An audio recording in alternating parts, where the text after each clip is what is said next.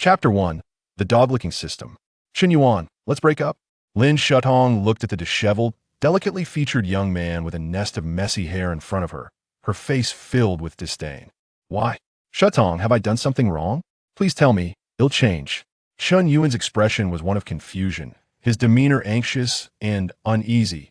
Lin Shutong was the goddess of his dreams. He had been smitten with her since his freshman year. To win her heart, Chen Yuan had devoted 3 years to being her loyal admirer, frequently bringing breakfast to her dormitory and caring for her every need. When she desired an iPhone, he worked part-time delivering packages for 4 months, all for a smile from his goddess. Perhaps it was his efforts that finally moved the heavens. A month ago, Lin Shutong had finally agreed to be his girlfriend. Chen Yuan, my ex-boyfriend has come back into my life. The love I feel is for him, not you. I truly appreciate your dedication over the years, but I don't actually like you. I agreed to be your girlfriend solely because you comforted me when I needed it most. But sympathy is not love. Let's end this. But Shutong, Huang Kaijun is a scoundrel. He got you pregnant and didn't take responsibility. Why are you so stubborn? Is it just because he has money?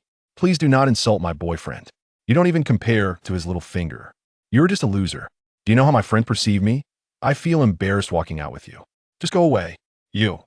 Chen Yuan's face turned pale, his heart aching like a knife. 3 years of devotion had led to disdain. She was the first woman he had truly loved. To please her, he had even turned a blind eye to her long-standing flirtations with other boys, willingly playing the role of a backup. But he believed that true love should overlook the past. Yet, sincerity had only earned him her scorn and humiliation. Why was the world so unjust? Why must the pure and kind-hearted suffer disrespect and pain? Did being a devoted admirer truly lead to nothing? Shutong, please don't leave. I beg you, don't break up with me. I was wrong, I truly was. It'll change, whatever you say. Get lost. You only make me feel disgusted. Lin Shutong forcefully shook off Chen Yuan's hand and quickly got into a red Maserati by the roadside, driving away with a flourish. Lin Shutong, you will regret this. Chen Yuan shouted, his gaze bloodshot. Buffed, just another loser throwing a tantrum. Hey, isn't that our school's ultimate dog-licking king, Chen Yuan? I heard he worked part-time all year just to woo a girl, living on steamed buns and pickles to buy her cosmetics and clothes. Impressive. Are you talking about Lin Shutong? I heard she isn't even that special, just a class flower, but this guy has made her famous through his devotion. Huang Kaijun also caught wind of this and decided to pursue Lin Shutong, thinking it would be difficult. But he won her over in just 3 days. At the school gate, a group of gossiping students pointed and laughed, their gazes filled with contempt as they looked at Chen Yuan. He ignored them, having grown accustomed to such ridicule over the past 3 years. Somewhere along the way, he had lost his self-respect, becoming as humble as a dog. Ding! The ultimate dog-licking system has detected a suitable host. Binding system. Binding complete. System. Chen Yuan was bewildered. He had read many novels where protagonists had systems, but he never imagined such absurdity would happen to him. The next moment, a virtual interface appeared before his eyes. Name. Chen Yuan. Dog-licking amount. 9 trillion Huaxia coins. Personal wealth. 230 Huaxia coins. Strengthening points. 0. Dog-licking amount? What is that? Is it the money I can spend? As he pondered, a black card inexplicably appeared in his hand, exuding an air of significance.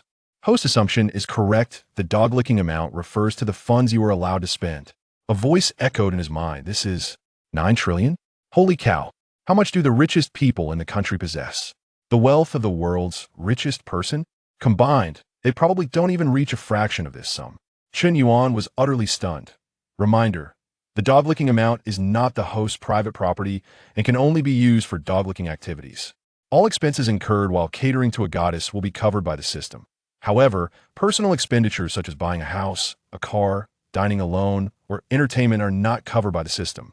Upon hearing this explanation, Chen Yuan felt utterly disheartened. He had thought he could flaunt his newfound wealth and turn his fortunes around, only to find that he was still destined to be a devoted admirer. He possessed immense funds, but could only pay for others. He remained a broke individual, even with 9 trillion to his name. Note: if the host successfully turns a goddess into their devoted admirer and undergoes an identity transformation, 10% of the funds spent on that target will convert into rewards for the host's personal account, thus becoming personal property. Upon hearing this, Chen Yuan realized that as long as he fervently pursued goddesses, showering them with gifts and spending lavishly, he could reap rewards in return. It doesn't matter how much you spend, it only matters that you spend enough. As long as he continued to be a devoted admirer, financial freedom and the pinnacle of life would soon be his. Before long, Chen Yuan followed the system's instructions and linked the dog-licking amount black card to his mobile payment account. At the school supermarket, he purchased some snacks and several cans of beer.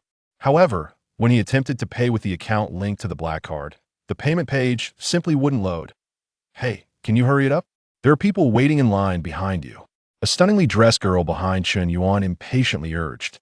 "Beautiful, could I add you on WeChat? It'll cover your bill." Chen Yuan, unfazed, made the suggestion tentatively. He wasn't genuinely testing whether the alluring girl would share her WeChat. Rather, he was testing whether being a devoted admirer would indeed allow him to use the dog-licking amount. After all, given his usual demeanor, he felt awkward approaching beautiful women. Sure enough, the moment he spoke, a system prompt rang in his mind. Ding. Dog-licking action activated. Name, Su Lele. Age, 21. Height, 165 centimeters. Weight, 47 kilograms. Attractiveness, 7.910. Current favorability level, 50 points. Binding the dog-licking relationship. When the girl's favorability towards the host exceeds 95 points, the transformation will be successful, and she will become the host's devoted admirer. Upon completion of the transformation, the host will earn 10 of the dog-licking amount spent. Reward: 5 strengthening points. Strengthening points can enhance the host's physical attributes, including constitution, spirit, strength, agility, etc. Wow, this is utterly outrageous. Chapter 002. Am I truly a spineless wretch?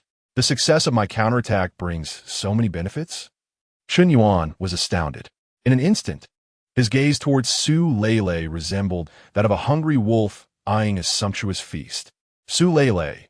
Affection -1 Su Lele. Affection -1 Su Lele's affection rating dropped by another 2 points. It had previously been -50, and now it stood at -52. Such a negative score had morphed into a palpable disdain, and the level of aversion was not insignificant. What are you staring at? A pathetic loser, pretending to be affluent. How dare you ask for my WeChat? Have you looked in a mirror to see your own worth? Su Lele cast a scornful glance at Chen Yuan, who was clad in flip-flops, shorts, and a t-shirt, sporting a messy hairstyle. Though his features were relatively handsome, his frail physique resembled that of a reclusive internet addict, epitomizing the image of a complete loser. Altogether, his attire might not add up to even 200 yuan. Who is Su Lele, you ask? The campus beauty ranked third in the prestigious art college of H University, with suitors lining up from the main gate to the back street, including many academically gifted heartthrobs and affluent heirs. She had no intention of entertaining this impoverished fool. Wait, don't rush to refuse. Adding me on WeChat won't cost you anything. If you agree, I'll cover all your expenses for the day. Chen Yuan proclaimed with unexpected confidence.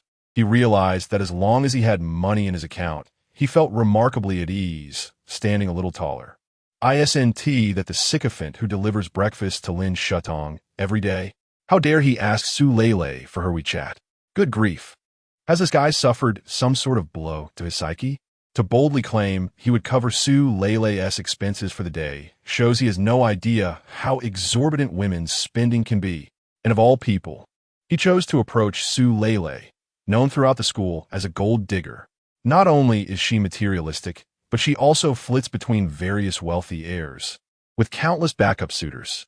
Her manipulative skills and relationships are leagues above Lin Shutong, and this sycophant who can't even handle Lin will surely be left with nothing but scraps when facing Su Lele. A few students seemed to recognize Chen Yuan and Su Lele, and chatter erupted around them. Are you sure? Su Lele asked, her voice laced with mockery. I am certain. Chen Yuan replied with a nonchalant tone. Very well then. Today I wish to treat all present to snacks and drinks. You can settle the bill for me. Chen Yuan fell silent, merely picking up his phone to scan the payment code. Payment received, 50,000 yuan. Everyone, feel free to eat and drink as you please. Today it's on Su Lele. Don't hold back. The moment the electronic notification of 50,000 yuan echoed through the cash register, the entire room fell into a stupor. No one had anticipated that Chen Yuan would actually produce such a substantial sum to treat everyone just because of Su Leilei's words. Of course, if the one presenting the money were a wealthy heir, perhaps they would not be as astonished. But the pivotal point was that this was Chen Yuan, the notorious sycophant of H University. For a sycophant to spend 50,000 yuan to show off just to acquire Su Leilei's WeChat is utterly absurd.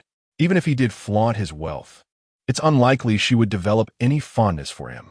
The level of his pretentious display was notably low. At this moment, Su Leilei was taken aback as well. This guy with the messy hair, didn't he seem like someone capable of producing 50,000 yuan? Yet, his carefree demeanor suggested that this amount was trivial to him. Now, may I add you on WeChat? Not so fast. Today's festivities have only just begun. Follow me. 30 minutes later, Chen Yuan and Su Leilei arrived at Qianda Commercial Plaza. Let us go. I've recently set my sights on a Gucci bag. I assume you wouldn't mind treating me to one? Su Leilei inquired with a smile. Not at all. Chen Yuan replied, equally cheerful. How could he possibly refuse such a splendid opportunity to splurge? As they stepped into the Gucci store, Chen Yuan unexpectedly encountered someone familiar. Jun Kai, how does this bag look on me? Lin Shatong, adorned with a new Gucci handbag, scrutinized herself in the mirror multiple times. It looks great, but Shatong, my father has recently imposed economic sanctions on me, believing I've been too extravagant. He only provides me with less than 100,000 yuan monthly, and I'm living quite frugally. Perhaps we should explore other shops first? Don't worry, I promise to buy you one next time. Huang Junkai casually assured her. Though he spoke with conviction, he had no intention of making a purchase. He was not among those losers who scrimp and save to buy expensive designer bags for girls. Why not use that money to enhance his own image? Establishing a wealthy heir persona made girls more willing to spend on him. However, Lin Shatong genuinely adored the bag. Shatong, I really don't want my girlfriend to be materialistic. I hope she appreciates me for who I am, not for material possessions. Do you understand what I mean? Huang Jun Kai suddenly darkened his expression, speaking gravely. All right, if you don't want it, I want to push.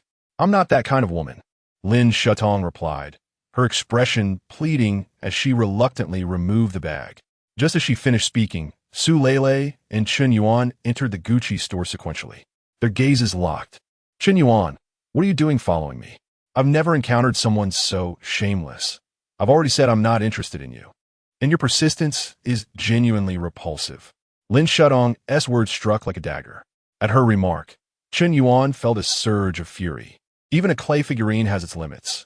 Is Lin Shatong not being a bit too excessive? After 3 years of devotion, treating her with utmost reverence, she had merely regarded him as a dog. Just because I like you, does that give you the right to trample on my dignity? Reflecting on all those moments, he felt a deep sense of worthlessness. I'm not following you.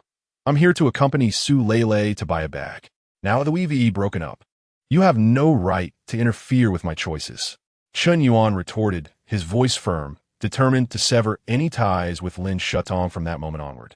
Yet, at that instant, a familiar system notification echoed in his mind. Ding! Sycophant mission initiated. Name, Lin Shatong. Age, 21 years. Height, 163 centimeters. Weight, 48 kilograms. Attractiveness, 7. 8 points. This girl's affection for the host. Minus 10 points. Binding of secondary sycophant relationship. Once the girl's affection for the host exceeds 95 points, a successful counterattack will transform their identities, making her the host's sycophant. Counterattack completed. Reward, 10 of sycophant expenditure. Reward enhancement points, 20 points. Enhancement points can boost the host's physical attributes, including constitution, mental acuity, talent, strength, perception, etc. Chen Yuan was utterly taken aback. Encountering Lin Shatong again had unexpectedly re-established their sycophant relationship. Could it be that, deep down, I still hold hopes of counterattacking Lin Shatong? Oh my goodness, I truly am a spineless wretch. Yet, the reward for countering Lin Shatong was an astounding 20 points, 4 times that of Su Leilei. This clearly indicated Lin Shatong's unusual significance in Chen Yuan's heart. Chapter 003.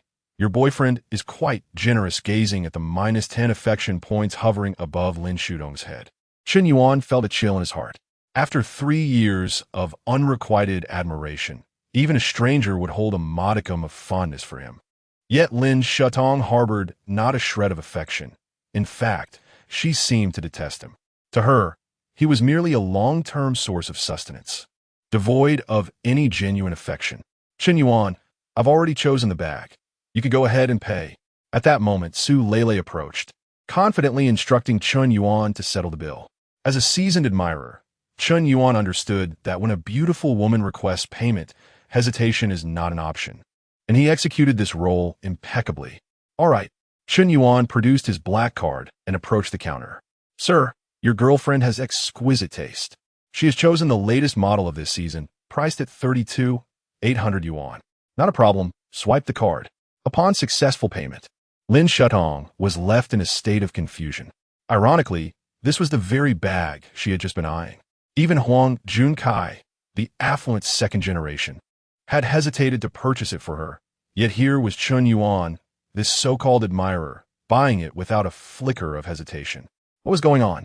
When did this guy become so wealthy? At that moment, Chen Yuan noticed that the affection points above Su Lele and Lin Shutong had begun to rise simultaneously. Su Lele. Affection 20 Su Lele. Affection 20 Su Lele. Affection 20 Lin Shutong. Affection 5 Lin Shutong. Affection 5 Lin Shutong. Affection 5 with just the purchase of a bag. Su Lele's affection points soared from -52 to an impressive 8. An affection score of 8 indicated that she no longer harbored disdain for Chen Yuan and even felt a hint of fondness, though it was far from love. Lin Shutong's points rose from -10 to 5, showcasing the miraculous effect of monetary power. Let us go and see what else you might desire. Today, I will buy you anything you wish. Chen Yuan stated nonchalantly as he tucked away his black card, exuding a certain charm despite his casual attire. Clad in flip-flops, shorts, and a t-shirt with a tousled hairstyle, he possessed an unusual aura. With the latest Gucci bag slung over her shoulder, Su Lele felt a rush of exhilaration, particularly as she observed another woman, equally enamored with the bag, leave empty-handed while she had succeeded in acquiring it. You're amazing, darling. In an unexpected twist, Su Lele linked her arm with Chen Yuan's and uttered the affectionate phrase, You're so wonderful. This woman was astute. She had clearly perceived the unconventional bond between Chen Yuan and Lin Shutong and took the opportunity to elevate Chen Yuan's status by expressing intimacy. As the saying goes, one must reciprocate kindness. Having accepted a gift, one cannot let the benefactor down. Observing Su Lele's bashful demeanor, Lin Shutong felt an inexplicable pang of jealousy. In her mind, Chen Yuan had always been her devoted admirer, obediently at her beck and call. Yet now he was lavishing attention on another. It felt as though her personal belonging had been usurped by someone else. Though she may not have cherished it, the notion of it being taken by another woman, particularly one as aesthetically pleasing, unsettled her deeply. Junkai, look, Shutong, I have some matters to attend to tonight. Let us not linger any longer. But there are no buts. Be obedient. Huang Junkai grasped Lin Shutong's hand and led her out of the Gucci store. On the surface, Huang Junkai appeared affluent, flaunting luxury cars and designer attire, with a monthly allowance of over 10,000 yuan. However, this was merely a fade. His luxury car was rented, and his clothing was a product of careful saving. He never spent money on courting women. Though his family was comfortable, they were hardly wealthy. More accurately, they were middle class. Despite his social media posts showcasing opulent lifestyles, he contributed nothing substantial. Yet, this charade enabled him to attract numerous high-caliber women. It seems that in today's society, genuine affection is often overlooked, while cunning strategies win hearts. Sister Xiaoli, I'm increasingly baffled. Those so-called wealthy second-generation individuals, dressed impeccably, always find excuses when it comes to buying gifts for their girlfriends. Conversely, those clad in thrift store attire effortlessly swipe thousands without a second thought. Is it true that genuine wealthy individuals prefer to feign poverty? The store manager advised, you should refrain from judging others through a tinted lens. People often disguise their true circumstances. Those without money tend to act wealthy, while the affluent may downplay their status. We should treat everyone equally. It seems I must be more discerning when choosing a boyfriend. I must not be deceived by these faux affluent individuals. Several female staff members were engaged in lively discussion. Su Lele cast a curious glance at Chen Yuan. Could it be that he had been masquerading as someone of lesser means, while his true identity was that of a wealthy heir? His generosity in treating fellow students to meals and purchasing Gucci bags, coupled with his calm demeanor while swiping his card, suggested he was not merely putting on an act. If he lacked a certain financial foundation, such significant expenditures would surely induce anxiety. Yet, Chen Yuan remained unfazed. An affluent heir, he must undoubtedly belong to an elite family. Once this thought crossed her mind, Sulauva apos et apfetino for Chen Yuan suk dramatikas. Su Lele. Affection 10 Su Lele. Affection 10 Su Lele. Affection 10 Chen Yuan was taken aback. He had done nothing but exit the Gucci store with Su Lele, yet her affection points had inexplicably increased by 30. Her affection had now reached 48 points, signaling that she had developed a genuine fondness for him. Could it be that a mere bag could cure all ills? Would presenting a woman with a designer handbag ensure her affection? This seemed astonishingly miraculous. At this rate, it wouldn't be long before Su Lele's affection surged to 95 points, and yet he had spent so little, barely under 100,000 yuan. No, he needed to spend more. Otherwise, the rewards upon his triumph would be disappointingly meager. Before long, Chen Yuan guided Su Lele to a Chanel boutique. He selected 2 garments from the rack. These 2 will do. Su Lele furrowed her brow at the clothes in his hands. But I'm not particularly fond of these. They seem rather dated. I meant these 2. The rest are all yours. Is this for real? Do I appear to be jesting? Swipe the card. My goodness, your boyfriend is exceedingly generous. The attendant received the black card with reverence and envy. Chanel garments typically start at several thousand yuan, and while the store's inventory was limited, purchasing everything would amount to at least several 100,000 yuan. This was no ordinary display of affluence. Chapter 004. Humble and lacking dignity, isn't it excessive? I can't possibly wear all these clothes, Su Lele expressed with a mix of excitement and hesitation. Perhaps I should just select a couple. That is out of the question. Since I've offered to cover the expenses, I will do so completely, Chen Yuan asserted, now taking the lead in the conversation. His resolute tone unexpectedly stirred emotions within Su Lele. She found herself drawn to this boy with a disheveled hairstyle, who exuded a certain commanding presence reminiscent of a domineering CEO, aligning with her ideal image of a Prince Charming. Su Lele, affection level 5, however, she pondered, but with so many clothes, I won't even have space in the rented room outside of school. Space is not an issue. Perhaps I should purchase a house for you.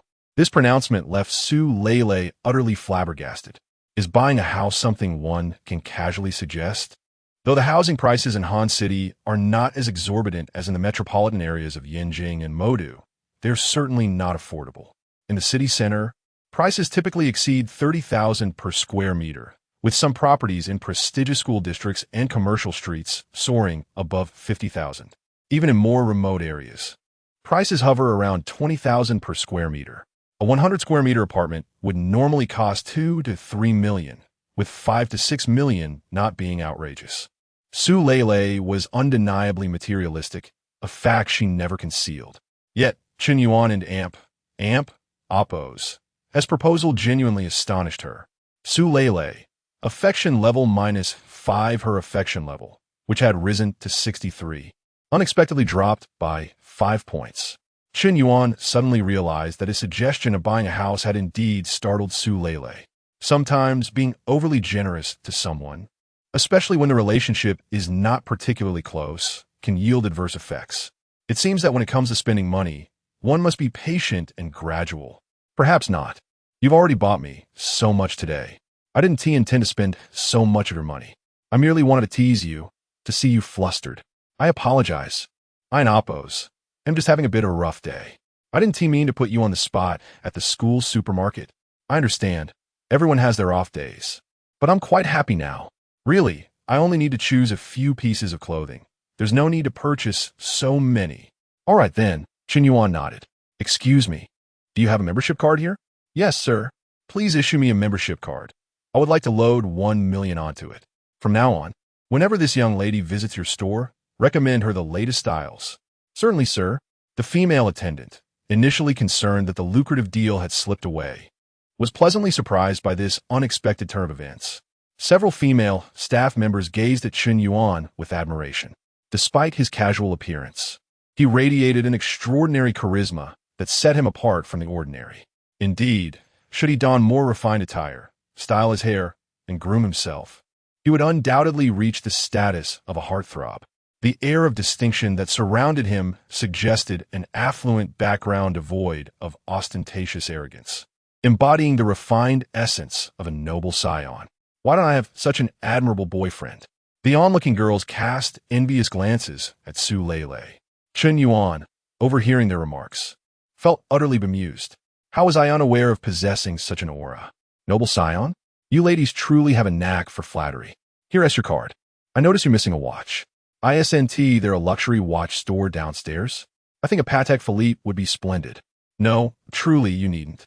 You and Oppos. The already spent so much on me. I wooed and Oppos. To know how to express my gratitude. Then perhaps you could pledge yourself to me? How rude. You scoundrel. Su Lele. Affection level 5. Goodness. Such blatant flirtation can actually enhance affection levels? Chen Yuan was taken aback. It seems that the reasons for single, unassuming individuals are not without merit. For Su Lele, the fear was not that a man might harbor feelings for her, but rather that he might not. Accepting extravagant gifts without reciprocation can lead to unease. Chen Yuan's light-hearted proposal served to reassure Su Lele considerably. Naturally, she had no intention of granting him immediate fulfillment. The art of allure was one she had mastered long ago. However, the truth was Chen Yuan harbored no intentions in that regard.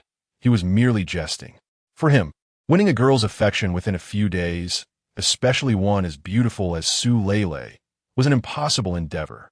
Yet what Chen Yuan failed to realize was that such women often become more proactive in the presence of true wealth. Brother Yuan, you keep buying me things. Why don't you treat yourself to anything? I'm broke, Chen Yuan shrugged, speaking the truth. He genuinely had no money to spare, as any funds he possessed were earmarked for others. You're quite the joker. Subsequently, they ventured into a men and amp, Oppos, as clothing store, where Su Lele willingly purchased 2 outfits and a pair of shoes for Chen Yuan. They then proceeded to a nearby salon, where she sought Tony to craft a new hairstyle for him. Their shopping spree totaled nearly 2,000 to 3,000. It was evident that Su Lele and amp, Oppos, as perception shifted upon realizing Chen Yuan might belong to a wealthy family. She possessed a high emotional intelligence. To manipulate a wealthy gentleman effectively, it was sometimes necessary to invest a little. Expecting to receive without giving would only extinguish his enthusiasm over time. One must extend the line to catch the big fish. Occasionally spending a bit on a man, offering small gifts, and uttering sweet words can secure his affection firmly. Men are, after all, rather superficial. Indeed, Su Lele's actions stirred a flicker of emotion within Chen Yuan. It had been ages since he had received a gift from a girl. Although he had just spent hundreds of thousands on Su Lele, that money belonged to his sugar daddy persona. It was not his own, so he felt no remorse in spending it. Conversely, the 3,000 Su Lele spent on him was real, hard-earned money. At that moment, Chen Yuan's thoughts drifted back to Lin Shutong. He recalled when they first met during freshman military training. Her demeanor had been far more amiable. She even displayed a hint of affection. After exchanging contact information, Lin Shutong responded quickly, demonstrating genuine interest. Once, when Chen Yuan fell ill with a fever, Lin Shutong took the initiative to buy him medicine. This sudden display of concern left him utterly captivated, making him believe love had blossomed. Following that incident of illness, Chen Yuan ardently pursued Lin Shutong. Yet, no matter how fervently he tried, she neither accepted nor rejected him. Whenever he contemplated giving up, she would once again engage, suggesting he was tantalizingly close to winning her over. However, pursuing a girl is devoid of any clear progression. One can never truly ascertain how close they are to success. Thus, as Chen Yuan invested more and more, he found it impossible to withdraw. 3 years of emotional investment cannot simply be cast aside. Ultimately, he was not moved by Lin Shutong, but rather by his own feelings. In the end, he became utterly ensnared in the role of a devoted admirer, utterly devoid of dignity. Chapter 005. The continuation of flattery. The sensation Su Lele felt while purchasing clothes and shoes for him bore a striking resemblance to the way Lin Shutong once procured medicine for him. Initially, there's a sweet taste, followed by a game of pursuit and retreat, akin to flying a kite. Advance a step, and I shall recede. Retreat a step, and I shall advance. Over time, one inevitably becomes a devoted admirer. This familiar maneuver, this well-worn strategy, is utterly terrifying. I merely wish to accumulate some admiration points. I do not genuinely aspire to be your devoted follower. Can I not be spared? As Chen Yuan sat in the barber and Appo's chair, a sudden epiphany struck him. He resolved to no longer invest his emotions so recklessly. Spending money is permissible, dating is acceptable, purchasing items is fine, and flirting is allowed. But he must refrain from engaging in romantic relationships. It must be said, Tony's hairstyling skills are exceptionally impressive. When Chen Yuan's disheveled hair transformed into the trendiest hairstyle of the moment, and his casual attire of slippers and shorts was replaced with Su Lele's carefully curated fashionable garments. He underwent a remarkable transformation. Chen Yuan, who was never truly unattractive, merely lacked the initiative to groom himself, suddenly appeared strikingly handsome, his allure rivaling that of the popular young influencers on social media. Su Lele was nearly left speechless. The contrast was so stark that he seemed like an entirely different person. Su Lele. Affection level 5 Su Lele. Affection level 5 Su Lele. Affection level 5, unbeknownst to her. Su Lele's affection for Chen Yuan had ascended to an impressive 83 points. Such a level of admiration is sufficiently high to inspire a girl to actively pursue him. At this moment, in Su Lele and Appo's mind, Chen Yuan truly was a treasure of a young man. Initially, he seemed rather ordinary, but the more she interacted with him, the more she discovered countless admirable qualities within him. Firstly, Chen Yuan is wealthy yet humble. Throughout his 3 years at university, he managed to maintain the fade of an average person. Secondly, Chen Yuan is deeply devoted and steadfast. He can silently dedicate 3 years of his life to a girl he loves.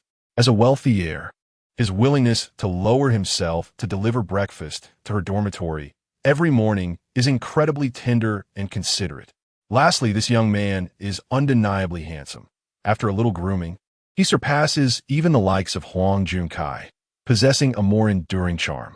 Recalling how Lin Shutong had coveted a handbag at the Gucci store but was denied by her boyfriend, who offered an array of pretentious excuses, Su Lele couldn't help but think that perhaps she was blind to her own fortune. She had already acquired the best, yet she chose to discard it for something less substantial. Shall we go out for a meal? Before she knew it, the clock had struck 9 in the evening, and Chen Yuan had yet to dine. If he did not eat with Su Lele, he would forfeit his chance to utilize his admiration points. His own funds barely exceeded 200 yuan. If he missed the opportunity to enjoy a meal on the account of his points, he would truly be left to starve. All right, Su Lele readily agreed. Upon exiting Qingda Plaza, the pair arrived at an upscale restaurant. Their meal was exceedingly enjoyable, and Chen Yuan's voracious eating did not bother Su Lele. After all, he appeared quite handsome in her eyes. At 11 o'clock that night, Chen Yuan and Su Lele concluded their date, exchanging contact information. Where on earth have you been today? And why you look so dapper? His roommate, Zhou Haiquan, inquired with a teasing glint in his eye. I went on a date. With whom? Lin Shutong? Zhou Haiquan remarked incredulously. I think you have enough of that. Lin Shutong clearly sees you as nothing more than a tool, a long-term meal ticket. Why remain so devoted to her? She seeks you out when it suits her and flirts with other men when it does not. You two are not on the same level. You should let go while you can. It's not Lin Shutong. I went out with Su Lele today. Who? Su Lao? Don't kid yourself. She's one of the 3 most beautiful girls at the art academy. She's way out of your league. Old 4, you're getting a bit carried away. You don't have to aim for the prettiest girl. Just find someone compatible with you. The dormitory leader, Chao Jinyan advised earnestly. Ding. At that moment, Chen Yuan's phone rang. He assumed it was a message from Su Lei. Upon opening it, he was surprised to find it was from Lin Shutong. Chen Yuan, are you asleep? I didn't mean to say those things earlier. Please don't be angry. I just didn't want Jun Kai to misunderstand. So I said some harsh words. I'm really sorry. Can you forgive me? Here we go again. Upon reading this message, Chen Yuan felt an urge to throw his phone in frustration. It was this kind of erratic behavior that had relegated him to the role of a mere admirer over the years. In the past, he would have remained upset. Lin Shutong would have soothed him, and within days, he would be entangled in her charm once more, perpetuating his role as an admirer. She had always held the reins of their dynamic, but now he had no choice but to continue flattering her. The system had bound him to this admirer role, and he could not escape it. It's all right, I forgive you. As long as you're happy, I'm willing to do anything. He swiftly typed and sent the message. In the Goddess Dormitory 503, Lin Shutong paused upon receiving Chen Yuan's message. Deep down, she recognized that her actions today had been somewhat excessive. She had assumed it would take several days to mend things with him. Who would have thought he would forgive her so readily? Could it have been a mere reaction of anger? Of course, she didn't truly care about whether Chen Yuan was upset. She was merely curious about the origin of his wealth. Chen Yuan, I'm so sorry. I have my own difficulties. My mother is hospitalized and needs 50,000 yuan for medical expenses. I had no choice but to ask Huang Junkai for help. If I didn't act that way in front of him, he wouldn't lend me the money. I truly apologize. Ding dong.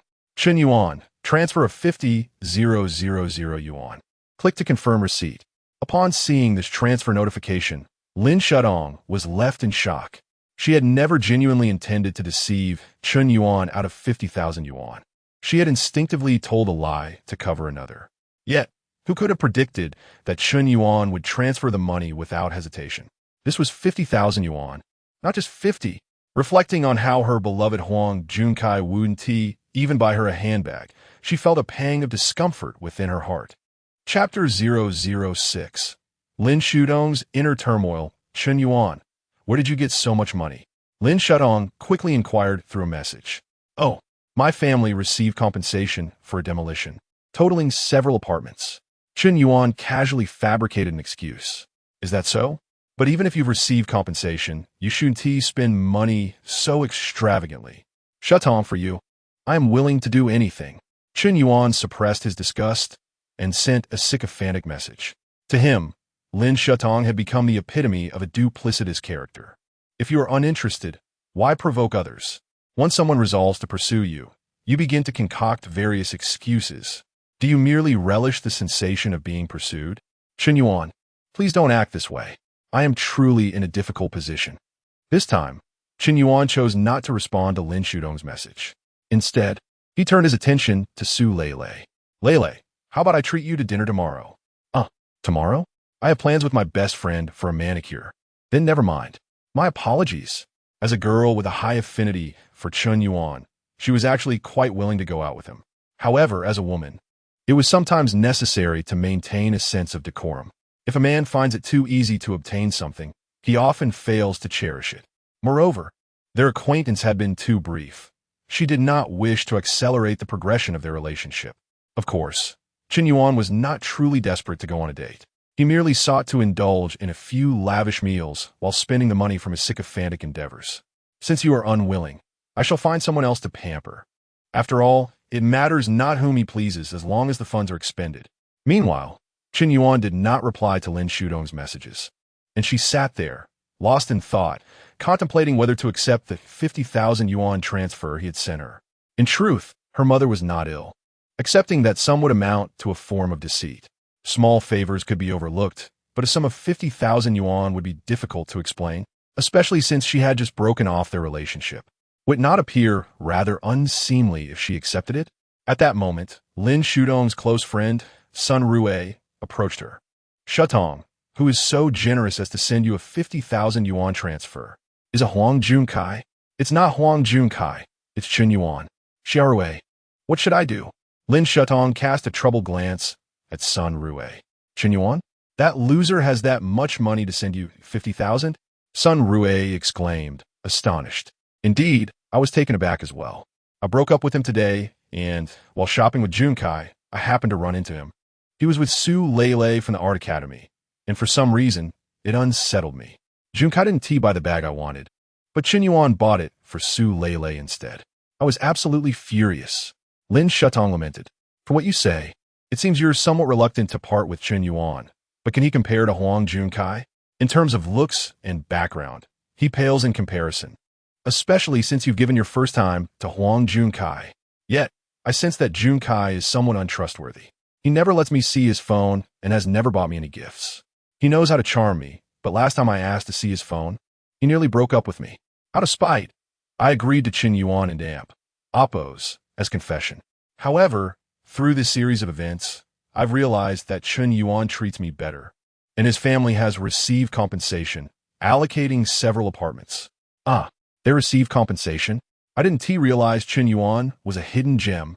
Sun Rue began to feel a mix of admiration and envy. She considered herself only slightly less attractive than Lin Shutong. Why was she not fortunate enough to encounter such opportunities? Especially since Chen Yuan was so devoted and had substantial assets. He appeared far more dependable than Huang Junkai. Shutong, I suggest you refrain from making hasty decisions. Continue observing. Since Chen Yuan transferred the money, you might as well accept it. If he asks for it back, you can simply return it. However, I recommend you avoid treating him as you did before. At least keep an exit strategy. As for Huang Junkai, you seem too compliant around him, which could lead to you being taken advantage of. I understand. Lin Shutong nodded in agreement. At that moment, Lin Shutong sent a message to Huang Junkai. Junkai, my mother is hospitalized due to illness. Could you lend me some money? Hospitalized? Is it serious? You should have told me sooner.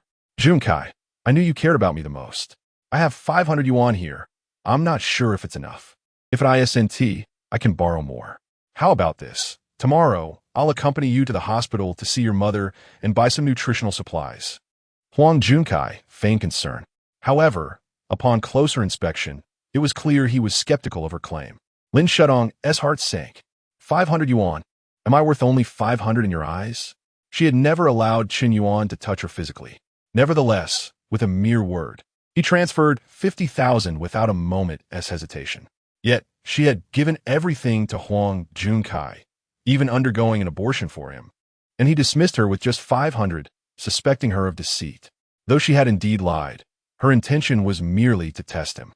Yet, this was not the answer she sought. The most egregious part was that after sending that message, Huang Junkai didn't even transfer the 500 yuan. He merely made empty promises. For the first time, Lin Shutong questioned whether she had truly made a mistake. Meanwhile, in the boys' dormitory, room 205, Chen Yuan had just finished showering. He lay in bed, tossing and turning, unable to sleep. He decided to open the Shark Live app, casually browsing through several female streamers in the beauty section. He wondered if he could spend his sycophantic funds by tipping these streamers. With a sense of trial, Chen Yuan began the recharge process. To his surprise, the recharge was successful. This exhilarated him. Spending money in reality was exceedingly challenging. To woo a beauty, one had to accompany her shopping, which was exhausting. However, in the virtual realm, lavishing attention on a female streamer was entirely different. Spending millions in a single night was not unusual. The efficiency was remarkable, and he could enjoy various female streamers while gifting them. It was a broad net cast with focused catches. Ding! System notification. Only when the selected girl has a beauty score exceeding 7.6 and meets the goddess standard can the host gain bonus rebates. Female streamers possess beauty filters, and their online appearance may not reflect reality. The host must judge for himself. Very well. Chen Yuan casually browsed through a dozen female streamers and discovered that at least 1/3 met the beauty criteria. Of course, this was after applying beauty filters. Several streamers even exceeded an 8.0 score, with one reaching a 9.0. However, he had no knowledge of their true appearances. For instance, a popular dancing streamer, Xiaomi, with millions of followers, had a beauty score between 8.5 and 9.0 after filtering. It was rumored she had done a no-makeup live stream, suggesting her real-life appearance was also commendable. The key was her splendid figure. She could undoubtedly be called the top dancer on Shark. With an angelic face and a devilish body, indulging in such a high-profile streamer would be a wise choice. Chapter 007. Astonishment, a flurry of 5,000 super rockets, however. The sole drawback lies in the difficulty of arranging a real-life meeting. The prospect of turning the tables seems even more daunting, given that the individual in question earns a staggering monthly income of $1 million. She is surrounded by admirers, wealthy patrons who, despite their affluence, may find it challenging to elicit a favorable impression exceeding 95 merely through monetary means. Chen Yuan contemplated this for a moment. Whatever. Let us just go all in. As for whether he could turn the tide, that was a matter for another day. Xiaomier, would you consider being my girlfriend? I aim to secure the top spot on your leaderboard. Chen Yuan carelessly sent a barrage message and proceeded to spend money. Ha ha, a level 3 account seeking attention. If you can really claim the top spot, I'll live stream eating excrement. A level 56 Duke moderator mockingly retorted. I recall that Xiaomier's overall top contributor has spent over 9 million, right? Even her weekly top contributor has splurged over 20,000. My friend, don't even dream of claiming the overall top. If you can secure the weekly spot, I'll stand on my head. Long Zone, back for another round of trickery. The prices have skyrocketed. Because of you, I'm losing it. At that moment, amidst the flurry of comments, a golden rocket soared into the sky. The entire livestream room was enveloped by dazzling special effects. Wow! A heartfelt thanks to and Oppos, Lonely One Smoke and Oppos, for the super rocket. Did you think this was the end? This was merely the explosive beginning. With the launch of the first super rocket came the second, third, fourth, fifth, and sixth. In just a brief moment, Chen Yuan had dispatched 100 rockets. Even though Xiaomier was a popular streamer with millions of fans, such a phenomenon was rare. Typically, only during competitive events would a platform's big shots shower gifts in such abundance. On regular streaming days, few would exhibit such lavishness. However, the funds contributed by the guild would eventually be returned in full. True tycoons are not as plentiful as one might think. Wow, this guy is truly a wealthy patron. Long Zone, how does it feel to be humiliated? Didn't I tell you not to look down on level 3 accounts? Better start calling me daddy. Long Zone, don't forget to call me when you eat that excrement. I'm referring to the overall leaderboard, not the weekly one. You'll be eating it for a while yet. The Duke moderator with the ID Long Zone 001 seemed somewhat unconvinced. 100 super rockets, valued at 200,000, are not a significant sum for a genuine, wealthy individual. For him, who could afford to be a duke, producing 20,000 was trivial. It was merely unusual to spend so much in one go. But was 100 super rockets, Chen Yuan and Oppos limit? Absurd. This was merely an appetizer. Since he was intent on showing off, he had to go big. Soon, across the entirety of the Shark live streaming platform, every streamer's chatroom was inundated with an endless rain of rockets. This relentless downpour continued for a full half hour. Lonely One Smoke sends Xiaomier Super Rockets 4987. Lonely One Smoke sends Xiaomier Super Rockets 4988. Lonely One Smoke sends Xiaomier Super Rockets 4989. Wow, how many super rockets is this? It hasn't stopped for half an hour. An English League streamer abandoned their game to spectate Xiaomier's stream. Terrifyingly, Xiaomier's room temperature skyrocketed to over 2 billion. 2 billion? What a staggering figure. It's not even real. Incredible. This Lonely One Smoke skyrocketed from a level 3 account to level 120 in half an hour and claimed the top spot. At this moment, Xiaomier, the streamer, was utterly bewildered. Throughout her 2 years of streaming, she had encountered many wealthy patrons, but none compared to this one. Without a moment in Oppos' hesitation, he dispatched 5,000 super rockets, instantly claiming the overall top position. This was simply outrageous. The most astonishing part was that she didn't even know this person. Currently, the top 3 in her leaderboard were all contributions from her guild, meaning she received none of that money. Yet this mysterious benefactor and Oppos, Lonely One Smoke and Oppos, was a complete stranger. 5,000 super rockets amounted to 10 million. After splitting with the platform, she would still net 5 million. Earning 5 million a day was utterly ludicrous. Thank you, Lonely Brother, for the 5,000 super rockets. What ants would you like to see? Lonely Brother, are you there? Would you like to exchange WeChat? I can message you privately later? Xiaomi and Amp, Oppos, are asked multiple times, yet received no response. Chen Yuan had already fallen asleep. He was utterly exhausted from shopping, and his fingers were sore from sending rockets. He had spent over half an hour tapping the screen, nearly breaking his hand. Consequently, when Xiaomi messaged him privately, he was oblivious. Chen Yuan was asleep, yet the entire Shark Live platform erupted in chaos. The idol-only one, Smoke, instantly became renowned among all streamers, especially the female ones, who made it a point to remember the names of wealthy patrons. Countless viewers also noted this name, as the impression left by this enigmatic benefactor was remarkably profound, creating a sensation. With a mere whim, he dispatched 5,000 super rockets. Claiming the top spot was effortless for him. Notably, this was not during a competitive event, suggesting this affluent individual was likely a passerby, not a guild-sponsored phony, but a genuine big shot. This was indeed terrifying.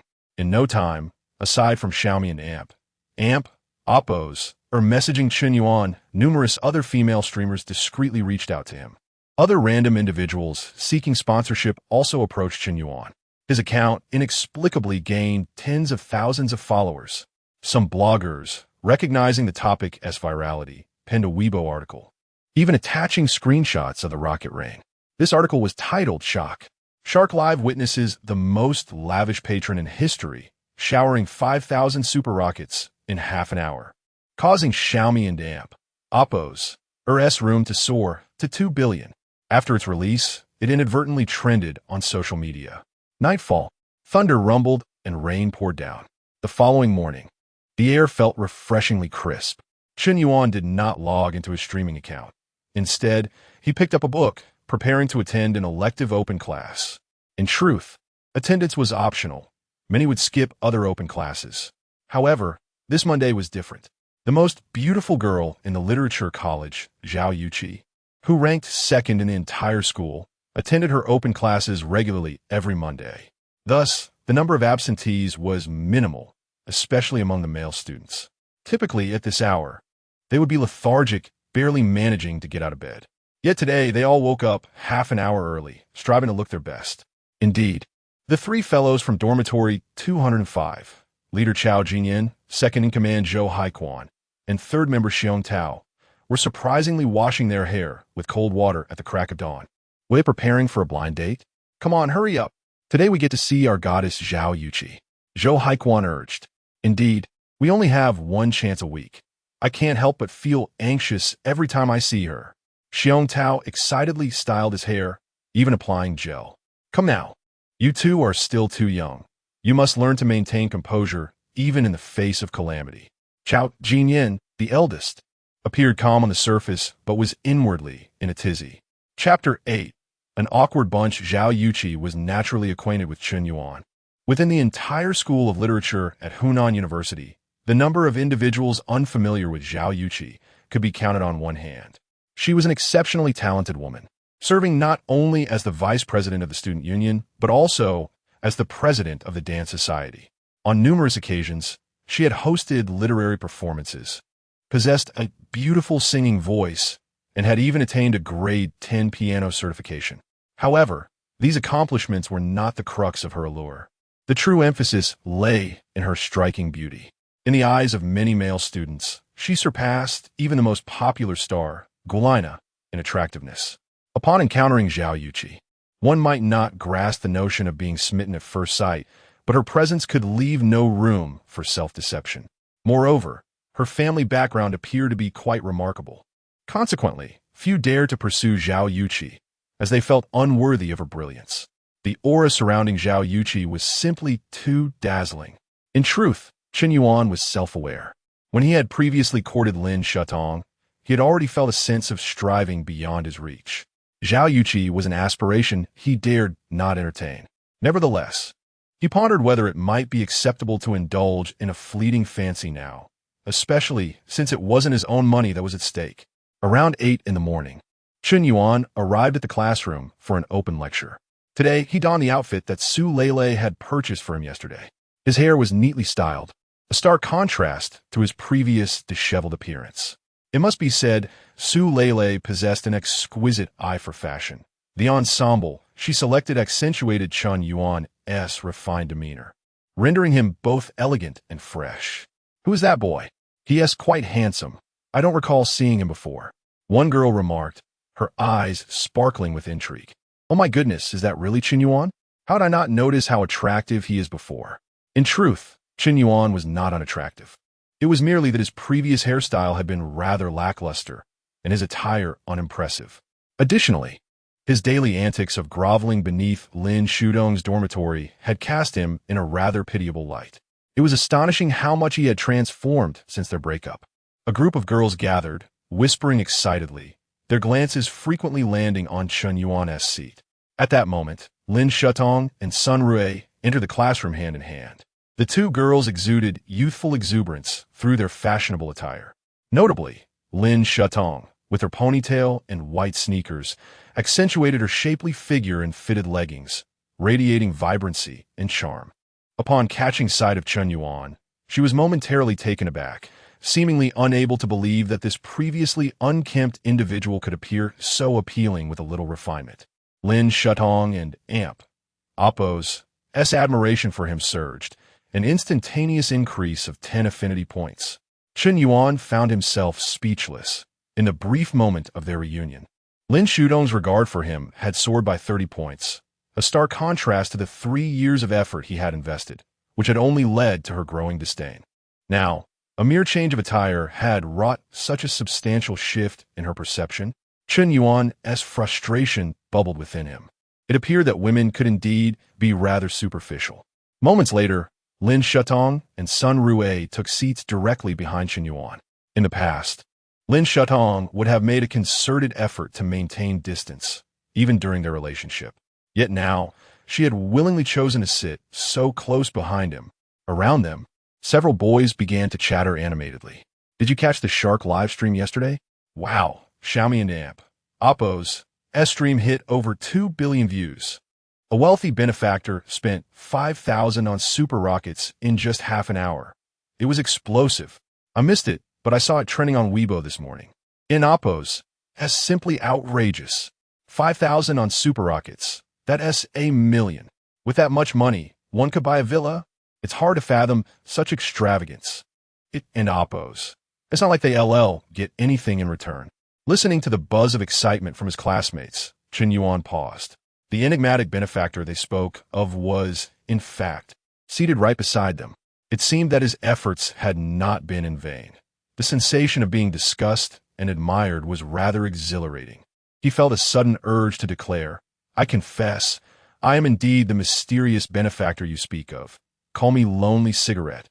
But he wondered if such a proclamation might come off as pretentious. At that moment, 2 more girls entered the classroom. One of them sported a rather androgynous appearance, with short hair reminiscent of a boy's, standing at around 172 meters tall. The other girl, measuring 168 meters, commanded immediate attention as she stepped into the classroom. The collective silence of over 200 students was palpable, particularly among the boys. Their eyes widened in astonishment. This girl was not only beautiful, but exuded a distinct elegance that set her apart from ordinary girls. It was as though a graceful swan had glided into a flock of homely ducks. Every move she made captured attention.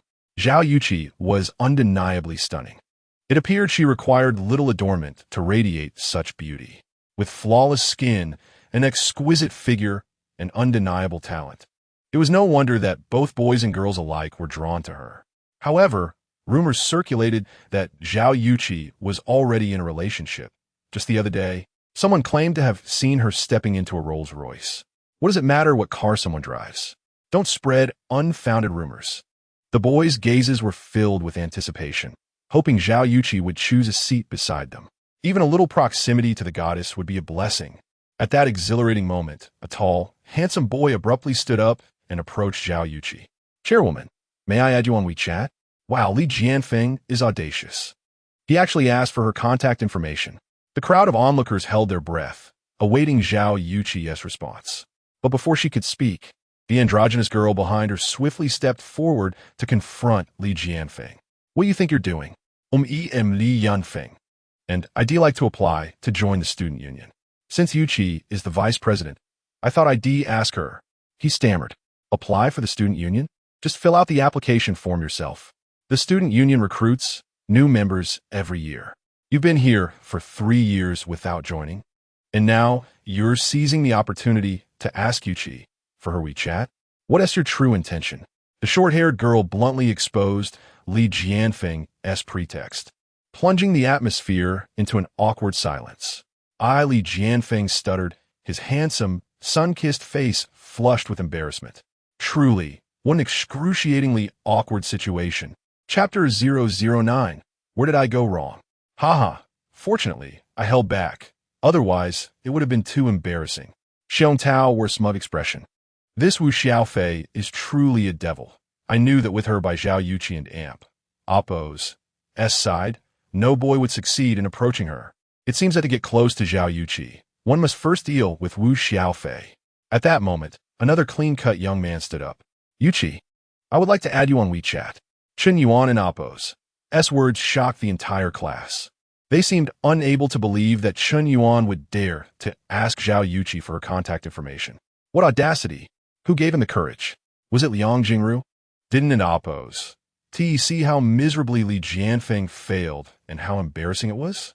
Did he want to join the student council as well? Wu Xiaofei questioned disdainfully. No, I'm not interested in the student council. Chen Yuan shook his head. Then why do you want Yuchi's WeChat? Because I want to pursue her.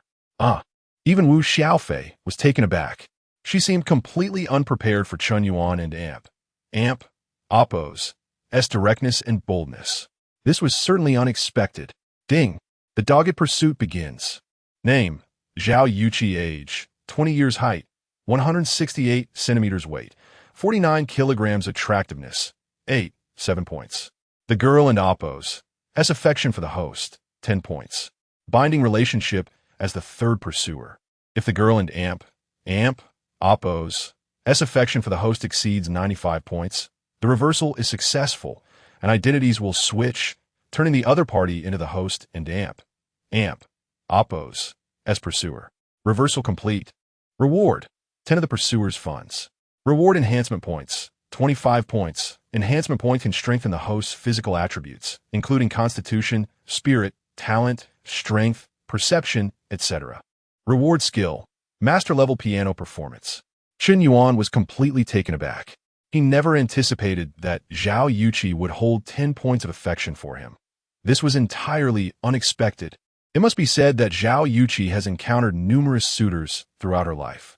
Among these boys, there were always those who approached her with various excuses. Some joined the student council, others the dance club. Reasons were plentiful. Yet, very few were as forthright as Chen Yuan in expressing their intentions. Perhaps it was due to her radiant beauty that most boys felt inadequate in her presence, lacking the boldness they might exhibit with other girls. Why did Chen Yuan possess such audacity?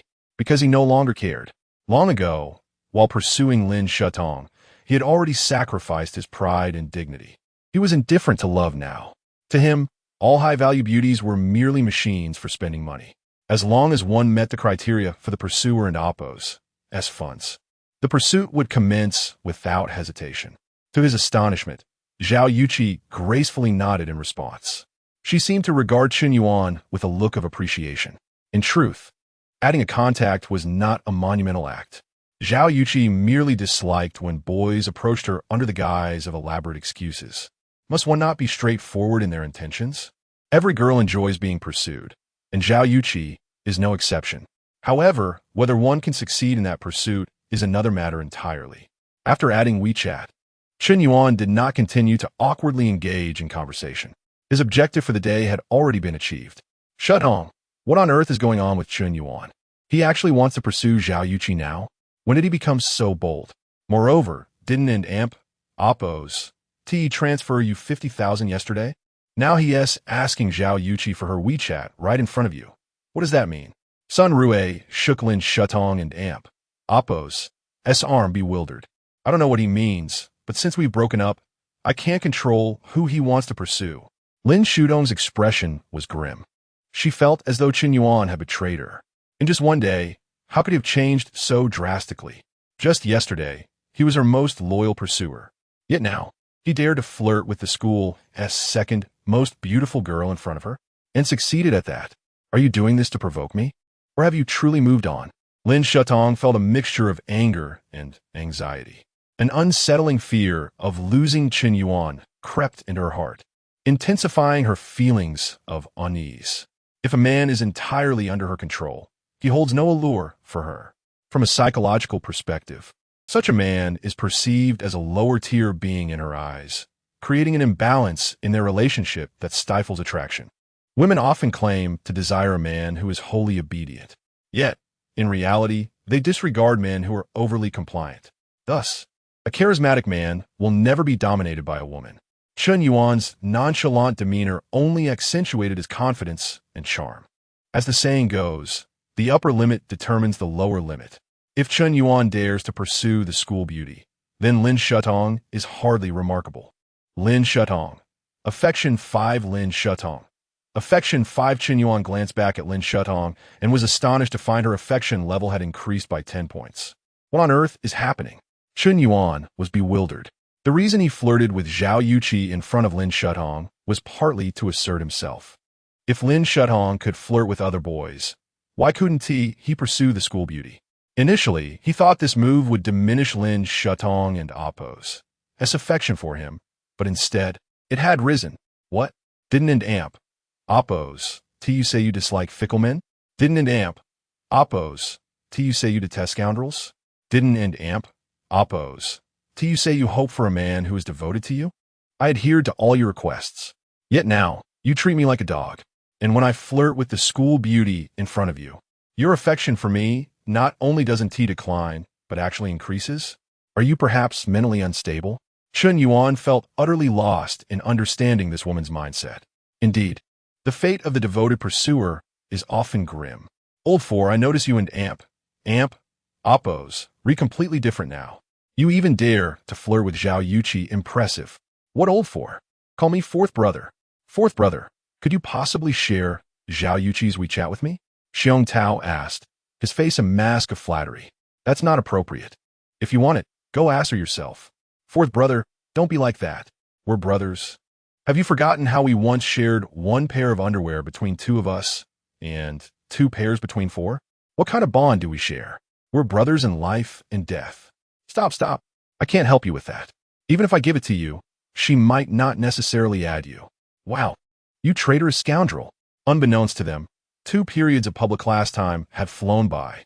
After class, as Chen Yuan stepped out of the classroom, he was unexpectedly approached by Su Lei. Today, she wore the latest Chanel dress, her elegant wavy hair cascading down, and her exquisite makeup enhanced her feminine allure with every movement. Initially, after their date concluded yesterday, she was reluctant to escalate their relationship too swiftly. Thus, when Chen Yuan invited her for dinner last night, she politely declined. However, upon seeing a trending topic on Weibo this morning, her composure was completely disrupted due to the enigmatic tycoon who lavishly bestowed 1 million soft sister coins upon a female streamer, known by the ID Lonely One Cigarette. Chen Yuan and Appo's WeChat name is also Lonely One Cigarette. She had just added him as a friend yesterday and had not yet altered the nickname. Furthermore, it is not merely the names that align. The profile pictures are identical as well. Su Lei suspects that Chen Yuan and the mysterious magnate trending on Weibo may indeed be one and the same. What are the odds that such coincidences occur? While identical usernames are not uncommon, matching both the ID and the profile picture is rather rare. If Chen Yuan truly possesses the means to donate 1 million to a streamer, what staggering wealth must he possess? Surely, it must be in the tens of billions, if not potentially 100 billion. Could this be compared to an ordinary rich heir? Perhaps he is, in fact, a concealed magnate or a scion of a financial dynasty. Should such a hidden titan be overlooked, would it not invoke a lifetime of regret? Although she is not entirely certain, it is prudent to investigate further. Thus, Su Lei decided to take the initiative. What a coincidence, Su Lei. Are you also attending classes at the art academy here? Chen Yuan greeted her in a nonchalant tone. What coincidence? I specifically came to find you.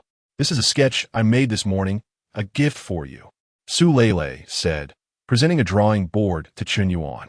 To her credit, Su Leilei's sketching skills are quite impressive, capturing Chen Yuan's likeness with remarkable fidelity, nearly indistinguishable from photograph.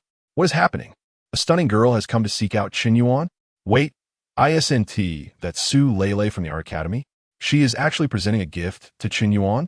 She is indeed Su Leilei. I've heard she's rather famous. Goodness, that drawing is of Chen Yuan. Could this be a subtle confession of her feelings? I am distraught. Why must I, a single dog, witness such an unhealthy spectacle? It defies reason. Where have I faltered? In terms of appearance, height, and talent, Chen Yuan pales in comparison to me. I can rap and play basketball. Why does Zhao Yuqi choose to add him on WeChat? And why does Su Leilei proactively offer him a gift? It simply makes no sense. The school heartthrob, Li Jianfeng, is utterly perplexed. Chapter 10. A sudden turn of events. Shu Tong. Have you noticed? Chen Yuan seems to be growing increasingly popular. First, Zhao Yuqi added him on WeChat. And now even Su Leilei from the Art Academy has approached him. When did this guy become so charming? Does everyone know his family is being relocated?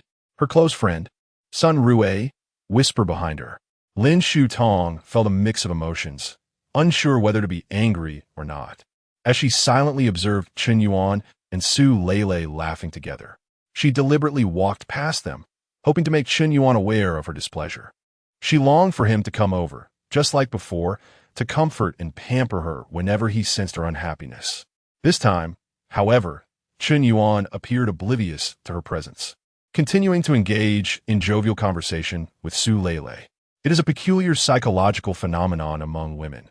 The less desirable a man seems, the less they regard him, believing him to be insignificant.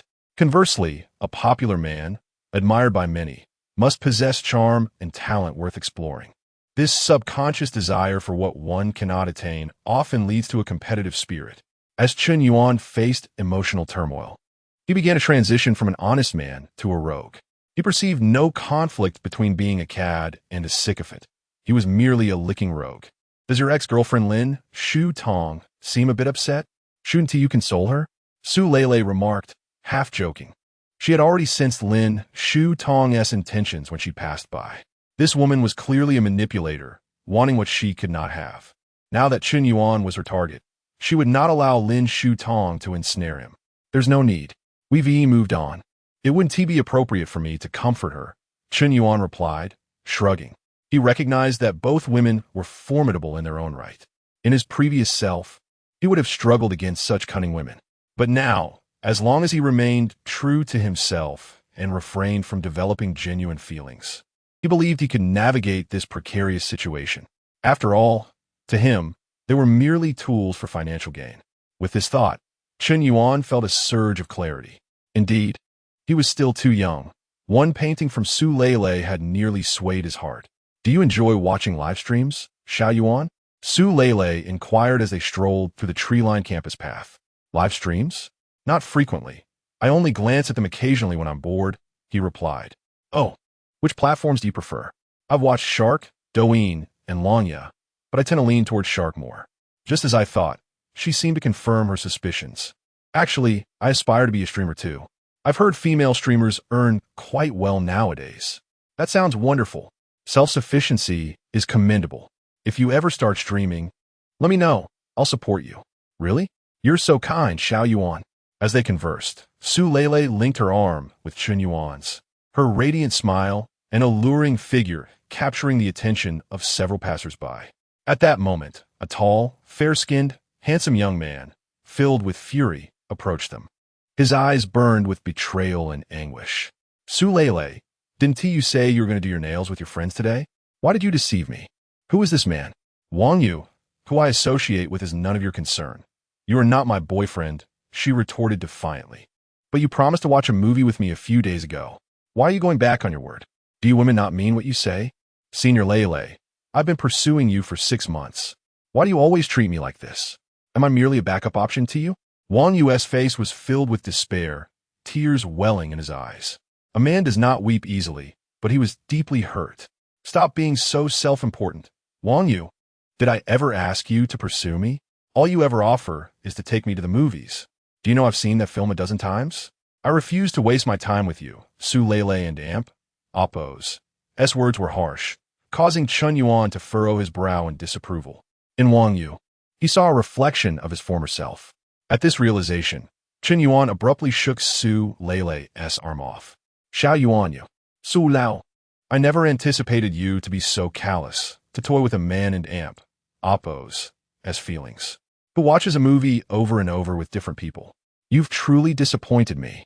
Xiao Yuan, please allow me to explain. No need for explanations. You think you can be proud because so many pursue you? Let me tell you, when a piece of meat goes bad, flies will swarm. How pathetic. Chen Yuan scoffed, striding away, disregarding any further explanations from Su Leilei. The sketch she had gifted him was carelessly tossed into the trash. At this point, Chen Yuan had completely lost interest in Su Leilei's affections. All he sought was a sense of vindication. The sensation of rebuking a beautiful woman was incredibly satisfying. To be a man, one must have principles and a stance. Chen Yuan's abrupt rejection astonished many onlookers. Wow, that guy's impressive. He is willing to chastise such a beautiful girl? Are you all blind? That's not how a real man behaves. He clearly lacks the sensitivity to appreciate a woman. He deserves to be single forever, a girl remarked. Moments later, Su Leilei retrieved the discarded sketch from the trash. Her eyes were red, and tears shimmered as she appeared utterly desolate. Leilei, that man doesn't value you. It's best not to invest your emotions in him.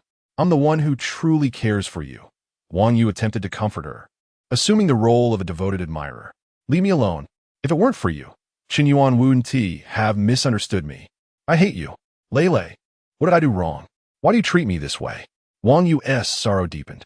He couldn't comprehend why he fell short compared to Chen Yuan in looks, temperament, or charm. At that moment, Su Leilei felt a wave of regret. She had gradually unraveled Chen Yuan's true nature, a man of profound depth. Initially, she had planned to play hard to get, enticing him to fall deeply in love with her. But before she could employ her strategies, he had turned away from her. Had she lost him for good? The thought pierced her heart, and she desperately wished to clarify the misunderstanding. She could not find peace until she had set things right. Perhaps, unbeknownst to her, Chen Yuan had become the sole focus of her thoughts. Chapter 011. An unexplained surge of followers Su Leilei. Favorability, 5 current favorability level of Su Leilei towards the host, 88 points.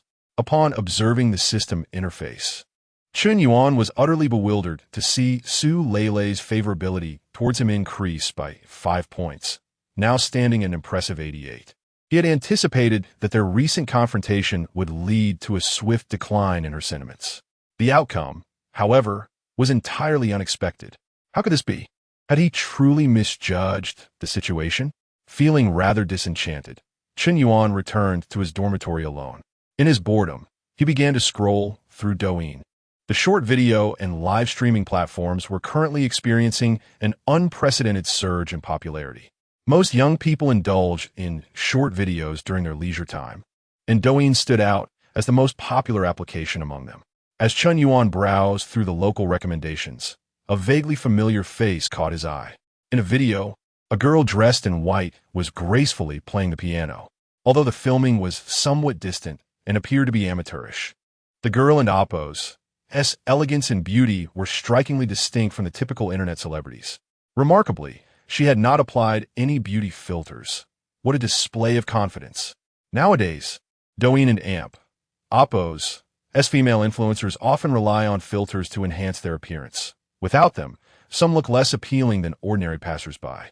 Yet this girl, unadorned and without makeup, radiated an enchanting purity. Clad in a traditional hanfu, she resembled a fairy from ancient legends. Her skilled piano playing exuded an air of sophistication. Could it be Zhao Yuqi? She had ventured into Douyin as well.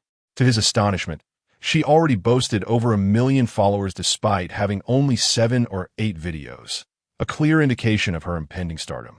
Given Zhao Yuqi and Amp, Oppo's beauty and talent, her rise to fame was hardly surprising, especially as the second most admired student at Hunan University. Chen Yuan contemplated this and casually clicked to follow her, embarking on a journey through her previous videos. Just then, Zhao Yuqi commenced a live broadcast. Perhaps due to its recent initiation, Only a handful of viewers occupied the room. She was engaged in conversation with her friend, Wu Xiaofei, and they appeared to be in a spacious room, not a dormitory. Welcome, Lonely a Cigarette, to this live broadcast. Whoa, your username is rather intriguing. Are you referencing today and AMP? Oppos, as trending topics on Weibo? How dare you impersonate me, Cigarette Boss? You seem a bit too full of yourself. I recall there's a wealthy user on Shark named Lonely a Cigarette who once gifted 1 million in half an hour and topped the leaderboard. He might just be the real deal. Huh. Zhao Yuqi's Douyin account, named Chi Chi Cutie, primarily featured singing and piano performances. As time progressed, the number of viewers swelled from a mere few to several hundred, with gifts starting to trickle in. Most were small tokens, but some generous viewers contributed larger amounts. Within half an hour, she had garnered 5,000 audio waves, equating to 500 yuan. Among the many interactions, live streamers often engage in competitions. Soon, Zhao Yuqi was connected to a renowned female streamer, Peng Shiqi. Woe it and amp, oppos, s Peng Shiqi. Chi I and amp, oppos, am defecting. It and amp, oppos, it's not that you and amp, oppos, unattractive but Shiqi is stunning. And her fanbase is colossal. As a new streamer, Zhao Yuqi found it challenging to compete with a well-established figure like Peng Shiqi, whose fanbase exceeded 30 million and whose live audience surpassed 100,000, making her one of the most popular female influencers on the platform. Indeed, the moment the PK, player kill, feature was activated, Zhao Yuqi found herself overshadowed. The opposing wealthy user began by gifting 5 extravagant items. The Douyin Carnival gift, the most expensive on the platform, was valued at 3,000 yuan each, totaling 15,000 yuan with just 5 gifts. Finally, I managed to recharge. Douyin into AMP. AMP, Oppos, S recharge limits need revision. The maximum per transaction is only 50,000 yuan, requiring hundreds of transactions to reach 1 million. It and AMP. AMP, Oppos, S quite exhausting. Chen Yuan thought, bemused. He never imagined he would one day be vexed by the limits imposed on platform recharges. Witnessing Zhao Yuqi being overwhelmed by Peng Shiqi, Chen Yuan unhesitatingly entered a frenzied gifting spree. After all, Zhao Yuqi was one of his favorite individuals. If she were to experience a resurgence, the more he contributed now, the greater his future returns would be. Moreover, she was nearby at Hunan University. Proximity offered a greater chance of success than pursuing someone like Xiaomi. In the next moment, the screen erupted with the dazzling effects of a carnival gift. Thank you, Lonely a Cigarette, for the carnival gift. Zhao Yuqi expressed her gratitude, pleasantly surprised. She had assumed the PK was a lost cause, only to discover a new benefactor had emerged in her live chat. The username seemed oddly familiar. Whoa, could it be? Cigarette Boss, no way. It's really him. The true Cigarette Boss has arrived. Chi Chi you and Oppos. Resaved. Cigarette Boss is indeed a true wealthy benefactor. As expected, Lonely a Cigarette did not disappoint. From a moment he sent the first carnival gift, the influx of gifts continued unabated. Thank you, Lonely a Cigarette, for sending 108 carnival gifts to streamer Chi Chi Cutie. Thank you, Lonely a Cigarette, for sending 109 carnival gifts to streamer Chi Chi Cutie. Thank you, Lonely a Cigarette, for sending 999 carnival gifts to streamer Chi Chi Cutie. At that instant, all the wealthy viewers in Peng Shiqi and AMP, Oppos, S livestream were left in utter shock. Collectively, they could not compete against this singular benefactor. How utterly extravagant. Who on earth is that person on the other side? So formidable. Lonely a Cigarette? Isn't he the mysterious benefactor trending on Shark platform? Impressive. He has moved from Shark to Douyin, spending money like it's nothing. How extraordinarily wealthy. We can't keep up. Shiqi, it's not that we're lacking. It's just that the guy opposite is too incredible. You might just get defeated by this small streamer. Without a shadow of a doubt, thanks to Chen Yuan's relentless gifting, Zhao Yuqi not only triumphed over the famed influencer Peng Shiqi, but also ascended to the top of the hourly leaderboard across the entire platform. Her audience surged by tens of thousands, and her followers increased by over 20,000. What astonished everyone was that while Zhao Yuqi's follower count rose by merely 20,000, Chen Yuan and Oppos, account inexplicably soared by a staggering 100,000 followers. Yet one might wonder, could this be the end? Chapter 012. The mysterious tycoon turns out to be my friend? Although the competition between Zhao Yuqi and Peng Shiqi has concluded, Chen Yuan's gifts continue unabated. The carnival keeps flooding the screens, seemingly without end. A gift arrives every second, totaling 60 in a minute, 600 in 10 minutes. An hour later, Lonely a Cigarette, Give Streamer Chi-Chi Adorable Carnival 3,331. Lonely a Cigarette, Give Streamer Chi-Chi Adorable Carnival 3,332. Lonely a Cigarette, Give Streamer Chi-Chi Adorable Carnival 3333. At this moment, Chen Yuan finally paused. Zhao Yuqi was in a daze, utterly bewildered. Having only just begun her broadcast a few days ago, she had never witnessed such a spectacle. Little Fei Fei, pinch me. Tell me this isn't real. Did someone truly send me over 3,000 carnivals? Chi-Chi, you've struck gold. My goodness. This tycoon just gifted you 10 million. Thanks, tycoon. Thanks, big shot. Thanks, Mr. Yin. During this hour of Chen Yuan and Oppo's extravagant gifting, the audience in Zhao Yuqi's live stream astonishingly surpassed 300,000. It is known that the viewer count on the Douyin platform represents the most genuine audience engagement among all streaming platforms. 300,000 viewers online equates to a staggering 30 million popularity on Longya and 30 billion on Shark. For a new streamer, this was no ordinary exaggeration. Incredible. A new streamer, not even 2 days in, has garnered 100 million in sound waves, and her online audience has exceeded 300,000. Even stars can't match her popularity. I didn't come to watch the female streamer. I'm here to see the tycoon throw money. Ha! Mr. Yin, next time you splash cash, give me a heads up. I want to be your number one sycophant. Mr. Yin has great taste. The young lady is quite charming, not at all inferior to Peng Shiqi. Mr. Yin, she is already following you. Slide into her DMs. Chen Yuan glanced at the back end. Indeed, there were countless private messages, all marked 99. Notably, several female streamers had reached out, including the illustrious Peng Shiqi herself. This woman boasts over 30 million followers, a goddess in the eyes of countless admirers, with her sweet and charming visage appealing to all ages. She ranks among the top 10 star goddesses on the Douyin platform. It was utterly unimaginable for Chen Yuan, who had never considered receiving a message from such a high-profile influencer. He opened the private message. Lonely a Cigarette. I've followed you. Can we follow each other back? You really put me in a tough spot. Sorry, beautiful. Chen Yuan promptly replied. Lonely brother, how about adding WeChat? I have something I'd like to discuss with you. What is it about? Regarding a business collaboration. I recently established a new media company and am in need of tycoon-level members. There are plenty of lovely influencers involved. Is that so? I'll think it over. Send me your WeChat ID. Chen Yuan narrowed his eyes, feeling that adding Peng Shiqi on WeChat might not be a bad idea. After all, she was a stunning beauty and could become an object of admiration. Furthermore, knowing numerous influencers could expedite his rise in the influencer circle, all without needing rewards from a system. Once he gained fame, he could earn on his own. Of course, remaining low-key was essential. He couldn't become an influencer himself, as the system dictated that the first impression of the object of admiration must not exceed 20 points of fondness. Otherwise, a sycophantic relationship could not be established. If initial fondness exceeded 20 points, the woman would already have a slight affection for him, which would disqualify him from being a sycophant. Lonely brother, my WeChat ID is in AMP. AMP. Oppos. Peng 17 and AMP. Oppos. All right. Chen Yuan decisively added her. Within 20 seconds, she accepted his request. Lonely brother, is your age accurate?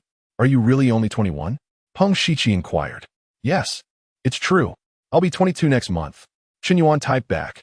I didn't expect you to be so young. In my mind, someone with such prowess would be a CEO of a major corporation.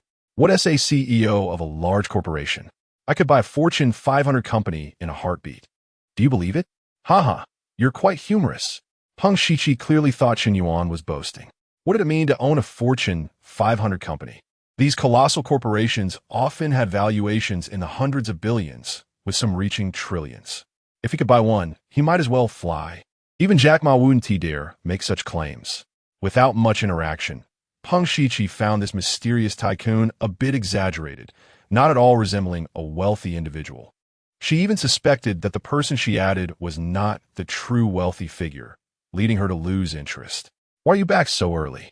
Weren't you out on a date with Su Lele?" Xiong Tao asked as he returned to the dormitory. "That woman Su Lele is no pushover. I scolded her and came back." "Don't be ridiculous. It's remarkable you weren't scolded yourself." Xiong Tao shook his head dismissively. "Chen Yuan, who are you chatting with?" Zhou Haikuan glanced at Chen Yuan's phone and casually asked. "Peng Shiqi." "What? Who did you say?" "Peng Shiqi, the Douyin female influencer."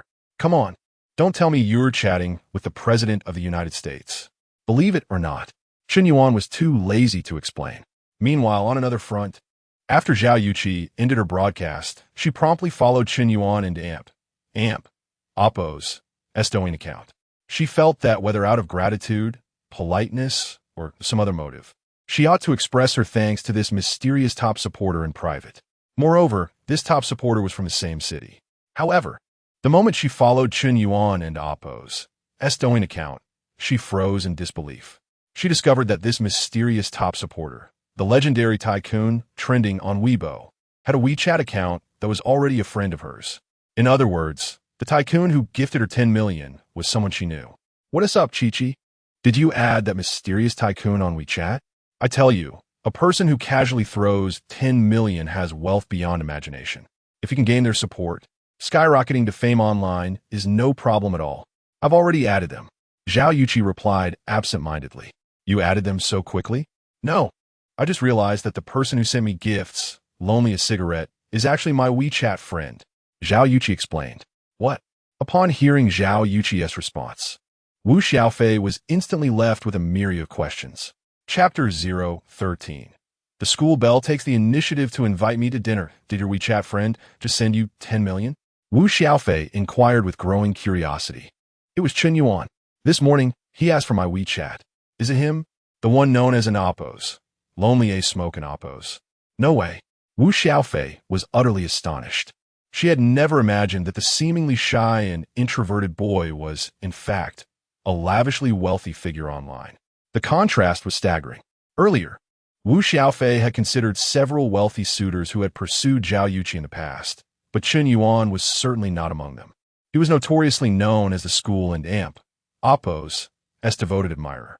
Perhaps Zhao Yuqi was indifferent to such campus gossip, but Wu Xiaofei was well acquainted with it. "Are you sure it's Chen Yuan? No one else?" Zhao Yuqi asked. "Well, I wouldn't say I know him well. I and Oppo's heard that Chen Yuan is a junior in our department and has been chasing a girl named Lin Shutong for 3 years. He would often wait outside the girls in Oppo's dormitory with breakfast, confessing his feelings monthly, lighting candles, arranging love hearts, singing love songs, and presenting various small gifts. Yet Lin Shutong never accepted him. Unbeknownst to Wu Xiaofei, Chen Yuan had actually won Lin Shutong and Oppo's affection a month ago, but she had requested that he keep it low-key, refraining from posting about their relationship on social media or showcasing their romance. Consequently, very few were aware of their relationship. Is it possible? Chen Yuan is so wealthy, and he's not bad-looking either. Why, with such qualities, did he fail to win her over after 3 years? Zhao Yuqi pondered, perplexed. She had seen Lin Shutong. While she had her charms, she was hardly one of kind. There were many girls in school who were prettier and more accomplished.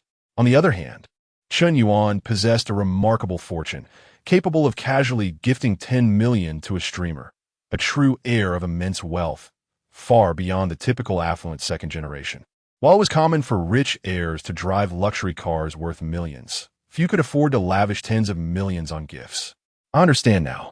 The reason Chen Yuan couldn't and Oppo's win Lin Shutong and Oppo's heart is that he was pretending to be poor.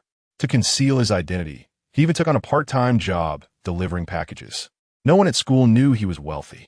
I've heard that some heirs cultivate unique quirks.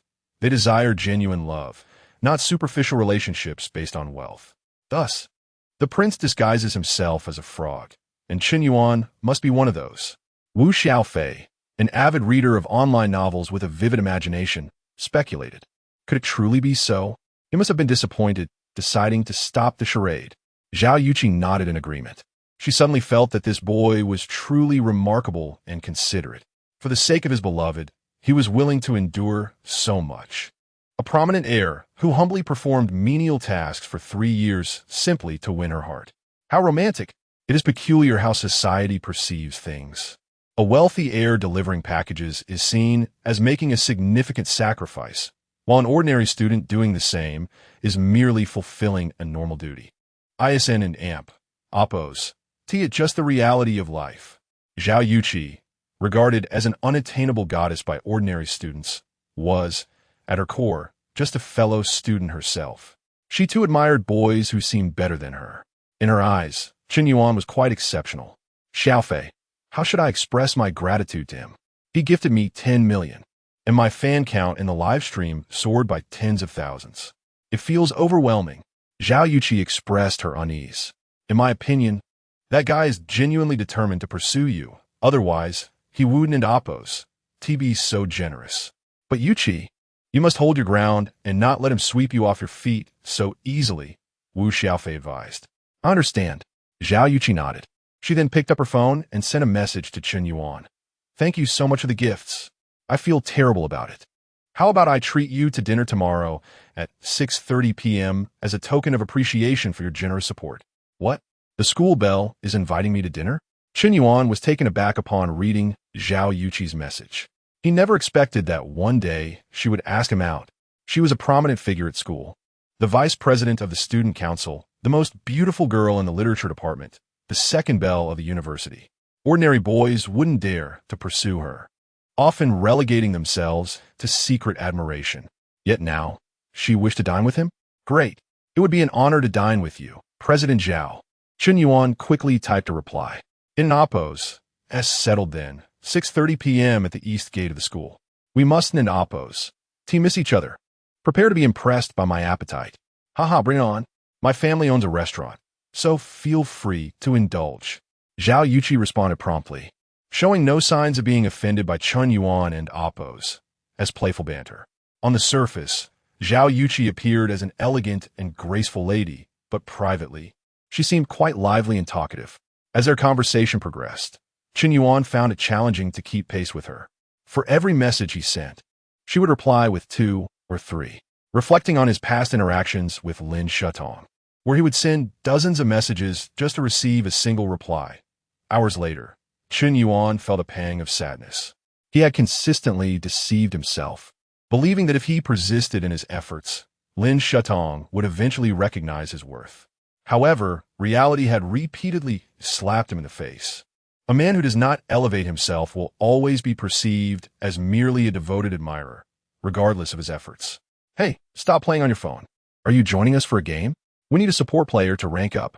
Zhou Haiquan called out. Oh, please. I know your skill level all too well. After 7 years of playing League, you and Oppos, still stuck in silver. You think you can carry me to gold? Not a chance. Chen Yuan rolled his eyes. Our district is different. I can dominate the silver tier here. If it weren't an amp, Oppos, T for my teammates being so terrible, do you think I and amp, Oppos, D still be silver after 7 years? I and Oppos am not playing. I want to chat with the school bell. Keep dreaming. Before long, it was 6:30 p.m. the next day at the east gate of the university. A girl dressed in a mid-length white t-shirt and a pair of white sneakers, sporting a ponytail, had been waiting there for over 10 minutes. Numerous students passed by, but her presence garnered an astonishingly high rate of glances, with almost 90% of them turning to look. Even girls Kuden and Oppos, T help but steal a few extra glances. Her long, slender legs were undeniably captivating. Though her outfit was simple, it accentuated her perfect figure and exuded youthful vitality. Moreover, when boys caught sight of her, they found themselves rooted to the spot. Who is that girl? She's absolutely stunning. Don't you know? That's Zhao Yuqi, the vice president of the student council, the head of the dance club, and one of the top 3 belles of the school. So she is Zhao Yuqi. It seems she is waiting for someone. Chapter 014. A grand scene of chaos at that moment. A striking red Ferrari 488 abruptly halted at the school gate. Wow, it's a Ferrari sports car. Worth over 4 million. It seems like they're in Oppos. A handsome guy behind the wheel. He looks incredibly dashing driving that Ferrari. As the Ferrari came to a stop, a tall young man, approximately 182 meters and around 25 or 26 years old, approached Zhao Yuqi. Yuqi, where are you headed? Allow me to give you a ride. No, thank you, Senior Zhengbin. I have an appointment today. Zhao Yuqi shook her head, declining his offer. Who are you meeting? You could bring them along. I know a fantastic private restaurant with great food. It's a bit inconvenient, Zhao Yuqi responded, remaining steadfast in her refusal despite the allure of the luxurious vehicle. After all, the 4 million yuan sports car was a mere trifle to Chen Yuan, who could easily afford 2 Ferrari 488s with just a casual gift.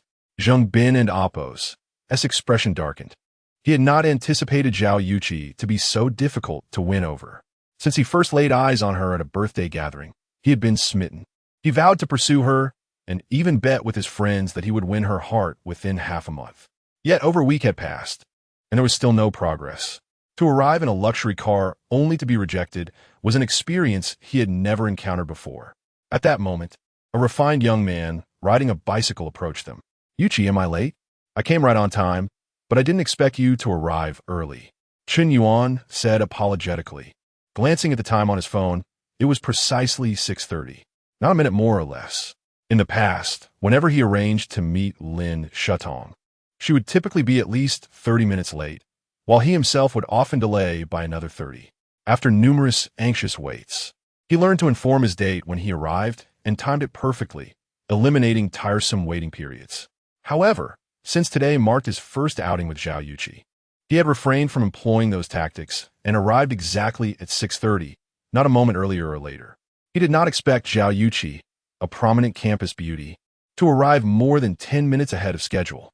Senior Zhengbin, we shall take our leave, Zhao Yuqi said politely. Then, to everyone in Appo's astonishment, she hopped on the back seat of Chen Yuan and Appo's bicycle. Goodness, Zhao Yuqi prefers the bicycle over the Ferrari. I think I and Appo's starting to believe in love again, exclaimed a bespectacled boy, his face filled with shock. Indeed, it's no wonder she's our campus goddess. Her noble and proud demeanor sets her apart from those gold diggers. Another chimed in. Yuqi, from now on, I'm a fan. Wait, isn't that the love-struck Chen Yuan riding with Yuqi? Someone remarked, astonished, as Chen Yuan pedaled away with Zhao Yuqi. Zheng Bin's face turned an ominous shade. He could accept losing to a wealthy rival, but to be outdone by a mere cyclist was unacceptable. To be disregarded by someone he deemed inferior was infuriating. Humph! A mere cyclist dares to aspire for high status. He must not know his place. Zheng Bin scoffed, his expression darkening as he drove away. He was determined not to give up on Zhao Yuqi. He would make that poor student understand the harsh realities of life. Yuqi, where shall we dine? Today in Appo's meal is on you, Chen Yuan asked with a smile as they rode along. The fact that Zhao Yuqi chose his bicycle over the Ferrari filled him with pride. It made the sun seem brighter that day. After all, who said girls only preferred to cry in luxury cars instead of laughing on bicycles? Zhao Yuqi was sitting on his bicycle after all.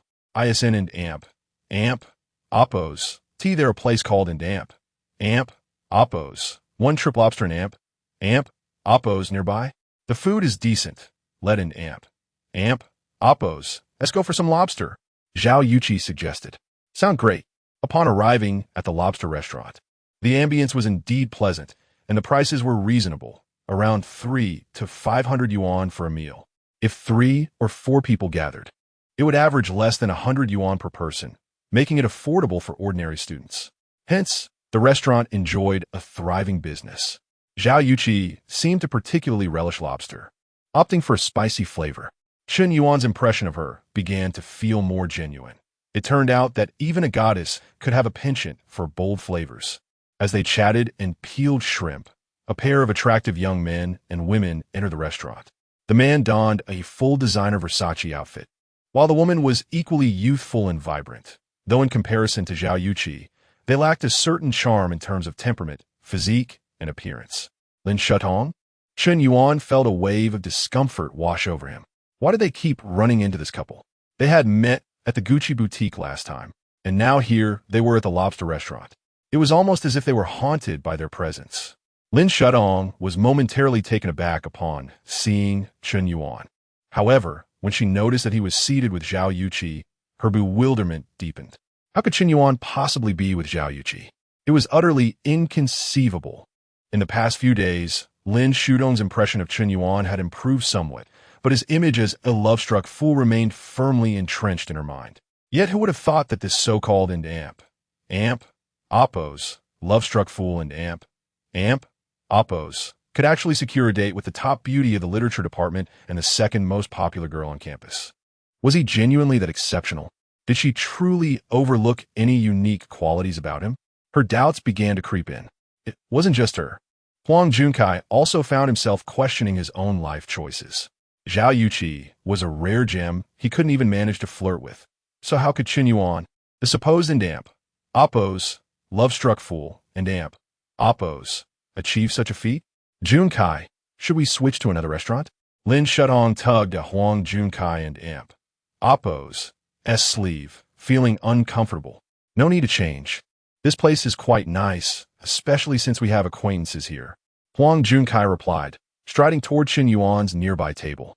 With his arm wrapped possessively around Lin Shudong's waist, he flaunted his relationship, yet his gaze remained fixated on Zhao Yuqi, clearly coveting what was not his. Junkai, what are you doing? Suddenly, a robust young woman from a corner table rose, her voice booming. Wei Xiaoqing, what are you doing here? Huang Junkai stammered, his face paling. This is a question I should be asking you. Who is this bimbo next to you? And you shameless little mistress. Don't you know he has a girlfriend? Huang Junkai, you ungrateful wretch. Haven and amp, oppos, I treated you well? I bought you clothes, shoes, watches, and even lent you my car. How could you betray me for a mistress? You are nothing but a scoundrel. The stout young woman kicked Huang Junkai angrily, and then slapped Lin Shudong across the face. Smack! Lin Shudong was left in shock. Chapter 015. When action is required, Huang Junkai's expression was one of utter dismay, akin to having consumed something vile. Xiaoqing, I was wrong, truly wrong. It was this wretched woman who seduced me. I donned oppos. Like her, my heart belongs solely to you. Please, you must believe me. Amidst the astonished gazes of the onlookers, Huang Junkai forcefully pushed Lin Shudong aside and clung to Wei Xiaoqing and oppos' leg like a desperate dog. Heavens! This fellow, adorned in fine attire, seemed like a high and mighty gentleman, yet he is merely a sycophantic leech to a wealthy woman. My word, this brother in oppos' tastes are quite peculiar. He can indeed tolerate such a tank. The doctor says my stomach is weak, but I too yearn for a life of ease. In no time, the bystanders began to murmur amongst themselves. Lin Shudong stood there, utterly bewildered, her mind in a whirlwind. She could scarcely believe that her handsome, affluent boyfriend was actually a gold-digging scoundrel. Did she truly seduce you? Very well, I offer you a chance. Strike her twice across the face in front of me. Strip her of her clothing, and I shall forgive you. Otherwise, return the car keys at once, and we shall sever all ties. Wei Xiaoqing declared assertively. Smack! Smack!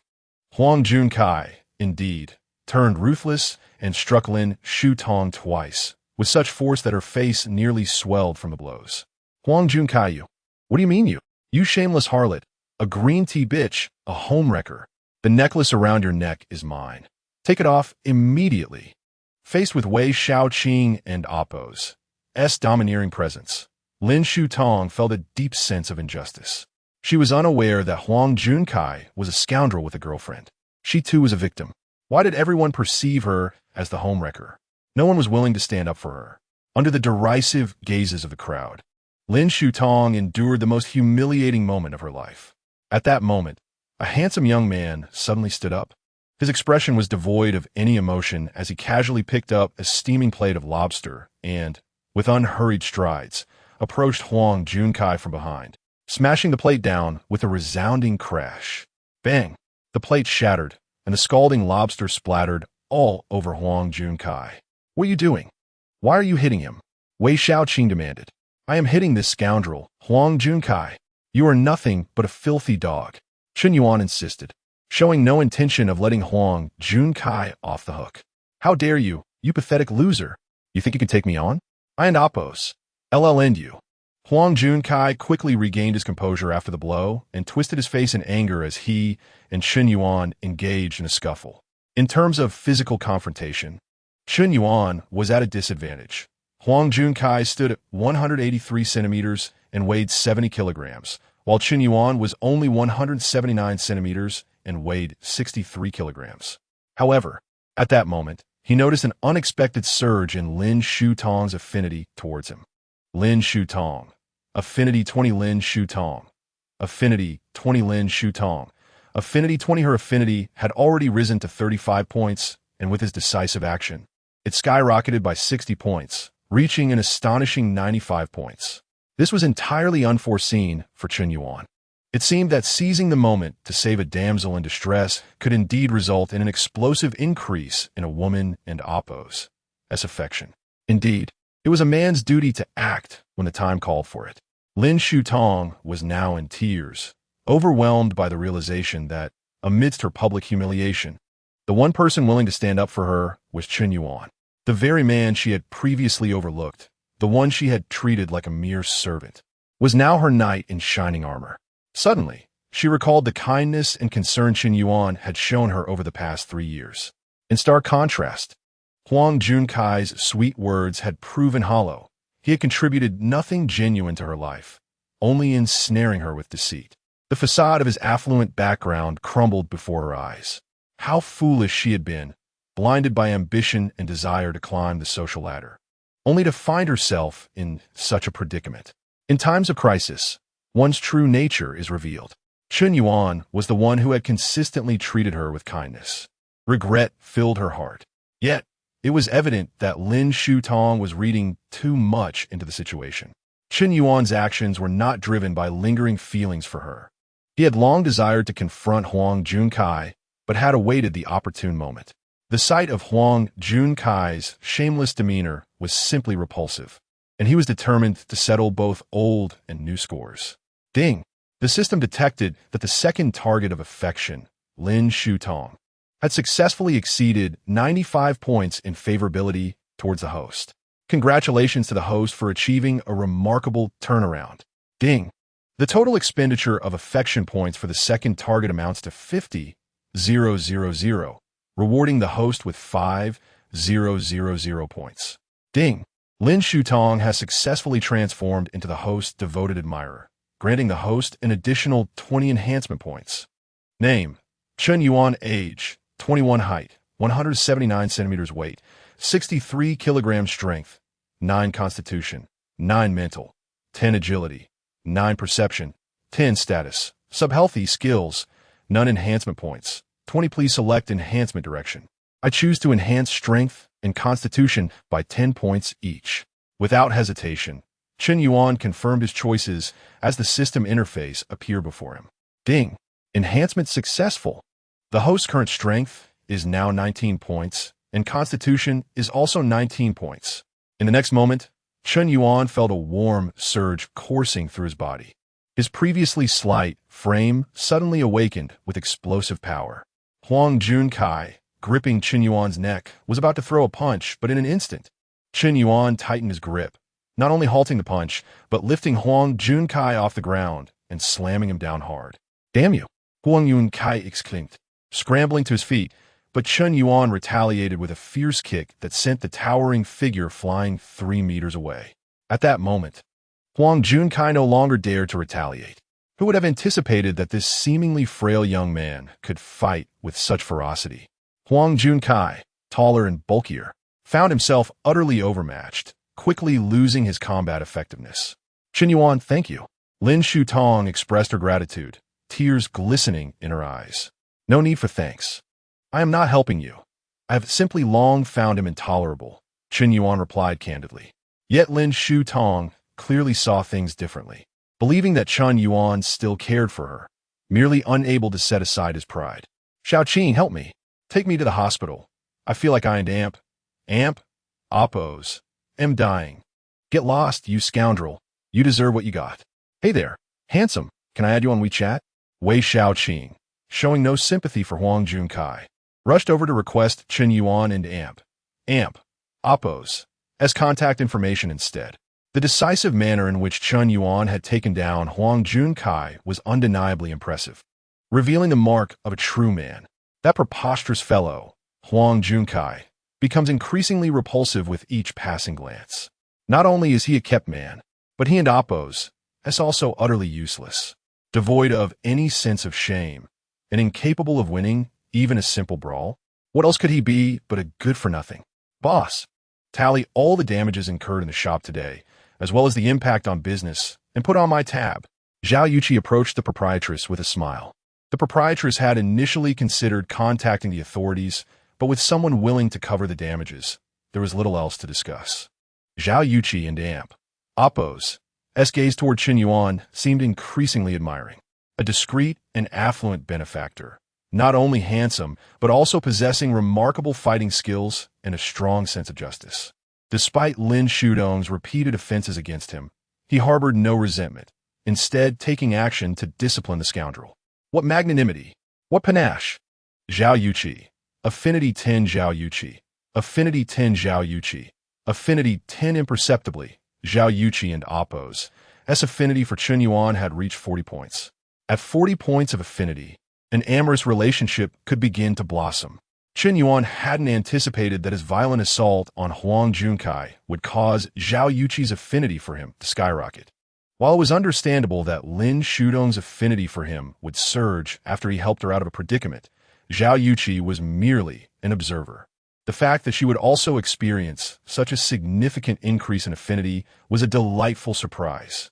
It seems that female admiration for strength is an innate quality. Virtually all women desire a man of substance, grace, and responsibility. I and Appos am terribly sorry about the meal today. Chen Yuan approached Zhao Yuqi, scratching the back of his head apologetically. It's quite all right. I feel as though I've come to know a different side of you today. It seems that with each encounter, I discover a new facet of your personality. Zhao Yuqi batted her large eyes, carefully scrutinizing the young man before her. This fellow truly seemed like a treasure trove. What different side? I've always been myself, haven't I? Chen Yuan shrugged. Actually, I never really paid you much attention until you asked for my WeChat ID last time. You were quite direct, which I found to be rather genuine and unpretentious. Little did I know that you would shower my live stream with so many gifts, and that you were so famous online. It was then that I realized you were no ordinary wealthy individual. And now, to discover that you're such a formidable fighter is truly unexpected. Zhao Yuqi's large eyes sparkled. Initially, Chen Yuan was not even on her radar. But now, Chen Yuan had become a core contender. Among all the outstanding young men she knew, Chen Yuan could undoubtedly rank in the top 3. Is that so? I and Appos, V been following you for quite some time. I had always imagined that our campus belle was an ethereal being, untouched by worldly concerns. Who knew you had such a penchant for spicy food? Extra spicy, eating shrimp without gloves, and even licking your fingers? You must be a hopeless romantic to say such things to a girl. How annoying. Zhao Yuqi stomped her foot in mock anger. Quite adorable. Lin Shutong watched Zhao Yuqi and Chen Yuan flirting, feeling a pang of discomfort in her heart. Chen Yuan had just helped her out of a difficult situation, but he didn't end Appos. He comfort her, or would try to please her as he usually would. Instead, he was chatting animatedly with Zhao Yuqi, as if he had completely forgotten about her.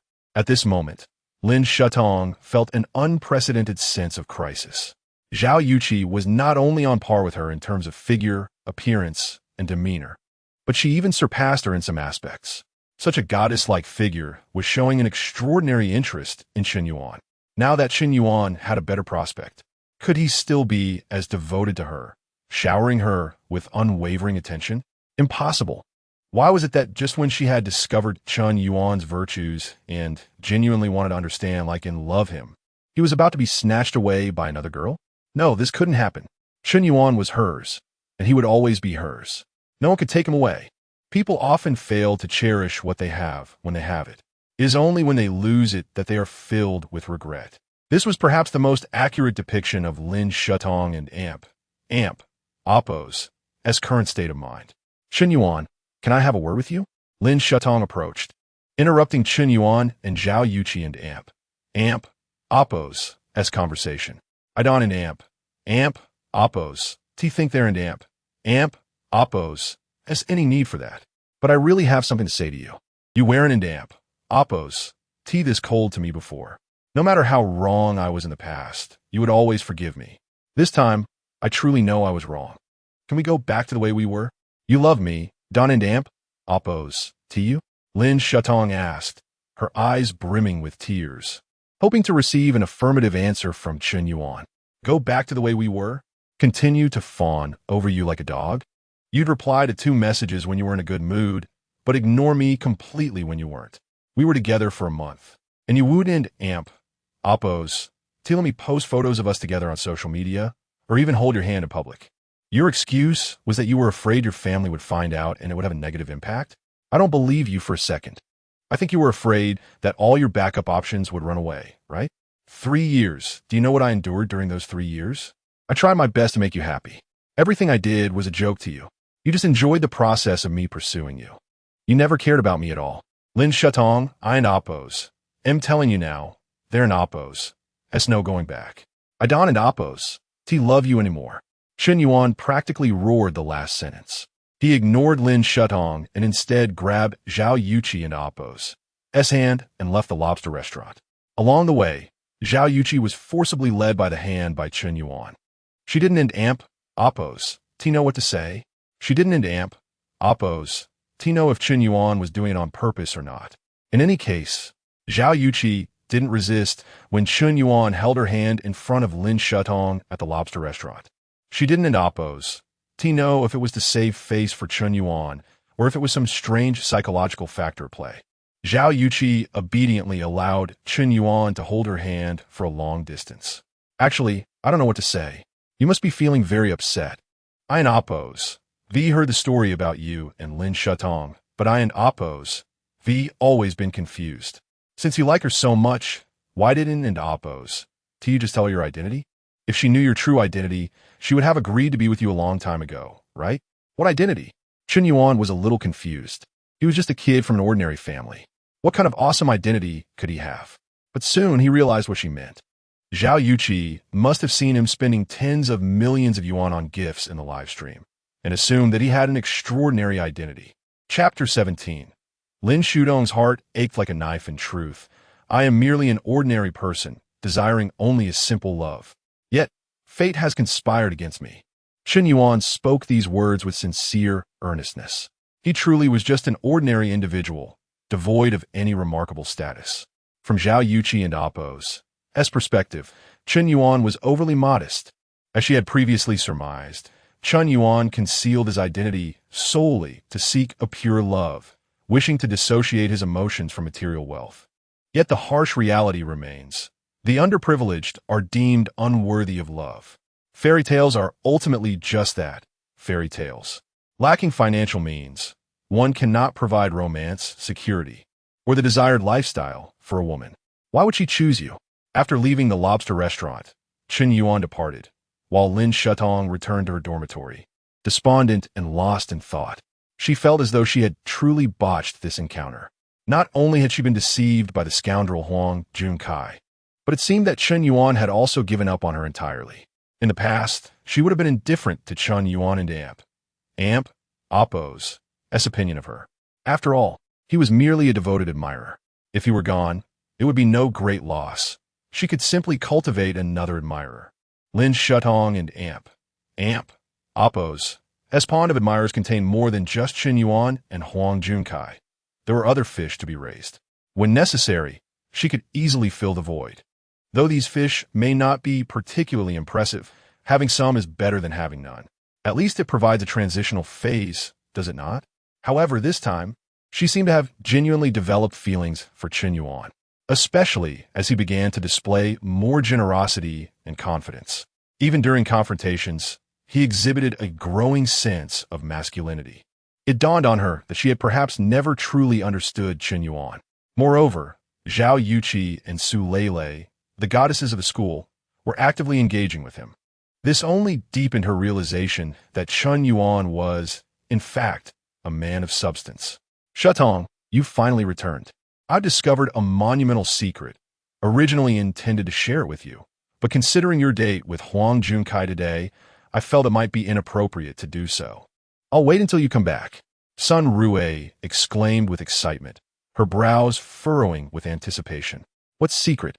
Lin Shutong asked, her face devoid of expression, clearly disinterested.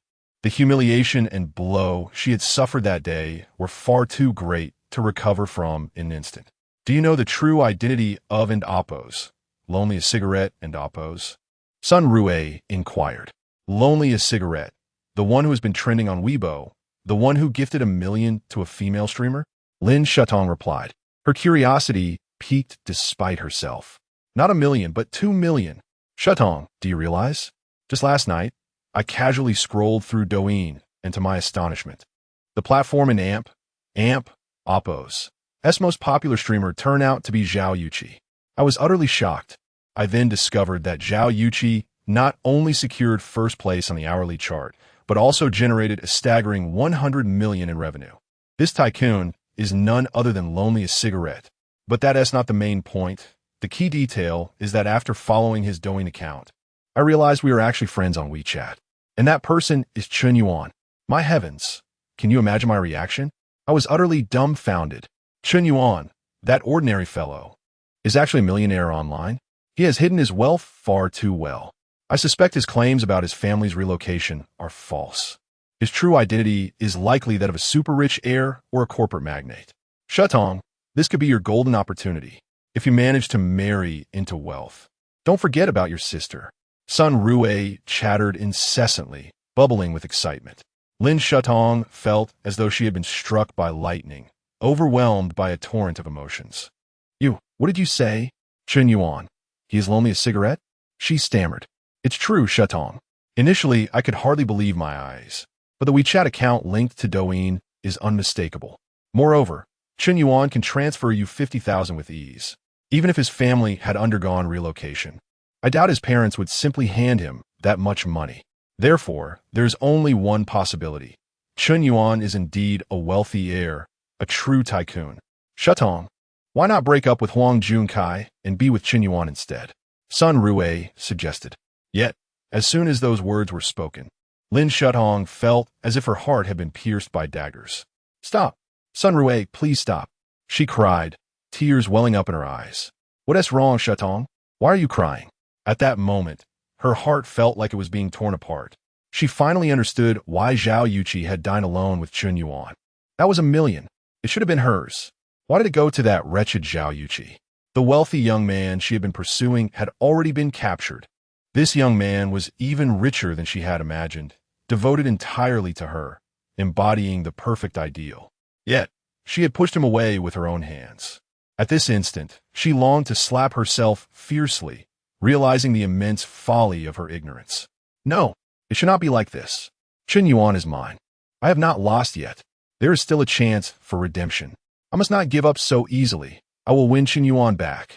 After enduring a series of blows, Lin Shutong resolved to gather her strength once more. As the saying goes, a man pursues a woman, there is a mountain between them, a woman pursues a man. There is but a veil. Moreover, Chen Yuan had pursued her for 3 long years, creating an emotional bond that was difficult to sever. If she could transform her passivity into initiative, there was a significant chance of salvaging this relationship. Old Four, why are you back so late again? I haven't seen you gaming lately. Where have you been having fun? Roommate Zhou Haikuan queried. Didn't I already tell you? I went out to dinner with Zhao Yuqi, and then, feeling bored, we strolled around a bit. She even bought me a pair of Yeezy shoes. Chen Yuan replied casually, gesturing to his new shoes. Old Four, you need to know when to stop bragging. Zhao Yuqi invited you to dinner and even bought you shoes? You must be joking. Fine, if you don't believe me, I won't bother explaining. Perhaps she is simply trying to pursue me. Wow, this guy is really asking for it. Should we take him down? Let us teach him a lesson. Old Four, receive my dragon subduing 18 palms. Counter dragon with regret. The monkey steals the peach. The severing of descendants kick. Chapter 018. A slip of the finger on this night. The moon shone brightly amid scattered stars. After a playful bout with his roommates Zhou Haikuan, Xiong Tao, and Chao Jinyan, Chen Yuan prepared to wash up and retire for the night. In the bathroom, Chen Yuan was astonished to discover he had developed 8 distinct abdominal muscles. His previously slender physique now appeared remarkably robust. Indeed, he was the epitome of a figure that looked slim when clothed, yet muscular when disrobed. The system and Oppo's enhancement points had proven exceedingly effective. Such a physique would typically require years of diligent training in a gym for an ordinary individual. Chen Yuan mused to himself, realizing that the 20 enhancement points had nearly doubled his physical prowess and strength. This transformation had merely been the result of besting Lin Shutong. If he were to conquer more goddesses, he speculated, might he one day become superhuman? However, the reward for this conquest, the paltry sum of 5,000 yuan, left him feeling a twinge of regret. Had he known, he would have lavished more resources on Lin Shutong. He shook his head ruefully, recalling that he had recently checked his personal account and confirmed the increase. For an average junior student, 5,000 yuan was a substantial sum, affording him a certain confidence. With funds in his personal account, he felt emboldened to stand a little taller. After completing his ablutions, Chen Yuan noticed several unread messages on WeChat. One by one, he opened them. Zhao Yuqi. Good night, my number one. Lin Shutong. Chen Yuan. I realize that my actions may have deeply hurt you, yet the fact that you have not blocked me indicates that you still care for me, at least a little. I know that words are futile now, and I regret not recognizing who truly cared for me until it was too late. Chen Yuan, I do care for you. I always have. Please do not leave me. Grant me another chance, and I will make amends for my past wrongs. Su Lao, Chen Yuan. Could you lend me some money? Chen Yuan read through each message carefully. He replied with a simple good night to Zhao Yuqi, while he chose not to respond to Lin Shutong. As for Su Leilei's message, under normal circumstances, she would be the last person he would entertain. Given her incessant talk of money, after spending tens of thousands on her previously, now she was brazenly asking for more. Truthfully, Su Leilei and Oppo's behavior was somewhat unseemly, and her reputation was far from stellar. She had a penchant for courting wealthy heirs, seemingly accepting any male willing to spend on her. If Lin Shutong represented a typical manipulative character, then Su Leilei epitomized a mercenary woman, both avaricious and shamelessly so. Yet at this moment, Chen Yuan found himself inexplicably drawn to her type. He was untroubled by her materialism or her requests for financial assistance. What he feared was that she might not ask for enough. He had amassed an astronomical sum of 90 billion yuan, and he had scarcely touched it. At this rate, he mused, he could spend for a millennium without exhausting his funds. An increase in expenditure was imperative. With determination, Chen Yuan responded, "How much do you need?" In a shared apartment within the Menghu waterfront community, Su Leilei stared at Chen Yuan and Oppo's reply, and a glimmer of hope pierced through her despair. Recently, she had been pursued by loan sharks and had not dared to attend school. Chen Yuan, my father is in debt from his business and owes money to loan sharks. Can you help me? Su Leilei's words were not deceitful. Her father, Su Tianao, once thrived in the internet CAF business, operating 17 chain establishments in Han City with assets in the millions. The CAF business had been booming, and investments were expected to yield returns within 1 or 2 years. However, an unforeseen pandemic struck, resulting in an unprecedented shutdown of all internet CAFs nationwide, lasting for 6 long months. Consequently, Su Leilei's family faced bankruptcy. Once surrounded by friends, Su Leilei now found herself shunned by those who had once been close. Before reaching out to Chen Yuan, she had exhausted all avenues for borrowing, especially from those wealthy suitors who had pursued her. When she asked for significant sums, their interest waned, and they severed ties, some even resorting to insults. While such behavior was unjustifiable, it was understandable given her request for a substantial loan amidst her family and Oppo's ongoing debt crisis. Su Leilei felt a twinge of anxiety. Although Chen Yuan was affluent, there was no guarantee he would lend her such a considerable amount. Additionally, after Wang Yu and Oppo's sudden appearance had caused Chen Yuan to grow distant. Her apprehension deepened. Chen Yuan, I would like to borrow 500,000. Rest assured, I can sign a contract and will repay you. Chen Yuan typed back without hesitation. How much do you need? Okay, my bank account number is 6225. In no time, Su Lele received a notification of a bank transfer. Ding! Your account ending in 6987 has received a deposit of 5 million yuan.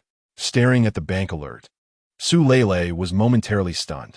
Chen Yuan, I asked to borrow 500,000. Why did you transfer me 5 million? She quickly inquired. Oh, I accidentally added an extra zero. Upon reading this message, Su Lele burst into tears. Chen Yuan, you truly care for me. How else would you know that my family owes 5 million in loans? You must have inquired about my situation. Thank you, Chen Yuan. I truly do not know how to express my gratitude. I will repay you. All the grievances Su Lele had endured over the past few days erupted at that moment. The immense pressure she had been under dissipated in an instant. Her family owed a total of 4,800,000 in high-interest loans. As a student, even if she resorted to selling her body, it would be impossible to gather such a sum in a short time. She had only hoped to borrow whatever she could. Previously, those who professed to love and protect her had turned their backs, unwilling to lend even a dime. The wealthier they were, the stingier they seemed. Yet here was Chen Yuan, who asked no questions, did not demand a loan agreement, and simply transferred her a staggering 5 million yuan. This amount was more than sufficient to clear her family and Oppo's debts entirely. Su Lele felt deeply moved. The hardened shell around her heart shattered, leaving her utterly vulnerable. At that moment, Chen Yuan's slightly gaunt figure appeared immensely heroic in her memory. She felt an unprecedented sense of security emanating from him, an allure that was simply irresistible. As for the several boys on WeChat who had lent her their monthly allowances, she seemed to conveniently overlook their contributions. Chapter 019. Stupefied Su Lele. Favorability 1 Su Lele. Favorability 1 Su Lele. Favorability 1 after Chen Yuan transferred 5 million. Su Lele and Oppo's favorability towards him began to rise once more. Even without face-to-face interaction, it continued to ascend. Su Lele and Oppo's favorability for Chen Yuan had already reached 88 points. With this steady increase, it had now climbed to 94 points.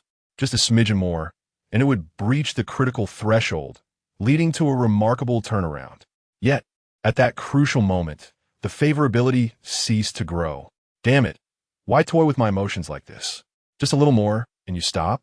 Chen Yuan, observing the system interface regarding Su Lele's affectionate ascent, nearly erupted in frustration. Was he to continue transferring money? No, that would be excessive. If he kept sending funds, she might perceive him merely as a convenient ATM, which would not necessarily enhance her feelings. Money sweet talk invincible. According to this equation, while he possessed the funds, he had yet to master the art of sweet talk.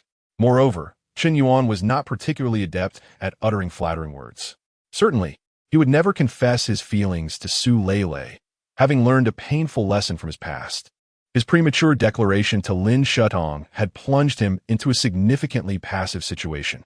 In retrospect, he had gleaned valuable insights. The most effective approach in courting is to never confess. Simply invite the person out, and that suffices. If they agree, it indicates a mutual interest worth pursuing. If they decline, best to cut ties swiftly and minimize losses, lest he become ensnared in an unending cycle of unrequited affection. Once a confession is made, the neediness becomes apparent, prompting the girl to instinctively withdraw. Pursuing her at that juncture would be akin to navigating a hellish ordeal. Initially, Chen Yuan had no intention of genuinely pursuing Su Lele. He had regarded her merely as a means to an end, a tool for financial gain. Thus, his demeanor around her was casual and relaxed. Just days prior, he had even feigned anger in her presence. His indifference only served to enhance his allure. After some contemplation, Chen Yuan began typing. If you encounter difficulties, do not hesitate to reach out. I will assist you with anything. No, that was far too sycophantic. How absurd to curry favor with her, when it was he who had lent her 5 million, not the other way around. The recollection of how he had once groveled to Lin Shutong filled him with revulsion, prompting him to delete the message. He retyped, Su Lele, you're not to engage in ambiguous interactions with other boys, understood? Still too forceful. Such words were uncomfortable to hear. and he had no intention of developing Su Lele into a girlfriend. He deleted the message once more. Ultimately, he settled on sending her a simple two-word message, "Good night." Indeed, "good night" was the most suitable expression at this juncture. Chen Yuan believed he should refrain from speculating on Su Lele and Appo's inner thoughts, instead allowing her to remain uncertain about his true feelings. This strategy would secure his position. Transforming initiative into passivity represented the pinnacle of his approach. "Good night, Brother Chen Yuan," Su Lele promptly replied. Yet, her favorability still did not increase. "So be it. Let fate take its course. The more one frets, the more likely one is to err. Perhaps tomorrow would yield better results." Chen Yuan sighed. The following morning, at the boys' dormitory of the second phase apartment, a strikingly attractive girl stood downstairs, holding an exquisite breakfast, waiting for over 10 minutes. Wow, this girl is quite a catch, and she's bringing breakfast? I wonder which lucky guy has managed to earn such a gesture. It was not uncommon for boys to deliver breakfast to girls, but this was the first instance of witnessing a girl delivering breakfast to a boy. Alas, in these times, the best catches seem to be overlooked by the most deserving. Here I am, a dashing fellow, single for over 20 years. As a group of boys exchanged glances, Chen Yuan descended the stairs alongside his roommates Xiong Tao, Chao Jinyan, and Zhou Haiquan. Just as he stepped out of the dormitory, Lin Shutong, who had been waiting, rushed over to him. "Chen Yuan, I prepared this breakfast for you. Shall we head to class together?" Lin Shutong said, attempting to ingratiate herself. "No, you enjoy it yourself. It's better we maintain some distance to avoid misunderstandings." Chen Yuan replied with a serious expression, decisively rejecting her offer. Upon hearing this, several boys who had been observing Lin Shutong for quite some time nearly choked on their disbelief. Who is this guy, acting so high and mighty? A stunning girl is offering him breakfast, and he turns up his nose? Just as two bespectacled boys seethed with indignation, another stunning girl approached, her figure captivating and her beauty striking. She cast a glance at Lin Shutong, her eyes revealing a fierce rivalry. "Brother Chen Yuan, I brought you breakfast, still warm. Hurry and eat." Su Lao Gu sweetly. Her melodious voice nearly melted the hearts of the nearby introverted boys. Wow, another exquisite girl bringing him breakfast? Who is this guy? They mused, astonished that two such remarkable girls were vying for his attention, showcasing his extraordinary prowess in romance. At this moment, Chen Yuan and Appo's roommates, Zhou Haiquan, Xiong Tao, and Chao Jinyan, were nearly rendered speechless. They had always thought Chen Yuan was merely boasting in the dormitory, but who could have anticipated that he was indeed this impressive? Lin Shutong and Su Lele were competing to bring him breakfast, and neither backed down despite being aware of the other and Appo's presence. What on earth is going on? Is he being pursued? The atmosphere became palpably strange as both girls, each holding a breakfast, simultaneously extended their offerings to Chen Yuan, leaving him to choose between them. As more boys descended the stairs, the scene attracted considerable attention. ISN and Appo's that the sycophantic Chen Yuan? When did he become so impressive? It seemed the direction of their efforts was not misguided. Witnessing Chen Yuan and Appo's apparent success, perhaps pursuing Qin Bingxue might also yield results someday. Qin Bingxue? The most beautiful girl at Lake University? Surely you jest. Buddy, have you been drinking this early in the day? Hey, let them eat. We haven't had breakfast yet. Xiong Tao interjected, sensing the growing awkwardness. All right, let them have it. Chen Yuan accepted both Su Lele and Appo's and Lin Shutong and Appo's breakfast and promptly handed them to Xiong Tao and Zhou Haiquan. This action left both Su Lele and Lin Shutong somewhat displeased. However, they felt a sense of relief knowing that at least Chen Yuan had not consumed the other girl and Appo's breakfast, preserving some semblance of dignity. The atmosphere eased slightly. Yet just then, the first beauty of the Literature College campus belle Zhao Yuqi approached with a takeaway of soy milk, fried dough sticks, and rice noodles. She gracefully walked over to Chen Yuan. Here, this is your breakfast. In an instant, every boy present was left dumbfounded, their expressions frozen in astonishment. Chapter 20. Zhao Yuqi is no ordinary woman. How could this be possible? Zhao Yuqi delivering breakfast to Chen Yuan? This must be an illusion. Yuqi, my goddess. How could she engage in such an act? No, I refuse to believe it. What sort of enchantment has Chen Yuan cast? Why are the stunning Lin Shutong, Su Lele, and Zhao Yuqi all vying for his favor? He is not even that handsome, nor does he possess great wealth. Just last week, I saw him delivering parcels. A flurry of question marks filled the minds of most boys present. Zhou Haiquan, Xiong Tao, and Chao Jinyan were utterly bewildered. The goddess they had secretly adored for 3 years, Zhao Yuqi, was actually serving breakfast to Chen Yuan? Is he really Chen Yuan? Has he somehow become a love guru? How else could he be so impressive? In contrast to the other boys' confusion, Lin Shutong and Su Lele understood Zhao Yuqi's motives for flattering Chen Yuan. After all, he had gifted her $1 million worth present. Offering a month's worth of breakfast was hardly excessive. Maintaining a good relationship with Chen Yuan would significantly boost Zhao Yuqi's career in live streaming. In no time, she would ascend to the status of a major internet celebrity, easily earning a 6-figure monthly income. Earlier this morning, Zhao Yuqi had successfully made it to the trending list on Weibo, just like the previous days with Xiaomi Air, thanks to a mysterious wealthy benefactor, Lonely One Cigarette, who had showered her with gifts, causing her popularity to skyrocket. Within just 2 days, her follower count surged by millions. Many users on Douyin were also fervently discussing that day's events, even posting screenshots and videos that trended. Douyin, a magical short video platform, could propel someone to fame unexpectedly. For reasons unknown, popularity could suddenly explode, and other users would eagerly latch onto the hype. Zhao Yuqi's fame only continued to grow. Under this peculiar phenomenon, she was already on the brink of becoming a sensation. Of course, Zhao Yuqi was inherently beautiful, possessing charm and talent. Chen Yuan's appearance was merely the spark that ignited her success. Even without his extravagant gifts, Zhao Yuqi's ascent in the live streaming industry would not have faltered, albeit perhaps at a slower pace. By the way, Chen Yuan, I have a gift for you. I noticed your phone was quite outdated, so I bought you a new one. I hope you like it. With that, Zhao Yuqi produced a brand new, unopened model from her bag. Goodness, this is the latest iPhone 12 Pro, worth over 10,000 yuan. Zhao Yuqi is gifting Chen Yuan a phone? What merits does this guy possess to warrant such treatment from a goddess? Why? I cannot fathom where I went wrong. Is the goddess blind? What merits does Chen Yuan have? No, I cannot bear to watch this any longer. I must expose Chen Yuan's shameless behavior. Not only does he live off women, but he also juggles multiple relationships. We will meet on the campus forum. Amidst the indignation of the boys, Chen Yuan accepted the new phone from Zhao Yuqi without a hint of embarrassment. An iPhone 12, worth over 10,000 yuan. Who would refuse such a gift? Chen Yuan took a bite of his fried dough stick, relishing a sip of soy milk. What delight!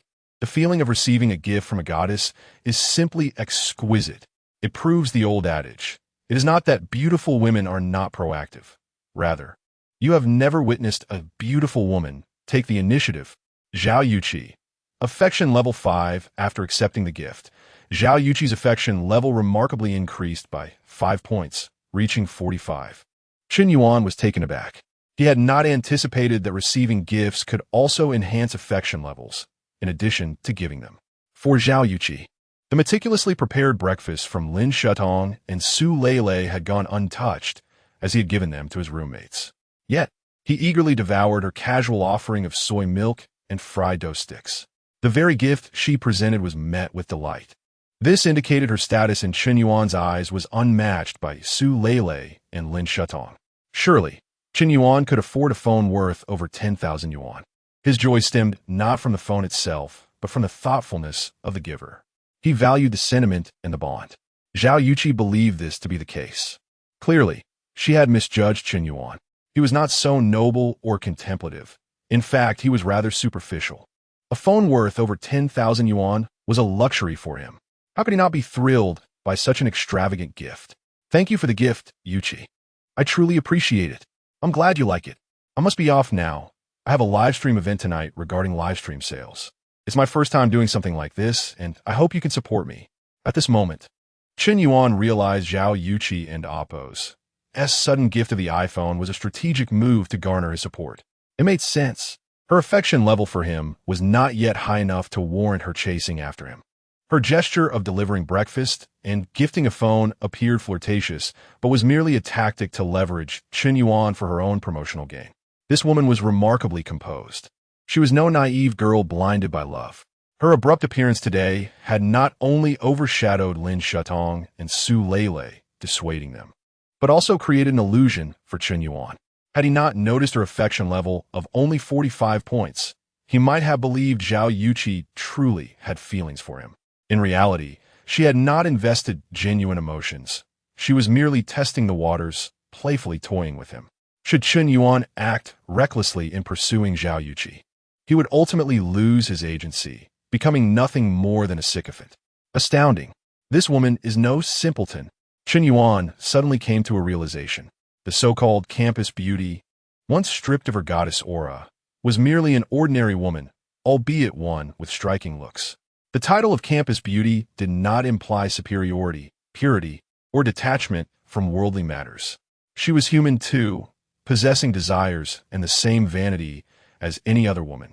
Gazing at Zhao Yuqi's affection level of 45, Chen Yuan felt as though a bucket of cold water had been poured over his once fervent heart. The complexities of a woman's heart are as unfathomable as the depths of the ocean. If one only observes her behavior in front of you, it is impossible to gauge the depth of her affection. Rest assured, Zhao Chairwoman, I will certainly be there to support you, Chen Yuan declared, before sampling the breakfast prepared by Lin Shatong and Su Lele. This tastes quite good. Since I'm not having the rice noodles, who wants them? After saying this, Chen Yuan handed the rice noodles, gifted by Zhao Yuqi, to his roommate, Chao Jinyan. Hey, this is from the campus beauty. It an amp, Oppos, just breakfast. I'll have a bit. Chen Yuan responded nonchalantly, as if the goddess Zhao Yuqi's breakfast held no special significance for him. Boss, I actually prefer rice noodles. Can you let me have them? Xiong Tao chimed in eagerly. Get lost. I wouldn't dare waste it. Chapter 021.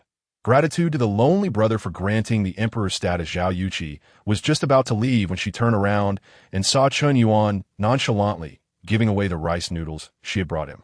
Instantly, a wave of discomfort washed over her.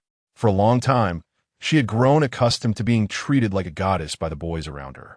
A mere hint of her interest would evoke profound emotions and even gratitude from them.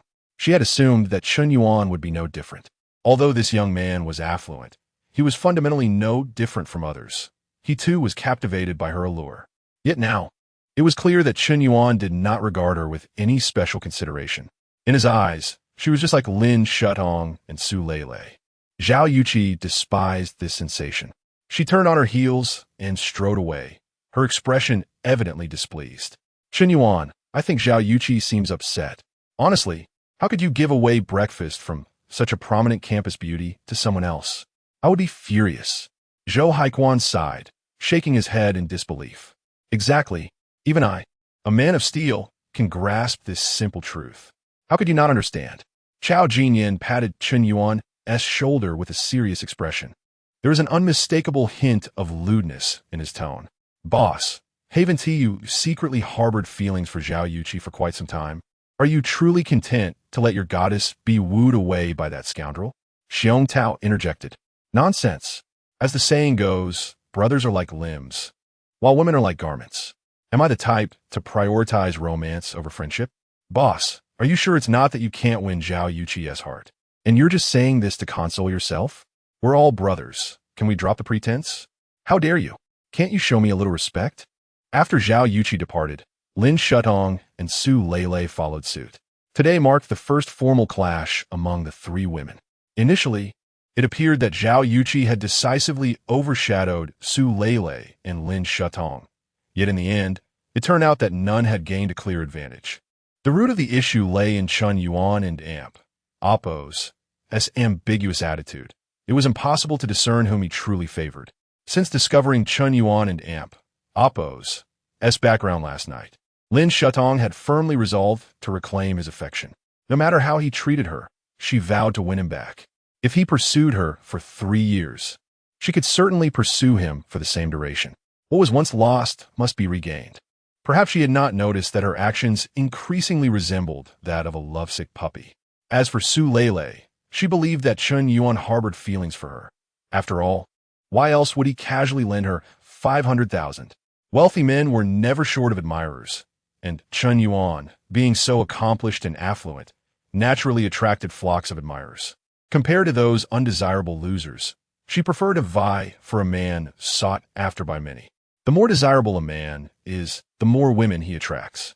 If even Zhao Yuqi was infatuated with Chen Yuan, she was even less inclined to give up. Retreating in the face of difficulty was the lament of the weak. The strong would only rise to the challenge. Upon arriving in the classroom, Chen Yuan spent some time configuring the new Apple phone that Zhao Yuqi had gifted him. As he logged on to WeChat, several messages popped up. Lin Shutong, Chen Yuan, let us go watch a movie together tonight. I've already bought the tickets for the 10 o'clock show. Afterwards, we can grab some late-night snacks. I've been feeling quite down lately. Will you keep me company? Lin Shutong's message was rather forthright, leaving much to the imagination. A 10 o'clock movie would surely end around midnight, and after a late-night snack, it would be at least 1 or 2 in the morning. By then, the school would be locked up tight. Where would they sleep? Surely they would need to book a hotel room. A man and a woman sharing a hotel room could hardly justify booking 2, could they? That would be such a waste of money.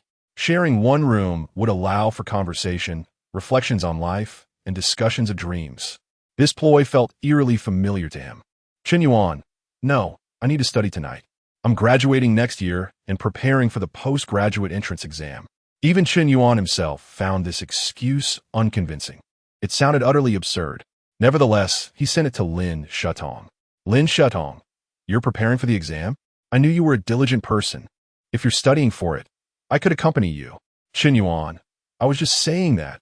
I really don't want to go watch a movie. Lin Shutong, that's fine. If you can't make it tonight, tomorrow works too. Lin Shutong, the weekend is also good. Lin Shutong, why aren't you replying to me? Lin Shutong, can you please acknowledge my messages? Lin Shutong sent dozens of messages in succession, but Chen Yuan did not respond. At that moment, she finally understood the frustration Chen Yuan must have felt when she had ignored his numerous messages for hours. It was utterly torturous. Zhao Yuqi, my #1 supporter, let us meet at 8 in the live stream tonight. Chen Yuan, all right. After replying to Zhao Yuqi, Chen Yuan opened Su Lele's unread messages. Su Lele, brother Chen Yuan, I'll be cooking at home tonight. I truly appreciate your help. Would you honor me with your presence for dinner? Su Lele, by the way, I've printed the loan agreement today. Although it's your assistance, a 500,000 loan still requires a formal agreement. Otherwise, I wouldn't feel secure. Chen Yuan, you're cooking? I must try your culinary skills. Su Lele, I promise to satisfy you, brother Chen Yuan. Su Lao Ziplit Instanti. Closing the WeChat chat, Chen Yuan began downloading various essential applications, such as Shark Live, Douyin, Long Alive, QQ Chat, Alipay, and others. Since it was a new phone, many applications needed to be re-downloaded. However, in the era of 5G, the internet speed was rapid, and it wouldn't take long. Feeling somewhat bored, Chen Yuan opened the Shark Live app. He initially intended to check out some game live streams, but inadvertently glanced at the beauty section, discovering Xiaomi was live streaming. He casually clicked in. This time, Chen Yuan was no longer a mere novice. He was a level 120 veteran. Though he had not activated the Emperor status, he still held a certain presence. Wow, Yin Zong has arrived. That man is here. Welcome, Yin Zong. Welcome, Yin Zong. Yin Zong, you're already a level 120 veteran. Why not consider activating the Emperor status? The Emperor status is for those minor wealthy individuals seeking to flaunt. Do you even know who Yin Zong is? Does he need to show off? The lonely brother has made his entrance. A few days ago, he sent you a private message that you never responded to. He even mentioned adding you on WeChat. Xiaomi pouted. Wow, a heartfelt thanks to the lonely brother for granting the Emperor status. Chapter 22. Disregarding the esteem of the rich? Noble Emperor, 12,000 a month. In truth, it serves little purpose. It merely grants one a special entrance effect when entering the live stream, making one and oppos, as comments stand out, and attracting the attention of the female hosts. Spending 12,000 to attain a noble status merely for the sake of prestige? Such behavior, in Chen Yuan and Appo's view, is rather absurd. It is rumored that an accountant, in a bid to satisfy his vanity, even embezzled public funds to reward a female streamer with millions. How utterly foolish. If one were truly wealthy, he would be beyond reproach. But pretending to be affluent without the means? Ultimately, one ends up in prison. How audacious. Yet, Chen Yuan finds himself engaging in such ludicrous antics, simply acquiring an emperor title. After all, it is not his own money. He could spend the funds of the sycophants freely. Xiaomi, did you message me? Let me check. Chen Yuan sent a comment and immediately scurried to the back end to check his private messages. He had quite a few, and, after a lengthy search, he finally located Xiaomi's message, which contained her WeChat ID. Chen Yuan copied and pasted it, promptly adding her as a friend on WeChat. However, after several minutes of waiting with no approval, he returned to the livestream. Xiaomi, I and Appo's added you on WeChat. Please accept. Okay, sure, Brother Yin. Shortly thereafter, Xiaomi accepted Chen Yuan and Appo's friend request. Xiaomi, may I treat you to a meal? Chen Yuan boldly typed in a live stream. I usually host a fan meeting every month in Pudong, Shanghai. Brother Yin, where are you from? I and Appo's from Han City. Oh, that an Appo's. That's not far at all. Just a 2-hour flight. Are you planning to come see me? No, I don't and Appo's. Do you have the time? If it were a fan meeting, there would undoubtedly be a large crowd. And Chen Yuan preferred to avoid such commotion. If he were to go, it would have to be a private meeting. Brother Yin, as a successful individual, you must be quite busy. However, next month, the Shark Live Carnival will be held in Han City, providing another opportunity to meet. Haha, carnival event? Xiaomi, are you hinting that Brother Yin should send rockets? Every carnival is just a harvest of profits.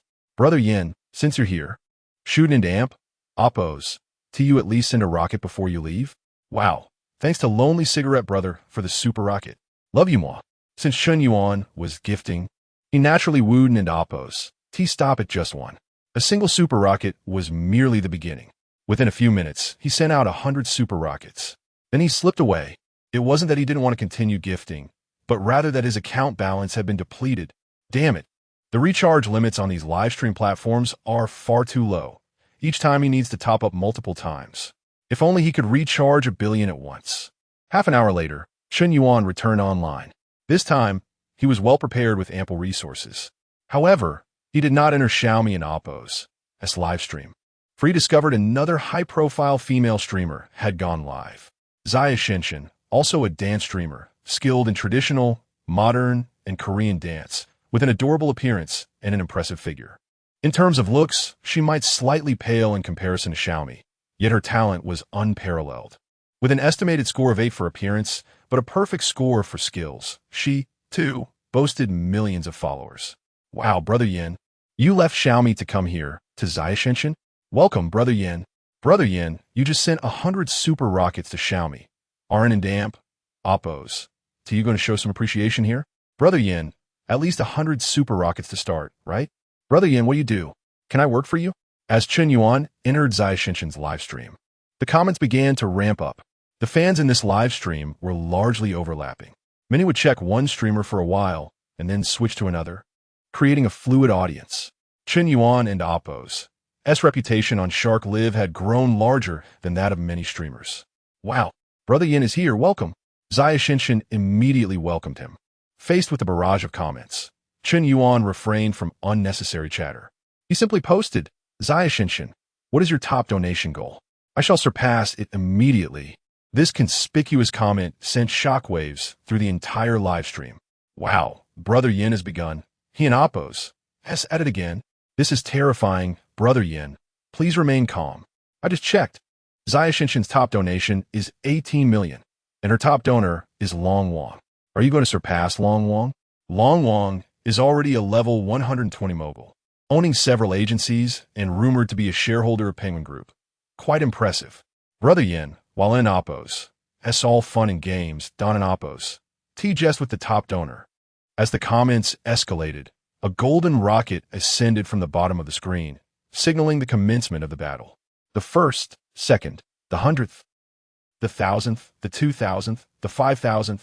From the moment Chen Yuan sent the first rocket, an unending rain of rockets commenced. This continued for a full 2 hours. Yes, 2 hours of relentless gifting. The heat in Zai and Oppo's livestream skyrocketed from an initial 2 million to a staggering 40 billion. All viewers in the livestream were left in utter disbelief. Zai stood there, mouth agape, as if petrified. 80% of the viewers on the Shark platform had been drawn into Zai room. I am shocked, numbed. Brother Yin, you are simply terrifying. Did you really send over 10,000 super rockets? This is outrageous. Incredible. Brother Yin, are you ill? Are you trying to spend all your wealth? Daddy, if you have excess money to spend, you can get it to me. I can be your son. Amidst the frenzy of comments in Zai and Oppo's livestream, Xiaomi and Oppo's comments were sparse. Watching the endless rain of rockets on the global screen, Xiaomi felt a twinge of jealousy. She began to doubt whether she had spoken too hastily. Brother Yin had invited her to dinner, and she hadn't directly accepted. Instead, she had tactfully mentioned the opportunity to meet during the fan meeting. After all, he had asked in the live stream, and she felt it would not be appropriate to agree to a private meeting outright, especially with so many fans, the majority of whom were her husband fans. Naturally, she could not be too forthright. Yet, because she had not agreed, Brother Yin had turned around and showered Zai with over 10,000 super rockets, and it seemed likely that tomorrow, Zai would be trending. The more she contemplated, the more regret she felt for her earlier words. A figure like Brother Yin, a lavish spender, could not be compared to an ordinary fan. By openly refusing him, was she not disregarding his esteem? Chapter 023. Shower Ui and Oppo's. I'm so sorry, Xiaomi. I must go and observe the live stream of Xiao Shunshen. Let an Oppo's. Let's go together. In an amp. Oppo's. S incredibly lively over there. Ha! I and amp. Oppo's. Am not interested in Xiao Shunshen. I just want to see how many rockets Yenzong can send. I and amp. Oppo's. Am nearly losing my mind. You traitors. Wait for me. Xiaomi watched as more than 10 nobles departed the live stream room, feeling utterly despondent. Yenzong was simply too extravagant. Under the overwhelming impact of over 10,000 super rockets, the traffic he generated was beyond imagination. People are naturally curious and enjoy the spectacle. If one were to send dozens or even hundreds of rockets, it might not attract much attention because such occurrences are rather commonplace. After all, Shark Live has existed for many years, and it is not lacking in those who can send hundreds of rockets. However, no one has ever sent over 10,000 super rockets in a single go. This is unprecedented. Since its inception, Shark Live has never witnessed someone sending over 10,000 super rockets at once. Yet today, Lonely a Cigarette has accomplished this feat. This sudden emergence of an extraordinary wealthy individual has rapidly established him as a dominant figure in the realm of affluence within just a few days. He not only sends rockets on the Shark platform, but also on the Douyin platform. Each time he makes a move, it is extravagantly generous, with each subsequent action growing more intense and lavish. In just 3 instances, he has sent nearly 50 million in gifts. With 500 million in gifts, one could practically become a shareholder of Shark. As the popularity in the live stream dwindled, Xiaomi finally resolved to apologize to Yenzong. She needed to explain why she had not responded to his invitation earlier. Offending such a wealthy individual could jeopardize her livelihood. She picked up her phone, opened WeChat, and began composing a message. Brother Yenzong, I sincerely apologize for today. There were too many viewers in the live stream, so I couldn't amp, Oppo's, to respond properly. Actually, I have some free time these days, and I was wondering if you could be my guide while I travel to Han City. Having crafted her message, Xiaomi promptly sent it. At that moment, Chen Yuan continued sending rockets, having tapped the screen for 2 hours, his hand beginning to feel sore. Thankfully, his body had undergone enhancement. Otherwise, he might not have managed. Suddenly, a notification popped up on WeChat. It was a message from Xiaomi. Chen Yuan opened it, feeling somewhat perplexed. What does this mean? Previously, she had declined to meet for a meal, and now she has time to fly from the Magic City to Han City for travel? This shift in attitude was rather unexpected. Could it be that she finally understood his and Oppo's meaning and Oppo's? Chen Yuan chuckled and nodded. Forget it. I want an Oppos. T send any more rockets today. Continuously sending them is too exhausting. And my phone is nearly out of battery. How can the battery of an iPhone 12 drain so quickly? After Chen Yuan ceased sending rockets, a full 5 minutes passed before the viewers on Shark Live finally reacted. It's over. Finally over. 13,000 rockets. My goodness. This time he sent a total of 13,000 super rockets. Welcome, Dragon Emperor. Wow, Dragon Emperor, you and Oppos. Finally back. Did you know someone just dethroned you? Your top spot was snatched. Before knowing Yin Zone, I thought sending 100 rockets made one a tycoon. Now I feel embarrassed if I don't send 1,000 super rockets. Xiao Xinshin's live stream remained bustling with excitement. Yet Chen Yuan had quietly slipped away. Unbeknownst to him, the morning classes had concluded. It dawned on him that he had spent the entire morning sending rockets. He had barely listened to the teacher and Oppos' lecture. At university, apart from the counselor, the professors generally do not monitor students closely. If one genuinely seeks to learn and humbly asks for guidance, they will naturally teach. Conversely, if one chooses to slack off, no instructor will compel them to study. It all depends on one and Oppos has self-discipline. Typically, students seated in the front rows are more dedicated and often prepare for postgraduate exams, while those in the back rows aim merely to obtain a diploma. Content with passing grades. Hunan University is classified as a first-tier university, but is not among the 985 or 211 institutions. In comparison to Wuhan University, Huazhong University, Central South University, and Hunan University of Science and Technology, it falls a tier lower. Notably, Chen Yuan and Oppos' academic performance in high school was mediocre, barely placing him in the upper middle tier. Under normal circumstances, such grades would not suffice for admission to a top-tier university. However, upon learning that the girl he had harbored a crush on for 3 years, Xiao Yu, intended to apply to Wuhan University, he suddenly became motivated. In some youth-themed films, the male protagonist struggles academically throughout high school, but in the final 3 months, studies relentlessly to win over his crush, ultimately ranking among the top 10 in the school during the college entrance examination. While such tales sound inspiring, they're seldom reflective of reality. Chen Yuan is a prime example of a failed case. He believed that if he studied hard for the last 3 months before the exam, he could attend the same university as Xiao Ruoyu, even if he could not become her boyfriend. Simply being at the same school and quietly observing her would suffice for his contentment. He admits that his intense efforts during those 3 months did yield some improvement in his grades, but it was still far from the cutoff for Wuhan University. Thus, he ultimately failed. Xiao Yu successfully gained admission to Wuhan University, one of the top 10 institutions in China, while Chen Yuan ended up at Hunan University. Although both are first-tier universities, the disparity is significant.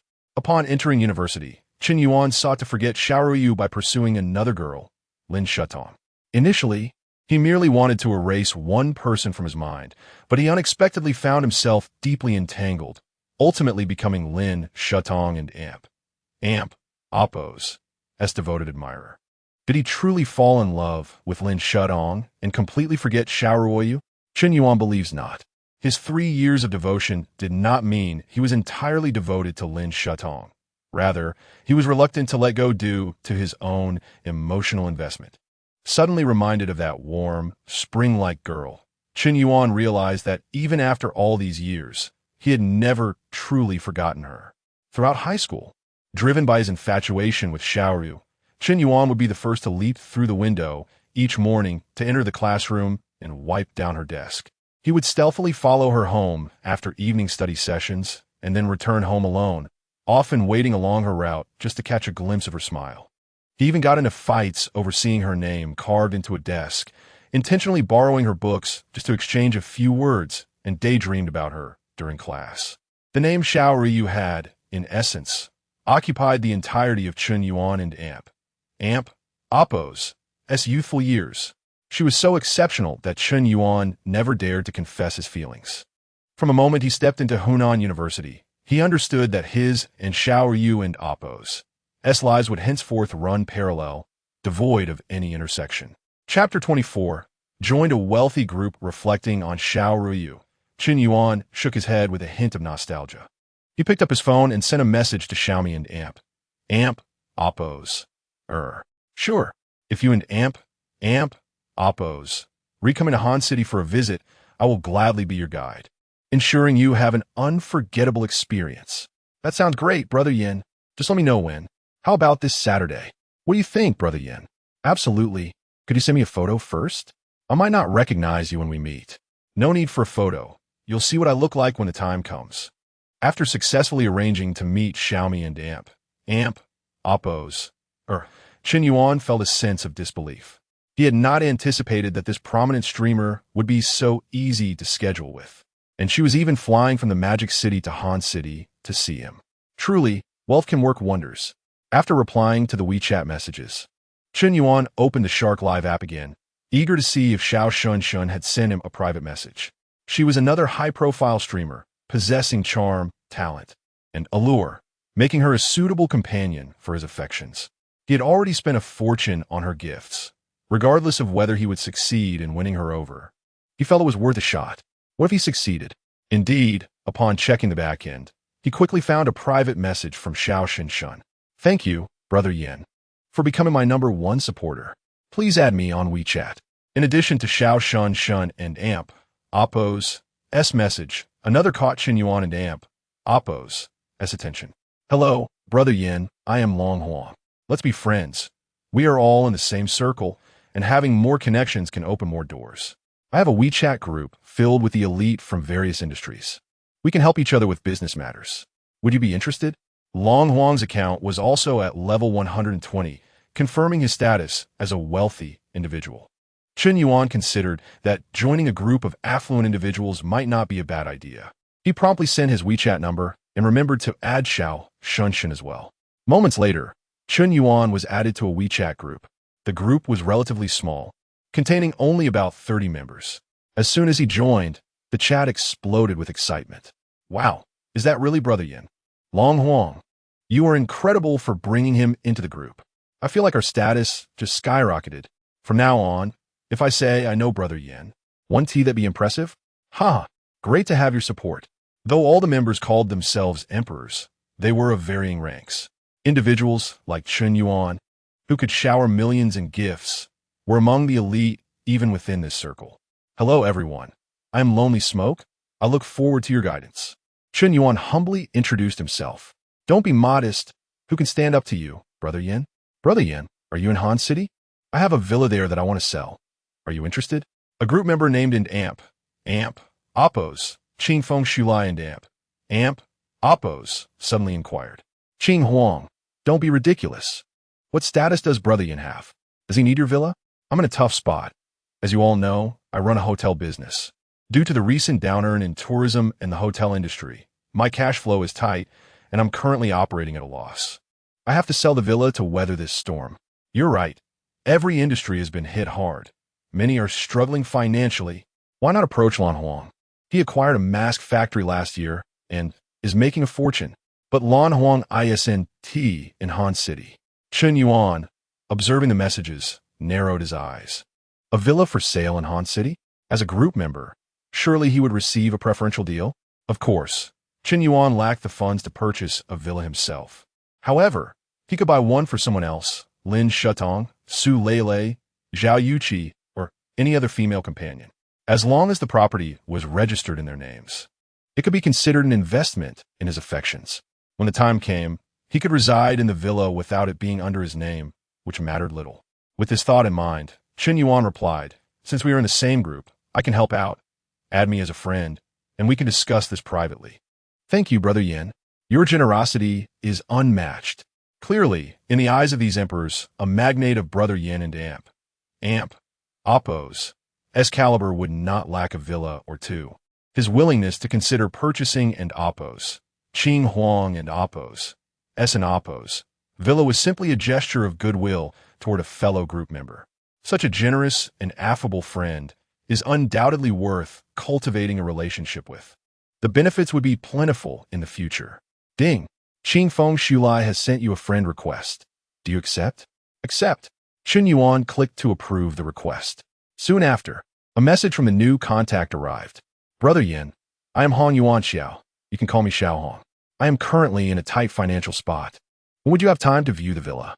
I have no availability today, but tomorrow or the day after works. Where's the property located? Chen Yuan inquired. It's in Jiangkou. I purchased this villa in 2018. It boasts a stunning river view, and the renovations were completed just over a year ago. It spans 980 square meters, with 3 floors, a garden, parking space, lawn, outdoor swimming pool, and a private cinema. As he described the villa, Hong Yuan Xiao sent several photos, showcasing both the interior and exterior. The opulence of the design was striking, with breathtaking views of the Yangtze River visible through the floor-to-ceiling windows. This location, this size, this decor, Chen Yuan was nearly astounded. He recognized the Jiangjing villa community as one of the most expensive in Han City, with prices exceeding 50,000 per square meter. Hong Yuanxiao and Oppo's villa was worth at least 50 million, a top-tier property in the city. Given that Han City is not a first-tier city, its prices were relatively reasonable compared to those in Magic City or Kyoto, where properties often soared into the hundreds of millions. Yes, your villa seems quite appealing. Please send me the location, and I will reach out when I visit tomorrow. Absolutely. Brother Yin, I'm always available for you to view the property. Hong Yuanxiao replied eagerly. In reality, high-value villas are challenging to sell. They may remain on the market for 6 months or even a year without a buyer, far less desirable than typical residential properties, especially in today and Oppo's economic climate. Selling a villa worth 50 to 60 million in a short time frame is exceedingly difficult. To unexpectedly meet Brother Yin was a stroke of luck for Hong Yuanxiao. Brother Yin was truly affluent, purchasing a villa as if it were a mere trinket, with Brother Yin showering female streamers with millions. Buying a villa must feel like child in Oppo's play. Curiosity about Brother Yin and Oppo's true identity grew within him. Could he possibly be a lesser-known version of a certain prominent figure? Deng Huang, you've been in the group long enough to know some rules. Don't pry too deeply. Long Huang cautioned. Chapter 025, finally. A chance to showcase my skills having silenced the Emperor Group notifications. The clock had struck noon. Chen Yuan, accompanied by his roommates Lao Chao, Lao Zhou, and Lao Xiong, ventured to the cafeteria for lunch. The university cafeteria offered inexpensive meals, costing a mere 7 or 8 yuan. It was hardly conceivable that Yin Zong, the very same tycoon who had lavishly spent over 10,000 super rockets on the live streaming platform, would dine on such a humble meal, even foregoing the extravagance of a meat dish. Rue, what am I to do? Lin Shutong lamented, clutching her phone, which had remained unresponsive for hours. Chen Yuan seems to be ignoring me. Shutong, what's been troubling you lately? Sun Rue inquired. Chen Yuan used to be putty in your hands. Why have you lost your confidence around him since discovering his wealth? You can end Oppo's let this happen. Remember, men are inherently contrary. The more you indulge them, the more they disregard you. You should revert to your old tactics. If he ignores you, you can do the same. But I fear those methods are no longer effective. Lin Shutong replied, shaking her head despondently. Chen Yuan is now the target of several vixens, including Su Lele from the Art Institute and Zhao Yuqi from the Student Union. If I continue to play hot and cold, he might be snatched away by one of them. The circumstances had changed. Previously, Chen Yuan had only pursued her. Now, she faced 2 rivals, both possessing comparable looks and figures. Moreover, she had previously insulted Chen Yuan, uttering hurtful words. If she persisted with her old ways, Chen Yuan would undoubtedly cease his efforts to appease her. I see. That makes sense. We and Oppo's, we're not the only ones aware of Chen Yuan and Oppo's wealth. It seems we can Oppo's judge him through the same lens as before. However, Shutong, you still have an advantage.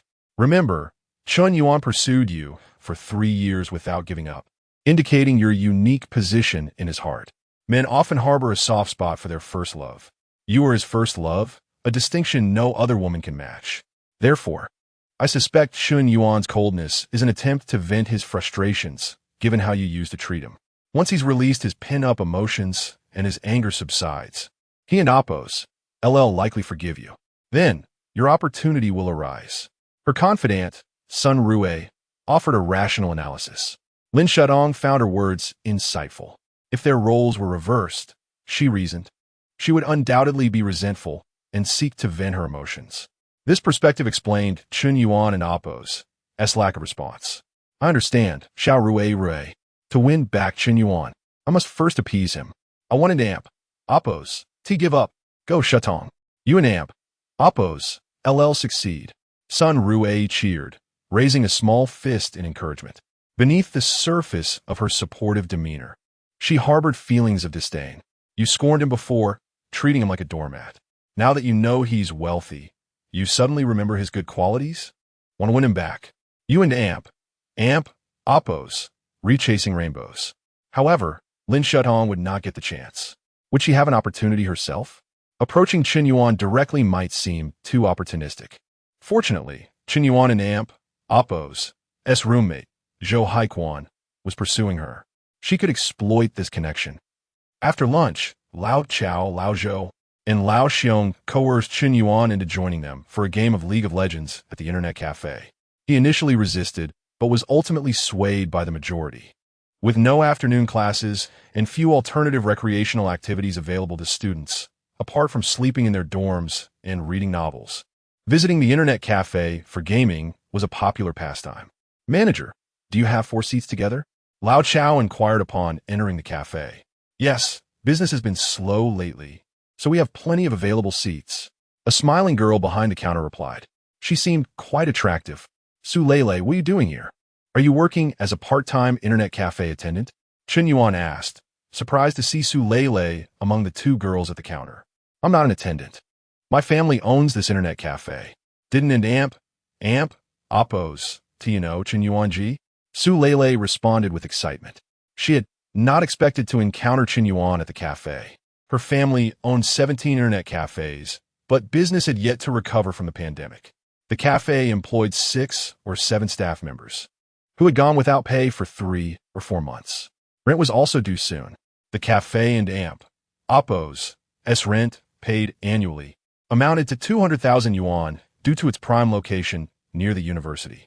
Su Lele was there to pay the staff and settle the rent. The 5 million yuan Chen Yuan had lent her was sufficient to sustain her family and Appo's Internet Cafe operations and repay their loans.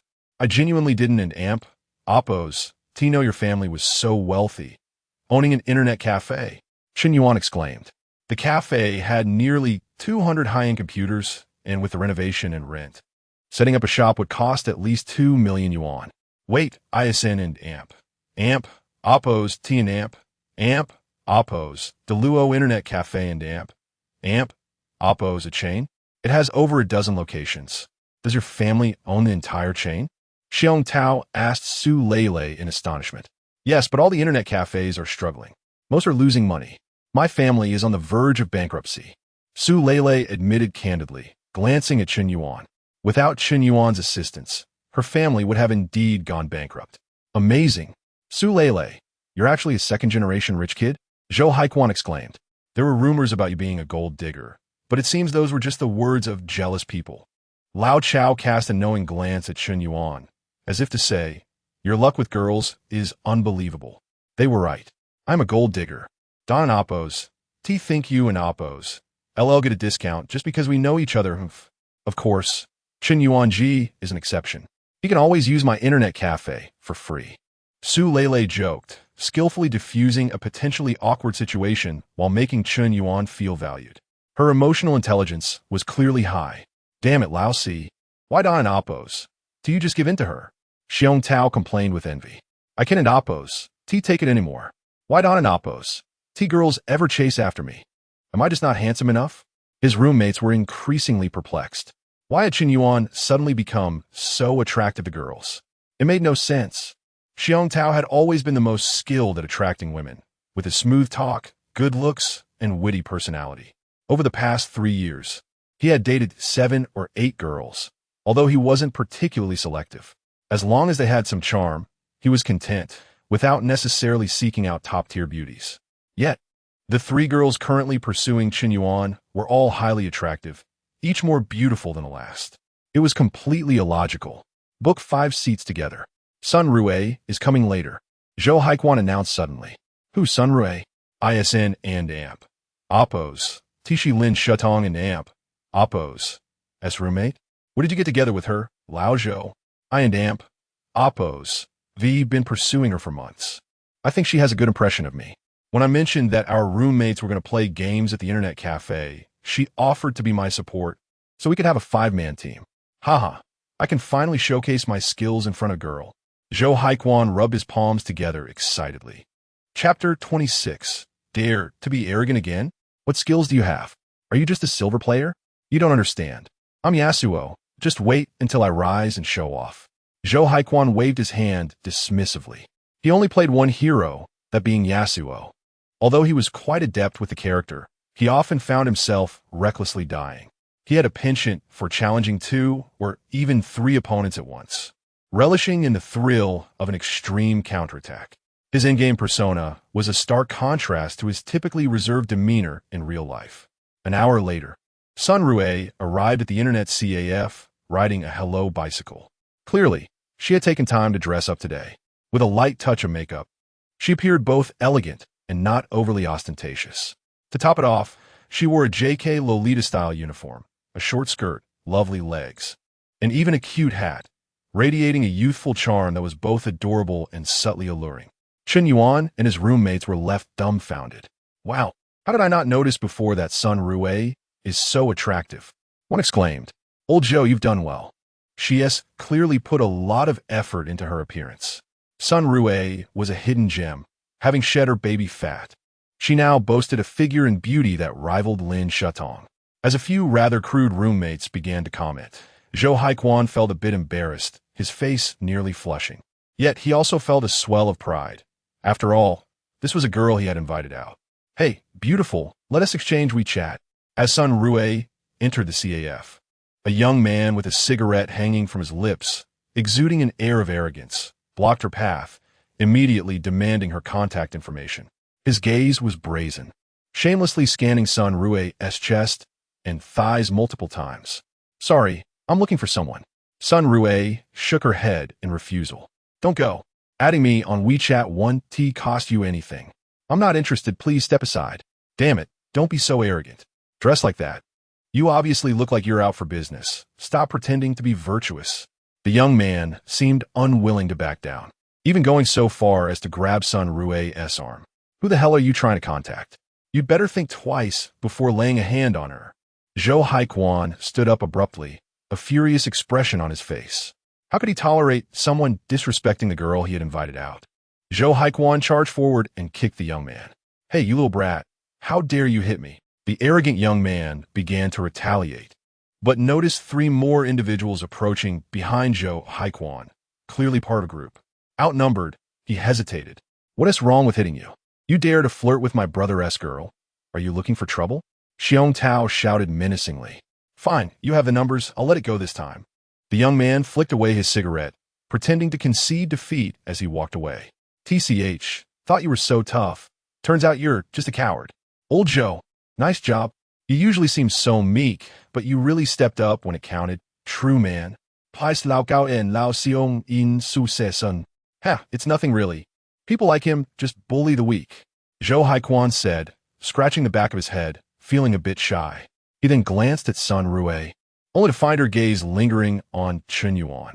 Chen Yuan, thank you for stepping in earlier, and thank you too, Haikuan. I didn't really do anything. Chen Yuan replied, bewildered. He hadn't even spoken a word, merely standing behind Zhou Haikuan and watching the scene unfold. Why was Sun Rue thanking the wrong person while overlooking those who deserved it? At that moment, Su Lele approached. Chen Yuan, why don't you guys leave first? That guy looks like trouble. E1T, just let this go. He might come back with friends. Su Lele's words held a degree of validity. Chen Yuan considered it. It was better to avoid unnecessary conflict. If that guy truly came back with reinforcements, they might be the ones at a disadvantage. Just as Chen Yuan was about to speak, Zhou Haikuan, looking slightly pale, interrupted him. Old C, if you want to go, you can go first. I'm not leaving today. I'm not afraid of some coward. If he really brings people, I 1T back down. Zhou Haikuan's bravado was clearly fueled by anger. He wasn't foolish. He could tell that Sun Rue's glances at Chen Yuan were different. Naturally, men are sensitive about their pride. It's not something any man likes to hear, especially from a girl, that they should back down. And besides, that guy might not even come back. If they were intimidated by a hypothetical scenario, they would appear even weaker. Don't worry, old Zhou, we're brothers. We want to leave. If there's a problem, we'll face it together. Xiong Tao patted Zhou Haiquan on the shoulder. Let us go. Let us get this game started. Sun Rue, you can sit next to old Zhou. Lao Chao subtly maneuvered, ensuring Sun Rue sat beside Zhou Haiquan. All right then. Sun Rue nodded, albeit with a hint of reluctance. She actually wanted to sit next to Chen Yuan, but couldn't show it too obviously. Chen Yuan felt slightly aggrieved. He understood Zhou Haiquan's feelings. It was painful to see the girl he had invited out showing a different attitude towards another roommate. But Chen Yuan hadn't even flirted with Sun Rue. He wasn't interested in Lin Shutong, let alone Sun Rue. Lele, could you grab us a few bottles of water? It's fine, Chen Yuan said, affectionately ruffling Su Lele's hair, clearly indicating that he was committed to standing by his roommates. All right then, Su Lele nodded shyly. Her affection for Chen Yuan had soared to 94 points. His affectionate gesture only excited her more. By the way, Chen Yuan, come over to my place tonight. I'll cook for you, don't forget. Su Lele whispered in his ear as she went to fetch the water. Chen Yuan felt a shiver run down his spine. His blood began to stir with a newfound restlessness, the atmosphere suddenly feeling rather sultry. He glanced at Su Lele's alluring figure, feeling a surge of excitement. Let's play games. Let's play games. Women are trouble. How could they ever be as entertaining as games? As the game commenced, Chen Yuan played as Garen in the top lane, Zhou Haiquan as Yasuo in the mid lane, and Sun Rue as a support Janna in the bot lane. Ideally, the support Janna would build an advantage in the bot lane before assisting Yasuo in the mid lane, allowing them to coordinate their skills and eliminate the enemy mid laner, thereby establishing an even greater advantage. However, it was unclear whether Sun Rue genuinely didn't know how to play or was doing it on purpose. She neglected to assist mid-lane Yasuo, instead opting to traverse most of the map to help Chen Yuan in the top lane, completely ignoring the ADC. Sun Rue, you don't need help in the top lane. I've already taken down the enemy twice. You should assist mid lane. It's all right, Chen Yuan. I'll help you push the tower first to create a greater advantage. But you're taking my experience. I'll just stand back and let you farm. I'll watch you take the minions and tower gold. Hey, Sun Jia, could you please return to the bot lane and help me? I'm being completely crushed here. Xiong Tao couldn't hold back anymore. As an ADC, he was really struggling. Despite having a strong early game, they ultimately lost. Everyone knew the reason why. They had initially planned to start a second match, but just then, a group of over 10 young men suddenly surged into the internet CAF. This motley crew, adorned with tattoos, dyed hair, and various eccentric hairstyles, all bore the unmistakable air of trouble, with cigarettes dangling from their lips. A figure exuding an imposing demeanor appeared, seemingly seeking confrontation. Among them stood a young man, the very rogue who had earlier been kicked by Zhou Haiquan. Damn it, you bunch of little brats, come out here. Weren't you quite arrogant just now? Dare to show your arrogance once more and see what happens. Amidst the cacophony of a bustling internet cafe, a thunderous roar shattered the digital immersion of countless gaming enthusiasts, instantly creating an atmosphere thick with apprehension. Zhou Haiquan and Oppo's countenance darkened with a mixture of concern and resolve, while Xiong Tao and Chao Jinyin exchanged furtive glances, their bravado momentarily eclipsed by the gravity of the situation. Despite their youthful exuberance, they were not seasoned brawlers, and the sight of over a dozen adversaries was undeniably daunting. Lao Chao, this is my burden to bear, Zhou Haiquan declared with unwavering loyalty. I initiated this conflict, and I shall face the consequences. A beating is a small price to pay. As Zhou Haiquan spoke, the encroaching rabble encircled them, their presence suffocating. Sun Rue, her face paling with fright, cried out, "Stay back, you hooligans! I and Oppos. LL, call the police. Silence that shrew." A voice bellowed, followed by a crude command. "Seize her phone. Today, we and Oppos. LL teach these punks a lesson they won and Oppos. T soon forget. Huang Bo, fueled by fury, lunged towards Zhou Haiquan, his hand raised to deliver a punishing blow. He assumed his actions would be met with submission, his confidence bolstered by the numerical advantage of his entourage. However, fate had other plans. As Huang Bo and Appo's hand descended, a resolute fist clenched tightly. Zhou Haiquan braced himself for the impending impact.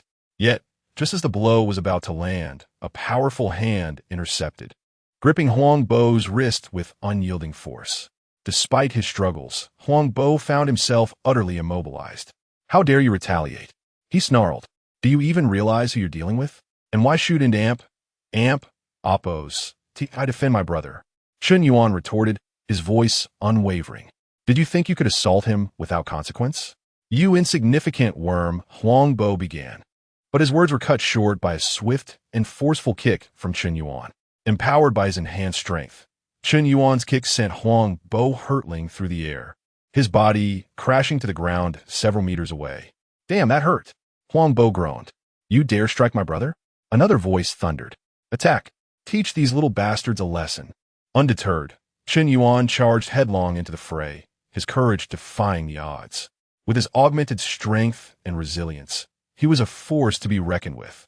This was an opportunity to test the true extent of his newfound power. What unfolded next was a spectacle of extraordinary valor. The seemingly ordinary young man single-handedly confronted a dozen assailants, holding his own against their combined might. His fighting style was raw and unrefined, a brutal exchange of blows and kicks. Yet his superior physique allowed him to endure punishment and deliver devastating strikes. "Hold on, Lao Si. I and Appo's am coming to help." Xiong Tao roared, diving into the melee to defend his friend. "Damn it, if you two are so brave, I and Appo's am not backing down," Chao Jinyan exclaimed, joining the brawl. Zhou Haiquan, spurred by his friends in Appo's bravery, followed suit. He could not stand idly by while his comrades fought in his stead, especially with Sun Rue watching. With the support of his friends, Chen Yuan's resolve intensified. No longer burdened by the full force of the assault, he unleashed his fury upon his adversaries. In a matter of minutes, the tide of battle had turned. The internet cafe was littered with the defeated bodies of the once arrogant thugs. "Who is this guy?" one onlooker exclaimed in disbelief. "He took down a dozen of them. Incredible. I should have recorded this for posterity. If they had weapons, the outcome might have been different." Another voice interjected. "Can't you just admit he's impressive?" Someone retorted. Sun Rue gazed at Chen Yuan with admiration, her eyes sparkling. "Chen Yuan, you were amazing." Meanwhile, Su Lele watched with rapt attention, her admiration for Chen Yuan deepening. His courage, loyalty, and unwavering resolve had captivated her. She couldn't and Appo's bear the thought of letting such a remarkable man slip away. Su Lele, Affection Wanding, detected that target number 1, Su Lele, has successfully surpassed 95 points of affection for the host. Congratulations, host, on your successful reversal. Ding. Target number 1 has spent a total of 3 million yuan in simping funds, rewarding the host with 530,000 yuan. Ding. Su Lele has successfully transformed into the host and Appo's simp, rewarding 5 enhancement points. Name: Chen Yuan, age 21, height 180 centimeters, weight 67 kilograms, strength 19, constitution 19, spirit 10, agility 9, peak adult human average is 10. Status: healthy, skills none. Enhancement points 5. Please select the direction of enhancement. I choose to enhance agility. Add all 5 enhancement points to agility. Ding. Enhancement successful. Host and Appo's current agility is 14 points. A surge of warmth coursed through Chen Yuan's body, leaving him feeling lighter and more nimble. He knew that with his enhanced agility, he would be even more formidable in future confrontations. Chapter 28. Surface Besties Get Lost. Don and Appo's. Till let me see you again, or I and Appo's. LL strike you every time. Zhou Haiquan kicked the already fallen Huang Bo with fierce intensity, declaring his triumph. He believed his display of valor today was nothing short of magnificent. For against a dozen, overcoming the odds and leaving his adversaries scattered and defeated, Such a remarkable feat could easily be boasted about for a year. He felt certain that Sun Rue would regard him with newfound admiration. Yet upon glancing back, he found her eagerly fawning over Chen Yuan instead. His expression darkened once more. Wow, old four, how did you become so formidable? I never noticed before. Had you been training? Xiong Tao asked, astonished. Absolutely trained. There's no way he could be this ferocious otherwise. It seems he was merely putting on an act in the dormitory. If he truly unleashed his skills, the three of U.S. Wood and Oppos, T stand a chance against him. No wonder the girls were drawn to him. It turned out this fellow was quite the martial artist. Their roommates wore expressions of envy and jealousy as they finally grasped the reason for Chen Yuan and Amp, Oppos, as popularity. However, unbeknownst to them, the girls' admiration for Chen Yuan stemmed not from his fighting prowess, but from his financial capabilities. Chen Yuan paid no heed to Sun Rue's advances. Her looks barely reached a 7.5, failing to meet even the minimum standard for a goddess. He had no intention of expending energy on her. Upon glancing at the system interface, Chen Yuan discovered that after enhancing his physical strength, his body seemed to have undergone a second maturation. What was once a height of 179 centimeters had now grown to 180 centimeters. Though it was merely an increment of 1 centimeter, it signified the possibility of further growth. His weight had also notably increased. No wonder he felt hungrier lately and had been eating more. Saw the Su Lao. I seem to have caused some damage at your internet CAF earlier. Several computers were smashed, I believe. That and Amp, Oppos, that's all right. Just a few monitors, really. We can replace them. Zhou Haikuan replied, a pained expression on his face. Fighting was exhilarating, but breaking things meant compensation. He was stubborn, practical, and somewhat inflexible in his principles. No need for compensation. You are all good brothers of Chen Yuan. Even if you wreck the entire CAF, it wouldn't Amp, Oppos, T-Matter. This statement nearly made several roommates choke on their disbelief. What kind of sorcery did Chen Yuan possess that could enthrall the girls so completely? Was he truly that exceptional? Where did old Four go? He vanished in the blink of an eye. Chen Yuan had already departed from the Deluo Internet CAF. He could no longer tolerate Sun Rue's insistent flattery. She resembled a desperate sycophant, blatantly aware of his disinterest, yet still clinging to him. It was utterly repulsive. Moreover, she was Lin Shutong and Oppos, as close friend. After 3 years of pursuing Lin Shutong, he had finally managed to win her over, only for Sun Rue to incessantly whisper disparaging remarks about him in Lin Shutong's ear, belittling his efforts. While Lin Shutong's materialistic tendencies were one issue, Sun Rue's instigations were a significant contributing factor as well. Now, it seemed Sun Rue was either misguided or simply shameless, approaching him with undue affection. Did Lin Shutong know? Were they merely surface besties? Even if he had lost interest in Lin Shutong, was it not a poor display for her friend to come crawling back so swiftly? Chapter 29. Just running for fun after leaving the internet CAF, Chen Yuan found himself alone on the school playground. He had just added a point to his agility enhancement and was eager to find a suitable place to test the effects of his newfound agility. However, the playground seemed unusually crowded this afternoon. Why are there so many people on the playground today? Chen Yuan inquired of the most attractive girl nearby. Don't you know? The Sports Academy is holding a sprint competition today. I heard they and Oppos, reselecting national-level athletes. She explained with a friendly demeanor. Ah, I see. May I add you on WeChat? Beautiful? Chen Yuan asked. I'm sorry, but I have a boyfriend. The guy in the red outfit competing over there is my boyfriend. The girl, once warm and inviting, suddenly became distant and defensive at the mention of WeChat, proudly pointing to a muscular man warming up on the track. Li Young? It's actually him? Chen Yuan squinted in disbelief. You know my boyfriend? She asked, her tone softening. More than just knowing him, we were classmates in high school. He was the sprint champion at our school and Oppos' sports meet, so he was remarkable even back in high school. I thought he was just boasting. The girl's attitude began to ease as she appreciated Chen Yuan's compliment about her boyfriend. Indeed, Chen Yuan and Li Yang were high school classmates, but their relationship was far from friendly. They even had a physical altercation once, sparked by Li Yang and Oppos' interest in Xiaoruoyu. Li Yang was notoriously fickle. After winning the sprint championship, he changed girlfriends as frequently as one changes clothes. While Chen Yuan couldn't and oppose, T control Li Yang and oppose, as infidelities. He felt compelled to confront him when it came to Xiao Ruoyu. That fight had ended in humiliation for Chen Yuan, who had lost and suffered the indignity of being slapped while pinned to the ground, a source of lifelong shame that he still harbored. Nevertheless, it must be said, Li Yang's sunny disposition and athletic build certainly attracted the attention of many girls. He always seemed to date girls of impressive quality. Suddenly, a notification chimed in Chen Yuan and AMP, Oppo's, S-Mind. Ding. Dog Pursuer Protocol activated. Name, Yijing age, 19 height, 169 centimeters weight, 50 kilograms attractiveness, 8. 2. This girl has a -5 affection level towards the host. Binding dogged pursuer relationship level 4. When her affection towards the host exceeds 95, a reversal occurs, and her role will transform into that of a devoted admirer.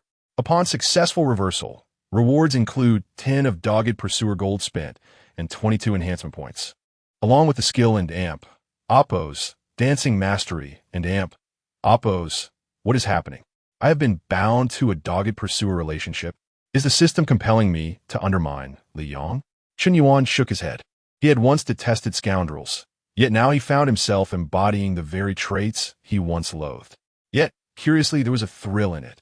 At that moment, he scrutinized He Jing more closely. At first glance, she appeared to be the most stunning girl on the entire playground, and upon further inspection, he was astounded by her beauty rated at 8. 2.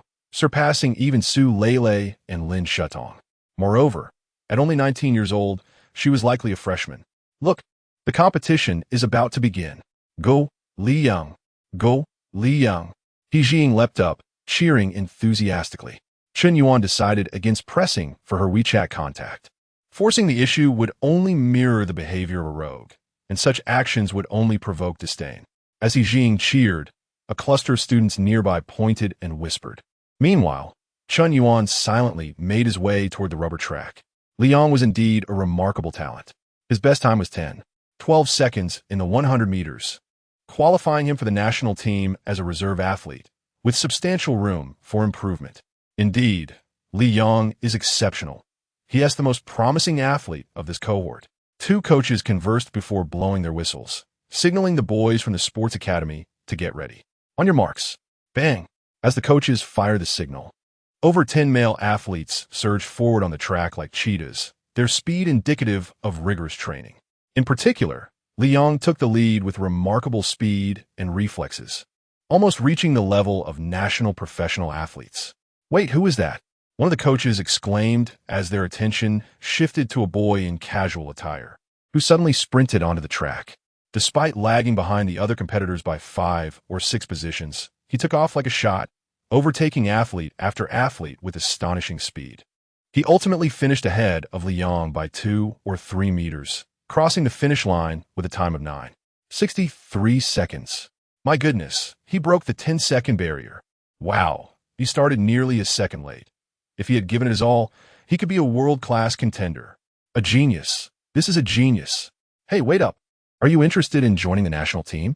One of the coaches eagerly chased after him. Not interested. I'm just running for fun. Who knew these guys from the sports academy were so underwhelming? Chapter 030. Little friend, do you have many questions? Which college are you from, classmate? I'm from the College of Arts. What? The coach appeared utterly bewildered. How could a student from the College of Arts, typically seen as mere bookworms, dominate a professional athletics competition against a horde of muscular athletes? It sounded almost fantastical. Are you certain you are not merely pretending? Chen Yuan, is that you? Li Yang's expression abruptly soured. He had once clashed with Chen Yuan, and the two had harbored mutual disdain for quite some time. In Li Yang's eyes, Chen Yuan was nothing more than an insufferable sycophant. Back in high school, he had sought to pursue Xiao Ruoyu, but Chen Yuan had persistently thwarted his attempts. You don't dare to pursue her yourself, yet you let me? What is the meaning of this? Are you out of your mind? Once, Li Yang had orchestrated a heroic rescue scenario. He enlisted 2 friends from outside the school to block Xiao Ruoyu on her way home, intending to swoop in at the critical moment to rescue her and win her heart. However, to his dismay, Chen Yuan had trailed Xiao Ruoyu. intercepting the two actors before he could. Forced to adapt, Li Yong ended up giving Chen Yuan a beating. Yet, inexplicably, Chen Yuan continued to follow Xiaoru home each day. Because of his interference, Li Yong's plan for a heroic rescue was utterly foiled, and he graduated without ever having pursued Xiaoru, a regret that lingered heavily in his heart. Thus, he harbored a deep-seated resentment toward Chen Yuan. You occupy the throne, yet fail to act. A mere sycophant aspires to be a guardian of beauty? Li Yong, do you know this student? So, even though this student is from the College of Arts, there are no rules prohibiting arts students from joining the athletics team. Classmate, if you agree to join the athletics team, I will grant you the sole provincial recommendation slot available at our school. You will represent our school in the provincial athletics competition, and soon you will shine, perhaps even entering the national team. With your talent, it won't be long before you participate in the International Olympics, and you may even have the chance to win an Olympic gold medal, bringing glory to our nation. The coach excitedly elaborated. Chen Yuan's displayed explosiveness was nothing short of astounding. He was undoubtedly the most gifted candidate the coach had encountered in his years of experience. Having undergone no professional training, he could already run at such remarkable speed. Imagine the heights he could reach with proper training.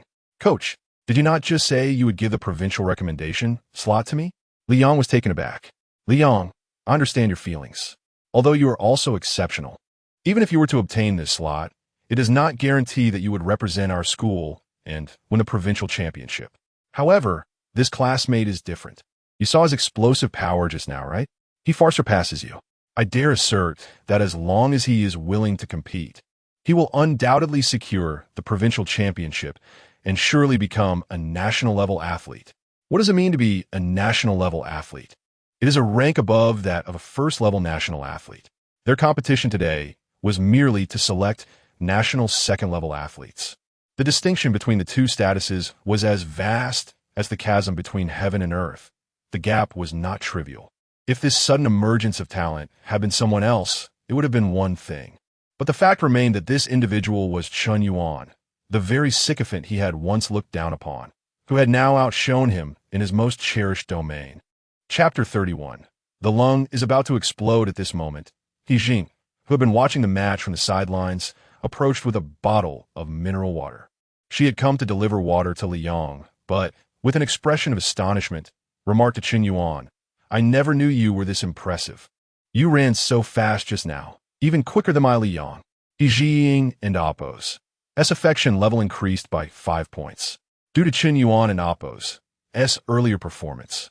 He Jing's admiration for him surged from -5 to a +10. After all, a truly talented individual can effortlessly evoke admiration from women. It is a woman's nature to admire strength. However, upon hearing this, Li Yong was nearly furious to the point of explosion. The coach wanted Chen Yuan to join the athletics team, replacing him and representing the school in the provincial athletic competition. He felt utterly powerless, as this decision was beyond his control, leaving him to swallow his anger. But He Jing was his girlfriend. How could she openly declare that Chen Yuan surpassed him? Who was Chen Yuan, after all? That good for nothing? How could he possibly be better than himself? The athletic competition was Li Yong and Appo's pride and joy. Being the sprint champion was a title he held dear. He could tolerate others pointing out his flaws, but conceding defeat in the realm of sprinting was utterly unacceptable. And now, his girlfriend had the audacity to declare, in front of so many people, that he was inferior to some pathetic loser. It was incomprehensible. Li Yong and Appo's mind was in turmoil. What do you mean, He Jing? How can you say he is better than me? In what way is he superior? Do you truly see me as so unworthy that I cannot even compare to Chen Yuan? If you think he is so remarkable, why don't you just be with him? Li Yong shouted. Of course, these words were uttered in a fit of rage, and he regretted them immediately after. You dare to yell at me? You were not like this when you were pursuing me. Has it been less than a month, and your true nature has already surfaced? I never imagined you to be this kind of person. Chen Yuan is your high school classmate, and he just praised you for being the sprint champion.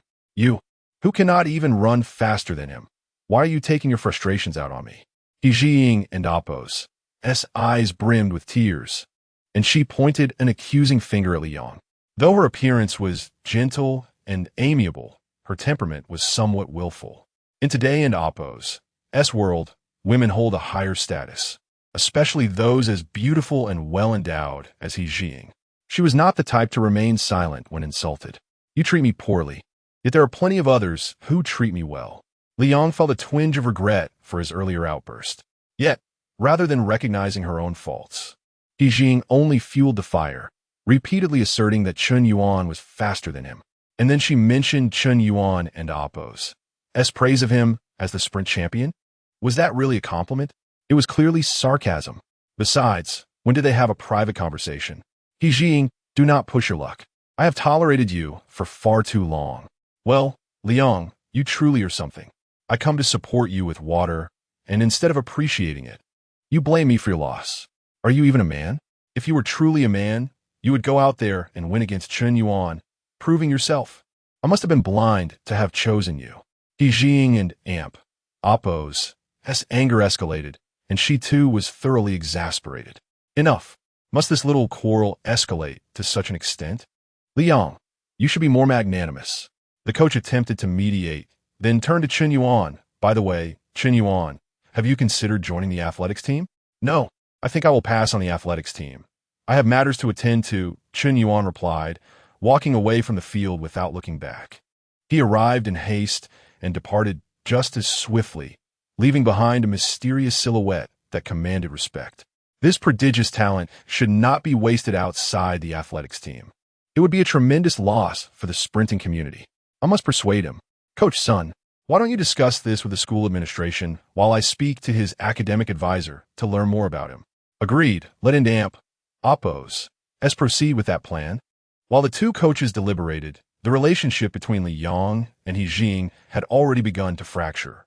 Meanwhile, two girls in the audience had filmed the sprinting competition and edited a video, which they subsequently posted online. The title read, Athletics Team Sprint Competition. A male competitor accidentally enters the track, displaying devilish speed. Chapter 32. The Keyboard Knight Ching Ching. Do you think this video will go viral?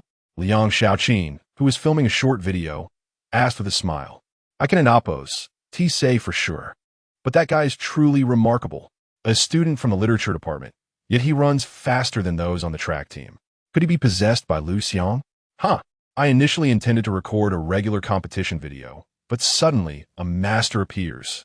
The two girls giggled, not truly expecting the video to gain popularity, as it was merely a light-hearted endeavor. Once the video was uploaded successfully, they paid it no further mind. Meanwhile, Chen Yuan had just left the school playground when his roommate Lao Chao called. Hey, old four, where are you? Sneaking away alone? I just needed some fresh air.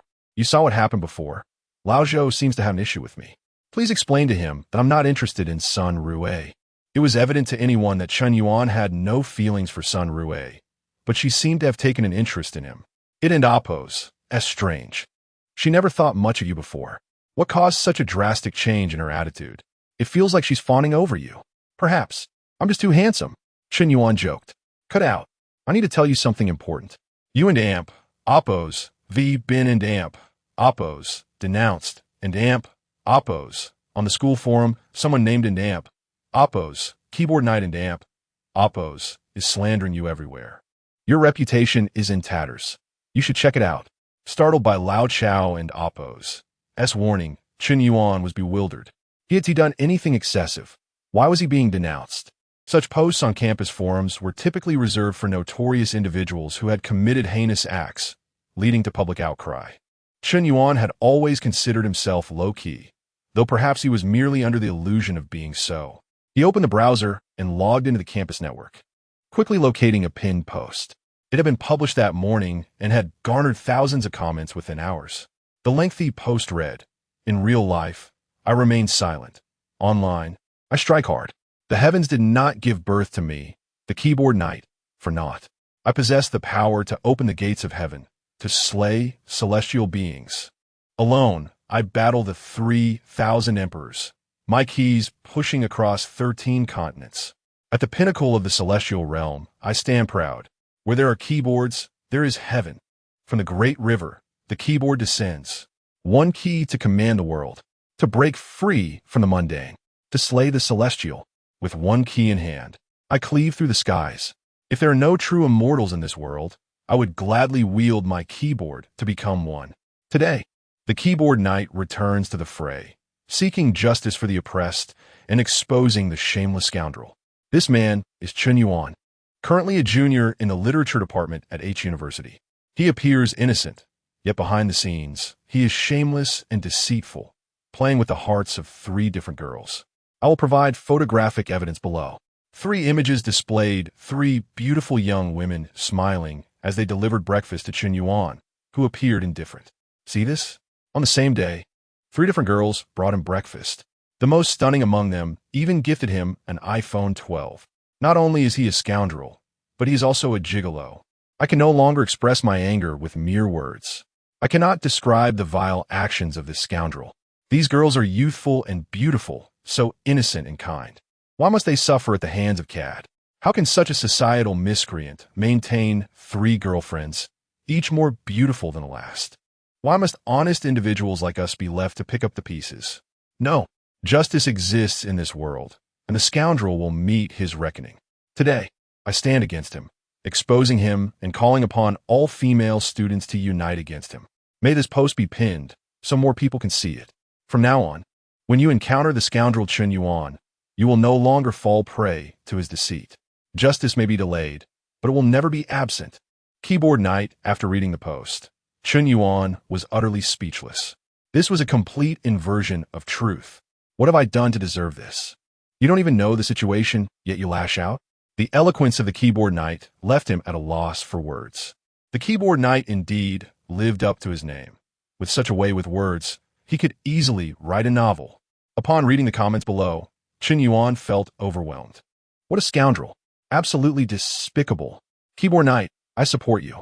Dogs, beasts, scoundrels, they toy with our feelings. Not a single decent man among you. Please, don't drag the innocent into this. I admit the guy in the pictures is somewhat handsome, but not earth-shatteringly so. The girls, however, are stunning, especially the last one. She and Amp, Oppos, breathtaking. How did he manage that?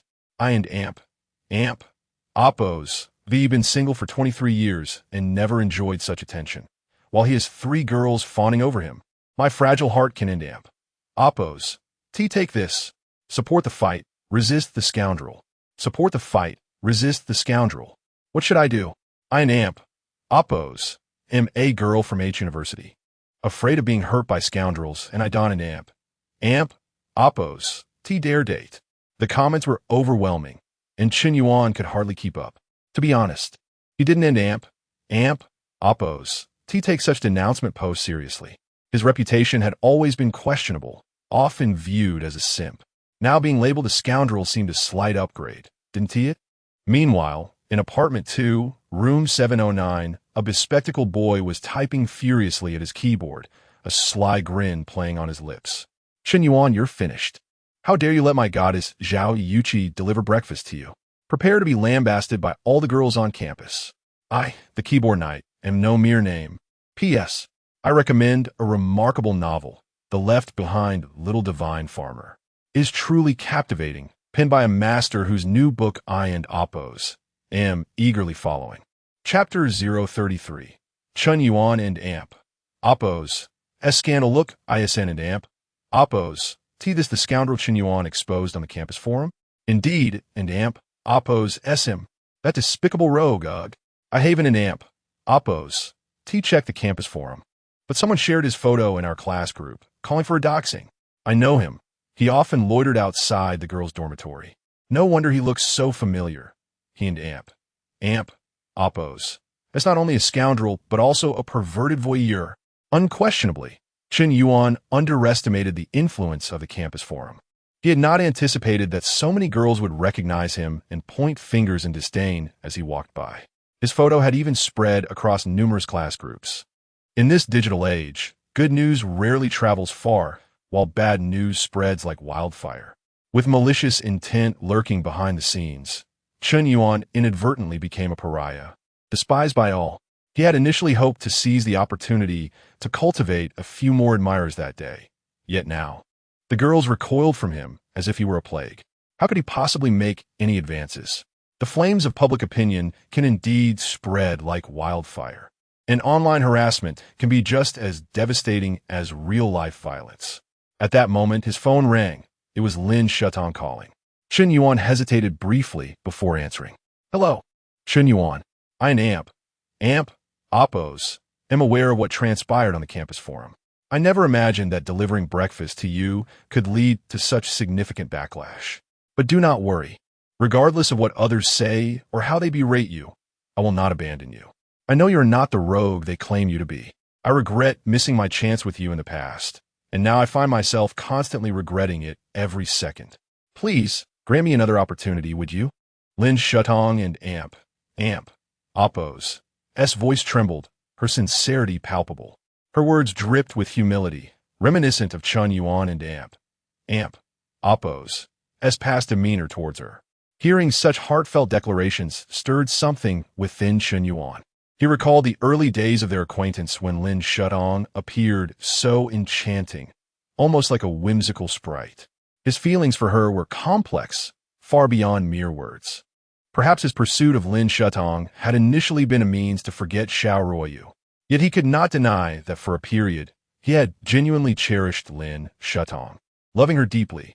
Her significance to him far surpassed that of Su Lele or even the school beauty Zhao Yuqin. He had once yearned for Lin Shutong to love him in return, but now, everything had irrevocably changed. He still vividly remembered the day they parted ways. Lin Shutong had unleashed a torrent of venomous words that trampled upon his dignity. And now, simply because she had discovered his wealth, she sought redemption? Was she not being a tad too pragmatic? When Chen Yuan had nearly begged her to reconsider their breakup, had she ever offered him a sliver of hope? Since she had treated him so coldly then, why should he show her mercy now? Lin Shutong, I will say this one last time. I no longer love you. Please do not bother me again. Can you do that? His voice was rigid and devoid of warmth as he ended the call. No, Chen Yuan, you cannot treat me this way. Lin Shutong cried out, redialing. Chen Yuan rejected the call again. She attempted once more, but he simply powered off his phone. Beep. The number you dialed is unavailable. Please try again later. As she listened to the automated voice, Lin Shutong and Oppos. S phone slipped from her grasp and fell to the ground. In that moment, her heart ached as if pierced by 1,000 needles, draining her of all strength. Why does my heart hurt so much? It hurts. Lin Shutong sobbed uncontrollably, feeling an anguish she had never experienced in over 20 years. She had truly fallen for Chen Yuan. Why? Why can Amp, Oppos, I have another chance. I love you. I have genuinely fallen for you. Amidst her tears, she sat alone on the roadside, venting her despair to the unreachable phone. After turning off his phone, Chen Yuan found himself in a similarly troubled state. His resolve was remarkably decisive this time. A man must learn to grow up and cannot remain endlessly tender-hearted. To refuse is merely a means to shield oneself from harm. Yet, he could not shake the sense of emptiness within. He entered a restaurant, ordered an array of dishes, and indulged heartily. The void in his heart could at times be temporarily filled by a full stomach. After consuming 2 bottles of liquor, he drunkenly returned to his dormitory.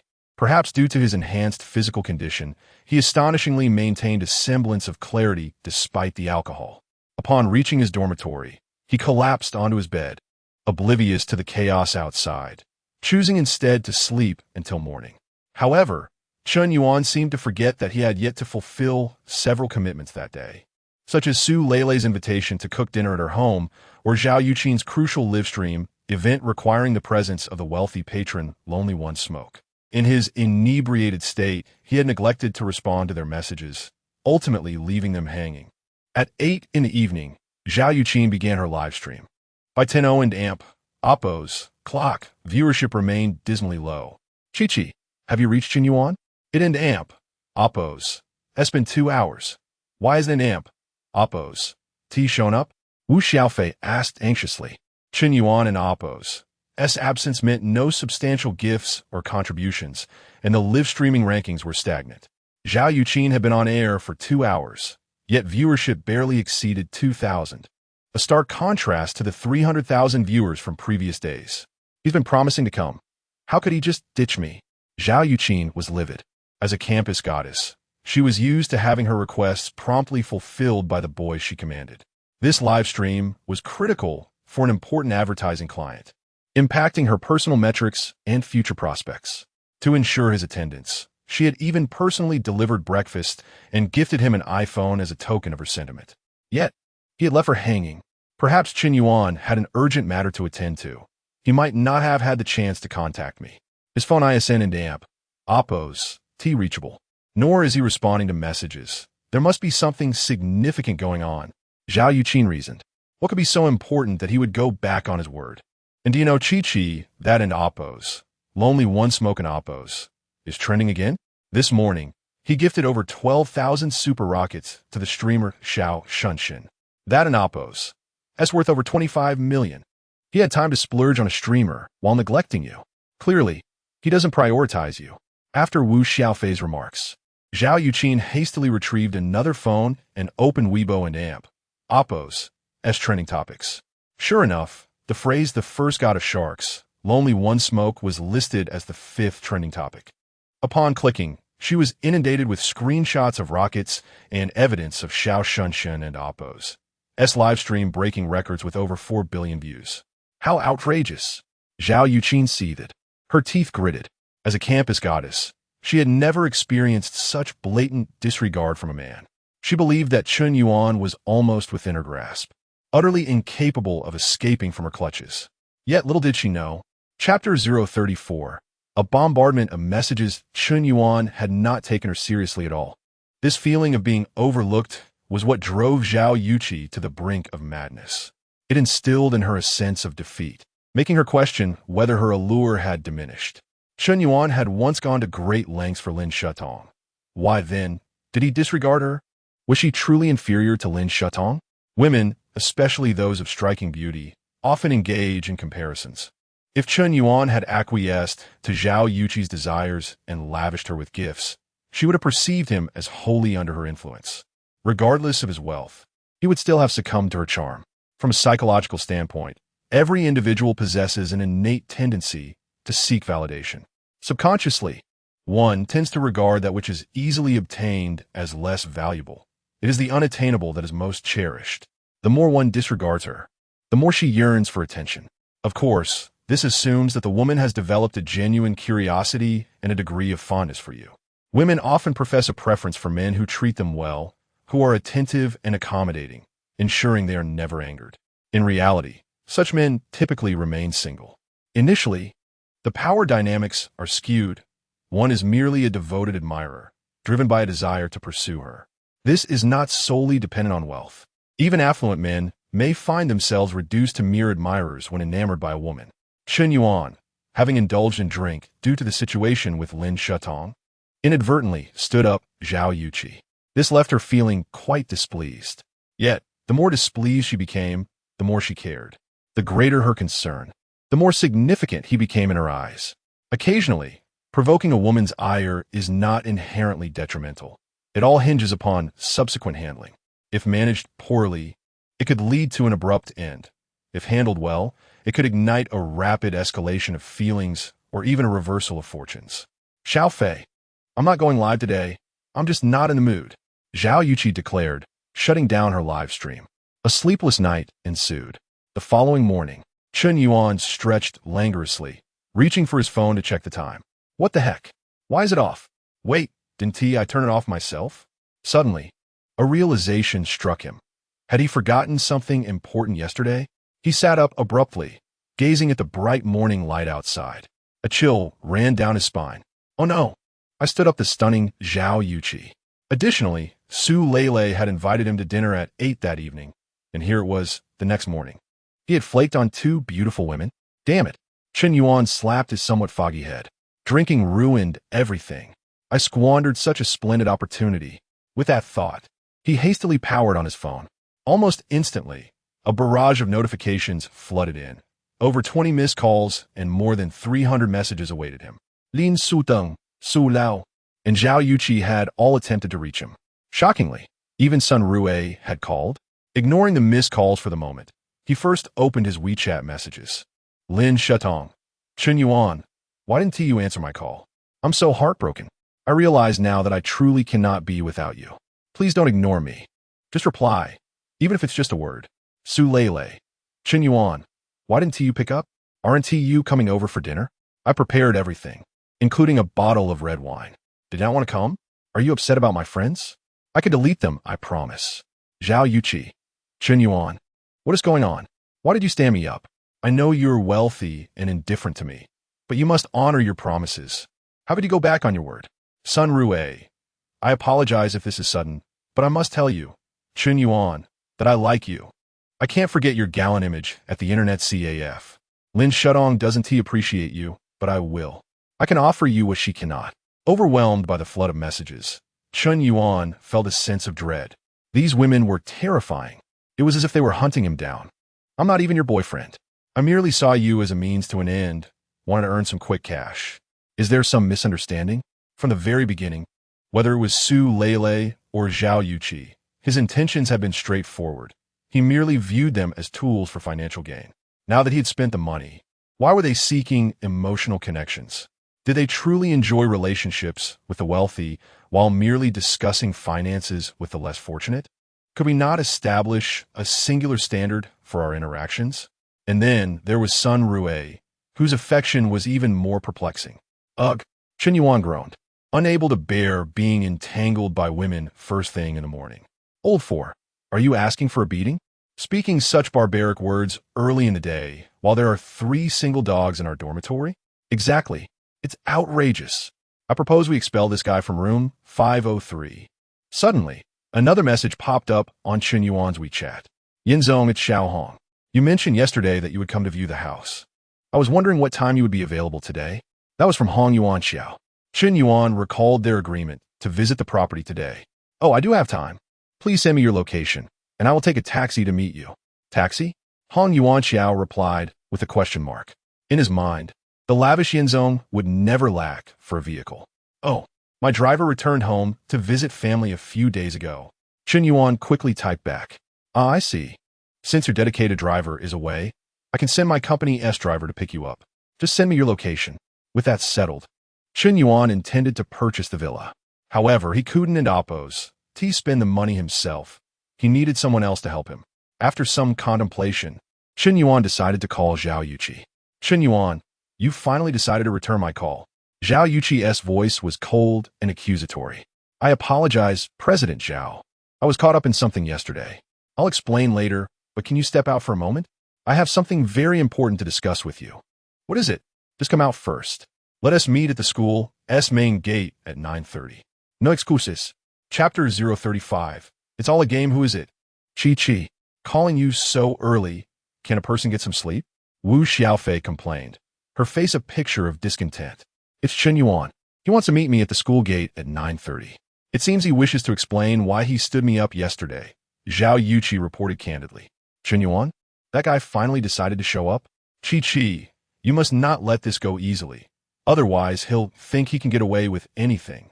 You must impress upon him the seriousness of offending a woman, especially one as esteemed as our campus belle. Wu Xiaofei said through gritted teeth, her expression one of shared indignation. What should I do then? Zhao Yuqi inquired. Quite simple. He wants to meet you at 9:30, so you should show up at 10:30 or even 11:30. Let him stew in impatience for a few hours and see if his apology is genuine. Wu Xiaofei suggested. Zhao Yuqi nodded in agreement, fully convinced. All right, let us do it. He stood me up yesterday, so I shall deliberately arrive 2 hours late today to vent my frustrations. She declared, and promptly began her makeup routine. Unbeknownst to her, time slipped away, and soon it was 9:30 in the morning. Chen Yuan, having taken a brief nap, finally began washing his face and brushing his teeth. As an afterthought, he sent Zhao Yuqi a message. Beautiful Chi, I've arrived at the school gate. When can I expect you? Before long, Zhao Yuqi replied. I'm almost there. Seeing her response, Chen Yuan couldn't hide his smirk. After all, he had stood her up the previous day. It was only to be expected that she would be late today. During his pursuit of Lin Shutong, he had often faced similar delays, sometimes waiting for 2 to 3 hours, depending on her mood. Chen Yuan had learned to navigate such games. After washing up and drying his hair, he spent 10 minutes admiring his reflection in the mirror ensuring he still looked handsome. Checking the time, he noted it was already 10 o'clock. He sent another message to Zhao Yuqi. Chairwoman Zhao, Sister Yuqi, why are you still not here? I and Amp, Oppos. V been waiting for half an hour. Almost there, on my way. Came another identical reply. Chen Yuan chuckled to himself, thinking it ridiculous to believe her words. Taking his time, he strolled downstairs and ambled to a nearby noodle shop behind the school. He ordered 2 bowls of hot dry noodles, 2 cups of soy milk, 2 eggs, and a basket of soup dumplings. His appetite had recently surged, capable of consuming breakfast meant for 3. As he savored his meal, he messaged Zhao Yuqi again. Sister Yuqi, I've been waiting for nearly an hour now. When will you arrive? I acknowledge my mistake from yesterday, but you can't be this late, can you? I have something quite important to discuss with you today. After sending 2 messages, he feigned impatience. Xiaofei, Chen Yuan has been waiting for almost an hour now. He should have learned his lesson, but we shouldn't push it too far. I'll head out now. It'll take me 20 minutes to reach the school gate. Zhao Yuqi said. No way. He has only waited an hour and is already impatient. Don't indulge him. A man like that needs a stern lesson. If you let him off the hook, he'll think he can stand you up again. You are Chi. The campus belle. There are countless suitors for you. Just because Chen Yuan has money doesn't mean he can act however he pleases. He must understand that you are not like other girls. It takes sincerity to win your heart. Wu Xiaofei quickly brainwashed Zhao Yuqi. Very well, let him wait another hour. I want to see if he truly cares about me. If he does, he wouldn't mind waiting a little longer. Zhao Yuqi nodded in agreement, finding her friend's logic sound. Meanwhile, Chen Yuan finished his meal. A few minutes later, he received another message from Zhao Yuqi, stating she was truly on her way and to wait a moment longer. Upon reading it, Chen Yuan chuckled and entered a nearby internet CAF. With the situation as it was, he figured he would have to wait at least another half an hour, so why not start a game of League of Legends? Of course, if Zhao Yuqi arrived first and didn't see him, he could always claim he had been waiting for an hour and had to grab a bowl of noodles in the meantime. After all, the walk from a noodle shop to the school gate was less than 10 minutes. What was a campus belle to him? Merely a tool for his amusement. Why not indulge in a little game himself? Just as Chen Yuan logged onto his game account, an unfamiliar number called. He answered nonchalantly. Hello, is this Mr. Yin? I'm Lu, Mr. Hong's driver. I'm at the vicinity of Huda now, as per your coordinates. When will you arrive? Please park the car by the roadside at the main entrance of Huda. I should be there in about 40 minutes to an hour, Chen Yuan replied. Understood, Mr. Yin. My license plate number is EA12345. Lu drove a Rolls-Royce Phantom, soon pulling up beside the school entrance. Mr. Hong had instructed that Mr. Yin was a particularly important client, and no matter the request, he must comply with utmost respect. Even if it meant waiting for an hour or more, he would remain patient. After hanging up, Chen Yuan casually selected a tank champion and began his game. This match started off rough, nearly leading to defeat. But in the end, his character played a pivotal role in the team fight, especially with a last-minute ultimate ability that took out the enemy ADC, leading to victory by a narrow margin. However, the game dragged on for over 40 minutes. Time is nearly up. Chen Yuan retrieved his phone and messaged Zhao Yuqi. Sister Yuqi, I've been waiting with bated breath. When will you arrive? Almost there, I'm on my way. Had Chen Yuan truly been foolish enough to wait at the school gate for 2 hours, he would surely be livid. Yet now, he remained calm and composed. Exiting the game, he powered down the computer and set off for their meeting place. Upon arriving at the school gate, Chen Yuan did not see Zhao Yuqi but instead spotted 2 familiar faces, Li Yong and He Jing. The 2 seemed to have reconciled. Li Yong, do you see that car? A Rolls-Royce Phantom. It must be worth over 6 million. So what? The driver usually drives such a car. The real boss is seated in the back. Li Yong said, a hint of jealousy in his tone. Indeed, I wonder what kind of wealthy person can afford such a vehicle, He Jing said, pulling out her phone to take a picture. At that moment, Li Yong noticed someone approaching whom he found utterly detestable. It was none other than Chen Yuan. Chapter 036. Instant slap in the face last time. This fellow nearly caused him to break up with his girlfriend. Today, after much effort, he managed to placate He Jing. Yet, unexpectedly, this guy reappeared. Li Yong had already grasped the full context of their previous encounter, where he learned that Chen Yuan had sought He Jing and Amp, Oppos, WeChat before storming onto the track. He was furious enough to almost explode on the spot. A high school sycophant, a worthless individual he disdainfully regarded, a coward he had once humiliated by slapping him around. And now, this audacious Chen Yuan dared to undermine him? Incredible. But indeed, Chen Yuan did just that. Not only did he do so, but he also publicly humiliated Li Yong on the athletic field, ruthlessly defeating him in the very sprinting event Li Yong prided himself on. This was a deliberate affront. Chen Yuan, still nursing a grudge from their past altercation, had clearly orchestrated this. So what if you triumphed in the sprint? The most crucial currency in society is still wealth. Li Yong hailed from a privileged background, poised to take over his family and damp Oppo's business and start as a general manager upon graduation. What could a penniless sycophant like Chen Yuan possibly compare? Oh, isn't this an old classmate? Your performance yesterday surprised me a bit. Are you headed somewhere? I could give you a ride. Li Yong chuckled, seemingly having forgotten his previous anger. He casually pulled out a car key. Beep. A BMW 7 Series parked nearby blinked its lights twice. This luxurious vehicle was valued at nearly $1 million. Originally, it was his father and Oppo's, and he had taken it out for a drive with his girlfriend. Little did he anticipate he could also flaunt it in front of Chen Yuan. What an unexpected delight. He had to make sure to flaunt it perfectly today, ensuring that Chen Yuan would feel inferior whenever he saw him. No need, Li Yong. I have an appointment today, Chen Yuan replied flatly, pulling out his phone to send a text to Xiao Lu. You also have an appointment? Perfect. My car has a couple of extra seats. Let us go for an outdoor barbecue together. After all, we're old classmates, and we should gather whenever we can to strengthen our bonds. Li Yong wrapped his arm around He Jing's waist, his smile growing more pronounced as he reveled in the enjoyment of showing off. He felt he had regained his lost dignity in front of He Jing, while Chen Yuan was surely feeling increasingly inferior. Really don't need it. Chen Yuan continued to text and shook his head in refusal. All right then, Jing, hop in. Today, I'll take you out for French cuisine. Just as Li Yong was basking in his triumph and relishing his moment of superiority over Chen Yuan, a Rolls-Royce that had been parked for an hour suddenly stirred. The luxury car glided toward them, and a middle-aged man in a suit, complete with white gloves and sunglasses, promptly exited the vehicle. He respectfully approached Chen Yuan. Young master, please get in. The middle-aged man, Xiao Lu, bowed and opened the car door for Chen Yuan, who calmly stepped into the Rolls-Royce. Li Yong was utterly flabbergasted. He was rendered speechless. He Jing and Oppo's mouth hung open in astonishment. What was happening? This Rolls-Royce Phantom, valued at over $6 million, had come to pick up Chen Yuan? The driver addressed him as young master? Unbelievable. Li Yong felt an overwhelming urge to sink into the ground.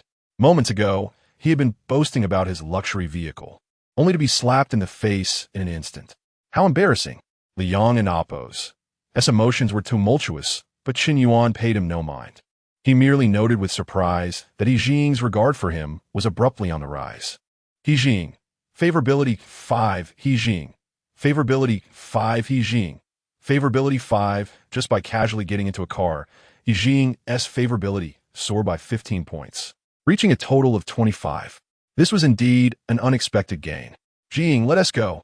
Li Yong's frustration boiled over as he forcibly led He Jing to the BMW 7 Series. She glanced back several times. Initially, she had thought Li Yong's car was impressive, as a BMW 7 Series was certainly classified as a luxury vehicle. He was merely a junior, yet he could drive such a fine car. Few classmates could boast the same. However, after witnessing Chen Yuan stepping into the Rolls-Royce Phantom and the driver's respectful address, her thoughts began to wander. Li Yong, I think you should learn from Chen Yuan. Look how outstanding he is, yet he remains so low-key. You, on the other hand, seem a bit too eager to show off, which is rather laughable. He Jing couldn't help but criticize. Li Yong, already on edge, erupted at her words. Chen Yuan is outstanding? In what way? Do you admire him just because he has a luxury car? Are you regretting not giving him your WeChat yesterday? He shouted in fury. You're yelling at me? Yes, I like him. I regret not giving him my WeChat yesterday. So what? If you have the ability, go buy yourself a Rolls-Royce. What is the point of pretending to be impressive when you're broke? He Jing's words pierced through Li Yang's fragile pride like needles. Her remarks were brutally harsh. It was a direct challenge to a man's dignity. Smack! In a fit of rage, Li Yang raised his hand and struck He Jing across the face. She was stunned, having been pampered her entire life. Her parents had never laid a hand on her. But now, she had been hit by Li Yang. Li Yang, you're not a real man. Let us break up. He Jing flung open the car door and stormed away, clutching her face in anger. This time, Li Yang did not pursue her. He felt that He Jing had crossed the line, pushing him beyond his limits. A woman, no matter how beautiful, should never repeatedly challenge a man's pride, especially by elevating Chen Yuan while belittling him. That was a profound insult. Seated in the car, Li Yang lit a cigarette and took a deep drag, still grappling with confusion. Why had Chen Yuan, once a mere loser, suddenly become so impressive? Was it all an act? At that moment, the campus beauty Zhao Yuqi finally arrived. ISNT, that Zhao Yuqi? What luck to run into the second most beautiful girl on campus. Li Yang thought to himself, if He Jing wanted to break up, so be it. Once he pursued Zhao Yuqi, He Jing would be nothing in comparison. Li Yang was determined to chase the most beautiful girl. Sometimes a loss could lead to unexpected gains. Chapter 37. A glimpse of the villa today. Zhao Yuqi was adorned in a simple, elegant academy-style fairy dress, its understated tones accentuating her ethereal and pure demeanor. Coupled with her exquisite makeup and radiant smile, she resembled a snow lotus blooming on Tian Shan, beautiful from afar, yet untouchable. Li Yang was instantly captivated by a mere glance, unable to erase the image from his mind. Hello, Yuqi. I'm Li Yang, the captain of the school's athletics team. We've met before. He greeted as he stepped out of his car. Oh, it's you, Li Yang. Zhao Yuqi replied, politely nodding. As the vice president of the student council, she was well aware of Li Yang's reputation as one of the prominent figures in the school. Although they had previously interacted, they were not particularly familiar with one another. Are you heading somewhere, Yuqi? Would you like a ride? I could drop you off, Li Yang suggested, gesturing towards his BMW 7 Series. No, thank you. I have an appointment. Zhao Yuqi glanced around, searching for Chen Yuan, but he was nowhere to be seen. Frustrated, she stamped her foot. She had meticulously prepared for this day, and even though she had kept Chen Yuan waiting for over 2 hours, his lack of punctuality was quite rude. Was it too much to expect a little patience after just 2 hours? Had all her efforts been in vain? Chi, you finally made it. Hurry, get in. At that moment, Chen Yuan rolled down his window, calling out to Zhao Yuqi. Turning around, she saw Chen Yuan seated in a luxurious Rolls-Royce Phantom. Initially taken aback, she quickly composed herself. Given Chen Yuan and Appo's generous demeanor, she had long suspected him to be from a wealthy family, although he had previously ridden a shabby bicycle. It was unsurprising for someone of his stature to own an extravagant vehicle. Thus, Zhao Yuqi wholly disregarded Li Yang, as if he had vanished from existence. Sorry for keeping you waiting, Chen Yuan. She apologized as she effortlessly entered the car. Li Yang was left dumbfounded. He had intended to seize the opportunity to converse with the school beauty and regain some dignity in front of Chen Yuan, only to be humiliated once again. It was just too much. Losing face once in a day was already hard enough. Now, he had suffered this embarrassment twice. How could he show his face again? Never would he drive this BMW to flaunt again. Once Zhao Yuqi entered the car, the Rolls-Royce, which had been parked at the school entrance for quite some time, finally began to move. Inside the vehicle, Zhao Yuqi noticed that Chen Yuan seemed unperturbed by her lateness, displaying a gentlemanly demeanor. He did not dwell on trivial matters, which pleased her. This was the attitude one would expect from a mature man. Little did she know, Chen Yuan had only just arrived, waiting for a mere 10 minutes, thus maintaining his composure. Xiao Lu, I truly appreciate your help just now. You acted quite well. I'll be sure to commend you to General Hong and see if he can grant you a raise. The young driver, Xiao Lu, chuckled. You're too kind, General Yin. I honestly didn't expect you to be so young. Xiao Lu replied with a smile. Chen Yuan had messaged him earlier, instructing him to play along. After several glances in the rearview mirror, he confirmed that this young man in his 20s was indeed the General Yin he was to pick up. Rumor had it that this magnate was a lavish spender online, casually gifting millions to female streamers. He had anticipated that such a figure would be a successful middle-aged businessman, not a university student. However, he dared not underestimate a person capable of such extravagant spending. Their family background must be exceptional. Chen Yuan, where exactly are we headed today? Zhao Yuqi inquired, her curiosity evident. You and Amp, Oppos, LL find out when we arrive. Chen Yuan replied with a slight smile, maintaining an air of mystery. Half an hour later, the luxurious vehicle finally entered the Riverside Villa community, coming to a stop in front of the most opulent villa, number 1. General Yin, VE arrived. The driver, Xiao Lu, announced politely. Thank you, Chen Yuan said, taking Zhao Yuqi's hand as they exited the car. At that moment, a middle-aged man, around 37 or 38 years old, with slick-back hair and an aura of success, approached them with a smile. Following closely behind him was a stunning secretary wearing stylish glasses. Why you are General Yin? Hong Yuanxiao asked, initially in disbelief but still voicing his curiosity. Indeed, I am the one known as an Amp, Oppos, a lonely cigarette, and Amp, Oppos, Chen Yuan affirmed, extending his hand confidently. Wow, General Yin is surprisingly youthful. Truly, heroes emerge from the young. Hong Yuanxiao exclaimed, quickly dismissing formalities. Let us get straight to business. Chen Yuan preferred to skip the pleasantries. Their first meeting was that of acquaintances rather than friends. Hong Yuanxiao wished to sell the villa to recover funds, while Chen Yuan sought to purchase it at a bargain. It was as simple as that. Comparatively, Hong Yuanxiao was in a more urgent position, as his financial resources were nearly depleted. General Yin, let us cut to the chase. Lena, please introduce General Yin to the property. Hong Yuanxiao instructed. Of course, General. The bespectacled secretary, Lena, nodded. General Yin, please follow me. As they walked into the villa, Chen Yuan held Zhao Yuqi and Amp, Oppos, S hand. Hong Yuanxiao couldn't and Amp, Oppos, T help but admire the young man and Amp, Oppos, S demeanor. The company he kept was even more attractive than the secretary he had carefully selected. One could often gauge a man's capabilities by the caliber of those around him. Chen Yuan, what business are you discussing with Mr. Hong? Zhao Yuqi whispered. Nothing too significant. Mr. Hong is looking to sell this villa and wanted to know if I was interested in purchasing it. I thought I would bring you along to take a look. Chen Yuan replied casually, as if buying a villa were akin to shopping at a market. Lena, the secretary, was taken aback. She was aware that Mr. Hong had originally purchased the villa for over 57 million, and with various luxurious renovations, the total value exceeded 60 million. The notion that such a monumental transaction was considered trivial in Chen Yuan's eyes was astonishing. Accordingly, her respect for him deepened. General Yin, this is the first floor of the villa.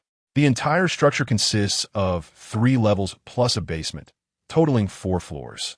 The villa features 2 kitchens, 3 bathrooms, a separate bath, 2 walk-in closets, 1 master bedroom for guest rooms, and a maid and Oppos S room. Additionally, there is a private swimming pool in front, a private cinema on the 2nd floor, and a stargazing room on the 3rd floor with floor-to-ceiling windows ensuring ample natural light.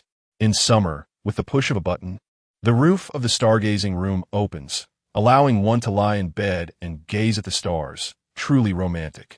Mr. Hong even spent 50,000 on a telescope specifically for this room. Lena guided Chen Yuan through the villa, detailing its features. As they reached the 2nd floor to showcase the master bedroom, she couldn't and Amp, Oppos, T help but wonder if Mr. Hong had an unusual preference, as the bed measured an astonishing 4 meters in length and 3 meters in width. Wasn't and Amp, Oppos, T that excessively large? Fortunately, the master bedroom itself was over 100 square meters. Otherwise, such a bed would be quite a challenge to accommodate. Chapter 038. The villa in Zhao Yuqi's name. As Zhao Yuqi strolled through the villa, her astonishment grew with each passing moment. Although her family enjoyed a decent living, running a restaurant, her parents had worked tirelessly for nothing. They led a frugal life, never indulging in extravagance. Their home, while spacious at approximately 178 square meters, was merely an ordinary commodity residence. In stark contrast, this villa overlooking the river was opulent beyond compare, shattering her previous perceptions of luxury. Even a modest dressing room was larger than the shared dormitory for 8 girls at her school, nearly resembling a boutique. The villa boasted a wall dedicated to shoes, display cabinets, belt and tie cabinets, a private jewelry cabinet, a wall for handbags, a safe, and so forth. The third floor, in addition to a stargazing room, featured an extraordinarily lavish study, a sprawling balcony exceeding 70 square meters, and an art studio. The basement contained a dance practice room, a piano room, and a private gym. Residing here daily would surely awaken one with laughter each morning, not to mention the breathtaking view of the majestic Yangtze River. Truly a feast for the eyes. Mr. Yin, what do you think of this villa?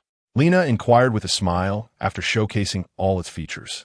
Meh, I and Oppos am not particularly satisfied. The villa feels a tad too small.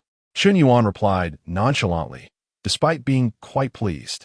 He understood that if they knew he was content, the price would undoubtedly rise. Purchasing a villa is akin to buying clothing. After all, however, considering your connection with Mr. Hong, could you persuade him to offer a fair price? All right, I'll report back to Mr. Hong immediately, Lena stated as she stepped into the elevator, her high heels clicking against the floor. It was noteworthy that despite the villa and Oppos, S3 or 4 stories, it was equipped with an elevator. Chen Yuan and Zhao Yuqi lingered on the balcony, admiring the scenery. Chen Yuan, are you truly considering purchasing this villa? I just checked the price online. It appears to be around 51,000 per square meter. This villa must cost at least 50 to 60 million. And with the luxurious renovations and design, it could be around 60 to 70 million. Zhao Yuqi exclaimed, her face a mask of astonishment. Do you like it? What are your thoughts on the environment here? Chen Yuan asked, a smile gracing his features, seemingly unfazed by the price Zhao Yuqi had calculated. He was merely curious if she liked it. Of course, I adore it. Who wouldn't, Oppos? He wants such a spacious and beautiful home. However, she hesitated. Then there and Oppos. There's nothing more to discuss. If you like it, I shall purchase it, Chen Yuan declared, cutting her off with a wave of his hand. He was eager to seize this rare opportunity for a significant expenditure. You and Oppos, re not stopping me from spending my money. Zhao Yuqi's affection for Chen Yuan seemed to deepen with his words. Chen Yuan's declaration resonated deeply with Zhao Yuqi. The mere thought that this man would spend over $500 million simply because she liked the villa stirred her emotions profoundly. Although it sounded somewhat kitsch, experiencing it firsthand was undeniably moving. Moreover, it seemed that he intended for them to live together after acquiring the villa. Was he already constructing their love nest? Yet, she wasn't prepared for such a commitment and hadn't even agreed to be his girlfriend. Why was he being so presumptuous, not even consulting her opinion? Zhao Yuqi felt a delightful shyness wash over her. Despite his assertiveness, she found herself drawn to his boldness. Meanwhile, on the other side, Lena was asked by Hong Yuanxiao, is Mr. Yin satisfied with the villa? It seems he is not entirely pleased. He mentioned it was too small. Lena replied honestly. Too small? But considering Mr. Yin and Oppos' status, it's understandable he might not find my modest villa appealing. However, he did request a fair price, citing his connection with you, Mr. Hong. Lena continued. Next time, could you please relay the information all at once? Stop being so playful, Hong Yuanxiao admonished, clearly indicating a close relationship with his secretary, as few would dare to jest in front of their boss. All right, I promise not to joke next time, she responded playfully. Shortly thereafter, Hong Yuanxiao personally visited the third-floor balcony. Mr. Yin, how do you find the view here? He asked, lighting a cigarette and offering one to Chen Yuan. Quite nice. It provides a perfect view of the Yangtze. Chen Yuan replied, igniting the cigarette. By the way, I still don't know your real name, he added. My name is Chen Yuan. Brother Chen, to be honest, if it weren't in Oppos, for the current dire market conditions affecting the hotel and tourism industries. With hundreds of employees awaiting their salaries, I would never consider selling this villa. However, if you and Oppos are willing to take it off my hands, I can offer you a fair price of 58 million. I purchased it for 57 million and invested over 400,000 in renovations. Even disregarding appreciation, the market price exceeds 60 million. 58 million is a reasonable offer, Hong Yuanxiao said earnestly. Chen Yuan could discern that there might be some exaggeration in his words, but not excessively so, given the current market rates. I'll offer 55 million, paid in full, Mr. Hong. If you and Oppos re-agreeable, I can transfer the funds immediately. Brother Chen, that price is my bottom line. If you can indeed pay in full, we can proceed to sign the property transfer agreement and initiate the transfer process. Hong Yuanxiao nodded, refraining from further negotiations. Absolutely. Chen Yuan snapped his fingers. By the way, the title will not be in my name, but in hers. The property certificate shall bear Zhao Yuqi and Oppos' name. Chen Yuan spoke with a calm demeanor. After all, putting in his name would mean he couldn't and Oppos spend his funds freely. However, inscribing Zhao Yuqi's name would change everything. Upon hearing this, Zhao Yuqi was utterly stunned, her mind momentarily blank. She gazed at Chen Yuan in disbelief, feeling as if she couldn't breathe. Hong Yuanxiao was similarly taken aback, as was Lina. This was a villa valued at 60 million. Chen Yuan was actually intending to gift it to her? Chapter 039. Zhao Yuqi and Oppos' affection soars. No, Chen Yuan, I truly cannot accept this. This villa is worth 50 to 60 million. How can you put my name on it? Zhao Yuqi was astonished and deeply touched by Chen Yuan and Oppos' generous sentiment. However, the magnitude of this and Oppos' gift and Oppos' was overwhelming to the point where she hesitated to accept it. After all, the distinction between receiving gifts during live streams and being directly gifted a villa was stark. Even newlywed couples might not inscribe both names on a property during the purchase. In fact, to avoid financial disputes during a potential divorce, many would opt for a prenuptial property agreement. Yet, here was Chen Yuan, proposing to gift her a villa when their relationship was merely flirtatious, lacking the fundamental label of a true couple. She genuinely could not accept it. Moreover, agreeing outright would cast her in a greedy, materialistic light, lacking refinement. Any woman with a modicum of emotional intelligence would instinctively refuse such an overture. The optics would be too unseemly.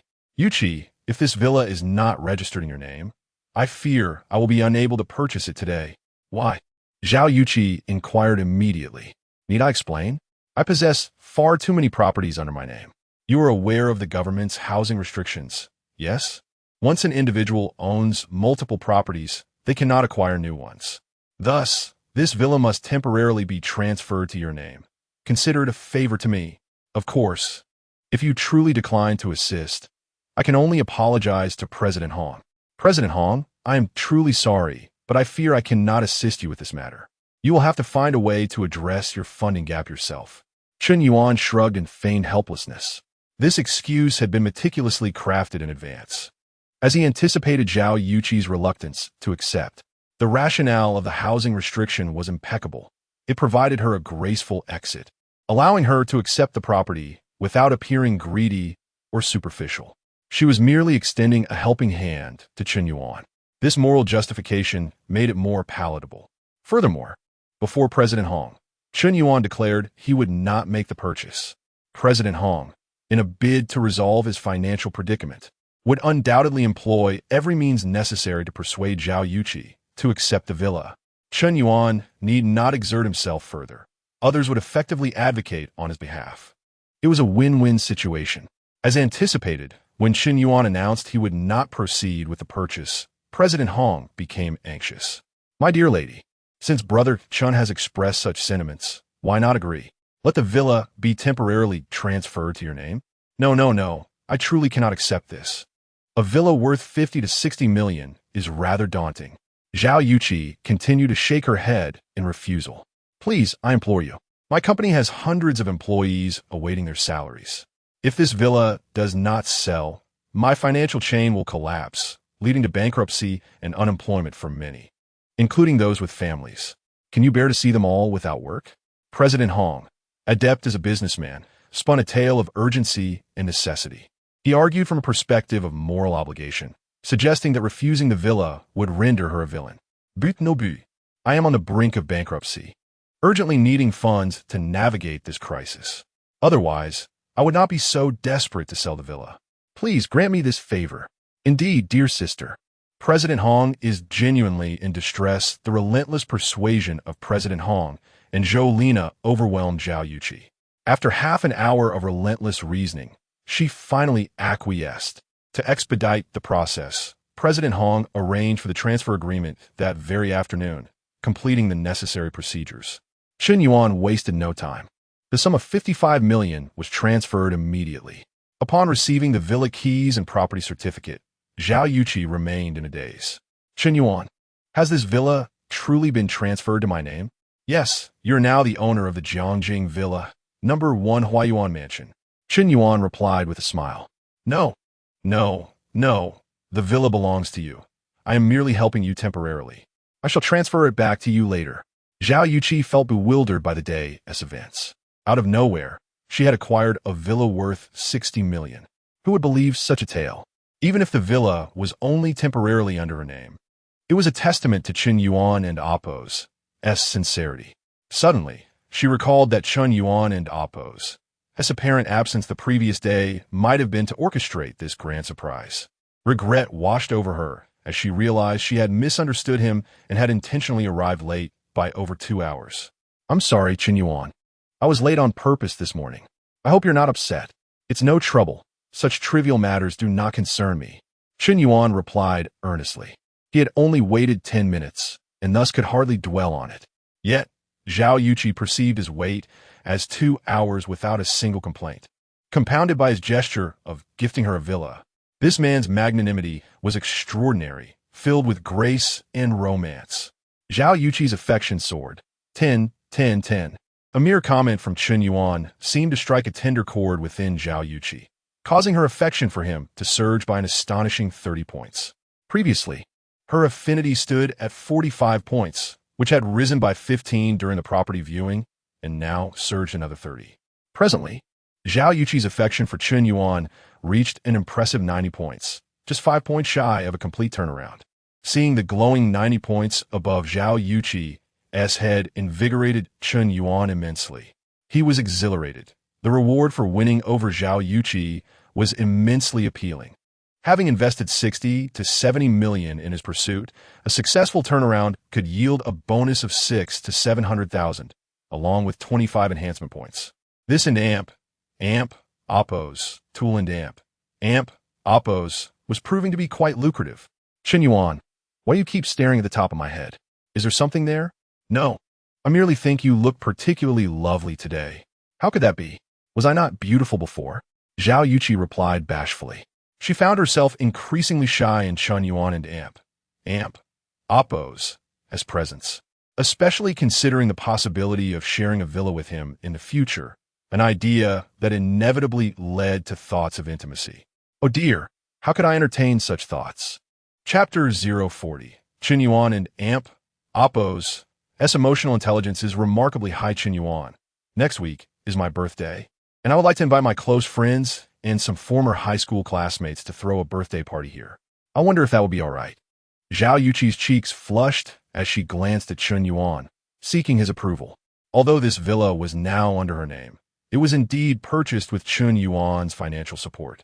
Naturally, she felt it imperative to consult him regarding the celebration. Oh, so your birthday is approaching. Why didn't you mention it sooner? I should have made some preparations in advance. Chen Yuan pondered, considering whether hosting a birthday party could serve as another opportunity to indulge in some lavish spending. Moreover, gifting would be entirely justified. This would not only earn him Zhao Yuqi's favor, but also allow him to continue his financial generosity. Truly a win-win situation. Zhao Yuqi perceived Chen Yuan as not only dignified and cultured, but his emotional intelligence was simply exceptional. When she inquired about hosting the party, he immediately focused on her birthday, honing in on the crux of the matter. Women often communicate on multiple levels. When they pose a question, it may not be the primary concern. What they truly wish to convey could be the date of their birthday, an interest in something, or a desire to visit a particular place, among other nuanced meanings. Should a man fail to grasp these subtleties and concentrate solely on the question itself, he may be labeled a straight man with low emotional awareness. This highlights the inherent differences in thought processes between men and women. Chen Yuan, at his core, was indeed a straightforward man, an archetypal and Appo's straight man, and Appo's. However, his singular focus on spending lavishly inadvertently aligned his thoughts with Zhao Yuqi and Appo's. Consequently, She instinctively regarded Chen Yuan as possessing remarkable emotional intelligence, finding their interactions exceedingly comfortable and enjoyable. He was the epitome of a perfect gentleman, handsome, affluent, exceptionally skilled, generous, considerate, possessing a gentlemanly demeanor, cultured, understated, yet exuding the charm of a domineering CEO. Contemplating this, Zhao Yuqi realized Chen Yuan had an abundance of virtues, to the point where she felt her own confidence waning in his presence. Little did Chen Yuan know how Zhao Yuqi perceived him. In the past, he was viewed as merely a sycophant, lacking any redeeming qualities. Even Lin Shutong had scorned him as a worthless individual. Yet, after acquiring financial prowess, it seemed that all his previous shortcomings had transformed into assets. Indeed, wealth turns even the most mundane actions into something desirable. Brother Chen Yuan, there are still some of my personal belongings in this villa. I will arrange for a moving company to handle it shortly. It should be cleared out promptly. You may have to wait a couple of days before moving in. I apologize for the inconvenience. Hong Yuan Xiao expressed his regrets. That and Oppos. That's perfectly fine, old Hong. We are in no rush. Chen Yuan waved dismissively. In truth, aside from a few items in the master bedroom that needed to be addressed, the guest rooms were still available for occupancy. Wait, let us have driver Xiao Lu take us back. By the way, Xiao Lu helped me out today, and I must express my gratitude, Chen Yuan casually mentioned. Haha, Xiao Lu is my capable assistant. Next time, I shall give him a raise. Brother Chen Yuan, if you ever need anything in Hansheng, feel free to ask. I may not have many of the merits, but I do enjoy making friends. Having resolved his financial difficulties, he believed that Chen Yuan was someone worth befriending. A young heir who could effortlessly produce over $500 million in capital was not someone one could easily get to know. Now that the opportunity had presented itself, he was determined to seize it. Once introduced to a business venture, it could potentially lead to immense profits for him.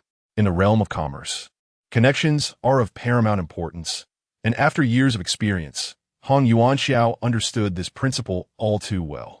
Chapter 041. Zhao Yuqi. You stepped in dog waste as Chen Yuan and Zhao Yuqi began their journey back to school in the luxurious Rolls-Royce. An ambiguous atmosphere enveloped the vehicle. Zhao Yuqi found herself pondering whether she could truly consider Chen Yuan her boyfriend.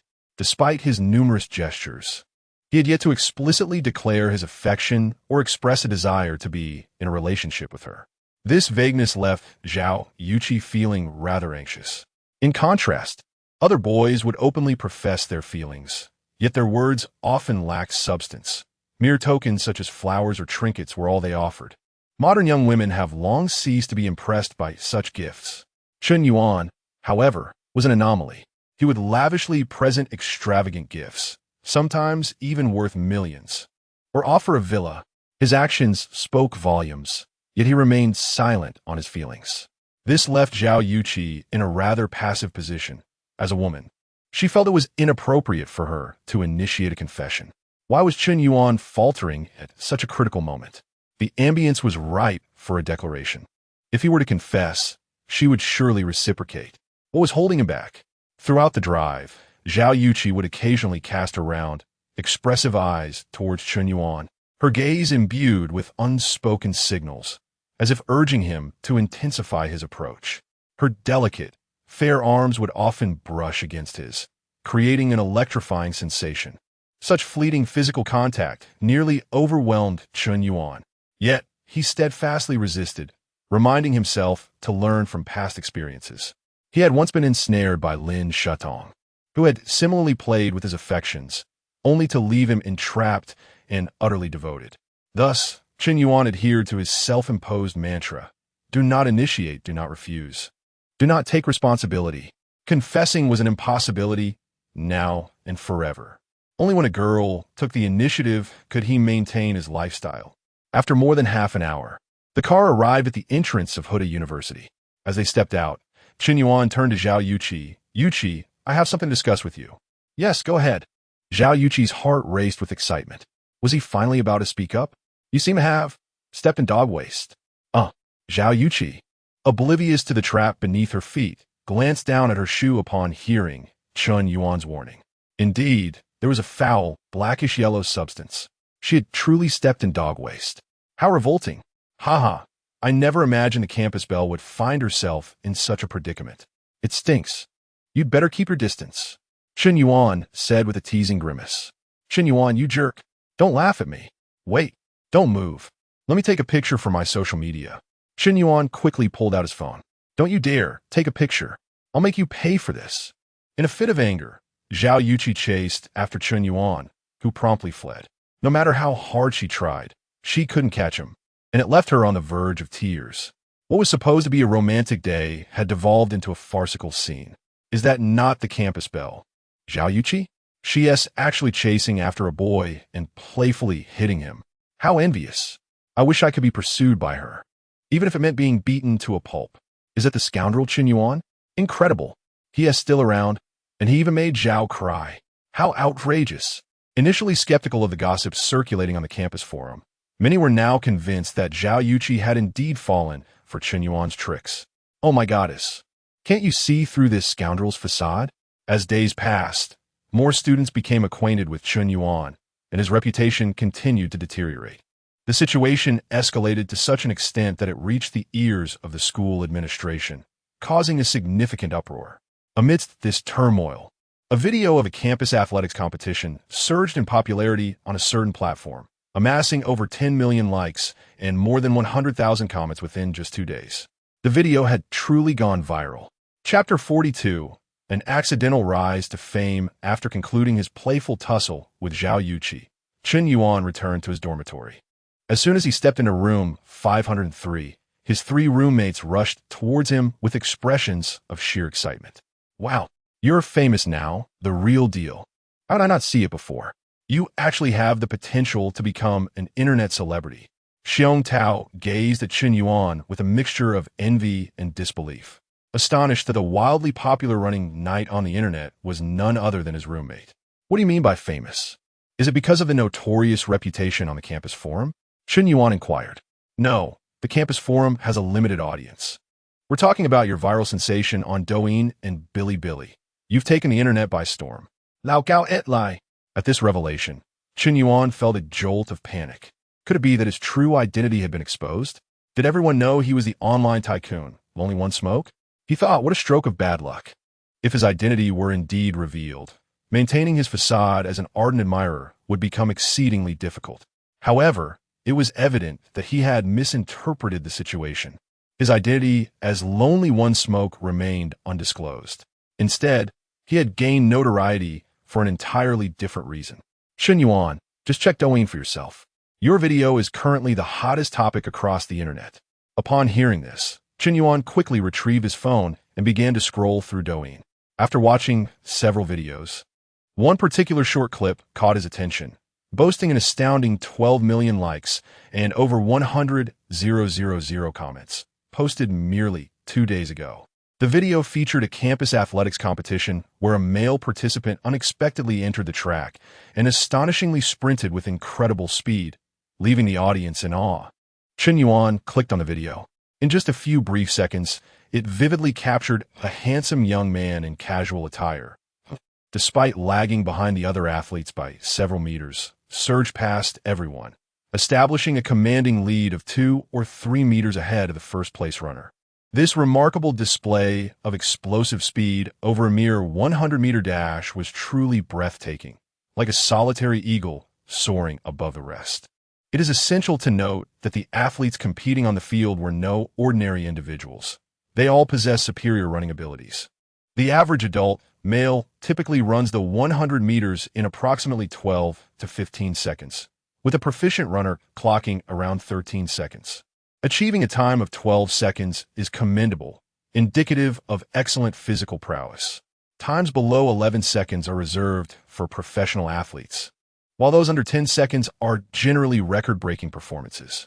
The former Asian sprint champion once set a record at 9.91 seconds, marking a historic achievement for East Asians. The young man in the video exhibited a remarkable burst of speed that could rival even the foremost sprinters in the world. It was astonishing. Furthermore, the video contained no special effects. It was a genuine incident captured during a competitive event, utterly incredible. Chen Yuan watched the video several times, realizing that if it wasn't him, then who could it be? Wow, so this is what it means to go viral? Chen Yuan initially intended only to show off that day. Little did he know that someone recorded the moment and uploaded it to a short video platform, leading to his unexpected fame. Fortunately, the video was not particularly clear, and the distance made it difficult for viewers to recognize him at first glance. Curious, Chen Yuan delved into the comments section, where lively discussions unfolded, igniting considerable debate. I must say, true talent lies among the masses. This young man runs exceptionally fast. One comment read, "As a professional physical education teacher, allow me to enlighten you on sprinting. You may not fully grasp just how fast this young man is." The video spans 15 seconds, from the moment he begins to run until he crosses the finish line. If you pause the video at the finish, you'll find he completed the 100 meters in under 10 seconds. The world record for the 100 meters is approximately 9:58 seconds. If he were to compete in the Olympics, he might just break that record. I suspect this video is exaggerated and should not be taken as a reliable reference. Can we really claim he is faster than the world champion? That seems a bit far-fetched. Another commenter challenged whether he can match the world champion or not. One thing is certain, he is certainly faster than you. Chapter 043. I don't want to be famous, old fourth. You aren't even the most impressive on Douyin. It's on Bilibili that you truly shine. If you don't believe me, just take a look for yourself. Upon hearing this, Chen Yuan hastily opened his computer and logged onto Bilibili. He soon discovered a video that had gone viral across all platforms, seemingly connected to him. The video's creator was a prominent user with millions of followers, known as the First Handsome Guy. As Chen Yuan played the video, it became evident that it had been edited. It showcased his journey from the starting line to crossing the 100-meter mark, complete with a stopwatch overlay for dramatic effect. The final time froze at an astonishing 9:31 seconds. The screen then displayed, "Hello everyone, I am your host, the First Handsome Guy. Though I may be good-looking, please do not idolize me, for I am merely a legend." Now, let us return to the main topic. In today's episode, I will analyze the most astounding grassroots athlete of this season. For now, we shall refer to him as the running hero. Why this name, you ask? Simply because he runs with remarkable speed. He is likely to be the next individual to shatter the world record in sprinting. Do not think I am exaggerating or speaking without basis. I assure you, I only speak the truth. The previous footage serves as irrefutable evidence. I have made no alterations to the speed of the video. I can vouch for this with my looks. According to insider sources, the race depicted in the video was part of a selection event for national professional athletes held by a university's track team. The level of competition was extraordinarily high, with even the slowest athletes clocking in under 12 seconds for the 100 meters. In this context, the running hero, who appeared unexpectedly, was not clad in professional athletic gear and had not warmed up. His shoes were merely a pair of ordinary Taobao sneakers, costing around 50 to 60 yuan. Yet this seemingly ordinary young man burst forth onto the track, proving just how remarkable he truly is. In the video, when the coach fired the starting signal, the other athletes surged forward like cheetahs, while the running hero started 4 to 5 meters behind. Remarkably, he surpassed all the sprinters despite this initial disadvantage. The last competitor was even 10 meters behind him. What a terrifying speed! Through meticulous analysis and speed assessment, I estimate his time at 9:31 seconds for the 100 meters. While it may not be entirely precise, it is certainly close. The world's fastest sprinter previously set the record at 9:58 seconds, a benchmark that has stood for over a decade. Yet our running hero achieved a stunning 9:31 seconds. Yes, you read that correctly, and there is no reason for doubt. I find myself at a loss for words to express my astonishment. Perhaps only the phrase terrifyingly amazing can encapsulate my current feelings. The First Handsome Guy continued to elaborate with exaggerated enthusiasm, presenting video analyses and comparisons. Chen Yuan's brief 10-second sprint video had been scrutinized and replayed multiple times, drawing viewers into its captivating narrative. What initially seemed unremarkable, upon closer examination, appeared even more impressive than the world's best. This person is undeniably extraordinary. There is no room for dispute. The handsome guy is incredible. And so is the running hero. I believe you when you say the running hero is amazing. But when you claim you never boast, I can't even trust your punctuation. Handsome guy, vouching for your claims with your looks is a bit amusing. Don't you have any looks to speak of? This segment of the video became an undeniable sensation. It was truly on fire. Not only could it be seen on Douyin, but it also dominated Billy's homepage and even made waves on Penguin News. It was an absolute frenzy. Chen Yuan felt bewildered. He pondered whether the first handsome guy bore some grudge against him. I don't want to be famous. Why are you doing this to me when there are countless aspiring influencers you could promote instead? Chapter 044. The joyful Zhao Yuqi on the other side. Zhao Yuqi returned to her shared apartment with her female roommates. As soon as she stepped inside, her friend Wu Xiaofei bombarded her with questions. Chi, why are you back so late? You left early this morning, and now it's evening. What on earth did Chen Yuan take you to do? Chen Yuan? He took me to buy a house. He gifted me a villa. Zhao Yuqi attempted to convey her story in a calm tone, striving to appear more composed. What? Chi, what nonsense are you spouting? You're not feverish, are you? Wu Xiaofei touched Zhao Yuqi's forehead, checking if she had lost her mind. It's true. Why would I lie to you? I have the property deed right here, along with the villa keys. Zhao Yuqi retrieved a property deed and keys from her bag. Wu Xiaofei opened the property deed, and in an instant, she was rendered speechless, frozen in disbelief, and gasping for breath. She felt as though her entire worldview had shattered. The deed was indeed authentic. Wait a minute. Jiangjing Villa Community? 980 square meters? It's solely in your name? No way. Wu Xiaofei exclaimed in utter shock, her astonishment beyond expression.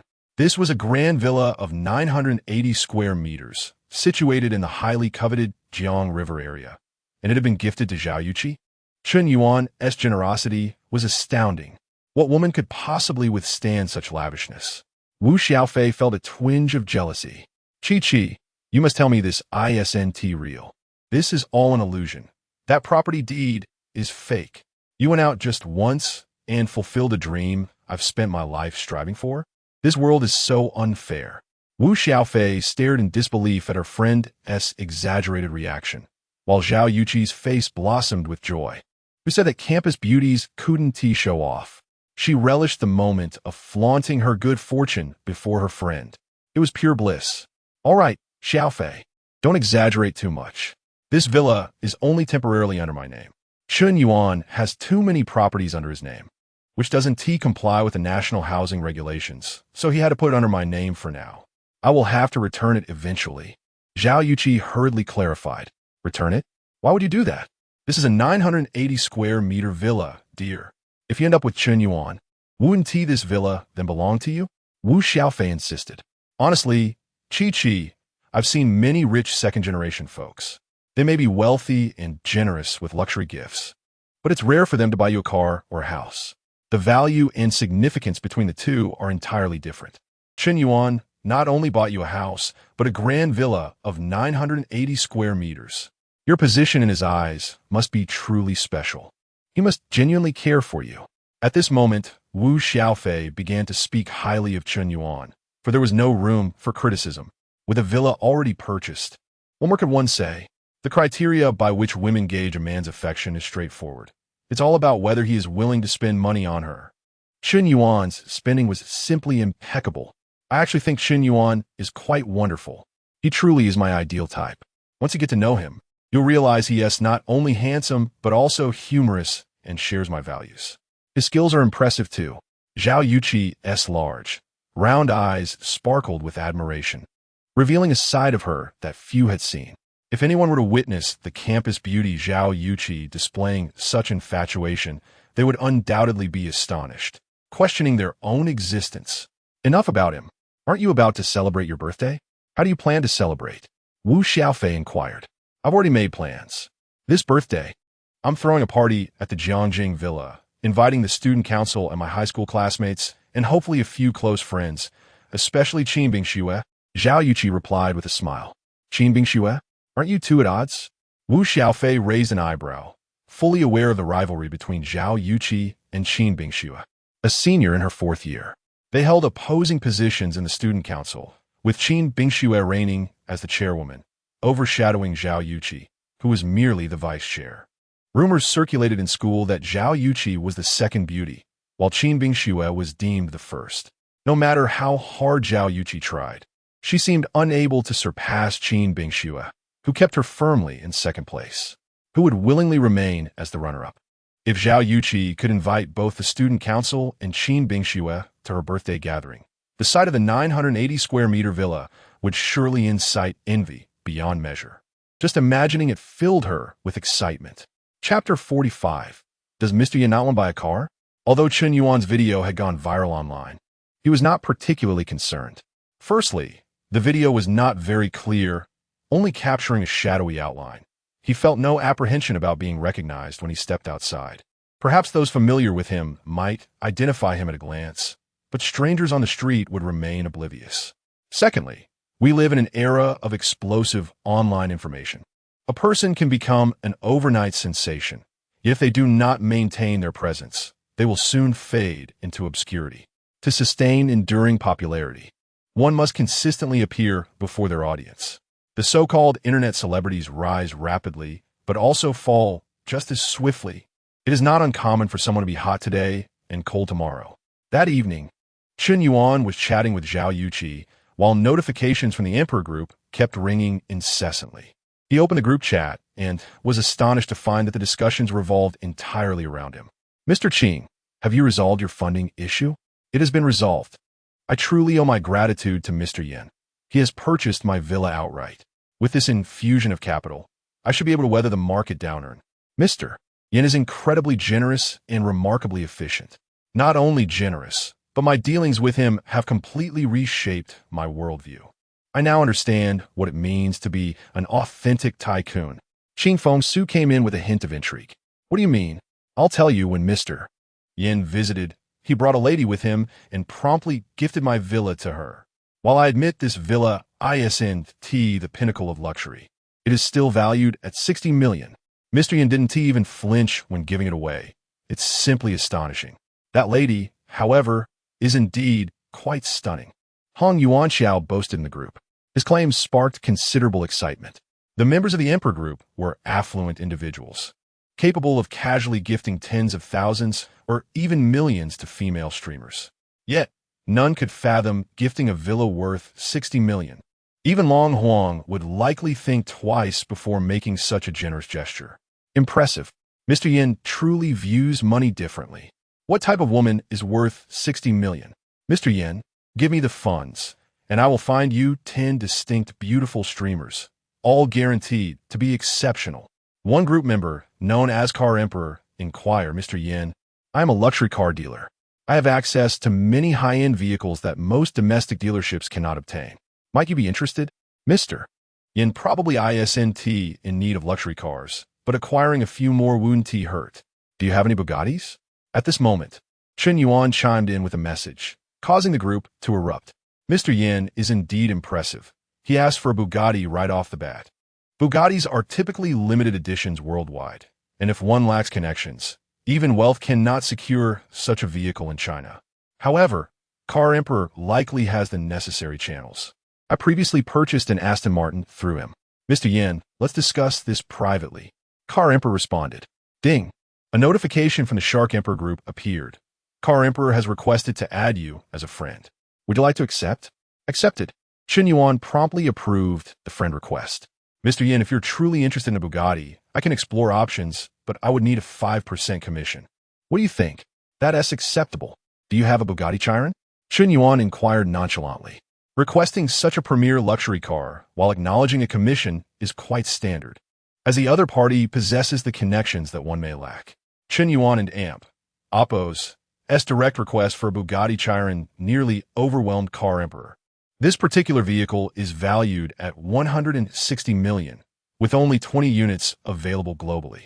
I thought you merely desired a Bugatti Veyron, but it turns out you want a Chiron?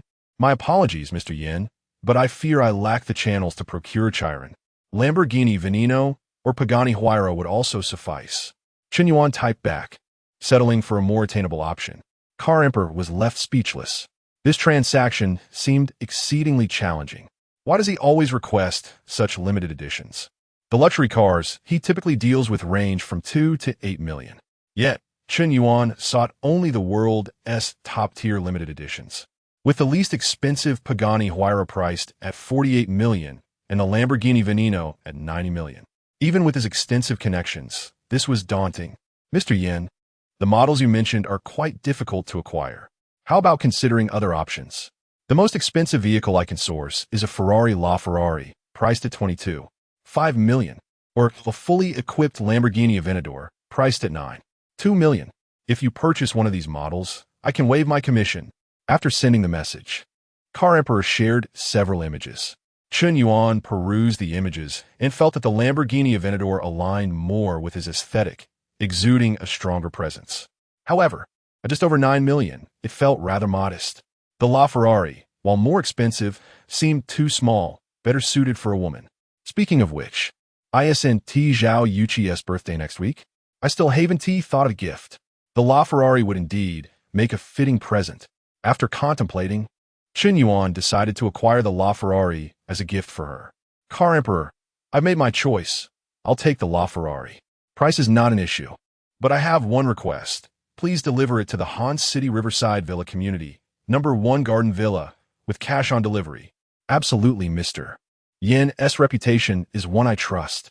Car Emperor replied, pleased to finalize a deal that would earn him at least $1 million. This transaction, initiated through casual conversation, highlights the disparity in the circles one engages with. The profits naturally differ. It's no wonder that for the elite, even a simple meal can involve projects worth tens of millions or even billions. As long as one can penetrate this circle, earning becomes remarkably effortless. Chapter 046. The initial investment of 200 million after conferring with Car Emperor regarding the specifics of the vehicle purchase. Chen Yuan exited WeChat. Through 2 interactions with the members of the Emperor Group, Chen Yuan increasingly appreciated the advantages of knowing these affluent individuals. This is the power of connections. Most individuals within the wealthy circles possess their own influence, and their networks are exceptionally intricate. The industries they engage in are diverse, yet they generally occupy the pinnacle of their respective fields. What is typically unattainable or unachievable for the average person may be effortlessly accomplished by these individuals. It's no wonder that so many strive to penetrate the upper echelons of society, not solely for prestige, but for the myriad of benefits that draw them in.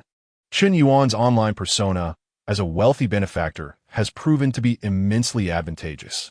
The Ideal Only One cigarette is not merely a guise for showering gifts upon female streamers. The benefits derived from this identity are beyond imagination. With this in mind, he resolved to amplify the resonance of his title. While he has garnered a certain level of fame on the Shark and Douyin platforms, he remains relatively unknown elsewhere. Today, Chen Yuan set his sights on the Lanya platform.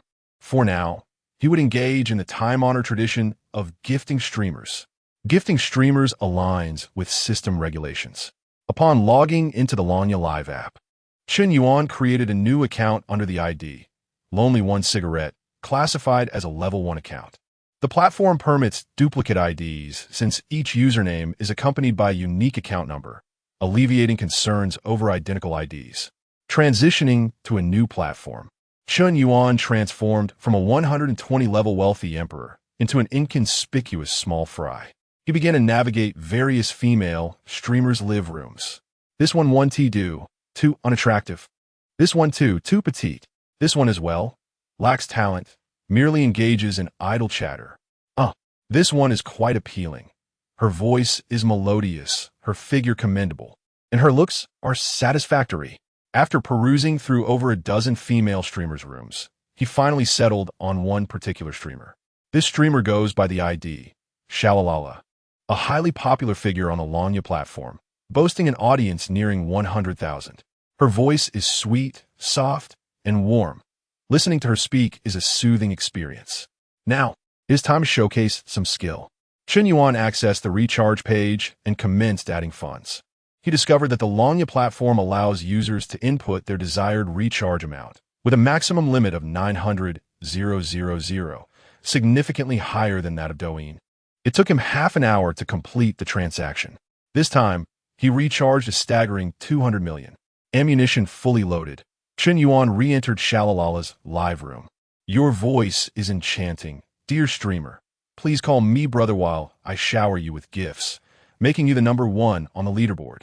Wow, this little account is quite audacious to adopt my grand title.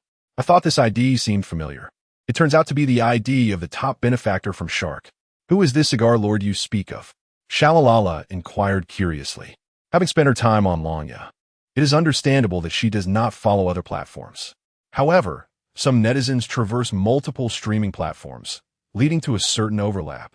Clearly, Shalalala noticed Chen Yuan's barrage of comments, but chose to disregard them. Female streamers can be rather pragmatic. Elevate your status and shower them with gifts, and they will treat you as royalty. Conversely, a lower status renders you invisible. After some contemplation, Chen Yuan opted to acquire a noble status. The nobility tiers on Lanya include Swordsman, Knight, Lord, Duke, King, Emperor, and Super God Emperor. The initial activation of the Emperor status is priced at 150,000. To unlock the Super God Emperor, one must spend over 1.5 million within a month. Without a second thought, Chen Yuan activated the Emperor status. Wow, thank you, Lonely One Cigarette, for becoming an Emperor, exclaimed Shalalala, her beauty and sweet voice radiating delight. Could it be the true identity of Cigar Lord has arrived? That godlike man has come to Lanya to make a splash? No, I refuse to believe it. When Cigar Lord makes a move, he must secure the top spot. He is really here. Chapter 047. An unexpectedly talented streamer Yinzong. What song would you like to hear? Allow me to serenade you. Sarah exclaimed in the live stream. Anything you're proficient at will suffice. Chen Yuan entered the stream, captivated by her looks, unaware of her vocal prowess. However, it was hardly surprising that someone with such a melodious voice was also a singing streamer. Just as Chen Yuan was about to casually gift a few treasure maps and exit, Sarah began to sing. From the very first note, her ethereal voice instantaneously captivated Chen Yuan. To think she was a powerhouse streamer? No wonder she commanded such an impressive following. One cannot overlook the escalating competition among female streamers on contemporary platforms. Those who manage to rise above the throng and achieve immense popularity are invariably endowed with remarkable talents. Mere beauty is insufficient. One must possess genuine skills. Professionalism is paramount. The more refined the performance, the more likely it is to retain fans. Chen Yuan could not help but acknowledge that he was moved by Sarah's enchanting voice. Her vocal ability rivaled that of professional pop stars. An inexplicable sense of delight washed over him, akin to preparing to bestow an 8 out of 10, only to discover she truly deserved a 9. It was as if he had unearthed a hidden treasure. Dear lady, your singing has astonished me. So are you ready to receive gifts? Are you truly considering gifting me treasure maps? Yinzong? The treasure map on the Lanya streaming platform was the most extravagant gift, valued at 5,000 yuan. Chen Yuan indeed intended to gift a treasure map, but one would be inadequate. A lonely cigarette. Gifting streamer Sarah a treasure map won a dazzling gift effect illuminated the entire screen. Yet, this was merely the beginning.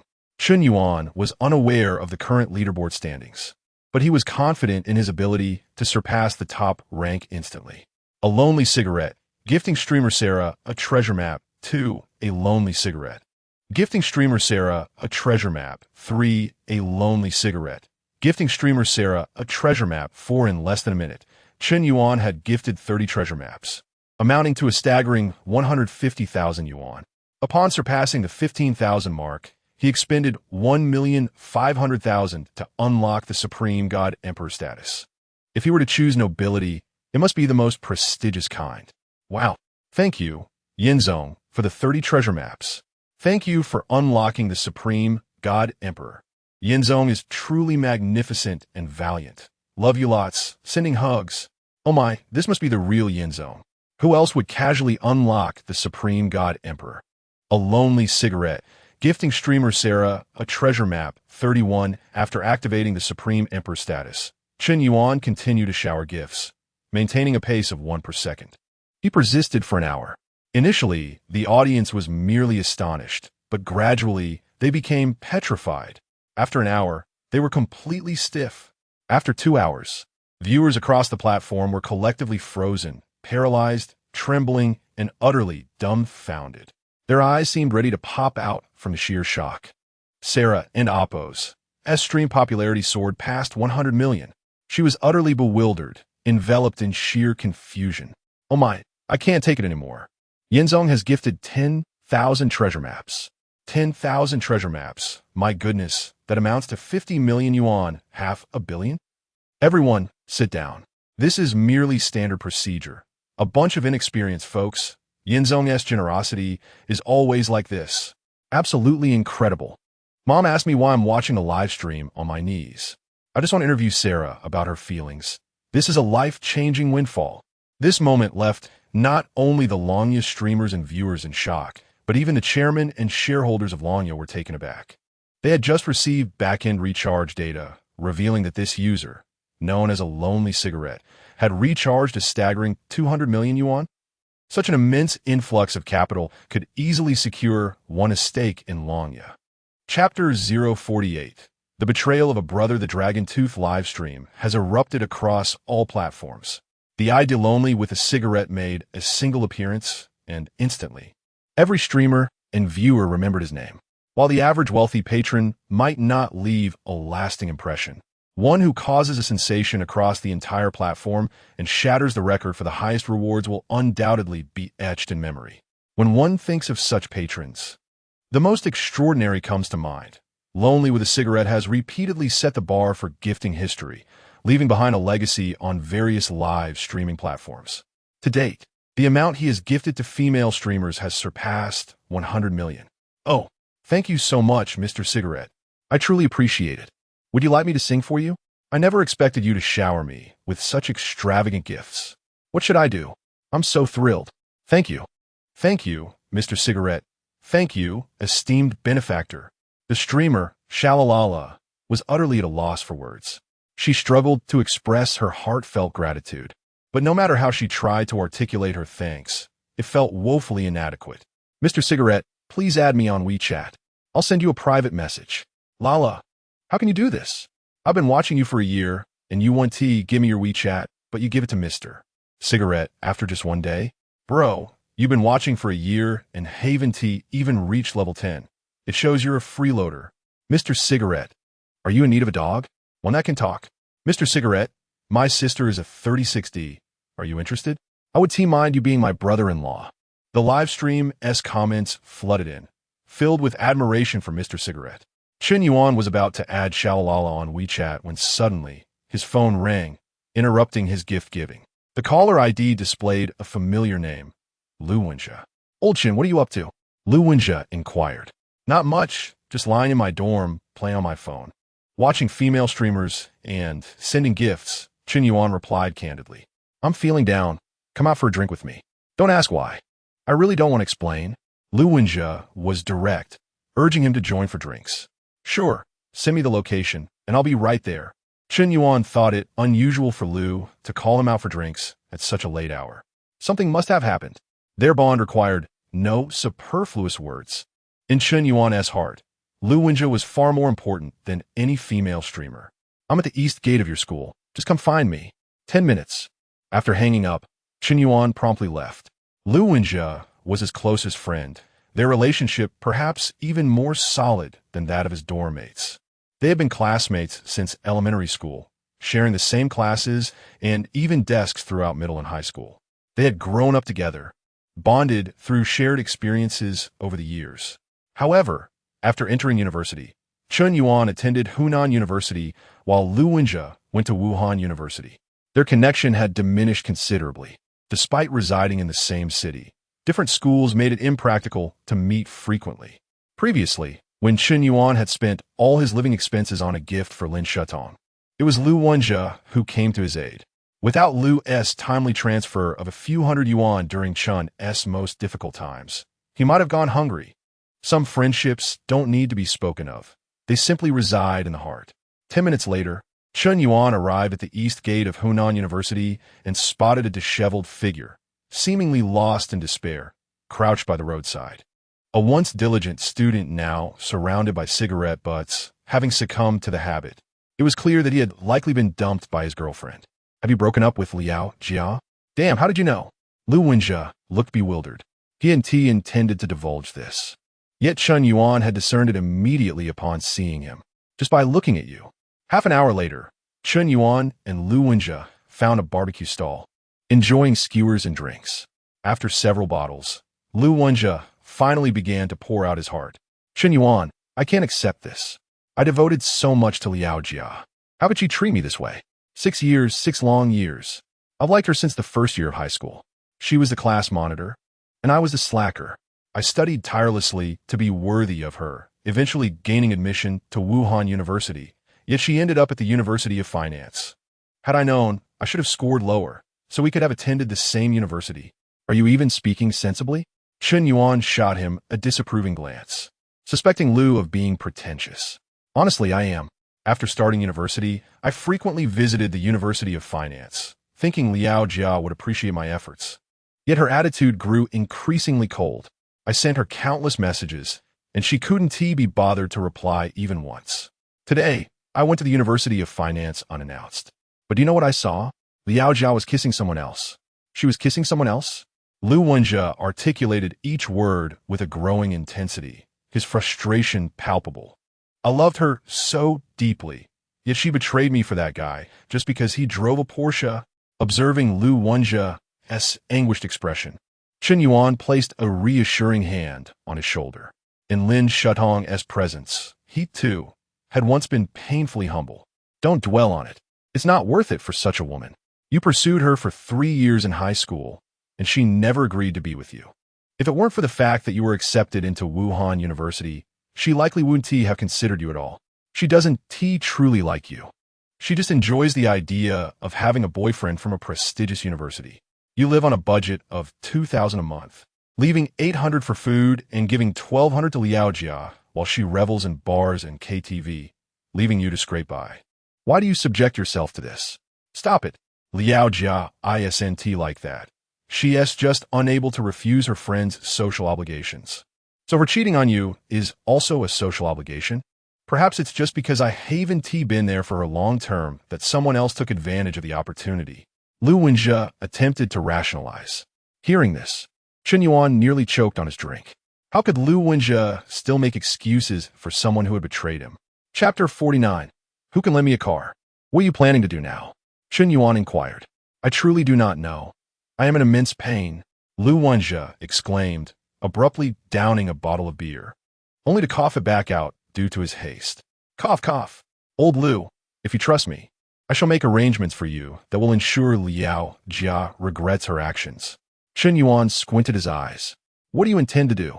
Just follow my lead. Chen Yuan chuckled. With that, he opened the WeChat Emperor group. The discussions within the group were still vibrant and lively. Did you hear? Yin Zong just went to Longya to show off again. You should have seen the scene. He flaunted over 10,000 treasure maps in one go. And now the wealthy circle of Longya is in an uproar. Impressive. Yin Zong is truly remarkable. He flaunted $500 million in one breath. I doubt even Principal Wang could rival that. Principal is still quite impressive. He even once launched a live streaming platform. However, Yin Zong's status is likely not far behind. Yin Zong and I are in the same group, so now I have the clout to boast about it, ha! Observing the lively exchanges in the group, Chen Yuan smiled faintly. He swiftly composed a message and sent it out. Does anyone possess a remarkable car they could lend me for tomorrow? The location is Hancheng.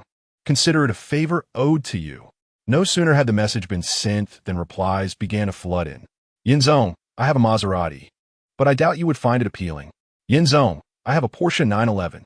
Yin Zong, I have a Lamborghini Gallardo. Yin Zong, I have a Bentley. Feel free to take it anytime. Yin Zong, although I am not in Hancheng, my friend there possesses a Koenigsegg, which retails for at least 26 million. It should be rather impressive. Long Huang personally tagged Chen Yuan, sending him a direct message. Yin Zong, let's chat privately. Chen Yuan promptly replied. Having just flaunted $500 million on the Longya live streaming platform, his status within the wealthy emperor group was exceedingly high, making him one of the most distinguished affluent individuals. Everyone aspired to befriend him, yet overt flattery could come across as intrusive and excessively purposeful, which would be off-putting. However, With Yin Zong himself requesting to borrow a car, this was an opportunity to engage with the illustrious Yin Zong. Naturally, he could not let it slip by. This is the power of status. Once a person achieves enough renown, borrowing not just a car, but an aircraft, a yacht, or even a spouse becomes trivial. Yet, if one is merely a penniless nobody, even borrowing a bicycle might be met with reluctance. Chen Yuan began discussing the car borrowing arrangements with Long Huan. Meanwhile, Lu Wenjie remained in a state of profound despair. After all, under the weight of such adversity, anyone would feel disheartened. Chen Yuan empathized. He and Lu Wenjie were akin in nature, both having once humbled themselves excessively for the sake of their beloved women. Lu Wenjie's devotion surpassed even his own, which is why they found companionship in one another. Like attracts like, shared experiences fostered deeper understanding. Now that Chen Yuan had emerged and transformed, he also aimed to assist Lu Wenjie in his metamorphosis. No more subservience. There was no need to grovel. Liao Jia and Appo's vanity mirrored that of Lin Shutong. If she perceived you as lacking in wealth and capability, no amount of effort would suffice. Only a resounding slap in the face would do. Upon reflection, merely borrowing a car would not suffice. He also needed to arrange a companion for old Lu. Chapter 050. Affection level reaches 96 points. Lele. Do you have some free time tomorrow? After pondering for a moment, Chen Yuan sent a message to Su Lele. Of course, Chen Yuan. You finally decided to reach out to me.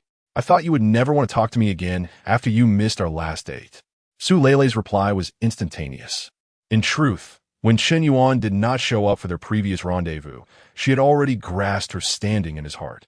She bore no resentment towards him. Rather, she lamented the unfavorable impression she had left on him from the outset.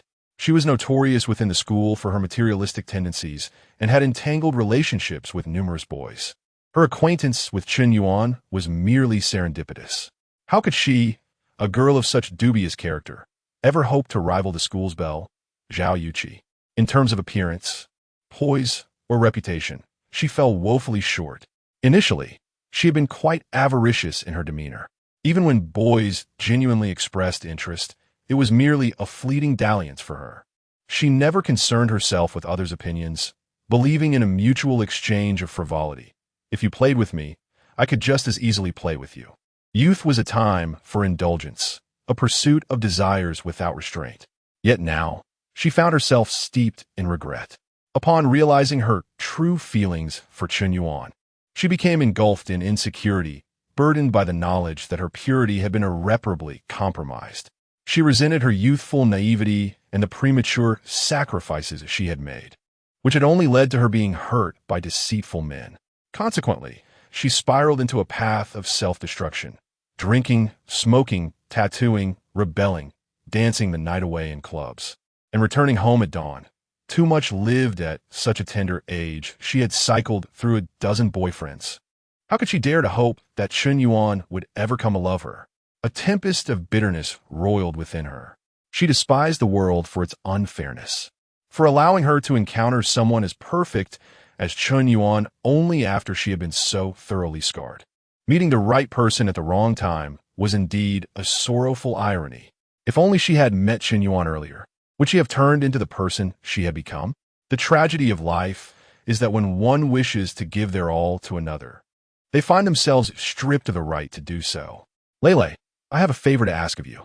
A very dear friend of mine has been wronged, and I would like you to help him stage a little performance. Chen Yuan composed his message and sent it forth. Of course, Chen Yuan, I will be delighted to assist you. By the way, you borrowed 5 million from me last time, and you still haven't signed a loan agreement. Aren't you worried I might default? Su Lao Yin Gui? Not at all. I never intended for you to repay it. Chen Yuan replied.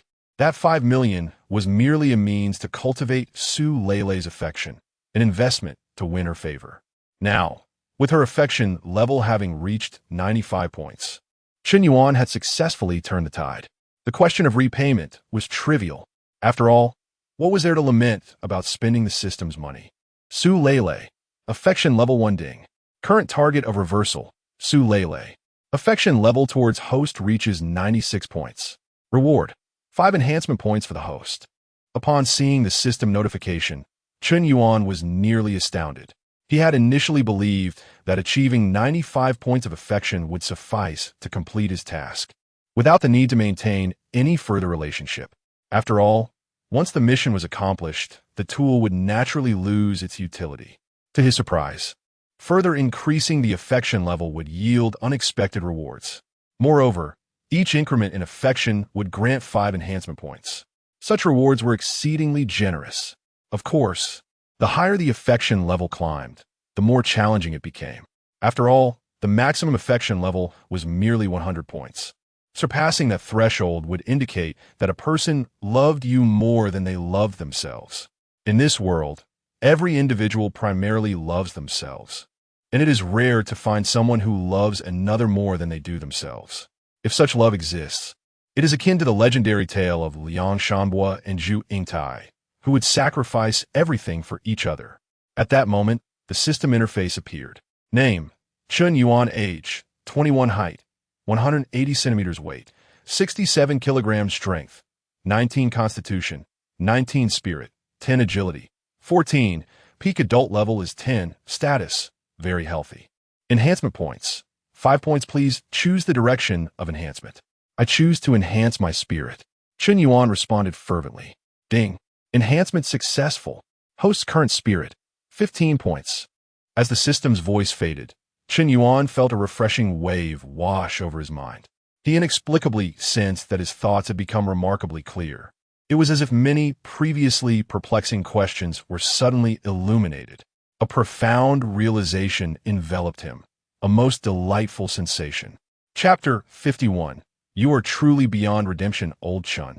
Who are you messaging? Lu Wenjie inquired. I'm arranging an actor for you. Tomorrow, you should meet Liao Jia for a serious conversation. I guarantee you'll have your moment of glory in front of her, Chen Yuan declared with conviction. Is that really possible? Lu Wenjie asked, a hint of doubt in his voice. Absolutely. To help you regain your dignity, I've even borrowed a car for you, Chen Yuan insisted. Lu Wenjie assumed that Chen Yuan had merely borrowed an ordinary vehicle and held little hope. Nonetheless, since it was a brotherly gesture, he felt it unnecessary to refuse. Besides, he, too, wanted to have a heartfelt conversation with Liao Jia. After 6 years of relationship, there should be some resolution. That evening, Chen Yuan did not return to the dormitory. He stayed with Lu Wenjie, drinking until the early hours of the morning. Chen Yuan, having enhanced his physical constitution, found that his tolerance for alcohol had similarly increased. Even after consuming half a case of beer, he was merely slightly tipsy. In contrast, Lu Wenjie had already vomited 2 or 3 times from excessive drinking. A man, heartbroken, often needs to drown his sorrows in intoxication. Chen Yuan did not intervene, and they found a hotel to spend the night in a rather casual manner. The following morning, at 10 o'clock, an unfamiliar call came through. Hello, is this President Yin? I am Zhang Haoyan, a friend of Long Huang. You can call me Xiao Zhang. Xiao Zhang, are you here to deliver the car? Chen Yuan asked casually. Yes, President Yin. Your performance during the Longyao live stream yesterday was truly remarkable. I was utterly astounded. It is a great honor to meet someone of your caliber. Zhang Haoyan's tone conveyed the excitement of a fan meeting their idol, exhibiting a humble demeanor, devoid of any airs of entitlement typically associated with the wealthy. Zhang Haoyan belonged to one of the top wealthy families in Han City. The Zhang family was a prominent real estate developer responsible for high-end properties like the Jiangjing Villa community. He often enjoyed watching live streams and, on occasion, would generously bestow gifts worth hundreds of thousands to streamers, indulging in extravagance. For someone of his status, such sums were trivial. After all, he could easily spend 20 to 30 million on a Koenigsegg. However, today Zhang Haoyan adopted a notably modest stance. Recognizing that he was conversing with the formidable President Yin, an individual who had casually spent $1 billion on various live streaming platforms. Despite the Zhang family's wealth, with assets exceeding 50 billion, Zhang Haoyan would never dare to lavish $1 billion on a female streamer. In contrast, President Yin had done so with ease, even gifting a female streamer a villa worth 60 million. This demonstrated that he was not simply a pretender, but a genuine magnate with profound resources. While Zhang Haoyan was accustomed to being audacious, He found himself unable to maintain that attitude in the presence of President Yin.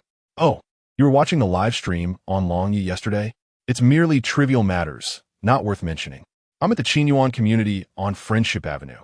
Just bring the car over. Understood, esteemed sir. I will arrive in approximately 20 minutes. Just as Chen Yuan concluded the call, Lu Wenjia's phone rang again. The caller ID revealed it to be Liao Jia. After a moment of hesitation, Lu Wenjia took a deep breath and ultimately decided to answer. Hello, Wenjia. There are some matters I and AMP, Oppos, V long wish to clarify with you, but I never knew how to begin. Do you have time? I would like to discuss this face-to-face. Liao Jia's tone was remarkably calm, showing no sign of remorse for her infidelity. All right, Jia, I have time.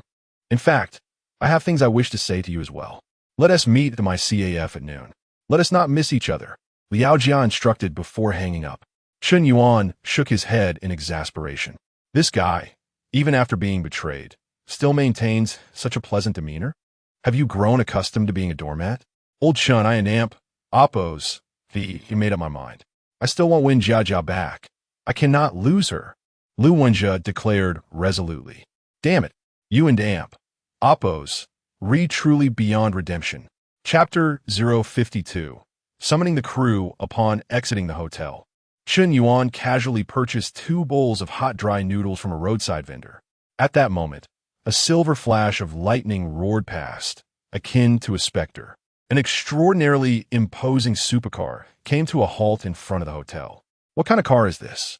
It looks incredibly impressive, even more so than the Ferrari 488 I saw last time. This vehicle must cost several million, exclaimed a passerby. One uninformed fellow. The 488 pales in comparison.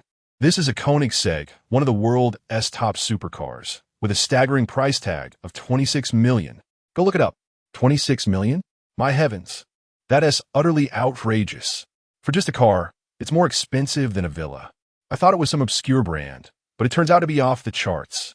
As the crowd marveled in awe, a young man wearing sunglasses emerged from the Koenigsegg.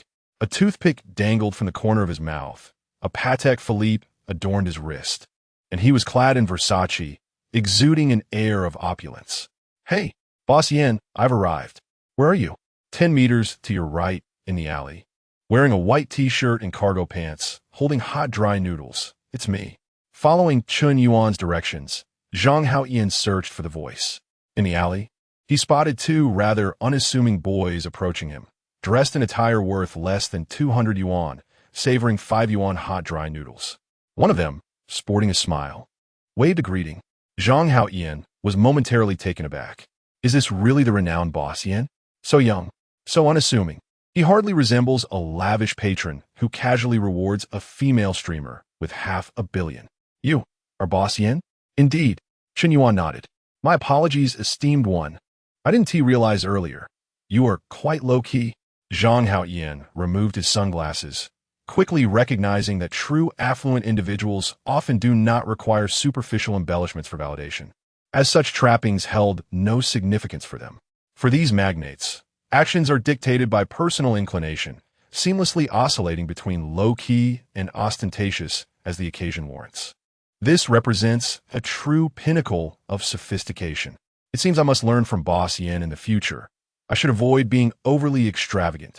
Xiao Zhang, hand me the car keys. I'll return them to you tomorrow. By the way, your watch is quite nice too. Let me borrow it for a friend. And I'll treat you to a meal when I have the time. Though it was their first meeting, Chen Yuan was not at all courteous, adopting an air of authority that befitted his affluent persona.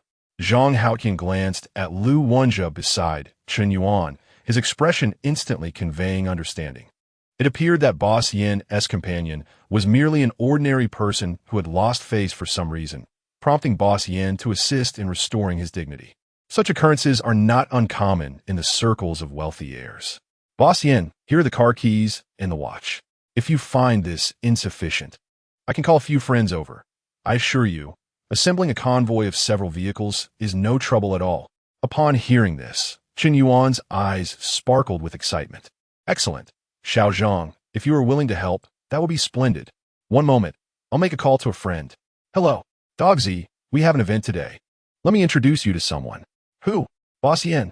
Wait, Are you referring to the boss Yen, who spent $500 million at Longyi yesterday? Now you recognize my clout, don't you? Hurry, gather the crew. Chapter 053. Petrified on the spot at noon, 12 o'clock, in the Konoha CAF. Chen Yuan and Lu Wenjia had arrived 10 minutes early. The CAF exuded a charmingly bohemian ambience, characterized by its artistic decor, clean, tidy, and serene. In the bustling metropolis, the opportunity to sip coffee, read a book, and relish a leisurely afternoon is among the favored pastimes of many urban professional women.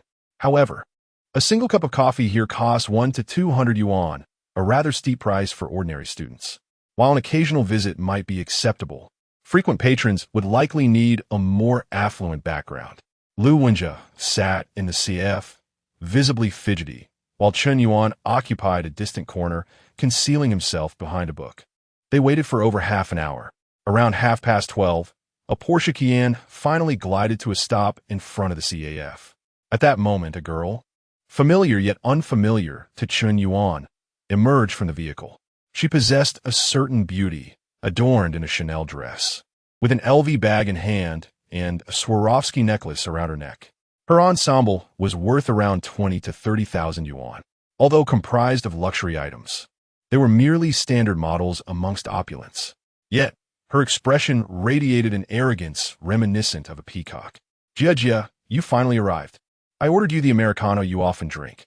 Let's see if you like it. Lu Wenjia eagerly exclaimed as Jia took her seat. Instantly, he shifted into a mode of obsequiousness. Wenjia, let's break up, Jia stated bluntly. Why? I don't understand what I did wrong. Lu Wenjia implored. Perhaps it truly is my fault for not notifying you before coming to see you. I can pretend yesterday never happened. I can overlook everything as long as you sever ties with that man. I can forgive you. With tears welling in his eyes, Lu Wenjia grasped Jiajia's hand as if clinging to a last lifeline. After 6 years of relationship, he simply could not let go. Before Jiajia, he had long abandoned any semblance of dignity. Yet, Jiajia forcefully withdrew her hand. Wenjia, let me make something clear. I do not require your forgiveness. In truth, I have done nothing wrong. We are not married, and I have the right to choose. Perhaps I should have clarified this sooner. Society is quite pragmatic. We have just 1 year until graduation. Do you know how low the starting salary is for fresh graduates? You cannot provide what I desire. Let us end this, Jiajia declared with finality. Wenjia, trust me, I will strive to earn a good income. Regardless, I am a graduate of a prestigious university, and I will further my studies for a higher degree. My future salary will certainly be substantial, even if I have to support our family alone. I can ensure you will never lack for anything, Lu Wenjia proclaimed earnestly. Yet to Jiajia, his words seemed nothing more than a jest. Pursuing further studies? Does a newly minted graduate even earn 10,000 a month? At best, it might be 20 or 30,000, and that is years down the line. A woman's youth is invaluable. I cannot wait that long. And even if you earn 2 to 3,000, how will we afford a house, a car, and the bride price? Life requires careful budgeting. This is not the life I desire. You simply do not understand. At this point, Chen Yuan could no longer remain silent. Is a man an amp? Oppose. Is youth not precious? If you wish to reap without sowing, just say so instead of cloaking your desires in grandiloquent rhetoric. How absurd. You disdain a salary of 2 to 3,000? Can you even earn 3,000 a month yourself? Jiajia, do you truly wish to be so heartless? After all these years, you would sever ties so easily? Lu Wenjia's eyes burned with intensity, his tone turning icy. It is not my coldness, but your immaturity. Do you see the bag I am carrying? An LV costs a year's worth of living expenses. I do not wish to waste more words with you. Kai is waiting in the car. I came here today to end this cleanly. Do not contact me again, Jiajia concluded, preparing to leave. At that moment, a man in the Porsche Cayenne strode in. He appeared to be in his late 20s, exuding a showy demeanor, dressed in tailored trousers, leather shoes, and a bright red vest with a slick-back hairstyle. Jiajia, have you finished your conversation? He inquired. I made everything clear, Kai. Jiajia responded. Kai turned his disdainful gaze toward Lu Wenjia. Listen, kid, let me give you some advice. If you lack money, don't play high-stakes games. If you're broke, get lost. Do not harass my girlfriend, or I will make you regret it. He threatened arrogantly before taking Jiejia's hand and leaving. Having endured repeated humiliation, Lu Wenjie could no longer contain his anger. Jiejia, you will regret this. From today on, you have lost me, completely. He nearly shouted. What a pathetic loser. Thinking he has something special, Kai sneered coldly. At his words, Jiejia briefly appeared lost in thought, as if sensing she had indeed lost something valuable. However, she quickly shook off this childish notion.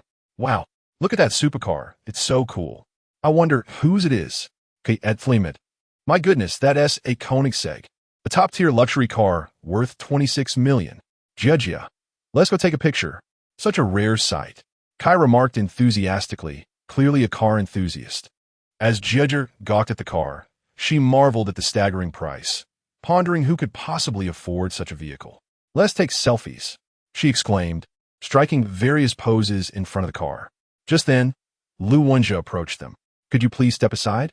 Lu Wenjie, what are you trying to do? Haven't I made myself clear?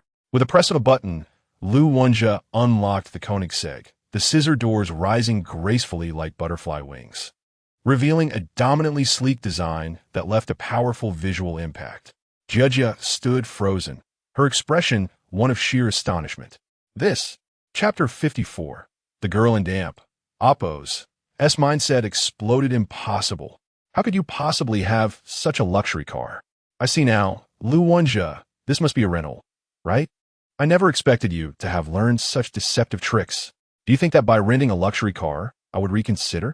Let me tell you, that's not going to happen. Liao Jia initially wore a look of astonishment, but she quickly regained her composure. She had known Lu Wenjie for quite some time. While they weren't in Amp, Oppo's, intimately acquainted, she was certainly aware of his family and Amp, Oppo's, as circumstances. Are you pretending? Surely, you have been exposed, she thought. She had previously warned Xiao Chun that this tactic would not work, yet he insisted on proceeding with it. Lu Wenjie sighed inwardly, recognizing that his attempt to impress had failed. Today, not only would he be unable to salvage his pride, but he might also end up losing face in a far greater manner. His dignity was on the line. So it's a rented car. Be careful not to scratch it. Otherwise, you might have to sell a kidney to cover the costs. Ma Kai sneered disdainfully. At that moment, an extraordinarily alluring beauty, with an enviable figure and clad in red high-heeled shoes, approached confidently. Wenjie, didn't you say you'd take me out for a drive today? Hurry, let us get in the car. Su Laos Gulp. Two ignorant bumpkins actually think Wenjie's car is a rental. Show me a rental for a 26 million luxury car. Her performance was masterful, radiating authenticity. She glanced at Liao Jia and Ma Kai with contempt, her disdain palpable. And she was right. While some luxury cars worth a few million could indeed be rented, a vehicle worth over 20 million was simply unattainable for rent. Impressive, Lu Wenjie. Not only have you learned to rent cars, but you've also hired actors.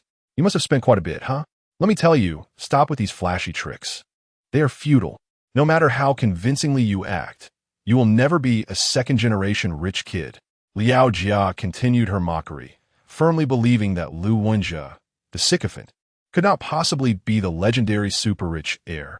If you could truly afford a $20 million supercar, why did it take you 2 months to buy an iPhone? You only bought it during the Double 11 sale. Just as Liao Jia's derisive words fell, a thunderous roar of engines erupted from a distance. The sound of supercars filled the air. It wasn't just one.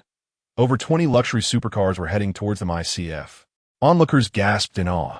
Oh my God, is that Maserati, Lamborghini, Porsche 911, Ferrari 488, Aston Martin, Maybach? Wow, unbelievable. There's even a Koenigsegg. Is this a gathering of the top second-generation rich kids? Quick, take pictures for social media. This scene is just too incredible. Wow, look at that guy driving the Ferrari with one hand. He is so handsome, exclaimed a girl, her admiration clear. Handsome? I'll drive a Ferrari. I'm even better looking than him. Her boyfriend retorted, clearly unamused.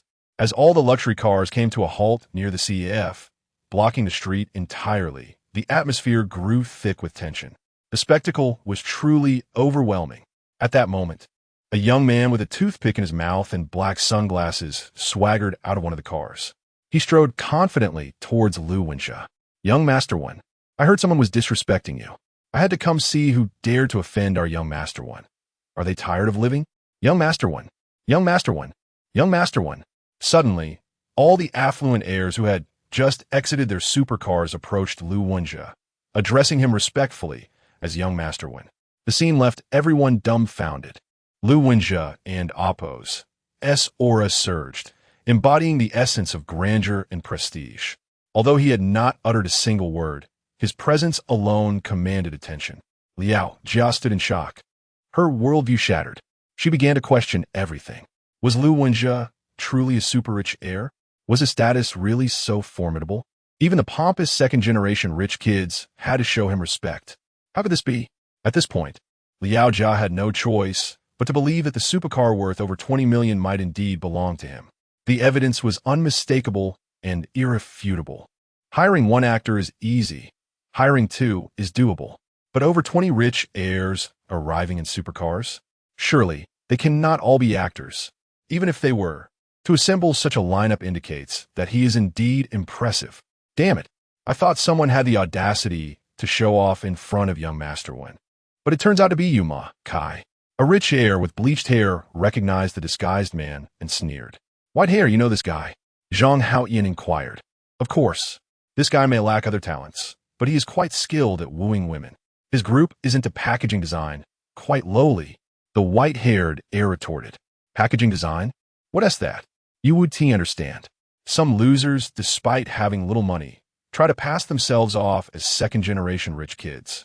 They create a facade on social media to attract high-scoring girls. Their group consists of about 20 to 30 people.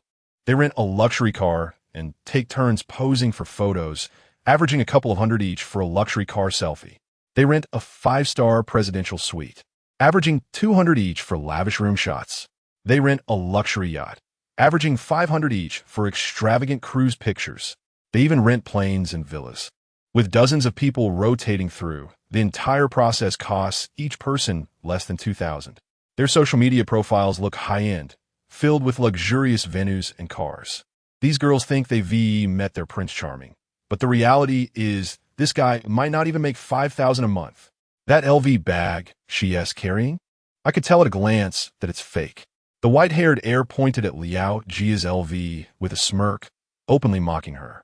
At this point, even Chen Yuan, who had been covertly observing, was left completely bewildered. So, this is how one can woo women? A few thousand can attract high-scoring girls? The talents in our country are truly remarkable. Solutions always outnumber difficulties. This operation, impressive, impossible. My LV bag cannot possibly be fake. I have a legitimate receipt. Liao Jia hurriedly questioned, panic rising in her voice. Kai and the others are just deceiving me, right? You're not lying to me, are you? A legitimate receipt? I could get you 10 for $100. Would you like some? Chapter 055. Smoke Boss, could you support me? Liao Jia's gaze towards Ma Kai grew increasingly suspicious. For everything had been accurately foretold by the white-haired individual. Ma Kai's social circle was indeed extravagantly lavish. One day, it was a 5-star hotel. The next, a cruise to watch the sunrise, followed by a villa winery. Luxury upon luxury, sophistication upon sophistication. Initially, it was because of Ma Kai's social media that she formed a flawless first impression, perceiving him as her ideal type. Thus, within a mere half-month, an extraordinary relationship had been forged. However, in recent days, she noticed that Ma Kai's car was not often in use. The LV bag he gifted her seemed to have been prepared in advance. At that moment, she regarded it as a delightful surprise and paid no heed to any underlying implications, even feeling touched. Coupled with Ma Kai's sweet talk, she had been lulled into a state of self-forgetfulness. Yet, upon being pointed out the inconsistencies, she suddenly found herself beset with doubts.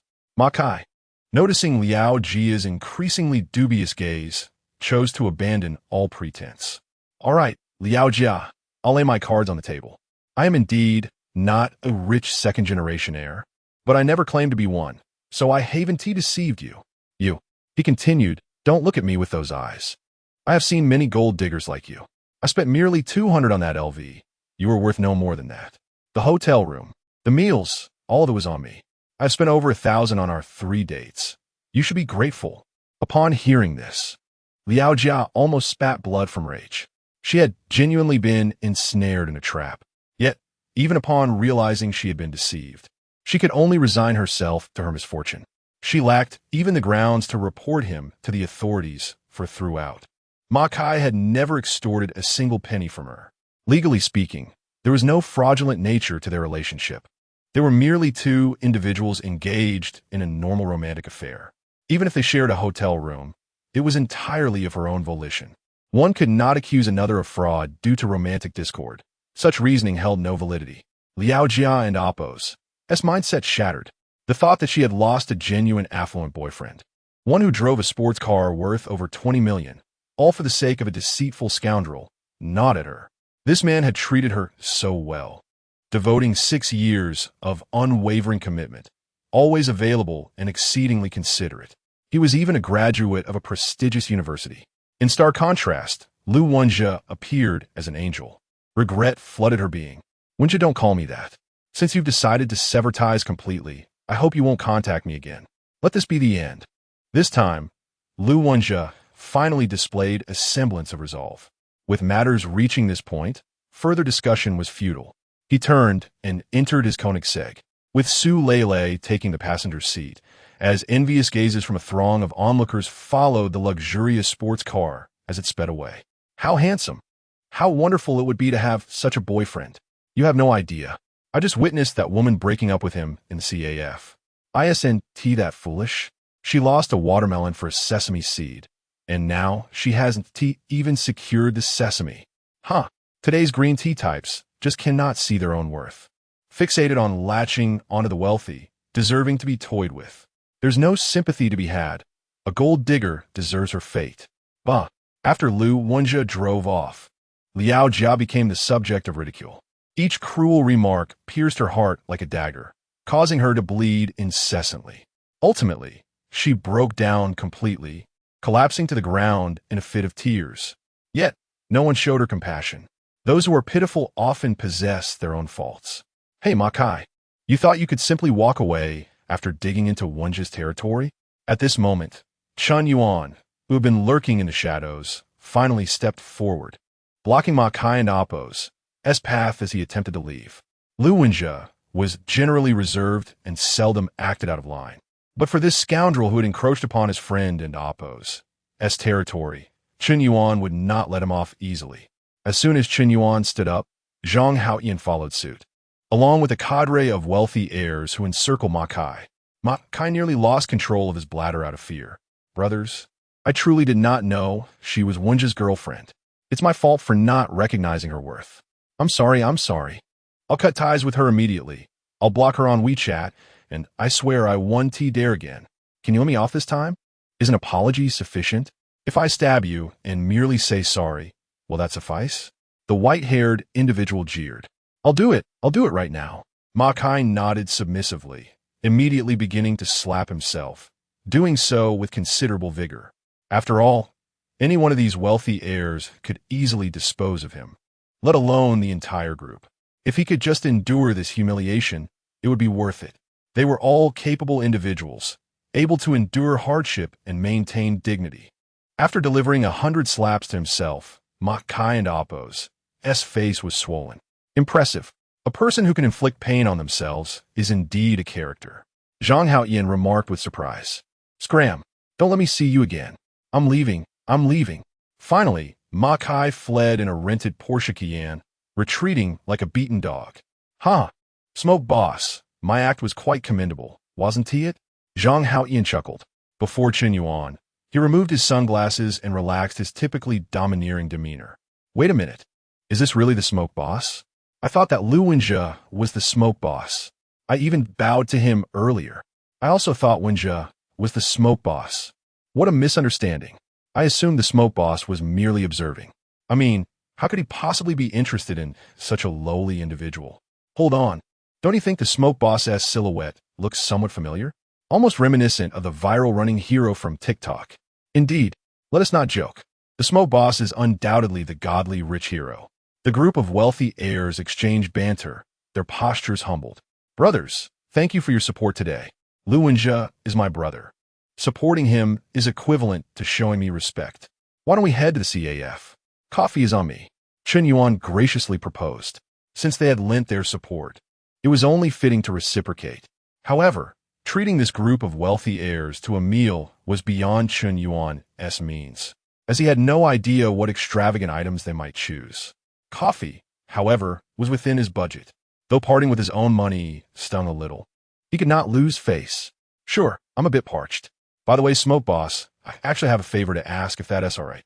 The wealthy heir with white hair suddenly spoke up. Chen Yuan's heart raced. You really don't hold back, do you? Well, Smoke Boss, I've recently taken a liking to a female streamer. She is stunning, talented, and everything I adore. However, her popularity is low. I would like to invite you to support her, stating you were invited by the white-haired hero. That would give me quite a bit of prestige. Hearing this, Chen Yuan sighed in relief. Supporting a female streamer was well within his forte. Today, he would allow these wealthy heirs to witness what a true, godly rich individual truly was. Chapter 056. I'm going to the restroom, white-haired one. Do not go too far. It's the first meeting with President Yan, and you dare to make such a request? Zhang Haoyan admonished sharply. It's nothing serious, merely a trivial matter. Which platform is this female live streamer from? Chen Yuan replied with a light-hearted wave of his hand. As they conversed, the group entered the Konoha CAF. President Yan, the female streamer I mentioned, is from Longya. I even opened a Duke account there, but it's not particularly impressive. If you could lend a hand, I would be immensely grateful. White-haired one pleaded while harboring ulterior motives. Up to this point, he still harbored doubts about whether this young man before him was truly the affluent President Yan. Chen Yuan appeared too youthful, and his clothing and shoes together barely reached 200 yuan. He seemed to embody the very essence of a penniless, destitute figure, hardly fitting the persona of a wealthy magnate. Not just white-haired one, but other second-generation rich individuals were also somewhat skeptical.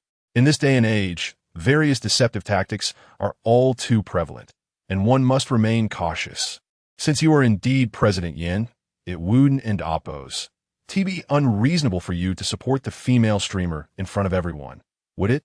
Certainly. Should Chen Yuan be asked to treat the meal, he might hesitate.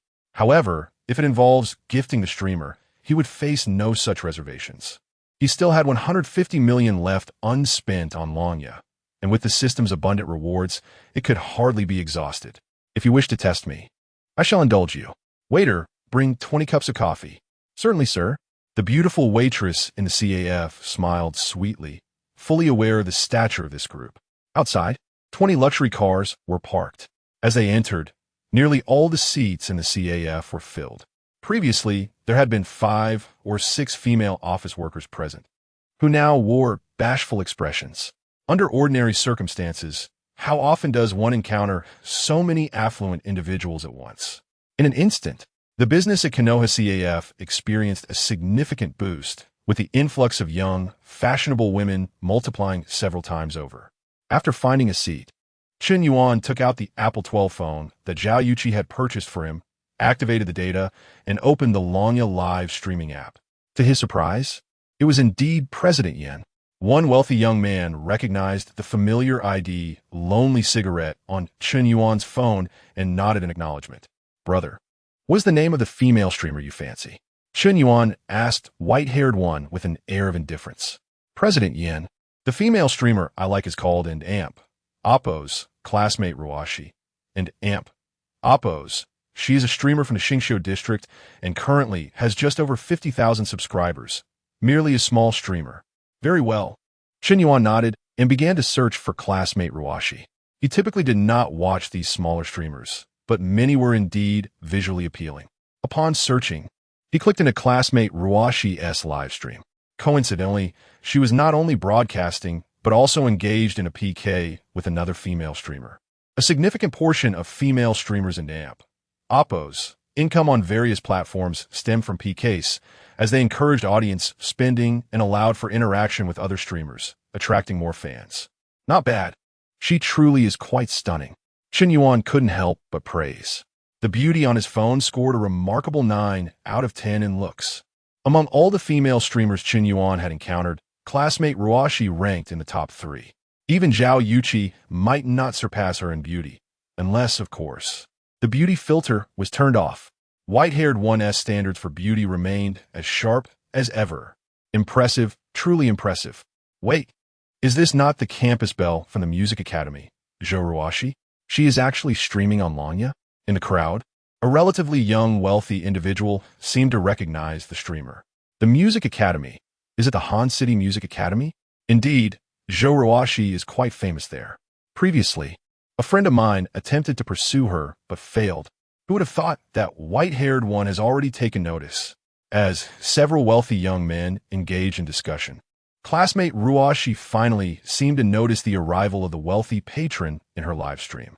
The entrance effect of Chen Yuan's Super God Emperor was undeniably extravagant, making it impossible not to notice. Moreover, this Super God Emperor was none other than the recently renowned President Yen, who had just spent $500 million on Lanya. Wow. Welcome, President Yen. Good afternoon, esteemed President Yen. What do I do? I'm a bit excited. I never expected President Yen to enter my live stream. Ruashi, you made it. A streamer graced by President Yen cannot help but become popular. President Yen is incredible. Where are my Yen family troops? President Yen is generous. Thank you for the 1,000 treasure maps. Haha, did I say that too early? President Yen is magnificent. President Yen is magnificent. Before Chen Yuan could begin gifting, the live stream's comments were already inundated with praises for President Yen. At this moment, Chen Yuan posted a comment. White-haired hero introduced me here, saying there is a beautiful lady, and I indeed have not been disappointed. Wow, white-haired one. Do you know President Yen? This is quite impressive. After Chen Yuan went online, white-haired one also took out his phone to log on.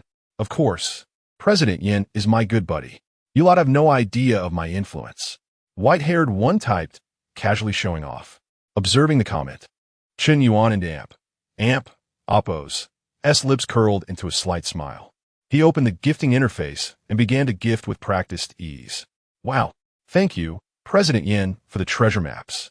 Thank you, President Yen. As soon as Zhou Ruashi expressed her gratitude, she realized the number of treasure map gifts had already exceeded 30. Moreover, they were being gifted at a staggering rate of 2 per second. These luxury gifts, valued at 5,000 yuan each, seemed almost trivial in President Yen's hands, as if he were distributing free glow sticks. Here we go again. President Yen has begun once more. President Yen, how much money do you possess?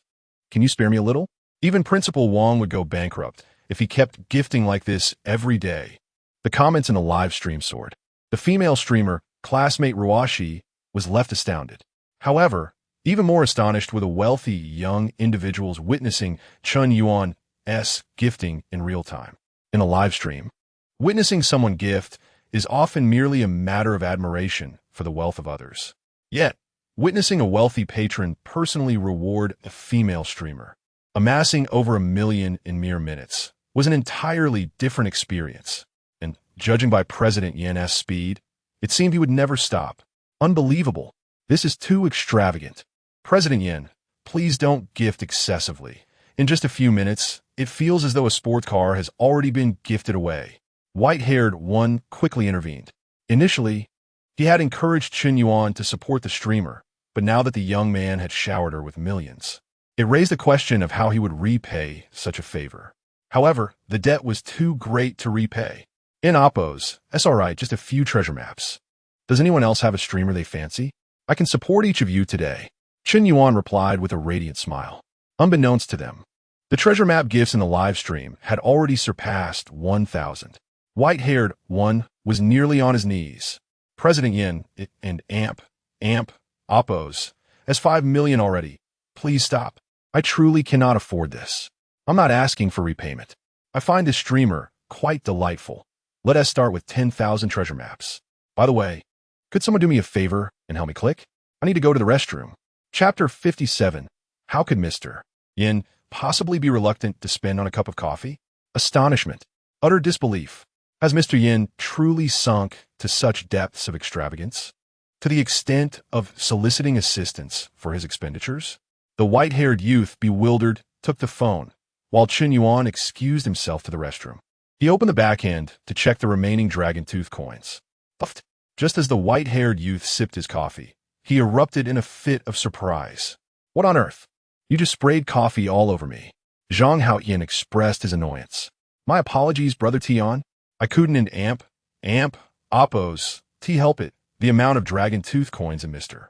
Yin and amp, oppos, S account is simply astonishing. Let me see. A group of wealthy heirs gathered around to glimpse the phone. How many digits is this? Units, tens, hundreds, thousands, 10,000, 100,000, million, 10 million, billion? Goodness, 9 digits. Over 14 million dragon tooth coins. What the heck? Previously, Mr. Yin had already spent over 50 million on dragon tooth, which implies he must have charged at least 200 million. The exchange rate of dragon tooth coins to renminbi is 1, akin to the equivalence of shark fin on a live streaming platform. 200 million dragon tooth coins equate to 200 million soft currencies. This is unprecedented. Utilizing such a colossal sum to shower gifts on female streamers is simply unheard of. The group of affluent heirs was left utterly demoralized. They had previously considered themselves elite players, looking down upon ordinary participants. Yet, in the presence of Mr. Yin, they felt like mere elementary students. I concede. This time, I truly concede. Mr. Yin and Amp. Oppo's S status is leagues above ours.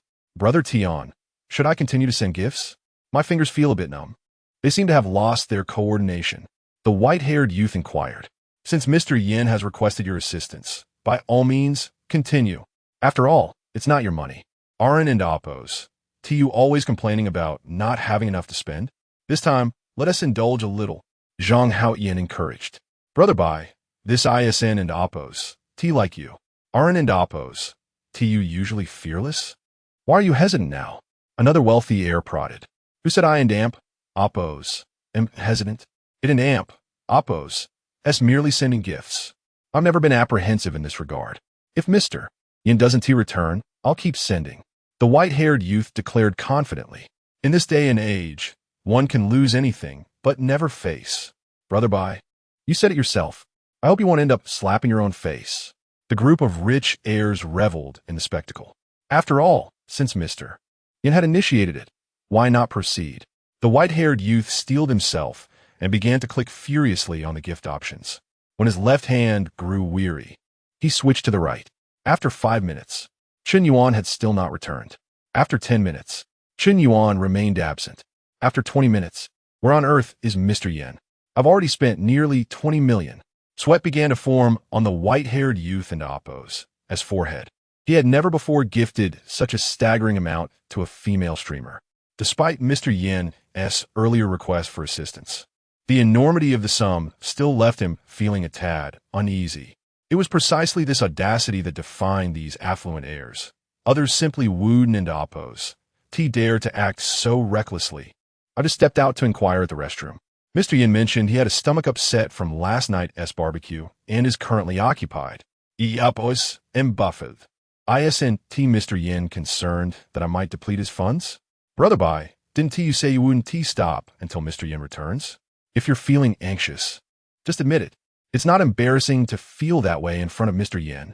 Who says I'm anxious? I'm just a tad fatigued from tapping the screen. 30 minutes later, finally, Chen Yuan emerged from the restroom. He had overindulged at the barbecue last night, and it had taken a toll on his stomach. After a lengthy session in the restroom, he felt rejuvenated. Mr. Yin, you're finally back. Brother Bai has already gifted you 30 million. What? Chen Yuan furrowed his brow. The onlookers assumed he was upset. After all, losing over 30 million from one S account would rattle anyone. It wasn't merely a matter of being stingy. It was about the lack of restraint displayed by the white-haired youth. The atmosphere suddenly grew tense. At this moment, Chen Yuan shifted his tone. Brother Bai, what's going on? It took you half an hour to send 30 million? You don't even match half of my speed. You're dreadful. Chen Yuan's disdain was palpable. He showed no sign of anger over the 30 million. Instead, he criticized the white-haired youth's lack of speed. Moreover, this was no boast. He genuinely felt that the white-haired youth was far too slow. Having often gifted alone, he found the effort tiring. Now that he had someone to assist, couldn't he tap a bit quicker? The group of affluent heirs stood frozen in disbelief.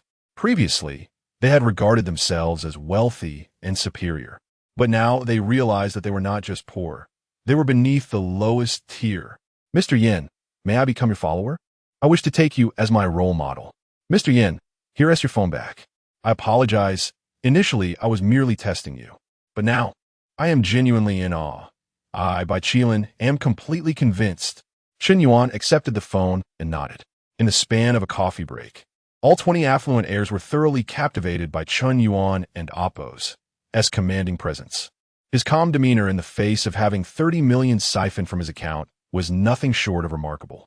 One could only surmise that to him, 30 million was merely pocket change. Let's not worry about it. We're all friends. Let us not part ways without an introduction.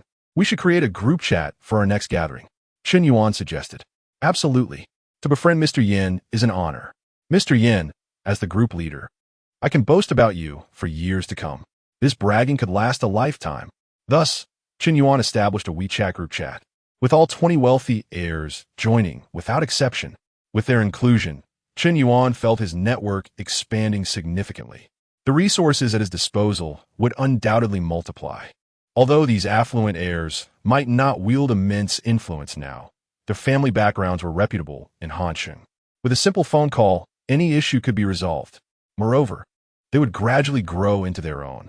In summary, it was certainly beneficial to make their acquaintance. Until next time, brothers. Chen Yuan departed from the Konoha CAF. With Mr. Yan's exit, the group naturally intended to disperse as well. Excuse me, who will settle the bill? A beautiful waitress suddenly inquired. Huh? Didn't Team Mr. Yin take care of it? I must have overlooked it. How could someone of Mr. Yin and Appo's stature possibly be stingy with a few cups of coffee? Chapter 058. A shot for each little friend. It is likely that no one anticipated that the extravagant patron, Mr. Yin, who had just nonchalantly spent over 30 million in a live stream, was deliberately skipping out on his tab. Damn, over 100 for a cup of coffee? 20 cups would amount to over 2,000. That's exorbitant. The hand-brewed coffee I purchased online only cost $30 for 50 cups, Chen Yuan lamented. Soon after, he hailed a cab, preparing to return to campus. On the way, a call from Luwenjia came through. Hey, Xiao Chun. I just dropped off the actress you invited, Su Lele. Liao Jia called me just now, crying bitterly. She said she truly regrets her actions. What should I do? Luwenjia's voice was thick with conflict. Stop right there. Has your old habit resurfaced? Have you forgotten how she treated you before? How can you be swayed by a few flattering words? Chen Yuan retorted, his frustration palpable. But no but. You went to great lengths today to support her, and you're ready to be swayed by mere words? Don't you feel guilty towards your brothers? Chen Yuan hung up, seething with indignation. Why can't you change your penchant for being a sycophant? Upon returning to the dormitory, he realized it was already 5 in the afternoon. Old 4, where were you last night? You didn't come back all night. Were you out with some girl? His roommate, Xiong Tao, asked with a mischievous grin.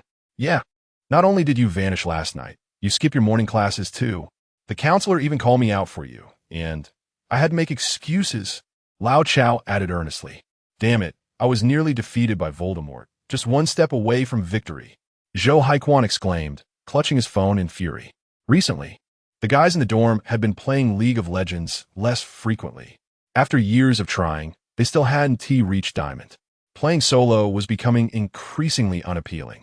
It was far more enjoyable to engage in PUBG, where one could play anytime, anywhere without the need for an internet CAF. Let us go. A squad of 4 just in time for old 4's return. We can quickly climb to Super Ace. Xiong Tao cheered. Chen Yuan was at a loss for words. He had expected a declaration of dominance, only to hear a suggestion to play defensively. Having previously played PUBG for over 2 months, he had reached the rank of Immortal Star Diamond, but could not advance further. His preference was for direct confrontations, while those who played defensively thrived by surviving to the final circle. Soon, all 4 pulled out their phones and logged on. Aside from Chen Yuan, who remained at Immortal Star Diamond, Zhou Haiquan, Xiong Tao, and Chao Jinyan had all reached Glory Crown, with Zhou Haiquan nearing Super Ace. As they entered the game interface, controlling a Special Forces character, Chen Yuan felt an unusual sensation wash over him. After increasing his mental attributes by 5 points yesterday, he sensed a significant enhancement in his mental acuity, though he hadn't noticed much change in his gameplay until now. Where should we jump? Xiong Tao inquired. Let us land at G-Port and engage in some combat, Chen Yuan suggested. No way. With this flight path, G-Port will be swarming with players. We'll be dead on arrival. Zhou Haikuan scoffed. Just then, Old Four jumped first, prompting Zhou Haikuan to mock. The less skilled you are, the more you crave confrontation. As the plane shed over 30 players in a moment, it was evident that G-Port would be crowded. Old Four, you're finished. If you manage to survive, I'll kneel and call you dad. Lao Gao Diclet gone feed in. Chen Yuan remained silent, quickly calculating the positions of all enemies as he parachuted down. Landing behind a container, he found a new ZI. However, 4 enemies descended alongside him. With a burst of bullets, he downed 2 instantly, but refrained from finishing them off. For the remaining 2 were armed with an M4 and an ACAM. Having taken 2 shots, he swiftly crouched and dove behind a container, already down to half health. After reloading, he circled around the container, assessing the enemy's position by sound, before launching himself out and eliminating one of the adversaries who was reviving his teammate. With 3 enemies down, only 1 remained. Flanking, are we?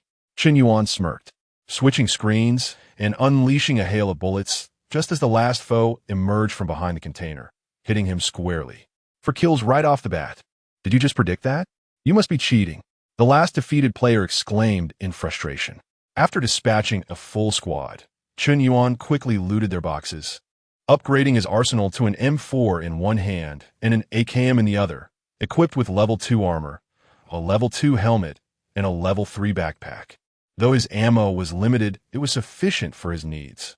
Thus began Chen Yuan's true slaughter spree. Previously, he perceived his opponents as formidable, but today, they appeared sluggish, almost like bots. Single-handedly, he eliminated 4 full squads, along with 3 bots and 2 lone wolves. Exiting G-Port, he had amassed an astonishing 21 kills. Old Four, you've racked up so many kills? Xiong Tao exclaimed in disbelief, glancing at Chen Yuan's kill count on the screen. 21 kills. Are you hacking? Emerging from G-Port, Chen Yuan was now fully equipped. He continued hunting for enemies, effortlessly dispatching another full squad, 3 lone wolves, and a bot, bringing his total to 29 kills. Old Four, hurry over. We just got ambushed by a full squad while driving. They're strong. Lao Gao shouted. But before he could finish, he was eliminated. Xiong Tao and Zhou Haikuan met the same fate, leaving Chen Yuan as the last survivor. He rode a motorcycle, stopping at a high point 400 meters from where his teammates had fallen. With an M4 and an AWM in hand, he took aim with a sniper rifle, activating the 8x scope, and swiftly eliminated an enemy soldier who was looting a box. Even a level 3 helmet couldn't withstand the AWM's power. Watch out for the sniper, one enemy shouted, realizing they were in danger. On the high ground, a lone wolf remained, emboldened to confront Chen Yuan. However, before he could boast, he was swiftly taken down with a single shot. Damn, a moving target at 500 meters. This has to be a cheat. Bang. Another shot rang out, and a 3rd teammate fell. Bang. The 4th shot found its mark, as the last enemy, driving a Maserati, was also eliminated with a headshot. 1 shot for each little friend. This guy must definitely be cheating. Report him. A popular PUBG streamer on the Shark Live platform exclaimed angrily. Chapter 059. Xiaomier has arrived in Han City. He activated the spectator mode, only to be astounded to discover that this lone wolf, who had decimated their full squad, had already claimed the lives of 33 individuals. It was utterly terrifying. In the game Peace Elite, the match begins with merely 100 Special Forces soldiers. By the end of a game, encountering 30 players is not guaranteed. Yet, you managed to slay 33? And this is before entering the final circle. Are you a headhunting machine? The streamer is utterly incompetent, unable to defeat a mere passerby. This person must be cheating. If not, I'll eat dirt. This defies logic. After multiple strict crackdowns by the Penguin officials, cheats have become almost non-existent. Almost non-existent does not equate to absent. Wait a moment. Let me check the kill replay. The streamer replayed the footage of Chen Yuan eliminating them over a dozen times. Yet, To his bewilderment, it seemed to be genuine prejudgment rather than an aimbot. But how could one person in Oppo's prejudgment be so extraordinarily precise? This defies reason. Could he truly be a master? At the very least, possessing the prowess of an invincible warrior? After contemplation, this Battle Royale streamer chose not to report him, but instead sent a friend request. Unbeknownst to him, Chen Yuan had already entered the final circle. Only 5 players remained on the field. After a fierce skirmish, only 2 players were left standing. Chen Yuan, wielding an M4, charged forward and took one down. Subsequently, he was ambushed by another player lying in wait. In this critical moment, with his health nearly depleted, Chen Yuan executed an astonishing serpentine maneuver, instantly locking onto the position of the ambusher and delivering 3 headshots, eliminating him. A remarkable counterattack. With a staggering total of 35 kills, he successfully claimed victory. Salt, confusion, bewilderment. Xiong Tao, Zhou Haiquan, and Chao Jinyan stared at Chen Yuan as if he were an extraterrestrial. Impossible. How could you be so formidable, old for 35 kills? You could practically turn professional. Have you been secretly honing your skills in the past 2 months? It makes no sense. We hardly ever see you play. Old Chao, perplexed, inquired further. He realized that ever since Chen Yuan's breakup with Lin Shutong, a mere week had passed, and Chen Yuan had undergone a dramatic transformation. Not only had he become more appealing to the ladies, but he had also become formidable in combat. Now, he was excelling even in gaming. Is there no justice left in the world? Can a breakup truly lead to such a drastic change? Is heartbreak capable of causing such a revolutionary transformation? Or had Chen Yuan always been concealing his true abilities, and they had never truly understood him? Old Chao, you lecherous man, stop deflecting. Didn't you say you'd call me dad if I could escape G-port? Now that I've won, hurry up and say it. Chen Yuan laughed. This. We're all brothers, just joking around. Don't take it seriously. Old Chao protested. Old Chao, that's where you're wrong. A real man, a true iron-willed man, must keep his word. Xiong Tao suddenly turned against him, aligning with Chen Yuan. Exactly. Hurry up and say it. Zhou Haiquan chimed in. You bunch of bastards. I'm off to eat. I'm starving. Old Chao stubbornly resolved to weasel out of it. Chen Yuan had no choice but to relent. All right, let us go to the cafeteria for a meal together. After dinner, Chen Yuan lay in his dorm room. It was already Friday, with Saturday on the horizon. He opened WeChat and discovered that the streamer Xiaomier had sent him several messages. Brother Yin, are you there? Brother Yin, I'm coming to Han City for a trip tomorrow. My flight arrives between 9 and 11 in the morning. Can you pick me up? I've been feeling a bit sad that you haven't been watching my streams these past few days. Reading the 3 messages from Xiaomier, Chen Yuan suddenly realized. She was the first streamer he had ever rewarded. Although she had mentioned coming to Han City to see him, he had not taken it seriously. After all, what were the chances that a popular streamer with millions of fans would genuinely want to engage with him? Perhaps she was just teasing. In this day and age, the schemes run deep. Some words are best taken lightly. Chen Yuan had always maintained a cautious attitude when dealing with streamers. His flirtation with Xiaomier had merely been playful banter. He never expected that she would actually come this Saturday. I've been busy these past few days with something important, which is why I haven't visited your stream. Tomorrow, I'll have some time. Let us meet at the airport. Chen Yuan composed a response and sent it to Xiaomier. After all, she was the first streamer he had arranged to meet, and a popular one at that. Chen Yuan felt a flutter of excitement. Meanwhile, in a luxurious hotel, Xiaomier read Chen Yuan's message with a bemused expression. Busy? She was well aware that Brother Yin was indeed busy showering gifts on other female streamers. He had lavished nearly 100 million in just 2 days, gifting to Shark Stream's Zaya Shinshin and then to Lanya Live Sarah. Brother Yin was known for his extravagant generosity throughout the streaming community. If not for this, Xiaomier would not have hastened her visit to Han City. She was eager to gain Brother Yan's support, especially with the upcoming annual livestream carnival event at Shark Stream. All streamers across the platform will be vying for a spot among the top 10 peak streamers, a matter crucial to their future prospects and the platform support plans. Holding the title of top 10 peak streamer guaranteed visibility and traffic. Some streamers even resorted to spending their own money or taking out loans to boost their profile, believing that fame and traffic would lead to easier earnings. If it were the old situation, Xiaomi would have had no chance to compete for a spot among the top 10 peak streamers. She would have been fortunate to secure a position among the top 10 outstanding streamers in her division. However, this time, she saw a glimmer of hope. With Brother Yin and Oppo's backing, who could possibly defeat her in the competition, a place among the top 10 peak streamers was not out of reach. Determined to ascend, she resolved to spare no effort in securing Brother Yan's support. If another cunning vixen were to steal him away, it would be too late for regrets. In a world filled with female streamers, who wouldn't wish for Brother Yan's favor? A strong sense of urgency stirred within Xiaomi and Oppo's, prompting her to rush to Han City to meet Chen Yuan. I knew Brother Yin was a busy man, but you can't just ignore me. I thought you had forgotten about me. Xiaomi replied, how could I forget? You're so beautiful, charming, and alluring. I'm the one who worried that you, as a major streamer, are too busy to even acknowledge me.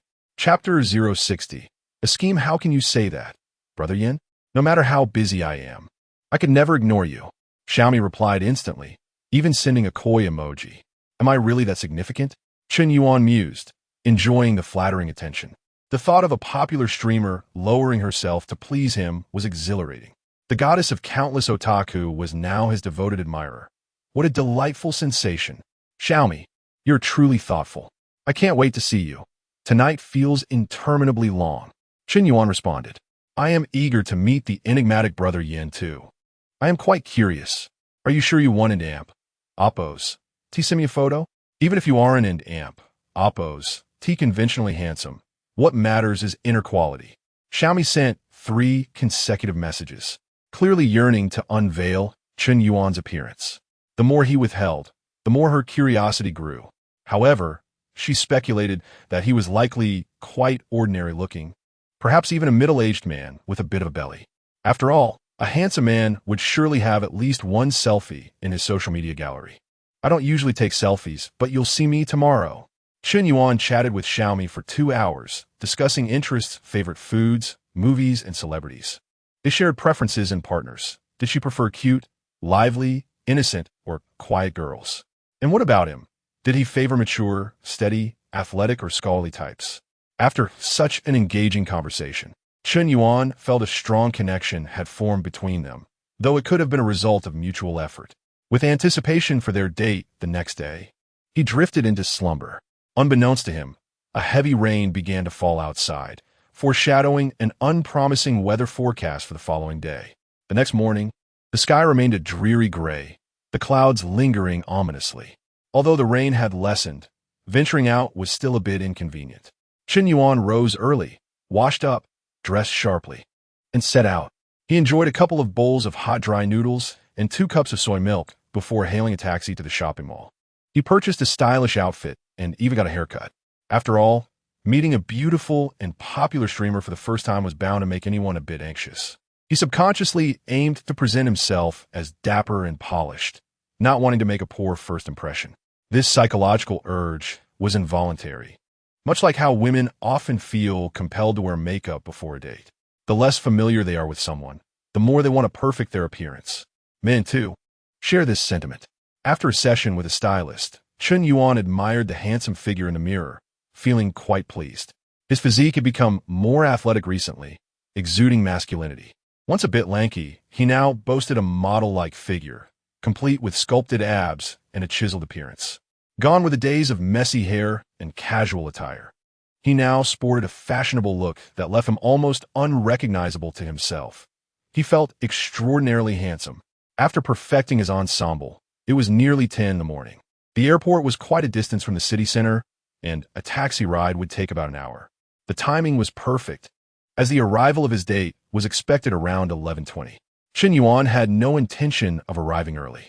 He believed it better to let the goddess wait than to wait for her himself, a principle he adhered to, reminiscent of Cao Cao's famous words, "I would rather betray the world than let the world betray me." As he settled into the taxi, he messaged Xiaomi, "I've arrived at the airport." She did not respond, possibly due to the lack of signal on the plane or a dead phone. However, it mattered little, as she would see that he had messaged her at 10:00 and amp, Oppo's clock.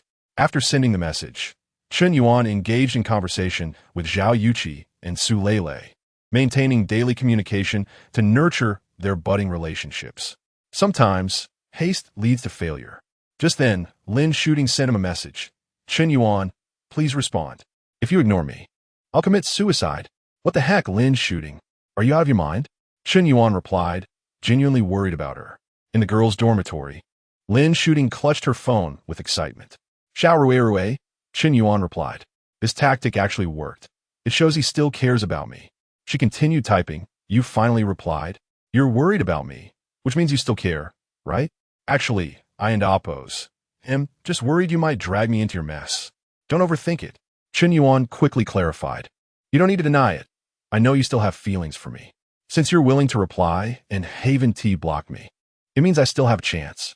Chen Yuan, you took 3 years to prove your love for me, and I'll take 3 years to show you I love you too. Chen Yuan read her message, contemplating whether to block Lin Shooting on WeChat. Ding. A system alert echoed in his mind. Warning. The host is bound to a devoted admirer and may not delete their contact. Failure to comply will result in a deduction of 20 basic attributes. He was momentarily taken aback by this unexpected regulation. Is this a ridiculous rule? He pondered. After reflecting on the rationale behind such a rule, he decided to let it go. Not deleting a contact was a minor concession. He could tolerate it. An hour later, they finally arrived at Tianhe International Airport. Just then, Xiaomi and Oppo's message came through. Sorry, Brother Yin. I just got off the plane. Have you been waiting long? Not for long. Just an hour. Chen Yuan replied, having just exited the taxi. A scheme, after all, is about evoking a sense of guilt to garner more affection. Chapter 61.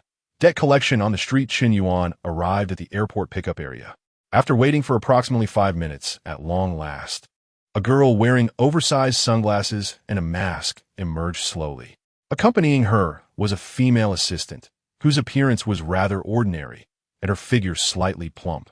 But that was not the focus. The girl with the sunglasses possessed an extraordinarily perfect physique, standing around 7 meters tall, adorned in a pleated skirt. Her slender legs were pure and flawless, embodying grace and alluring curves. Truly, she was a dancer and a streamer, and her figure was undeniably commendable. Among all the girls Chen Yuan knew, including celebrities, she ranked among the very top in terms of physique. At a mere glance, Chen Yuan recognized Xiaomi and Oppos. Xiaomi and Oppos. Over here, he waved in greeting. Xiaomi and Oppos. Paused, momentarily taken aback, then removed her sunglasses, revealing a face that was both innocent and tinged with curiosity. You are Brother Yin? Indeed. Chen Yuan nodded. My goodness, Brother Yin, you are surprisingly young and handsome. Xiaomi and Oppos, exclaimed, covering her mouth in astonishment, her eyes sparkling with delight. Initially, she had not anticipated that the affluent Yin would be exceptionally good-looking. After all, wealth and attractiveness in men are often not proportional. One cannot have both fish and bear's paw. However, upon meeting him, she discovered that Chen Yuan's appearance far exceeded her expectations. Not only was he wealthy, but he was also strikingly handsome, with a tall and well-proportioned physique that resembled a prince from a fairy tale. It was an overwhelming surprise. In contrast to Xiaomi and Oppos, elation, Chen Yuan felt a tinge of disappointment. In the streaming room, she boasted an almost perfect score of 9 in attractiveness. Yet in reality, she seemed to hover around 8.3. She fell slightly short compared to Zhao Yuqi. Although she was still a standout in the crowd, she lacked the breathtaking allure she exhibited in her streams.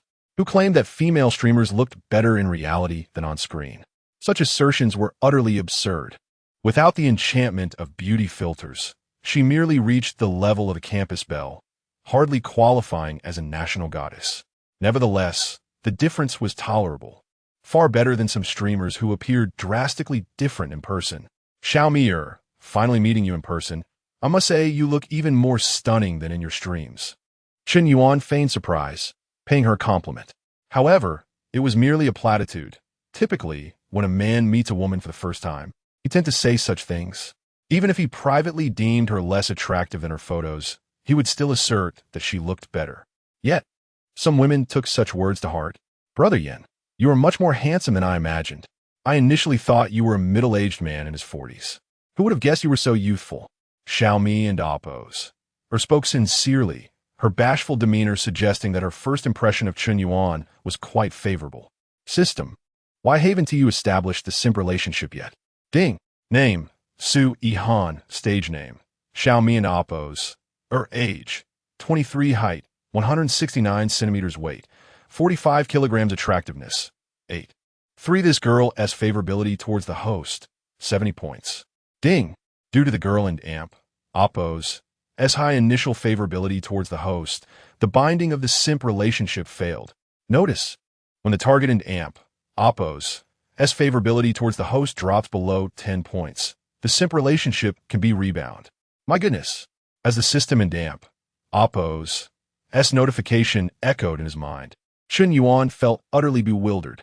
He had never anticipated that an overly favorable first impression would lead to a failure in binding the simp relationship.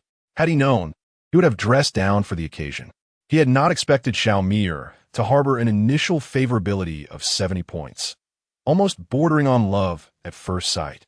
Of course, Xiaomi and Oppos, favorable impression stemmed not solely from Chen Yuan's impressive appearance. His status as a wealthy benefactor had already made waves.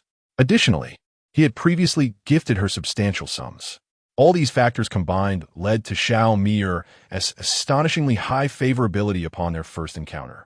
Yet now, the inability to bind the simp relationship rendered that favorability moot. Chen Yuan steeled himself. He resolved to act provocatively. Brother Yen, where's your car parked? Xiaomi casually inquired. I didn't drive. I don't own a car. I took a taxi here. Chen Yuan replied honestly, shrugging his shoulders. You must be joking. With your wealth, how could you possibly not own a car? Xiaomi and amp, Oppos, looked at him incredulously. Chen Yuan gazed into her eyes, his tone earnest. I'm not joking. The gifts I sent in the streaming room were all funded by my father's money. His company is on the brink of bankruptcy due to my spending, and he owes the bank several million. I called you over to discuss whether you could return a portion of the gifts I sent you. Upon hearing this, Xiaomi was left utterly dumbfounded. She stared at Chen Yuan in disbelief, unable to fathom how this seemingly respectable young man could utter such shameless words. To ask for gifts back that he had willingly given was beyond audacity. Su Yihan.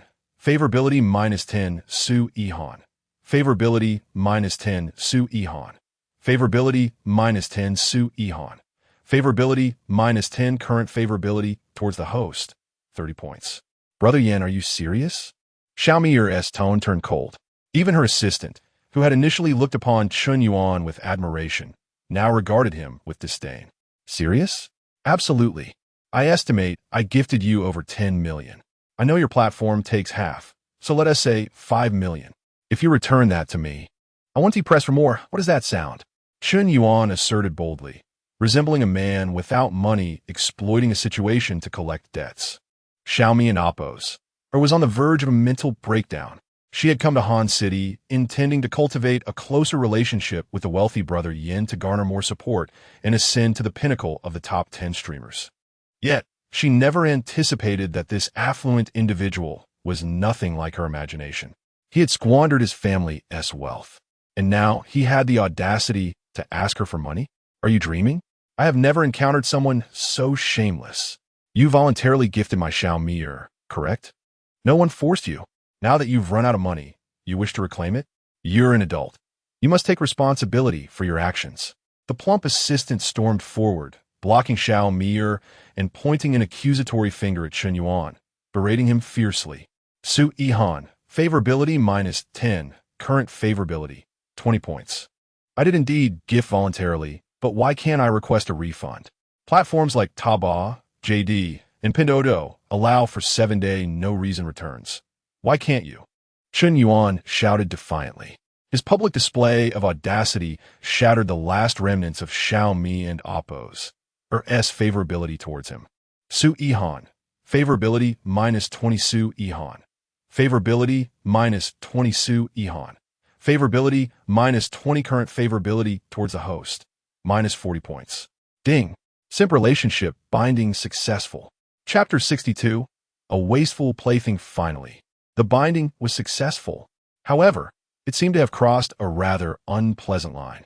To his astonishment, Xiaomi and Amp, Oppo's, affection for him plummeted to an alarming -40 points. Initially, she had held a favorable impression of him, scoring as high as 70 points. Yet, within a mere 5 minutes, this sentiment underwent a dramatic reversal, descending by an astonishing 110 points. It was utterly ludicrous. When attempting to win a woman's affection, one often finds that considerable effort is required to gradually elevate her regard. Conversely, it is astonishingly effortless to incite her disdain. A few distasteful remarks can easily tarnish your image in her eyes, leading to a total collapse of your persona. Indeed, being the villain is far easier than being the hero. At this moment, the admiration that once filled Xiaomi's gaze had transformed into palpable loathing. Go ahead and report me. Do you think I fear you? As an adult, one must take responsibility for their actions. I and Amp, Oppo's, he never encountered such a repugnant man like you, an incompetent, wasteful fool pretending to be something you are not. If you lack money, do not put on airs. Xiaomi spat with disdain. Her change of heart was swifter than turning a page in a book. Just moments ago, she affectionately referred to him as Brother Yin, and now, within 5 minutes, she was denouncing him as a worthless waste. Chen Yuan was utterly flabbergasted. He acknowledged that he had deliberately uttered some harsh words to lower her affection. Nevertheless, he had at least showered Xiaomi with over 10 million in gifts. Even if she refused a refund, was it really necessary for her to speak so harshly? What did she mean by worthless and wasteful? He was still her #1 supporter. The moment she heard he was broke, she flipped her stance. How shockingly pragmatic. Indeed, for these female streamers, when you have wealth, you are revered as a father figure, but in times of poverty, you are regarded as lesser than a dog. The argument between Xiaomi and Chen Yuan drew the attention of many onlookers at the airport. I see this beautiful woman has an impressive figure. Turns out she is a streamer. One murmured, did I hear correctly? This guy lavished gifts on a female streamer to the point of financial ruin. And now he wants to reclaim his money? What a peculiar fool. The crowd continued to gossip, reflecting on the absurdity of the situation. Just the other day, there was a report of a courier earning $3,000 a month. Yet he gifted $5,000 to a female streamer and borrowed $2,000 just to hear her say and Oppo's. Old Iron 666 and Oppo's. This is the mindset of a loser, lacking any real ability in reality, yet desperate to flaunt wealth online for a sense of belonging. The onlookers regarded Chen Yuan with contempt, their gazes dripping with disdain, regardless of gender. If you were wealthy and capable, gifting to a streamer would be understandable. You could be seen as a tycoon, living life on your own terms. But here you are, with no skills, no income, resorting to pilfering from your father and Oppo's. Bank account to shower gifts on a streamer? Are you out of your mind? Are you a fool, a simpleton, a worthless individual, lacking ability but still trying to show off? You are the epitome of a wasteful child, deserving of scorn. At that moment, a Bentley luxury car pulled up to the curb in the airport terminal. A middle-aged man, appearing to be in his 30s or 40s, emerged from the vehicle, wearing gold-rimmed glasses and dressed in formal attire. He had the air of a successful individual. Mir, I heard you were arriving in Han City today, so I came to pick you up. The middle-aged man shamelessly appraised Xiaomi. Ah, are you the renowned Xiao Huang? I merely posted casually on my social media, and I never expected you would come to greet me. Xiaomi exclaimed, recognition dawning as she glanced at her phone. Chen Yuan felt a chuckle rising within him. He anticipated that this woman had not only arranged to meet him, but it also attracted the attention of other wealthy individuals. Indeed, when one has a significant following, potential suitors are abundant. This Xiao Huang, Chen Yuan recalled, was known by the online handle Tiandi Xiao, and was humorously dubbed the Xiao Huang by fans in her streaming room. He was among the top 10 wealthy supporters in Xiaomi and Oppo's streaming channel, having gifted over 2 million, ranking 8th overall. It appeared that Xiaomi's visit to Han City was not solely for Chen Yuan. She aimed to impress multiple affluent benefactors to enhance her competitive edge during the Shark Carnival. Ah, and who is this? Xiao Huang finally noticed Chen Yuan and Appo's presence and inquired. This is none other than the infamous Shun Haoyan. Xiaomi introduced with a tone of disdain. Ah, so you are Shun Haoyan. My apologies, I did not recognize the esteemed gentleman earlier. Had I known you were personally here to greet me, I would have refrained from embarrassing myself. Despite Chen Yuan's youthful appearance, upon learning he was the notorious Shun Haoyan online, Xiao Huang immediately lowered his stance. After all, this individual had astonishingly lavished $1 billion in just a few days across various streaming platforms. Xiao Huang, who had only contributed over $2 million in 2 to 3 years, could not help but adjust his demeanor in the presence of such a legendary figure. Xiao Huang, you need not be so deferential. He is merely a wasteful youth. Xiaomi scoffed. Do you know where his money comes from? He stole from his father, driving his family to ruin, and now he dares to ask me for a refund. It infuriates me. In 2 years of streaming, I have never encountered such an audacious individual. How can he even have the gall to ask? As she continued to speak, her anger intensified, her contempt for Chen Yuan growing deeper. Initially, she had found him somewhat attractive, but now, the more she scrutinized him, the more repulsive he appeared. Disgusting, despicable. A failure, a scoundrel, a detestable waste. The thought that she had briefly been enamored with such a pitiful creature sent shivers down her spine. How could the legendary Shun Haoyan be reduced to this? Xiao Huang was utterly bewildered. He could scarcely believe that someone capable of spending $1 billion on streaming platforms could also be a mere wasteful fool, pilfering from his family to shower gifts on a streamer. Yet, Xiaomi had no reason to deceive him, and Chen Yuan was far too young. Even if he came from wealth, it was improbable that he would have access to such vast sums to spend on a streamer. Thus, the reality of his theft became evident. His family's bankruptcy was no fiction. This was indeed a foolish individual, confirmed. Having unraveled the details, Xiao Huang no longer regarded Chen Yuan with any respect. He considered the implications of this incident becoming public knowledge, envisioning the stir it would cause within wealthy circles. It could easily make headlines tomorrow. He even conjured up a sensational news title.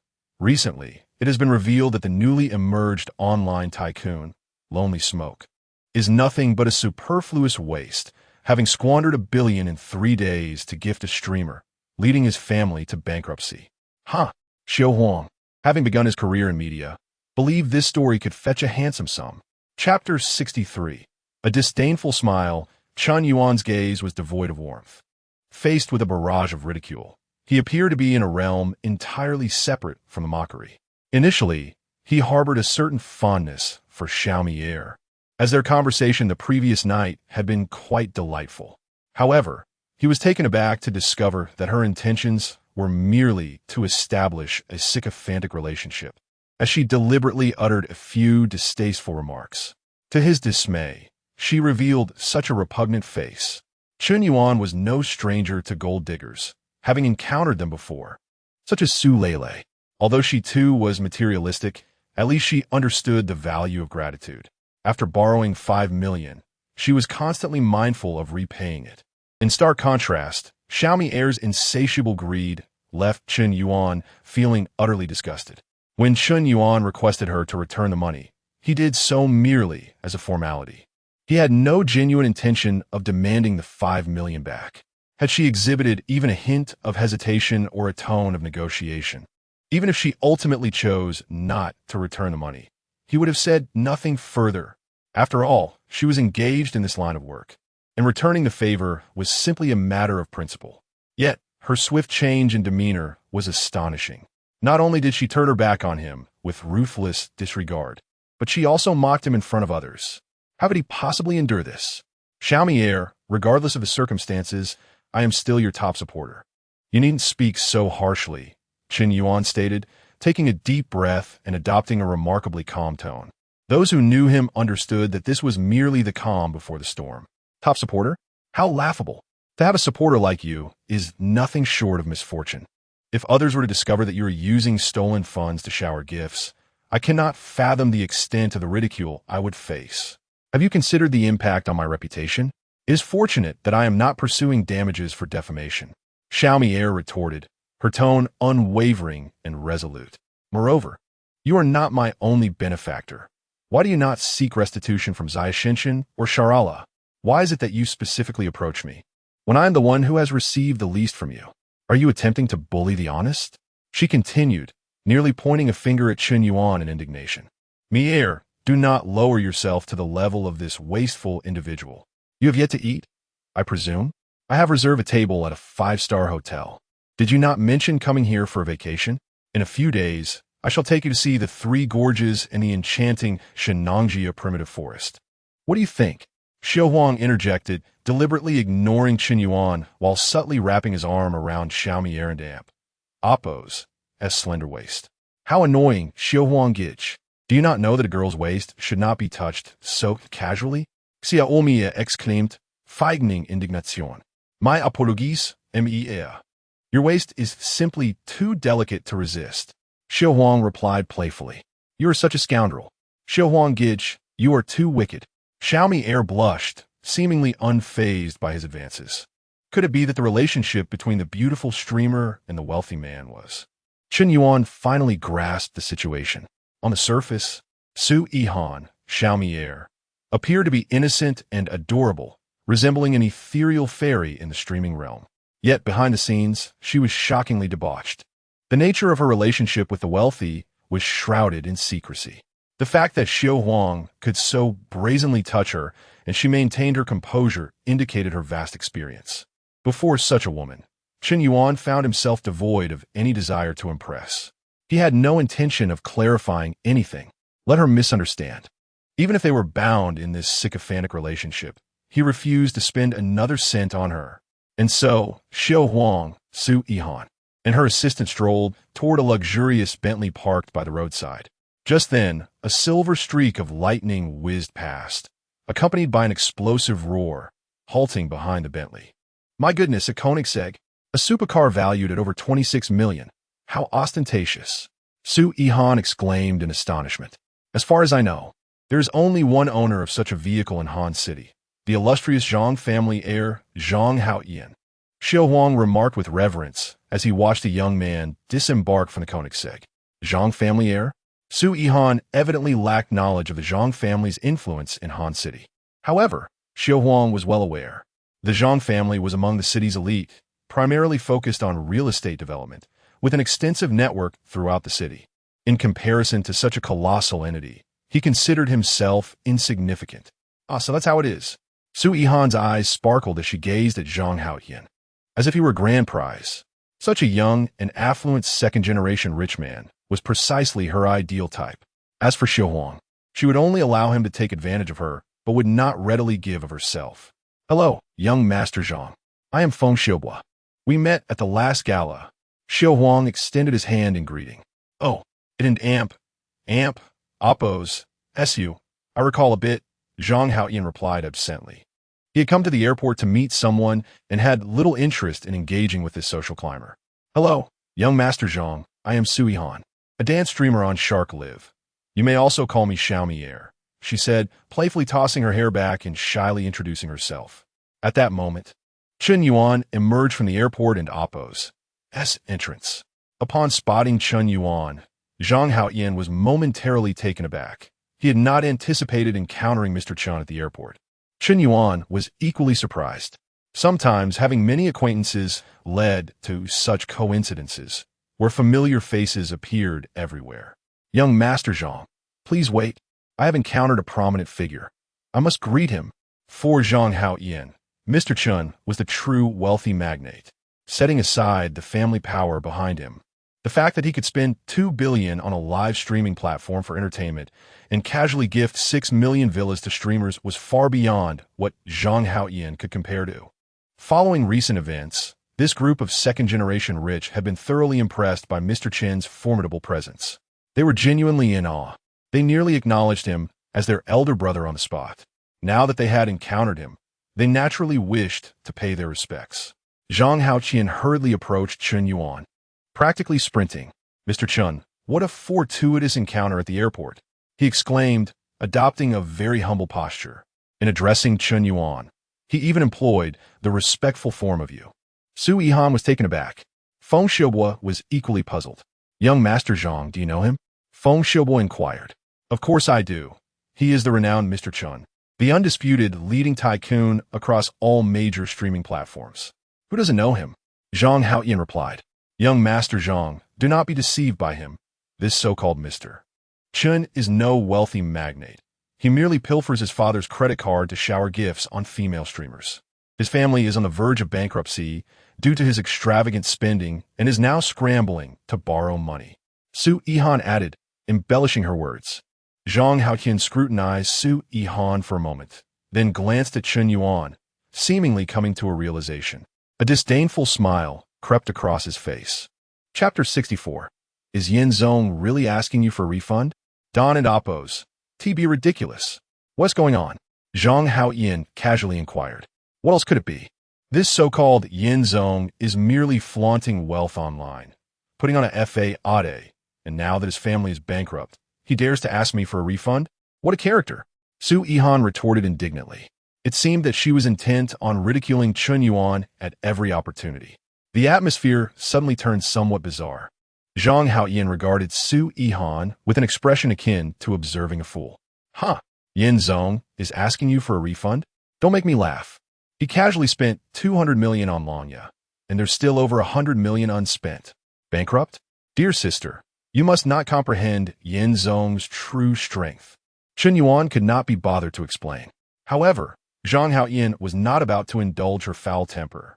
You dare to look down on Yin Zong? Are you aiming for the skies? Shocked, stunned, dumbfounded, Su Yihan was at a loss. Were it anyone else, she might have dismissed such claims.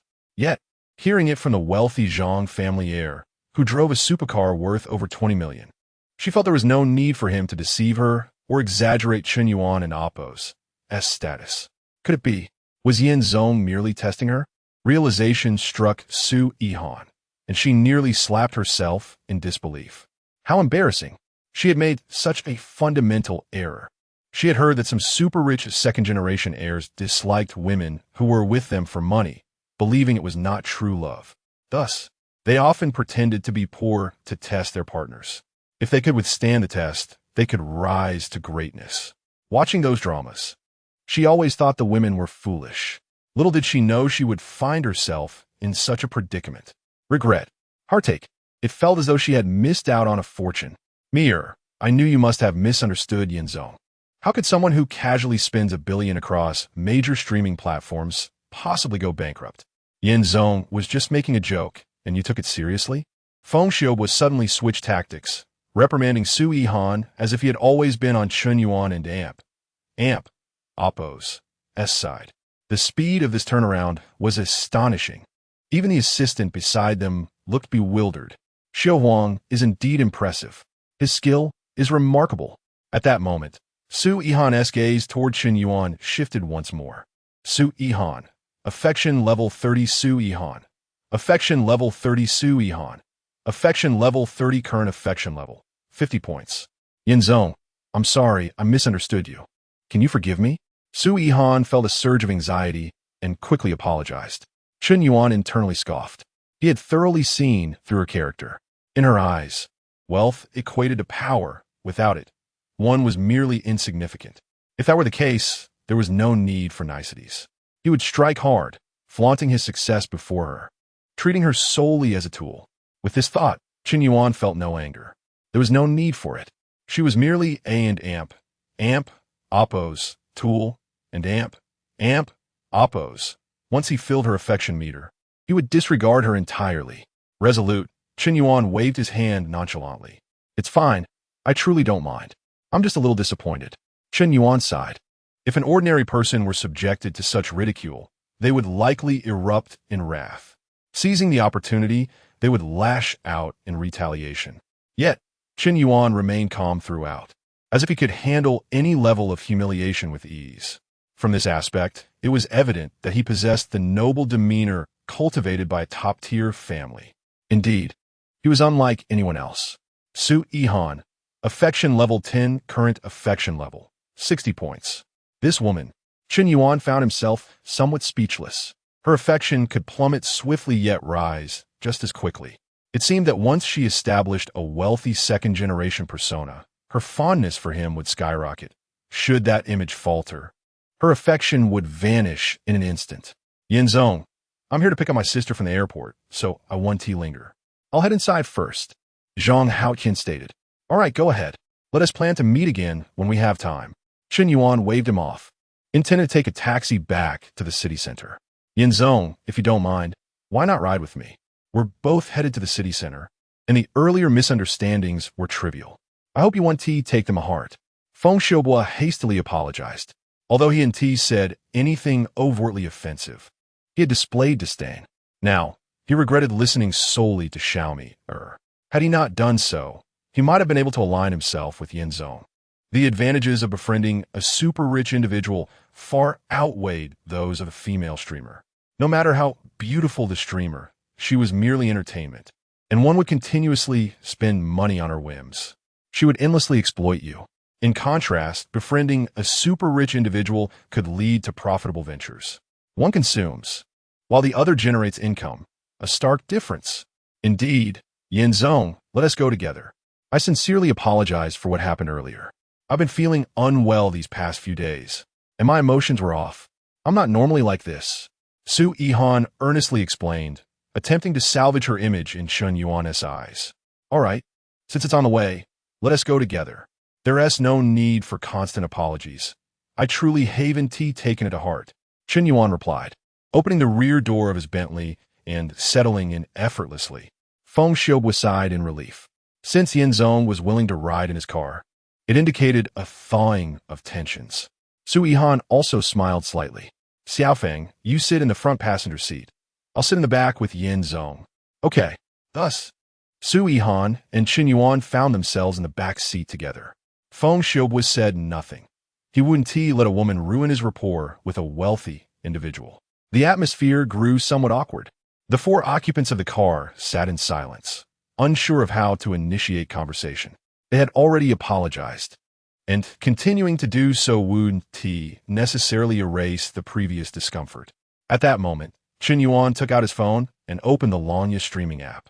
Su Yihan, whether intentionally or not, insisted on sitting closely beside him, despite the ample space in the back seat. Chen Yuan could almost catch a whiff of her subtle fragrance. The perfume she wore was quite exquisite, not overpowering. Rather, it was fresh and natural. However, the more natural the fragrance, the higher the price. As a popular streamer, it was only natural that she could afford top-tier perfume. Yinzong, are you watching Lanya Live? You haven't been on Shark Live these past few days. Su Yihan glanced at Chen Yuan's phone and noticed he had entered a female streamer's live broadcast. Then, Chapter 065, a collective tremor. Welcome, the illustrious Mr. Yen. Mr. Yen, why did you leave so suddenly yesterday? I sent you a private message on the back end. If you saw it, please respond. Chen Yuan entered the live broadcast room with the enchanting classmate Ruo she was streaming. Zhou Ruo, she possessed striking beauty and an admirable figure, her appearance and demeanor rivaling, if not surpassing, that of her companion Su Yihan. However, Zhou Ruo, she was merely a student, her streaming a whimsical endeavor. Sometimes she broadcasted for days on end, while at other times, she would not stream at all. Having been active on Lanya for several months, she maintained a lukewarm presence. Yet, generous patrons often rewarded her with gifts, earning her over 10,000 yuan per month, sufficient to cover her living expenses. Zhou Ruo, she was content with her current lifestyle, devoid of any grand ambitions. Yet, around 2 o'clock yesterday afternoon, on a whim, she decided to stream. Little did she know that this spontaneous choice would attract the attention of the affluent Mr. Yen. His generosity was nothing short of explosive, as he gifted her over 30 million yuan in a mere half hour, leaving her utterly astonished and questioning her reality. Even a fellow streamer, Big Rabbit, was left in a state of shock. By the end of the day, her followers surged from 50,000 to 300,000. With an astonishing increase of 250,000 new fans. Moreover, her live stream and oppos, as popularity soared above 10 million views. Even after the fervor of the previous day, her audience remained steady at over 1 million. Numerous affluent supporters joined her ranks, signifying an undeniable rise to prominence. However, the crux of the matter was the staggering sum that Mr. Yen had bestowed upon her, over 30 million yuan, After deductions for platform fees and personal income tax, she still stood to gain more than 10 million yuan, a sum unimaginable for a mere student. For Zhou Ruoxi, Mr. Yin was akin to a deity. After her broadcast ended yesterday, she took note of Mr. Yin and Amp, Oppo's, deeds. This enigmatic benefactor, though lavish in his generosity, seldom gifted the same female streamer twice, a pattern she had discerned. Today, as she began her stream, she did not anticipate Mr. Yan's return. With her recent surge of followers, she aimed to maintain her audience and Oppo's interest. Yet, unexpectedly, less than half an hour into her broadcast, Mr. Yin graced her stream once more. Zhou Ruo, she was elated. Her excitement palpable as her blood raced with exhilaration. It felt as if she had been favored by royalty, as if she had once again drawn a winning card. "What song would you like to hear, Mr. Yin?" she inquired, and no sooner had she spoken than a treasure map gift appeared on the screen. "Wow, thank you for the treasure map, Mr. Yin. Please do not shower me with gifts right away. Yesterday and Amp, Oppo's bounty has left me somewhat anxious, as though I am dreaming. If you continue this generosity, I might find myself indebted to you." The live chat erupted with comments. "I suspect the host is being flirtatious, yet I have no evidence. Ruoxi, Warren and Oppo's, do you suppose to be aloof? How had you been so easily swayed in front of Mr. Yin?" Host 666, daring to catch Mr. Yin and Oppo's. "Si? You must be out of your mind. I just want to ask, Mr. Yin, do you have a girlfriend?" Ignoring the lively banter, Chen Yuan began bestowing gifts upon Zhou Ruo, she in front of Sui Han. He sent treasure maps at 5,000 yuan each, as if they were mere trinkets. Unbothered by the expenditure, he continued this for 10 minutes, having already gifted her 1 million yuan. Sui Han's previously rosy cheeks turned beet red as she gazed at Chen Yuan, her expression akin to that of one discovering a gold mine. Half an hour later, Sui Han found herself struggling to breathe. In this brief period, Chen Yuan had gifted over 30 million yuan to Ruoxi. 30 million? In nearly 3 years of streaming, Sui Han had not earned that much herself. In just half an hour, Chen Yuan had given away what she had accumulated over 3 years. An hour passed. Sui Han was left breathless. Observing the gifts in real time was a different experience than merely receiving them. For a full hour, Chen Yuan showered Ruoxi with gifts, uninterrupted. He had sent over 13,000 treasure maps, and combined with his previous generosity, his gifts to Ruoxi exceeded 100 million yuan. Salt, stupefaction, a daze. While her emotions surged, Chen Yuan maintained an air of calmness, as if the millions he had spent were mere pocket change. It was only at that moment that Sui Han truly grasped the extent of Mr. Yin and Amp, Oppo's formidable power, unfathomable and beyond imagination. This was not merely a display of wealth. Without substantial backing, it was inconceivable to nonchalantly spend millions in front of others. Regret swelled within Sui Han as she reflected on her previous interactions with Mr. Yin. Had she not offended him with her harsh words, perhaps he would have lavished that wealth upon her instead. Alas, there are no remedies for regret. Watching Mr. Yin gift others, she felt not anger, but self-reproach. Mr. Yin was young, wealthy, handsome, and exuded charm. He was the prince she had always dreamed of. How could she have allowed herself to act so foolishly before him, leaving such a poor impression? How foolish! How regrettable! Mr. Yin seemed even more handsome with each passing moment. With each gift he sent, Sui Han and Amp, Oppo's favorability score increased. Chen Yuan, witnessing the favorability soar to 90 points, was momentarily taken aback. He had merely gifted a few million yuan, yet this had resulted in such a spike in her regard. It appeared that for some women, wealth alone could render any action admirable and charming. At that moment, aside from Sui Han, who was awestruck by Chen Yuan and Amp, Oppo's lavish generosity, all viewers in Zhou Ruoxi's live stream on Longya trembled collectively. Chapter 66. A grand misstep. Has President Yin really spent $1 billion in just 2 days? Not just $1 billion. Including the tips for Sharala, he has spent 150 million in 3 days. I am utterly astonished. I am genuinely shocked. Some say I am President Yin and Amp, Oppo's sycophant. I wish to say, what is wrong with being a dog? Woof woof. The comments in the live stream surged. Classmate Ruashi bowed deeply in gratitude. She had expressed her thanks countless times already. The atmosphere in the live stream was electrifying. In just 3 days, Chen Yuan had undeniably become the premier tycoon of Longya. His fame on Longya outshone even that of Shark Douyin. All the female streamers at Longya eagerly anticipated President Yan's visits. They regarded classmate Ruashi with envy, their eyes almost turning green with jealousy. Among the multitude of female streamers at Longya, it was Ruashi who had captured President Yin and Appo's attention, which was truly enviable. An obscure little streamer had received 1 billion in tips, garnering tens of millions just from a share. With such wealth, wouldn't he becoming one's own boss be more appealing than continuing to stream? This was akin to ascending to the heavens in one leap. President Yin, we have arrived. I've secured a table at Zhao's private kitchen up ahead. Although Zhao's isn't as grand as a 5-star hotel, securing a table here is far more challenging, Feng Xiaobo declared as he parked his Bentley. Chen Yuan had indeed heard of Zhao's private kitchen. This establishment was quite renowned in Hansheng, and it was said that its owner, Chef Zhao Zhangwo, had once been the head chef for state banquets in Yanjing, winning countless gold medals in culinary competitions. His culinary skills had reached an extraordinary level, and even his apprentices were comparable to Michelin-starred chefs.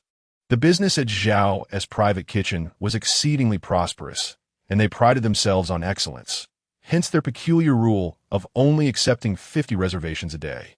Sometimes, reservations could be scheduled months in advance. Such was the extravagance. For those seeking true culinary delights, Zhao's private kitchen was the first choice in Hansheng. Impressive, Xiao Huang. I can't believe you managed to book a table at Zhao's. I've heard the delicacies here are unparalleled. Since you're treating today, I'll indulge without reservations. Chen Yuan graciously accepted the invitation, sensing that the gesture was intended to mend their previous misunderstandings. He believed it unnecessary to hold grudges. Sometimes, enemies could turn into friends, and friends could become adversaries. As long as there were no significant conflicts of interest, having an additional friend was preferable to gaining another enemy. Chen Yuan exited the Longya app, alighting from the car with Feng Xiaobo, Su Yihan, and Xiao Feng, and they made their way to Zhao's private kitchen. Uncertain if it was intentional, Su Yihan kept drawing closer to Chen Yuan.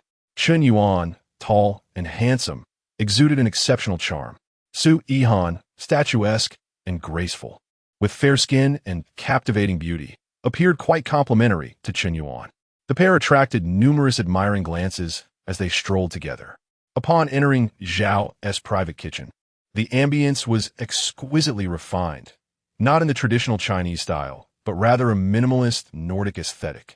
The venue was clean and elegant, featuring large windows for natural light and crystal glass tables. Despite the bustling business, it did not feel crowded or noisy. As Chen Yuan stepped inside, he was immediately captivated by the enchanting strains of a piano melody. A beautiful woman in flowing white attire, exuding an ethereal grace, was skillfully playing the famous piece, Castle in the Sky. While this piano piece is deceptively simple, mastering it requires profound emotional depth, a challenge few can meet. Yet, the woman seated at the piano seemed to embody grace, her fingers fluttering like butterflies, instantly drawing listeners into a state of emotional resonance. Upon noticing the pianist, Chen Yuan was momentarily taken aback. President Yin, this enchanting lady is quite talented. Isn't she? She is not an ordinary pianist. She is Zhao Zhangwo's only daughter, Zhao Yuxi. It was rumored that many wealthy suitors sought her affection. Feng Xiaobo admired Zhao Yuxi with a glance, then shifted his attention to the beautiful streamer Su Yihan beside him. Although both women were of similar age and possessed remarkable figures and appearances, standing together, Zhao Yuxi's poise was undeniably superior.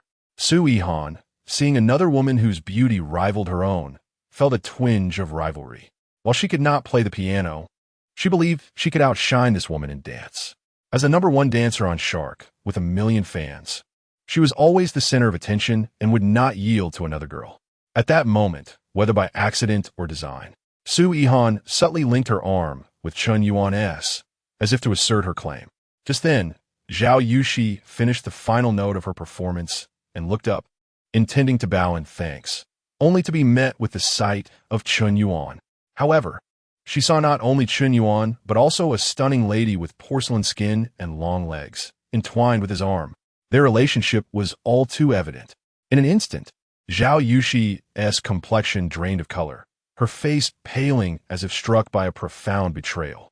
The man who had gifted her a luxurious villa mere days ago, the one who had captured her heart so thoroughly, was now intertwined with another woman?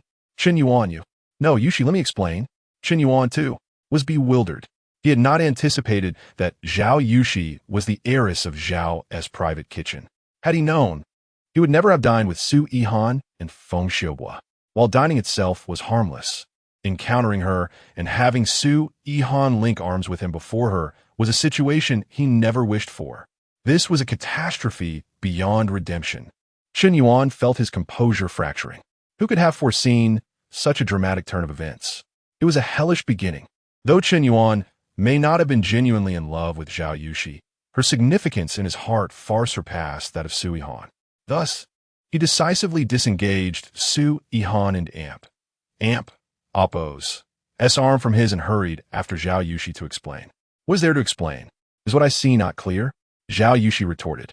Chen Yuan, I never expected you to be this kind of person. What do you take me for? Chapter 067. Chen Yuan and Oppo's deception. Chen Yuan, do you think your wealth grants you the liberty to act as you please? Do you believe that because of your riches, I would become your mistress? Let me make this unequivocally clear. I, Zhao Yuqi, will never share a man with another woman, regardless of who he may be.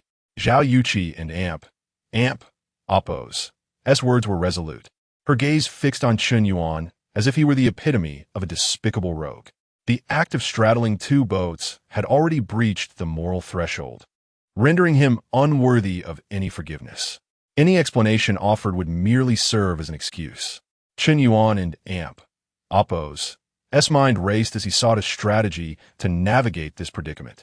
The crux of the matter lay in how to transform this passive situation into an active one.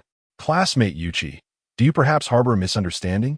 We are merely ordinary classmates. Why do you suddenly harbor such animosity towards me? The notions of mistresses and affairs. Are you not overthinking this? He countered. This question left Zhao Yuqi momentarily bewildered. After all, she was not officially his girlfriend.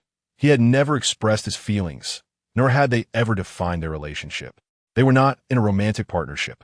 If they were not in a relationship, then his alleged dual entanglement was non-existent. He was single and free to pursue whomever he chose, which was none of Zhao Yuqi and Oppo's concern. However, if we were just classmates, why did you gift me a luxurious villa? Why did you shower me with gifts worth millions during your live streams? Are you not pursuing me? Zhao Yuqi's tone softened slightly, yet her questions remained aggressive. Classmate Yuqi, this matter is rather complex. You should know that my generosity extends beyond just you. During this period, I have spent an immense sum across various live streaming platforms. But in truth, I have my reasons. Chen Yuan began to subtly shift the topic. What reasons? Zhao Yuqi inquired. Let's speak privately. I can divulge this matter to you, but it must remain confidential.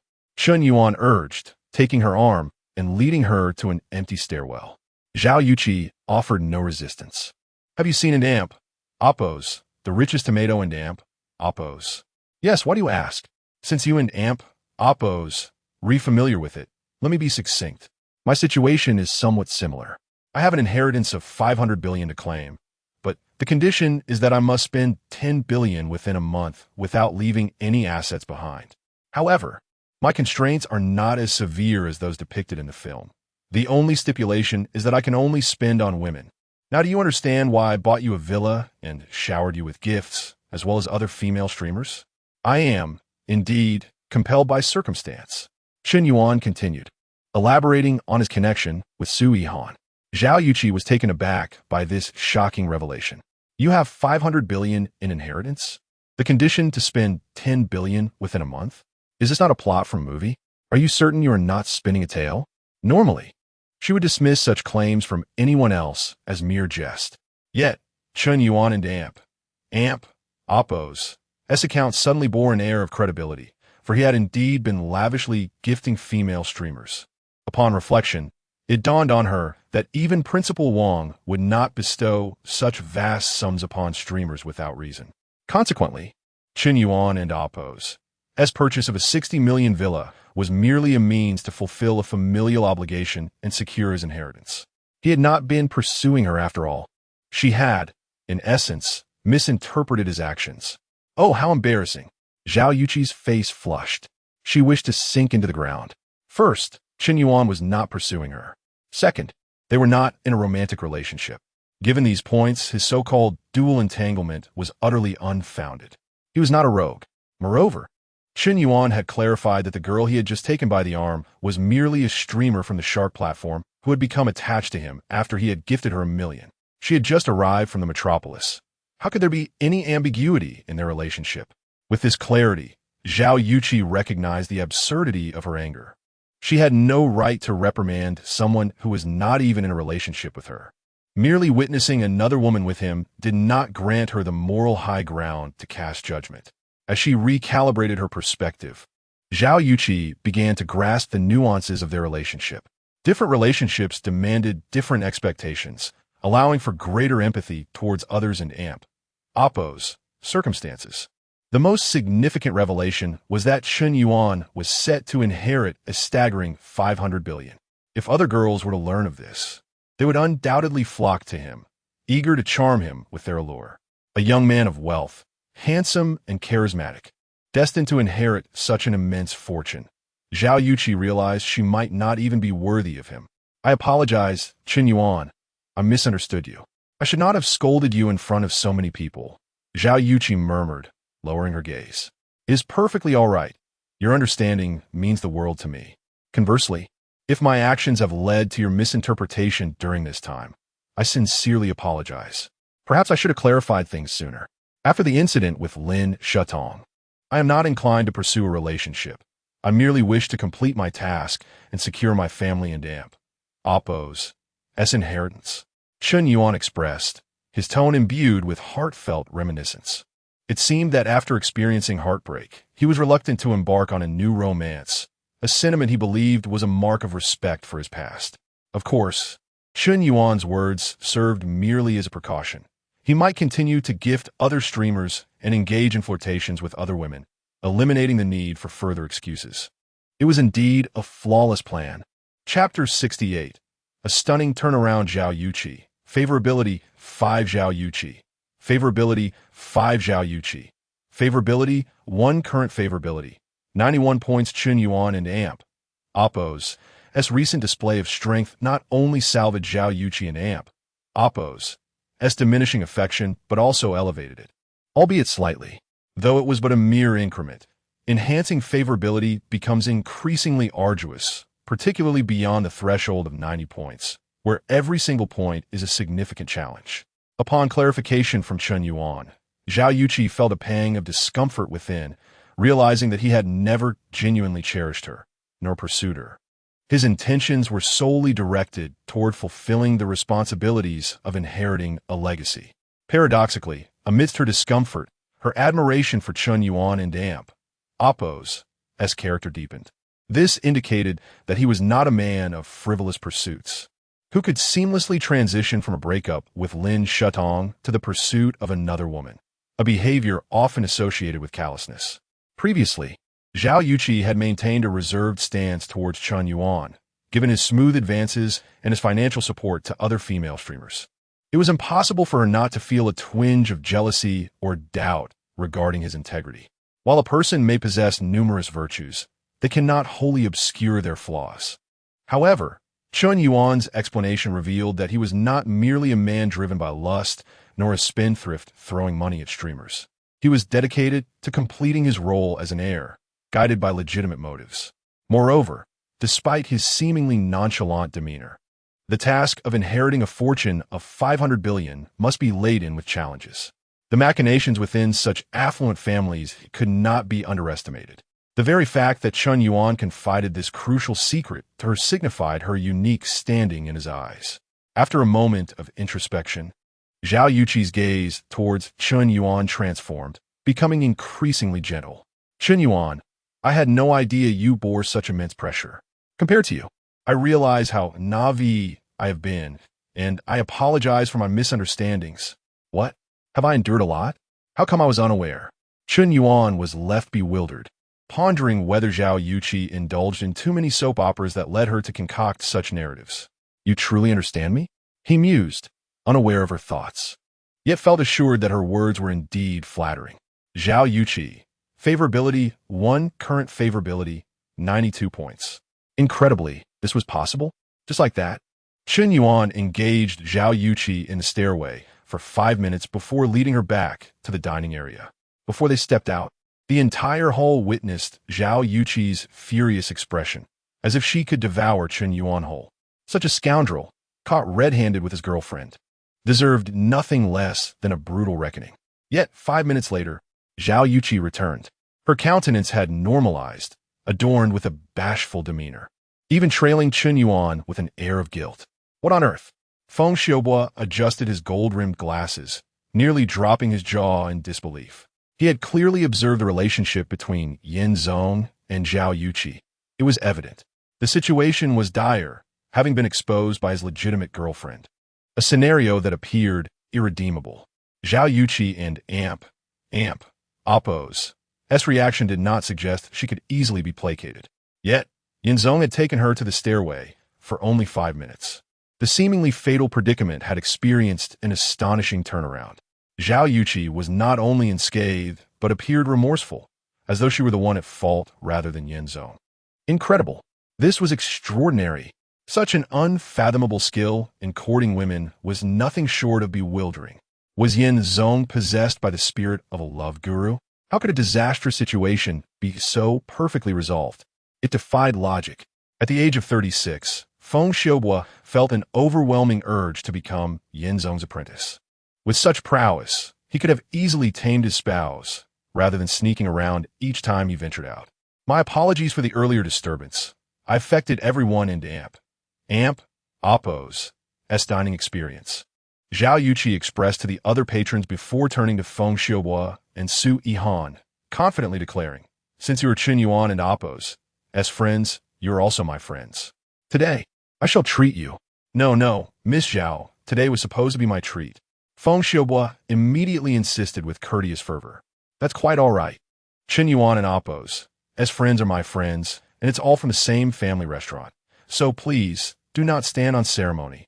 Zhao Yuqi and Appo's words seemed directed at Feng Xiaobo, yet they conveyed a deeper message. Her relationship with Chen Yuan was extraordinary, one not easily swayed by others' influence. Su Yihan clearly grasped Zhao Yuqi's implications, but remained unfazed. For someone as remarkable as Yin Zong, how could he not have several confidants? The female streamers showering him with extravagant gifts numbered 4 or 5. She had never held grudges. Observing Zhao Yuqi and Appo's demeanor, it was evident she was not Yin Zong and Appo's legitimate girlfriend. Otherwise, how could she be so easily placated? Since none of them were his official partner, why should they hold back? Fair competition was expected, and opportunities were abundant. When encountering an exceptional man, one should seize the moment and claim him. Those who languished without female affection were beneath her consideration. Happiness must be pursued actively. Having fought her way up in the streaming industry for 3 years, Su Yihan had ascended from obscurity to prominence. Understanding this truth deeply, if one does not strive or seize opportunities, they alone shall suffer the consequences. Come, let us sit and eat. We have all been hungry for a day. Chen Yuan gestured, finding a spot in the restaurant. Zhao Yuqi immediately followed suit, unhesitatingly taking a seat to his left, while Su Yihan boldly occupied his right. The atmosphere had grown palpably tense, filled with an unspoken rivalry. Yin Zong, I would like to clarify something regarding this afternoon. Su Yihan began. 2 years ago, I was merely a novice streamer. I dated a boyfriend who was my top supporter, generous in his spending. Upon meeting him, I discovered he was not only charming and humorous, but also a mature gentleman who knew how to care for others. I fell deeply in love with him, investing nearly everything in the relationship. Yet, in the end, he not only left me for my best friend, but also deceived me financially. My hard-earned income from streaming was taken under the pretense of business ventures, and due to contractual loopholes, I could not recover my funds. Since that time, I have become particularly sensitive to friends who borrow money. It was this matter that caused me to react so impulsively at the airport. I assure you, it was not intentional. Su Ihan and Appo's eyes glistened with tears, her tone imbued with utmost sincerity. She appeared to be recalling a heart-wrenching past that she wished to forget. Chapter 69. A brother and amp, Appo's appetite. Chen Yuan felt somewhat speechless. If it were anyone else, they might truly be swayed by Su Ihan and amp Appo's seemingly sincere tone, completely forgetting the previous unpleasantness. Her excuse was so well-crafted that it evoked a hint of sympathy. It was easier to comprehend why she was so pragmatic and materialistic. However, Chen Yuan had just employed the same tactic to deceive Zhao Yuqi. Are you seriously trying to use the same approach on me? Do you find this amusing? The story you concocted is even more melodramatic than mine. And after over an hour of thought, this is what you came up with? Chen Yuan scoffed internally. Yet, on the surface, he feigned a semblance of sympathy. So you have endured such a regrettable experience. Alas, we are both lost souls in this vast world, and I, too, have faced similar tribulations. I understand you. Chen Yuan nodded. He seemed to have completely let go of the unpleasant experience of being ridiculed at the airport. Su Ihan, favorability 1. Current favorability, 91 points. Indeed, it appears that women particularly relish hearing the phrase, I understand you. Regardless of whether you genuinely comprehend, as long as you express understanding and empathize with her sentiments, she will exhibit affection toward you. It matters not if you truly grasp the situation. Simply declare that you do. Thank you, Brother Yin, for your understanding. By the way, I still do not know your real name. I am called Chen Yuan. So it turns out you are Brother Chen Yuan. The conversation between Chen Yuan and Su Ihan relieved Zhao Yuqi. Unexpectedly, after all this time, she did not even know Chen Yuan's name. It seems Chen Yuan was indeed not deceiving her. They had just made each other's acquaintance. Shameless green tea, clinging to a man after just meeting him. If only you knew that Chen Yuan was poised to inherit 500 billion in assets. Would you not pounce on him immediately? Zhao Yuqi thought disdainfully. Enough of this idle chatter. I am nearly starving. Let us order quickly. Chen Yuan picked up the menu to shift the topic. I'll have a portion of the snowflake beef and a serving of the exquisite braised pork. Also, a dry pot of spicy chicken, steamed E-star grouper, Australian lobster, boiled small yellow croaker, farmhouse stir-fried pork, and bird's nest with lotus seed soup. Let us have one of each of these dishes. Chen Yuan glanced at the menu, casually ordering 7 or 8 dishes. After all, he was not spending his own money. The prices at Zhao and Appo's private kitchen were generally steep. A commonplace farmhouse stir-fried pork costs 108. The steamed E-star grouper is even over 2,000 apiece. The 7 or 8 dishes he whimsically ordered would add up to nearly 10,000. Truly exorbitant. Well, Black Shop. In other small eateries, a serving of farmhouse stir-fried pork might only cost 20. You charge 108. 5 times the price? Chen Yuan began to grumble internally. He typically dined at the school cafeteria, and even when going out with a few classmates, the total rarely exceeded 500. Exceeding 1,000 was only for gatherings of a dozen or more. For Chen Yuan, spending over 10,000 on a meal for just a few people was truly extravagant. Half an hour later. Wow, this is utterly delicious. The flavors are spot on. Even the most ordinary farmhouse stir-fried pork is prepared with the finest ingredients. So delightful. Indeed, there's a reason why their prices are steep. Yuqi, the taste of this restaurant is genuinely remarkable. Zhao and Amp, Appo's private kitchen has a stellar reputation in Han City, and it certainly lives up to its name. Chen Yuan praised before diving into his meal with great enthusiasm. His appetite was substantial, and the more he ate, the more delectable the food became. Is that so? Chen Yuan, if you find it delicious, come here often. I'll have someone reserve a spot just for you. Actually, these dishes are merely prepared by my father's apprentice. If my father were to cook, that would be the real delicacy. If you want, you can come over to my house next time, and I'll have my father cook for you. That seems a bit inappropriate. You need not worry. I was merely joking. Ha! Zhao Yuqi laughed heartily, sticking out her tongue and adopting an adorable demeanor. This meal was exceptionally satisfying for Chen Yuan. This is true culinary mastery. Brother Yin is indeed impressive, facing the mountain collapsing before him without flinching. Amazing. At that moment, Lu Wenjia and Appos, as call suddenly came through. Hello, Xiao-chun. Do you have time tomorrow? What is up? Well, there's a high school reunion tomorrow organized by our class monitor, Jean Minjing. Since it's Sunday, are you planning to attend? I'm not going. It doesn't sound interesting. Oh, however, I heard that the class monitor invited Xiaoruyu as well. Upon hearing Xiaoruyu and Amp, Appos, S name, Chen Yuan and Amp, Appos, as pupils abruptly constricted and his breath hitched. Chapter 070. The unexplained surge of Sakura's affection. Xiaoruyu was the goddess of Chen Yuan's high school days, the epitome of his first love. At the tender age of 16, he experienced his inaugural rush of heartbeats, the first flush of embarrassment, and the exhilarating tension that rendered him speechless. Before her, Chen Yuan lacked the courage to confess his feelings. Even upon graduating, he merely gazed at her from afar amidst the crowd. She was a radiant young woman, while he felt as insignificant as a speck of dust. Upon reflection, it was not that he feared rejection, but rather that he was acutely aware of his own limitations. How could Xiaoryu ever harbor feelings for him? It was utterly inconceivable. If such a possibility was non-existent, why subject himself to humiliation? A man's instances of infatuation are finite. Perhaps the innocent years of youth are the most susceptible to matters of the heart.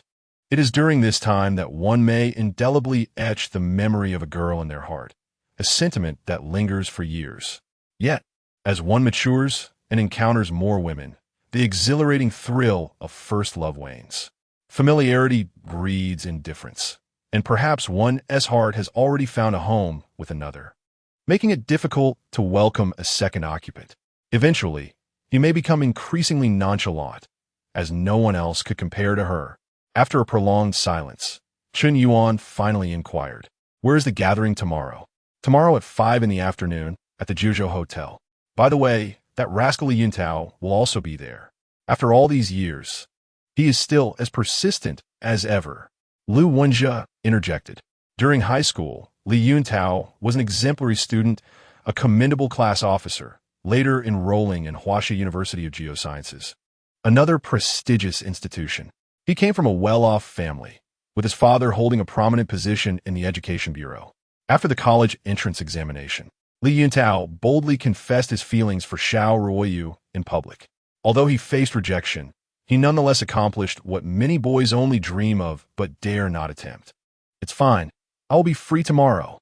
Chen Yuan concluded the call, his thoughts a whirlwind of complexity. At that moment, Su Yihan sent him a message on WeChat.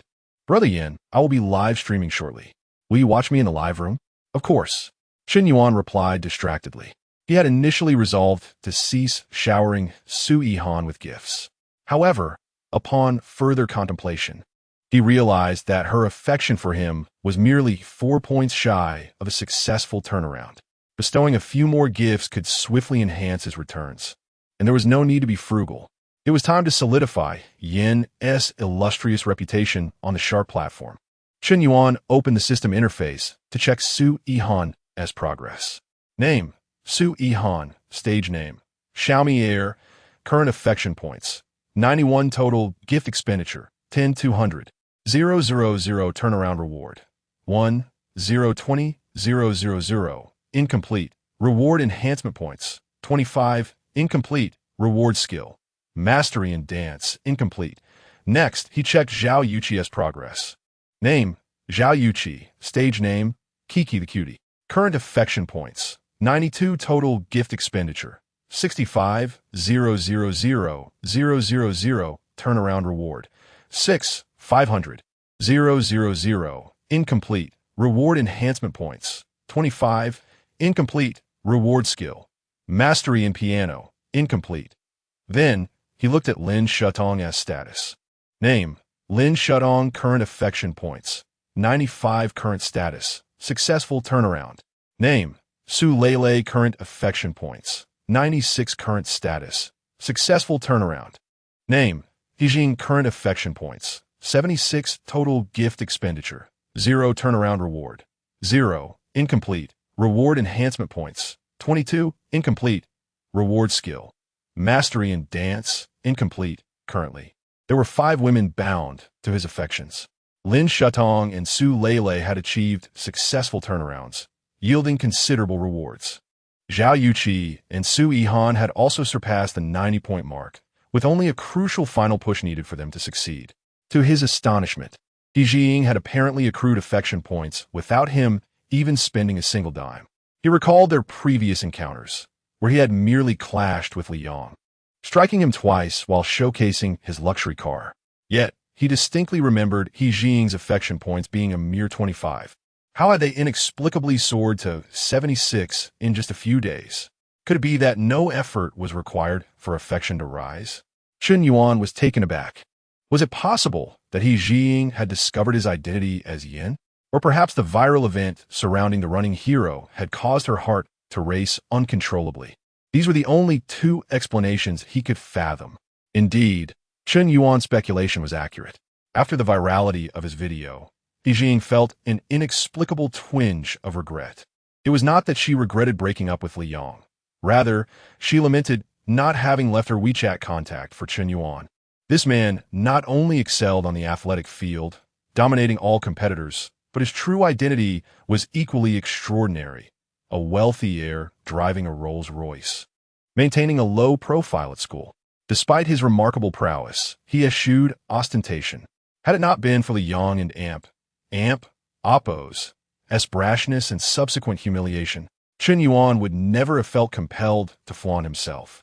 Reflecting on this, Chen Yuan seemed 100 times superior to Li Yong, who had a notoriously bad temper. Over the past few days, every time He Jiying watched Chen Yuan and Oppo's videos, she felt a pang of regret. Strangely, she sensed that she was developing feelings for him. Although they had only met twice in real life, those brief encounters left an indelible impression on her. As she replayed the video, he appeared increasingly handsome, and her heart raced with each viewing. She found herself wishing to watch it hundreds of times. In the dormitory 708 of Hunan University, her roommate, Zhou Qing, inquired, "Jing, it's Saturday. Aren't you going out with your boyfriend?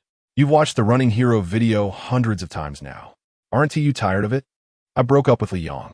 He is a scoundrel, and I have decided that the Running Hero will be my next boyfriend," He Jiying declared resolutely. "Are you serious? Do you even know who the Running Hero is?" "Of course. The story is a bit lengthy.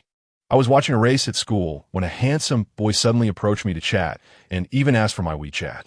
I didn't give it to him, and he must have felt disappointed. Later, to prove himself, he dashed onto the racetrack. That person is now the viral sensation known as the Running Hero," He Jiying recounted with conviction. "What? The Running Hero became famous because of you? Don't exaggerate. Xiaoying, I know you like the Running Hero and athletic guys, but you can't just ditch your boyfriend for a social media star, especially one whose face you can barely see," Zhou Qing cautioned. "Just now, I saw Li Yong downstairs holding a bouquet of roses and setting up 999 candles to apologize to you," a returning roommate informed He Jiying. "Apologize? Now he wants to apologize? It's too late. Regardless, you should at least go down and clarify things, don't you think?" At that moment, Chen Yuan returned to school. As he stepped through the gates and passed by the library, he noticed a throng of students near the girls' dormitory. A sea of people gathered, many holding their phones, snapping photos, and cheering. Chen Yuan, fueled by a curious sense of gossip, made his way towards the crowd. Chapter 071. Captivating the ladies with talent. Wow. Is that really Li Yong, the captain of the track and field team? He appears quite handsome. Not only is Li Yong the captain, but it is also said that his family owns a company with assets amounting to several million. Look at that BMW 7 Series parked nearby. How many third-year students can afford such luxury? With Li Yang's exceptional qualities, how could He Jiying possibly consider breaking up with him? ISN and Oppo's. She's simply relying on her looks, her beauty, ample bosom, and long legs. What's so remarkable about that? Among the crowd of onlookers, a few girls, envious, expressed their disdain for He Jiying. They seemed to hold a favorable view of Li Yong. particularly because He Jing had drawn much attention to herself during her freshman year.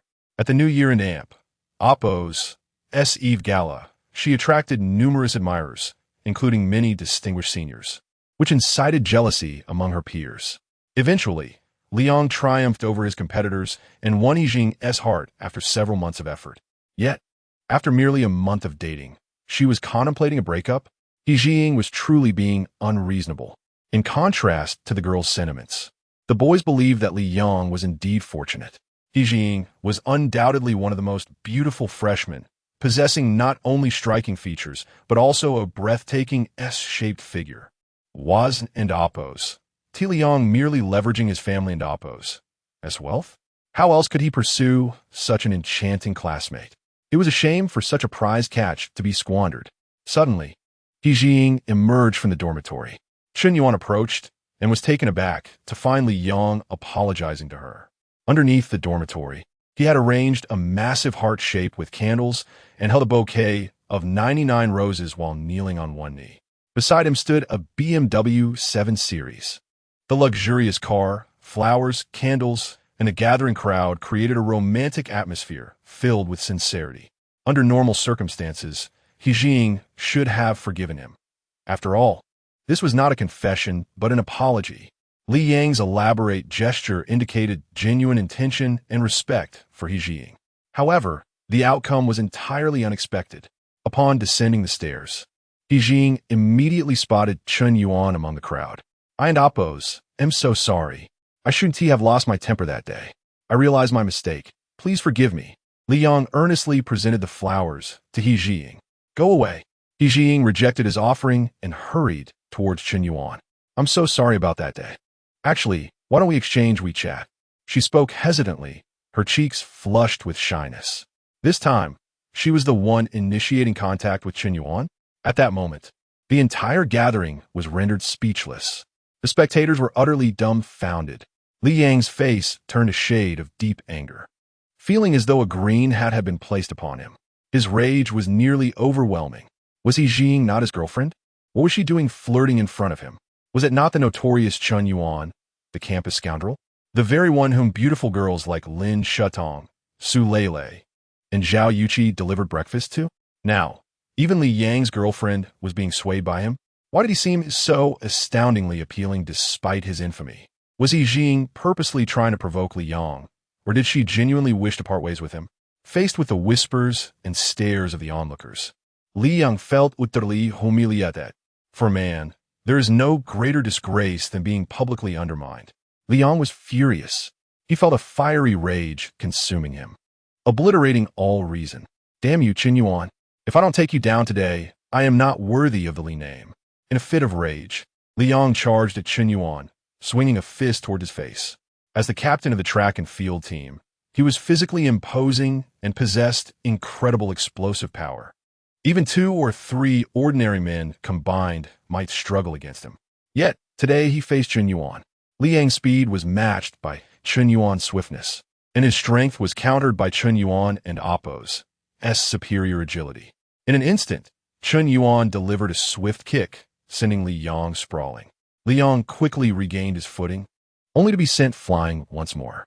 In less than 2 minutes, he was thoroughly defeated. How could a muscular athlete like him not stand a chance against a seemingly frail literature student? What madness was this? It was inconceivable that he could not overcome Chen Yuan. Memories of 3 years ago flashed in his mind when he had easily dominated Chen Yuan, who had shown no resistance. Now, 3 years later, not only had Chen Yuan stolen his girlfriend, but he also found himself unable to win in a physical confrontation. He had lost in sprinting, lost in the car game, lost with women, and now, even in a fight, Li Yang and Amp, Oppo's, as composure shattered. "He Jing, you treacherous woman. How dare you betray me? Chen Yuan, just you wait. This matter will not end here." With that, Li Yang stormed off in disgrace, eager to escape the mockery. Chen Yuan found himself at a loss for words. He acknowledged that his relationship with Li Yang had been fraught with tension, yet he had not provoked him beyond their initial confrontation. Today's events had been entirely unplanned. He had merely been an innocent bystander. Could he be blamed for He Jing's advances? If someone threw a punch, Was he supposed to stand idle? As Chen Yuan prepared to leave, He Jing suddenly approached him again. Her fingers intertwined tightly, her eyes sparkling with excitement. Chen Yuan, you were amazing. I had no idea you were so skilled. Even Liang Kuden and Appos to defeat you. Have you trained? He Jing and Appos' admiration for him surged. Current affection level, 91 points. He Jing had completely disregarded Liang. This tall, alluring girl seemed to have a penchant for the bold, perhaps explaining her attraction to athletic men. Chen Yuan was astonished by how quickly He Jing and Appos' affections had grown. They had only met 3 times, and yet her interest had skyrocketed to 91 points, without him having spent a single penny on her. Could it be that he had reached a profound realm where talent alone could captivate women? Chapter 072. A confirmed scoundrel. The scene unfolds in 2 parallel narratives. While He Jing relentlessly pursued Chen Yuan for his contact information, Zhao Yuqi returned to the girl's dormitory. Upon her arrival, her close friend Wu Xiaofei approached her with a troubled expression. Chi-Chi, there is something I'm unsure whether to share. If I keep silent, I worry you might be deceived, but if I speak out, I fear it might hurt you. Wu Xiaofei hesitated. Zhao Yuqi felt a jolt of anxiety, fearing something dreadful had occurred. Never mind, just tell me. Chi-Chi, I advise you to cut ties with Chen Yuan, that scoundrel. You may not realize just how outrageous he truly is. What? Zhao Yuqi felt bewildered. What has he done now? Take a look for yourself. This is the trending topic on Weibo from this afternoon. Wu Xiaofei handed Zhao Yuqi her phone. The Weibo headline read, "A world-class tycoon, lonely with a cigarette, spends 150 million in 3 days. A modest streamer gains 1 million followers in a day, becoming the new sensation in streaming." This trending topic had emerged only hours ago, with comments exceeding 20,000. See, Chi-Chi? I've been keeping an eye on lonely with a cigarette for you these past few days. Who knew Chen Yuan, that scoundrel, would be so cunning? Instead of going to Shark Live or Douyin, he has appeared on Long Live, a platform I've never followed, and showered 2 female streamers with 150 million. That 150 million, especially for that Roashi girl. His gifts to her alone surpassed 100 million. I initially thought he was sincere about buying you a mansion, but look, it's been just 2 days since you last saw him. And this is what he has done. This heartless rogue is toying with your emotions. He is a spendthrift. If he continues this way, no matter how much wealth he has, it will all be squandered. It infuriates me. He is utterly hopeless. Wu Xiaofei grew increasingly agitated. Chen Yuan and Appos' actions were nothing short of reprehensible, an indictment of his character. He was an untrustworthy partner, seemingly pursuing female streamers without a care. However, upon hearing this barrage of revelations, Zhao Yuqi displayed an unexpected calmness, not the shock one might expect. Xiaofei, please refrain from speaking ill of Chen Yuan in my presence. You don't truly understand him. And yes, I'm aware of his gifts to the female streamers. What? Wu Xiaofei was taken aback, utterly flabbergasted. She could not comprehend Zhao Yuqi and Appos' mindset. You know Chen Yuan is gifting other female streamers, and yet you're not angry at all? Have you been brainwashed? Any woman would be furious upon learning such a thing. Chi-Chi, what is wrong with you? Has that scoundrel truly bewitched you? He is not a good man. Why won't you listen to reason? Wu Xiaofei pleaded earnestly. If you continue speaking like this, I will genuinely become angry. I know very well the kind of person Chen Yuan is. His reasons for gifting female streamers are different, and you must not slander him. Do you understand? Zhao Yuqi and Appos' expression darkened as she spoke with unexpected seriousness. It was clear she was deeply averse to her friend disparaging Chen Yuan. Have you lost your mind? You're truly insane. Wu Xiaofei's expression morphed into disbelief. She had never anticipated that her well-intentioned attempt to expose her friend's scoundrel would result in Zhao Yuqi defending him. You're so blinded that even with all this evidence, you remain in denial? Have you lost your senses? This confrontation led to a fierce argument between Zhao Yuqi and Wu Xiaofei. If Chen Yuan were to learn of this discord, he would surely feel fortunate to have prepared himself in advance. Without the so-called and Appos' car crash and Appos' incident, Wu Xiaofei and Appos' revelations would have diminished Zhao Yuqi and Appos' fondness for him, perhaps even inciting disdain. If left unaddressed, even if Chen Yuan crafted an excuse later, Zhao Yuqi might not believe him. Conversely, Chen Yuan had preemptively safeguarded himself. Wu Xiaofei's subsequent claims would merely seem like slander, malicious gossip. The order of revelations was crucial, as their impact differed significantly. Zhao Yuqi, affection level 1. Current affection level, 93 points. On his way back to the dormitory, Chen Yuan suddenly noticed that Zhao Yuqi and Appo's fondness for him had inexplicably increased. What was happening? What had triggered this hidden narrative? Chen Yuan was utterly perplexed, sensing that the women around him were behaving strangely. He Jing was similarly inexplicable. Her fondness had also risen without reason. It seemed his charm had reached a pinnacle where he could attract women without expending any resources. Such, perhaps, is the burden of being handsome. Chen Yuan sighed deeply. Upon returning to his dormitory, he lay on his bed and opened Shark Live, entering Xiaomi and Appo's streaming room to bestow upon her a flurry of rockets. Wow, look who's back, the legendary Yen. Yen is magnificent, simply outstanding.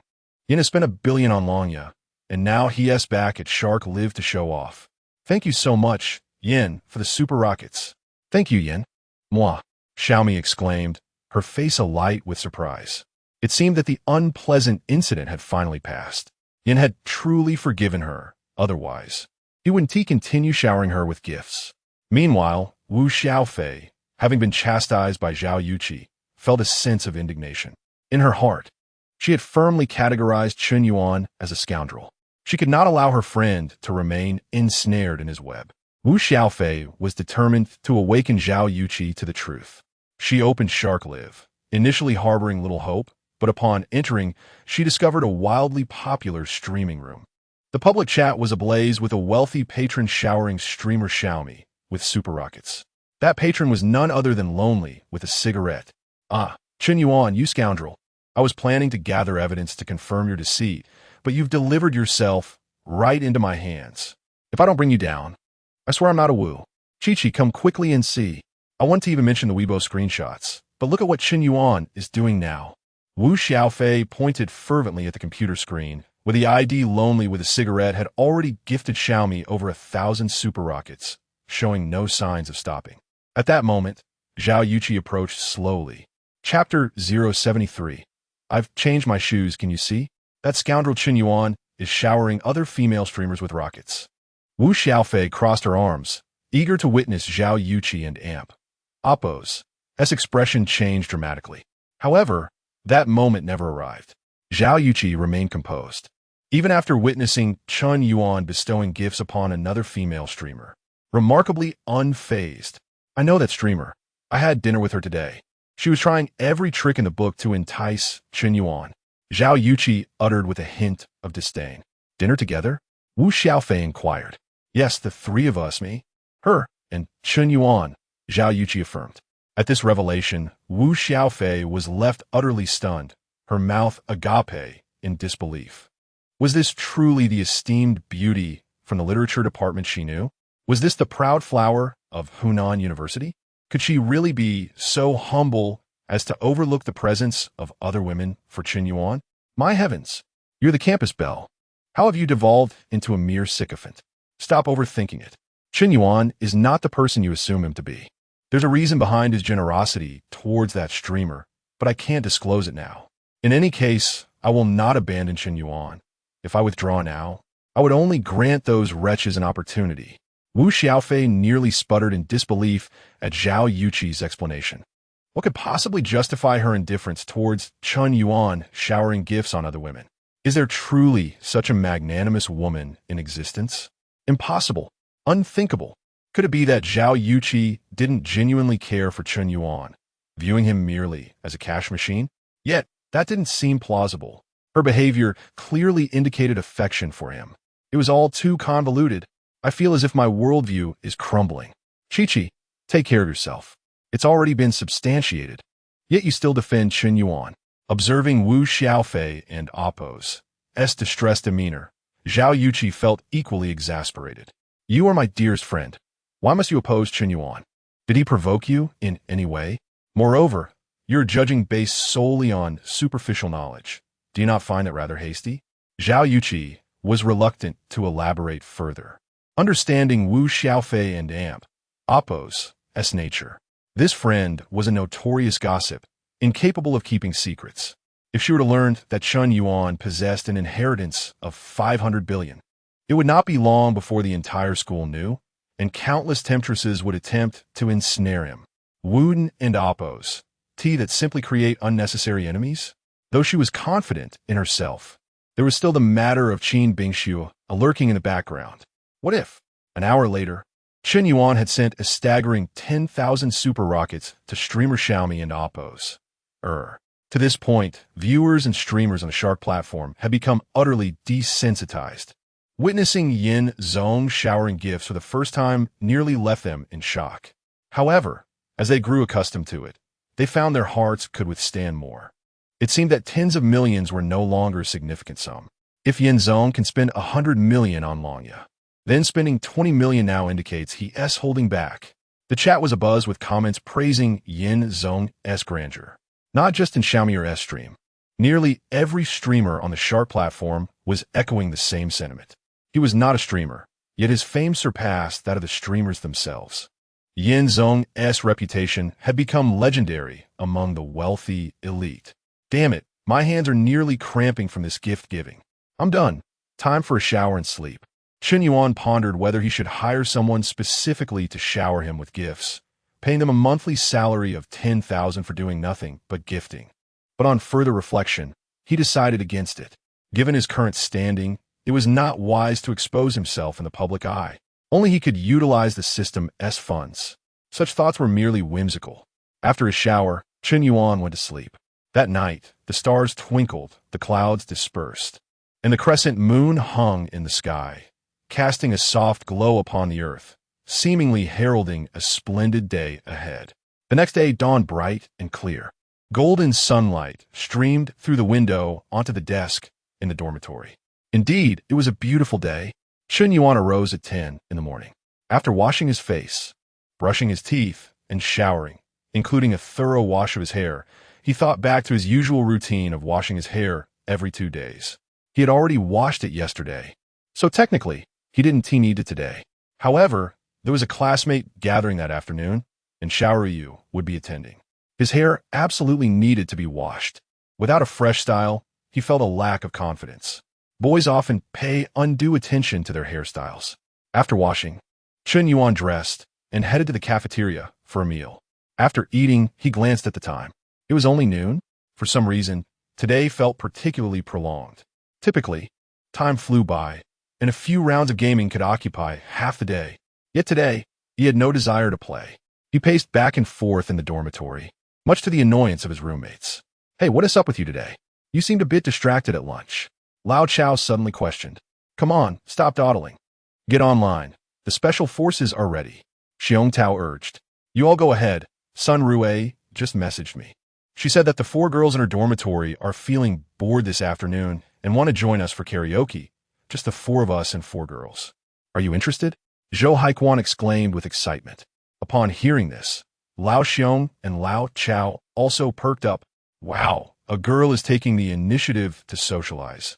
This is a rare opportunity.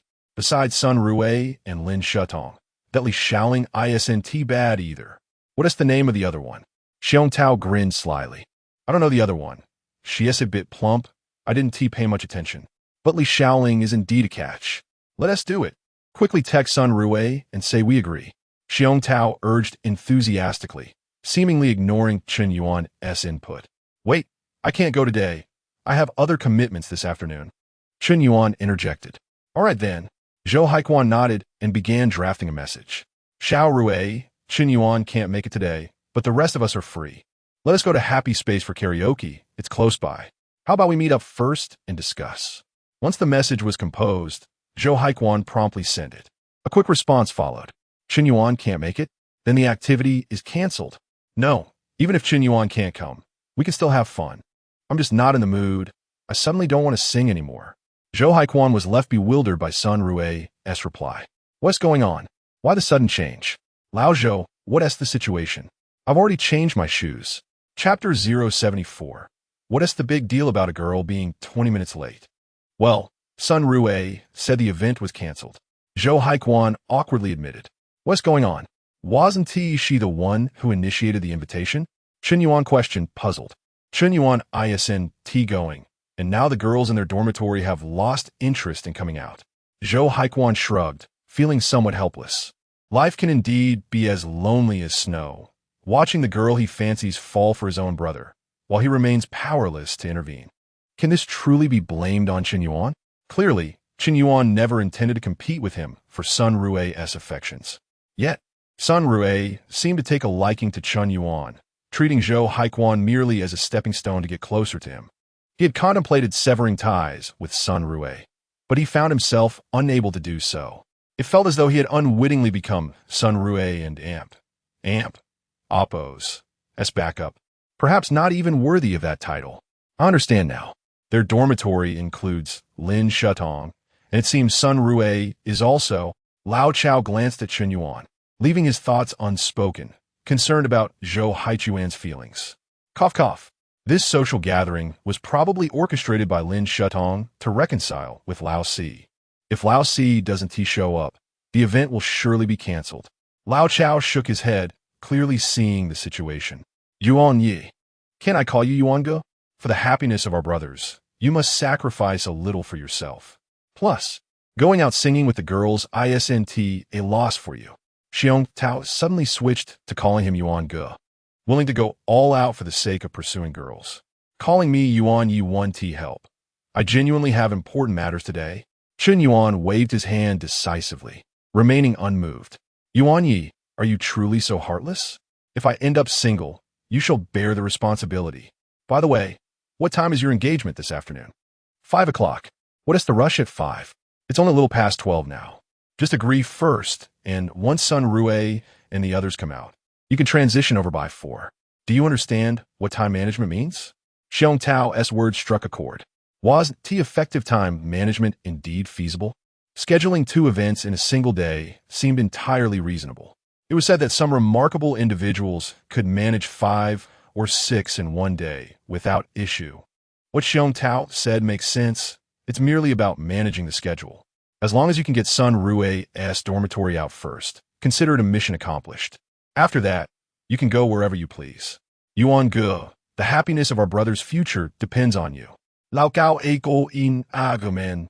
All right then, I'll leave by 4 at the latest. Chen Yuan pondered. The Happy Space KTV was not far from the Jojo Hotel, merely a 20-minute taxi ride. The high school reunion was set for 5 in the afternoon, leaving him ample time. Okay, Lao Zhou, try reaching out again. Without needing further persuasion from Xiong Tao, Zhou Haikuan had already begun messaging Sun Rue. Xiao Rue, Chen Yuan has agreed to come out. Let us meet at the school gate shortly. What do you think? In the girls' dormitory, Sun Rue held her phone, her initial disinterest instantly replaced with enthusiasm upon reading Zhou Haikuan's message. Shutong, Chen Yuan has agreed to come. How about that? I'm quite resourceful, right? Since you couldn't get Chen Yuan, we can approach it through his roommate. My strategy isn't flawed, is it? As long as we get him out, everything else will fall into place. Sun Rue beamed with a sense of determination, eager to assist Lin Shutong in winning over Chen Yuan. However, another roommate, Li Shaoling, felt something was amiss. Why are you so excited about helping Lin Shutong get Chen Yuan? What is so special about him that has changed both Lin Shutong's and your attitudes so drastically? Really? Has Chen Yuan truly agreed to come? Thank you, Xiao Rue. I knew you would do your best for me. You even sacrificed your looks to entice Zhou Haikuan. I'm at a loss for how to repay you. Lin Shutong expressed her heartfelt gratitude, though she too sensed Sun Rue's overly enthusiastic involvement. Yet, she dismissed any suspicions. After 3 years of friendship, surely Xiao Rue wouldn't betray her trust by pursuing Chen Yuan behind her back. Around 1:30, Chen Yuan and his 3 roommates arrived at the school gate, waiting a full 20 minutes. Finally, Lin Shutong, Sun Rue, Li Shaoling, and Wang Wenwan made their appearance. Chen Yuan couldn't fathom why girls had such a penchant for tardiness, especially when they had agreed to meet at 1:30. I'm truly annoyed by this. Is it too much to ask for you to arrive on time? I'm sorry, Chen Yuan, we're late. We took too long with our makeup and changing. You're not upset, are you? Lin Shutong asked cautiously. Having not seen Chen Yuan for a week, she noticed he seemed taller, more muscular, and undeniably more attractive. Though still dressed in casual wear, his confidence and sunny disposition made him appear remarkable. Lin Shutong's heart raced as she realized Chen Yuan increasingly resembled the Prince Charming she had always envisioned. Wealthy, handsome, and possessing the charm she admired. Not upset. I've grown accustomed to your tardiness. If one day you arrive on time, that would truly surprise me. Chen Yuan responded coolly, seemingly disinclined to engage deeply with Lin Shutong. Seriously? How can you be so rude? As a gentleman, isn't it natural to wait for girls? It's only 20 minutes, not an eternity. I've never encountered such an ill-mannered man. Li Shaoling reprimanded him, unaware of Chen Yuan's history with Lin Shutong. Shaoling, don't be like that. It was indeed our fault for being late. Chen Yuan, I apologize on behalf of Shaoling. It wasn't intentional. Sun Rue interjected, surprising Li Shaoling. In her mind, Sun Rue was never one to concede easily. She had once been unapologetic even when late by an hour. The atmosphere grew subtly tense. But Li Shaoling remained unconvinced. What success can a man who has been a devoted admirer for 3 years possibly achieve? Just because he is somewhat handsome doesn't mean he has any real merit. Can good looks be a substitute for sustenance? 20 minutes later, the group arrived at Happy Space KTV. As they stepped out of the taxi, a blue Maserati pulled up in front of them, revealing a striking young man inside. Wow, he is so handsome. I can't help but wonder when my boyfriend will drive such a luxurious car. He only has a Benz 350. Li Xiaoling exclaimed, her words dripping with envy. A debonair and refined gentleman alighted from the Maserati. Standing at approximately 1.82 meters, he possessed a slender build and a fair complexion, almost surpassing that of a woman. He exuded an air of scholarly sophistication, immediately giving the impression of an erudite young man, somewhat akin to the contemporary idol. Upon first beholding Chen Yuan, the gentleman paused, momentarily taken aback. After a 5-second interval, he approached. Chen Yuan, what a surprise to encounter you here. It must have been 3 years since our last meeting. Li Yuntao, Chen Yuan inquired with a hint of uncertainty. Indeed, it is I, Li Yuntao confirmed with a nod. Chen Yuan had not anticipated encountering Li Yuntao prior to their high school reunion. Beneath his polished and refined exterior, Li Yuntao harbored a clandestine and lascivious nature.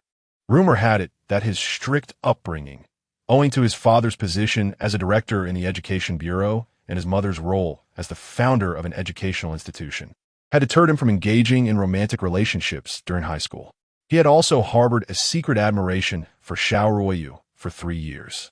However, Li Yuntao mustered the courage to confess his feelings to Xiao Ruoyu in front of the entire school during their graduation. Chen Yuan, on the other hand, lacked the audacity to even express his affections. Allegedly, Li Yuntao, having been suppressed by his parents throughout high school, liberated himself entirely upon entering university, embarking on an unrestrained lifestyle. He frequented establishments of ill repute. Alternatively, it was speculated that his rejection by Xiao Ruoyu had deeply affected him, leading to his self-indulgent behavior. The precise reason remained unknown to Chen Yuan. Regardless, Li Yuntao was known for presenting a facade while engaging in contradictory behavior behind the scenes. Li Yuntao and Oppo's initial impression was one of gentle refinement. However, he possessed a penchant for ostentatious displays and boasting. During high school, he flaunted his academic achievements. In university, he boasted about his school, his luxury vehicles, his villas, and his female companions. He frequently posted on social media, showcasing his extravagant lifestyle. He would embark on international travels and revel in KTV and bar gatherings. At a young age, he had embraced a life of opulent indulgence. Eventually, Chen Yuan had blocked him due to the discomfort he felt.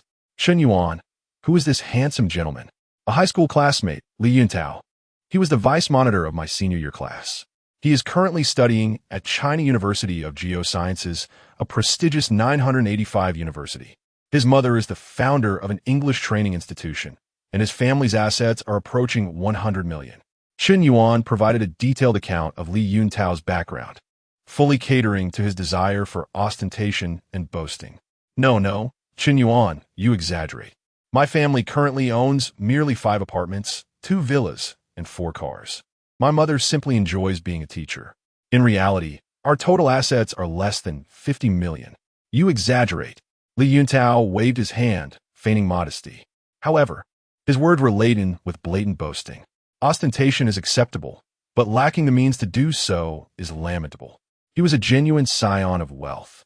Unlike the counterfeit affluent individuals encountered by Lin Shutong and Liao Jia, Li Yuntao and Amp, Oppo's family background was authentic. Indeed, Li Yuntao's words elicited a glimmer of interest in the eyes of Li Shaoling, Sun Rui, Wang Wenwan, and Lin Shutong.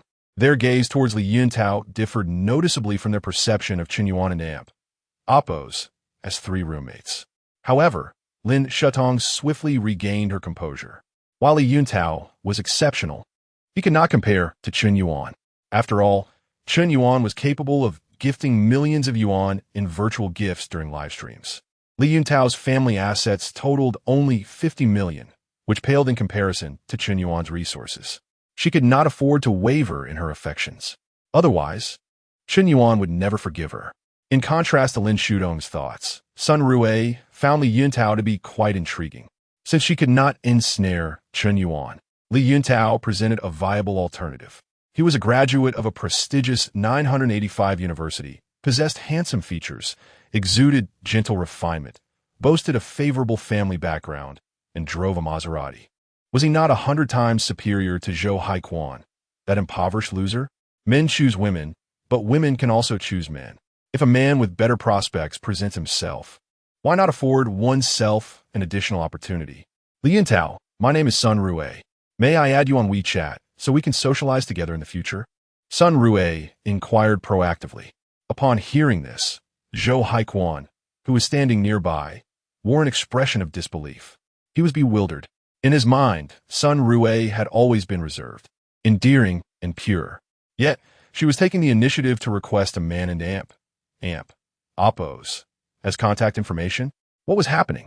His composure shattered. Simply because this pretty boy drove a luxury car, she was willing to be so forward? She was the girl he had invited out. So why was she disregarding his feelings and requesting another man's WeChat in his presence? He had self-respect as well. How could she treat him in this manner? Zhou Haiquan and Oppo's inner turmoil raged. However, he could not bring himself to voice his thoughts. He was merely a backup option. When Sun Rui found a superior choice, she would unhesitatingly discard him. From the beginning, he had been nothing more than a tool. Li Yuntao smiled faintly, feeling a surge of pride. His arrogance was palpable.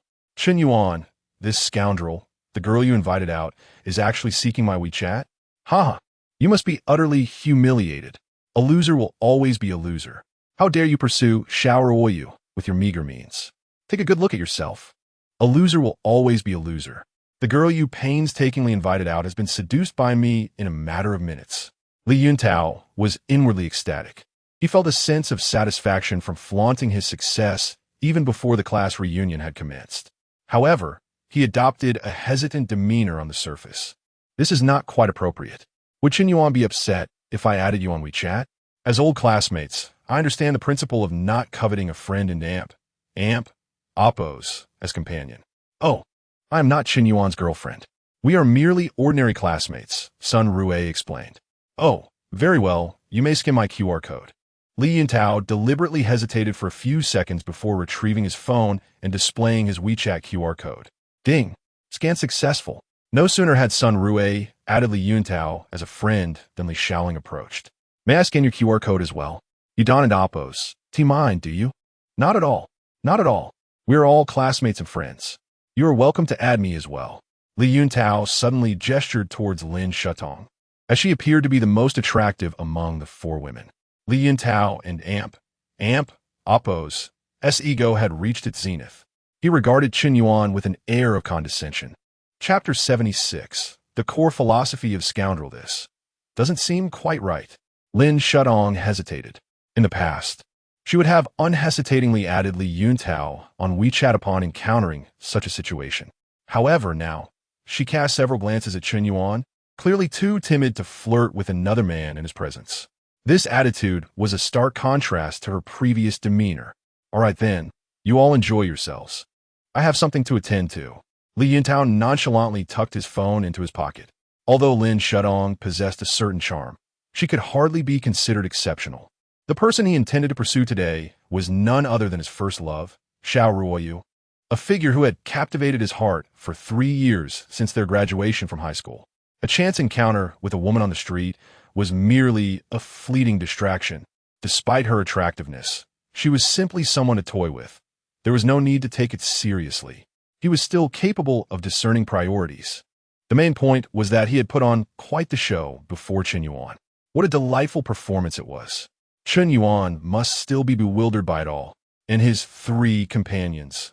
How amusing it was to flirt with their crushes right in front of them, leaving them speechless, huh? With a smug expression, Li Yuntao slid into his Maserati, revved the engine, and sped away. Goodbye, handsome. See you, Taogu. Sun Rue and Li Shaoling waved enthusiastically. Damn it. Others call him Tao, and I do too. Why is there such a disparity? Xiong Tao mused, feeling self-deprecating. Initially, he had some affection for Li Shaoling, but now he discovered that not only did she have a boyfriend, but she also dared to flirt with Li Yuntao while still in a relationship. What a scandalous woman. She was clearly enjoying the best of both worlds. Nonetheless, he found solace in the fact that the more promiscuous a woman was, the more he was drawn to her. Mutual debauchery, after all. Xiong Tao was fundamentally different from Zhou Haiquan. At heart, he was a true player. Over the course of 3 years in college, he had cycled through more than 20 girlfriends, sometimes juggling 2 or 3 at once. His mastery of time management was unparalleled. Although his family background did not meet the standards of a wealthy second generation, he was still somewhat well off, and his charismatic demeanor, coupled with his audacity, allowed him to frequently approach women. His core philosophy on dating was simple: cast a wide net, focus on the catch. Accept all, and the more, the merrier. Since he could not pursue quality, he would compensate with quantity. During his freshman year, he had once juggled 4 relationships simultaneously. After an unfortunate incident, he learned to be more discreet. On the surface, he appeared to be a novice, but in reality, he was a master at the game. He often claimed that his first love had left him scarred, which was why he sought out countless women and engaged in flirtation with fervor. His wealth of experience in wooing women had influenced many of Chen Yuan and Oppo's as strategies. Xiong Tao once remarked, dating is a matter of probability. If you fawn over one goddess, you become her sycophant. If you fawn over 100, then those 100 will become your admirers. Quantity can lead to quality. Once you have over 500 contacts on WeChat, you will never lack for partners. Even if you are broke and a nobody, a bold demeanor can conquer all. He had also stated that a man should pursue several women simultaneously to alleviate inner anxiety. If one fixates on a single girl, every lack of response will lead to agonizing thoughts. Does she not like me?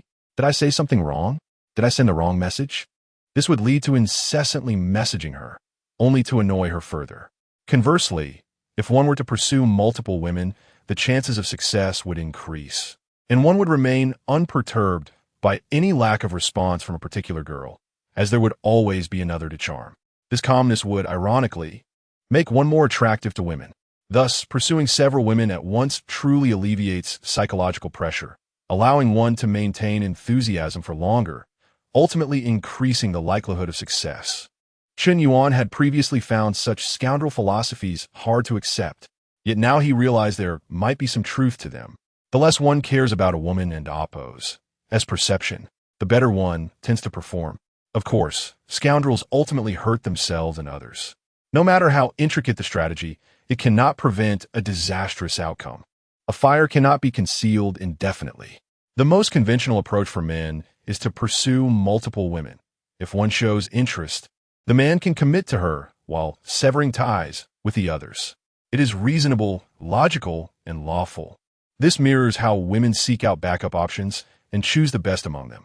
Xiong Tao's interest in promiscuous women stemmed from the fact that they could play with each other without any responsibilities, free from guilt over breakups.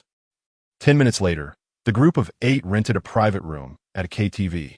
Xiong Tao seemed to have arrived in his element. He animatedly stirred the atmosphere, wildly selecting songs and joking with several women, appearing completely unfazed by the earlier events. Zhou Haiquan, however, remained notably quiet. It was clear that Sun Rue and Amp Oppo's actions had genuinely hurt him. Old Zhou, Don and Amp Oppo's take it too hard. As men, we should be magnanimous. If you can take Sun Rue to a hotel tonight, then everything you've done previously will be worth it. After we finish singing, let's catch a movie, grab some late-night snacks, and enjoy a few drinks. By the end of the day, everything should fall into place. After finishing a song, Xiong Tao approached Zhou Haiquan and whispered conspiratorially, "Is that really possible? Isn't it a bit too fast?" Zhou Haiquan inquired hesitantly. "Fast?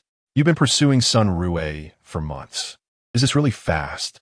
Do you believe I can charm Li Xiaoling by tonight?" Xiong Tao asserted confidently. "Stop boasting. She has a boyfriend and is interested in that rich second-generation guy driving the Maserati. You think you can win her over in a day?" Zhou Haiquan replied skeptically. Even if Xiong Tao had a history of an Amp Oppo's glorious and Amp Oppo's conquests, it had been nearly a year since his last success. Could he still possess his former prowess? "Let us make a bet. If I can win her over tonight, you'll bring me breakfast every day for a month. Do you dare to wager? And if you can end Oppo's tea? If I fail, I end Oppo's. LL bring you breakfast. Deal. You said it yourself." Zhou Haiquan felt assured of his victory. Although Sun Rue had embarrassed him earlier, at least he would win a month's worth of breakfast.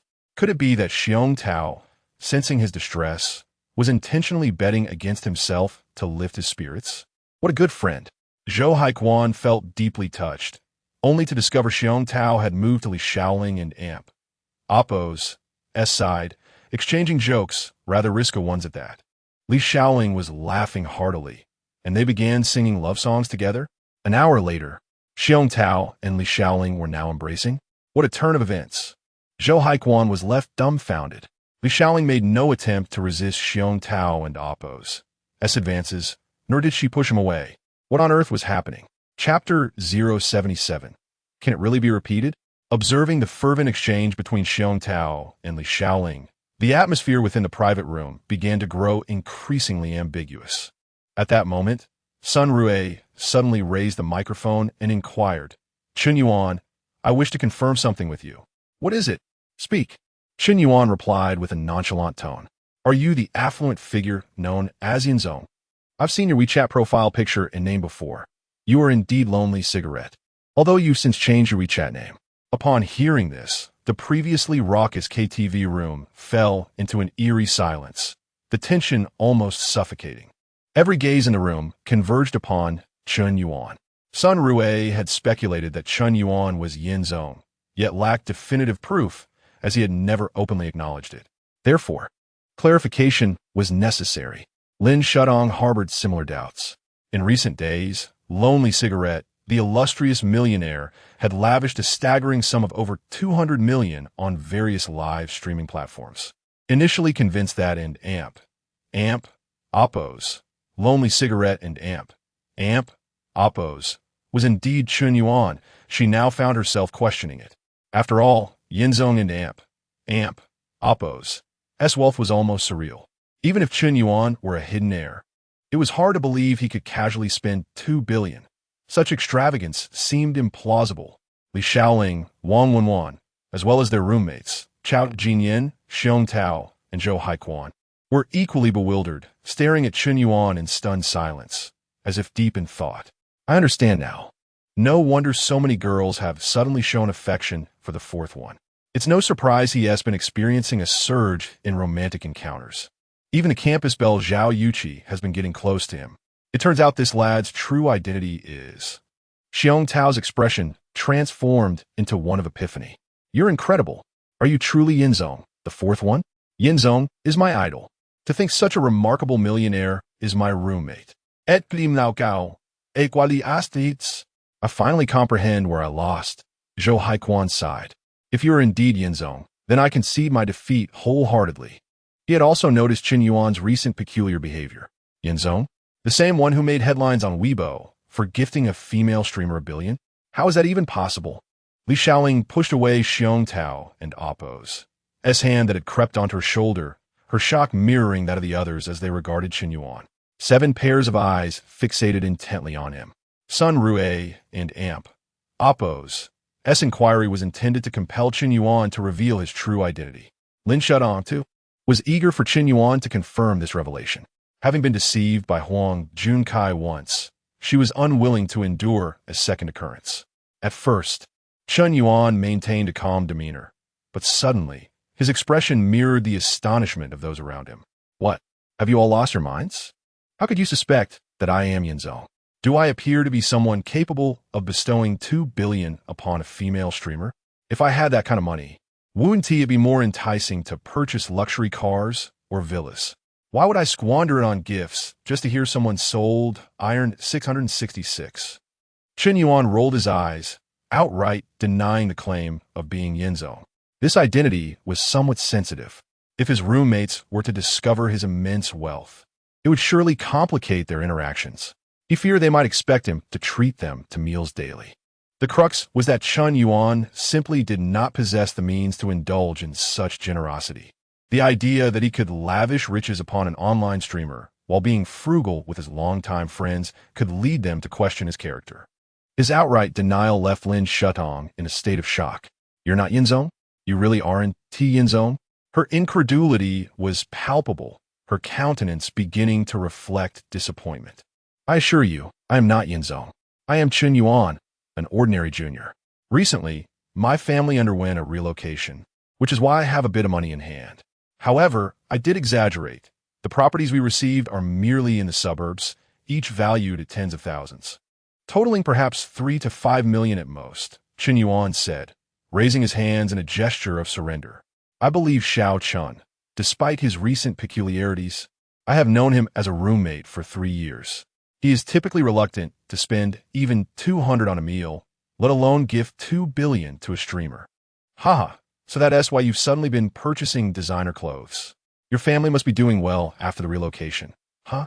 The relocation, second generation, is impressive. His 3 roommates chimed in, seemingly amused. However, Lin Shutong and Sun Rue exchanged alarmed glances.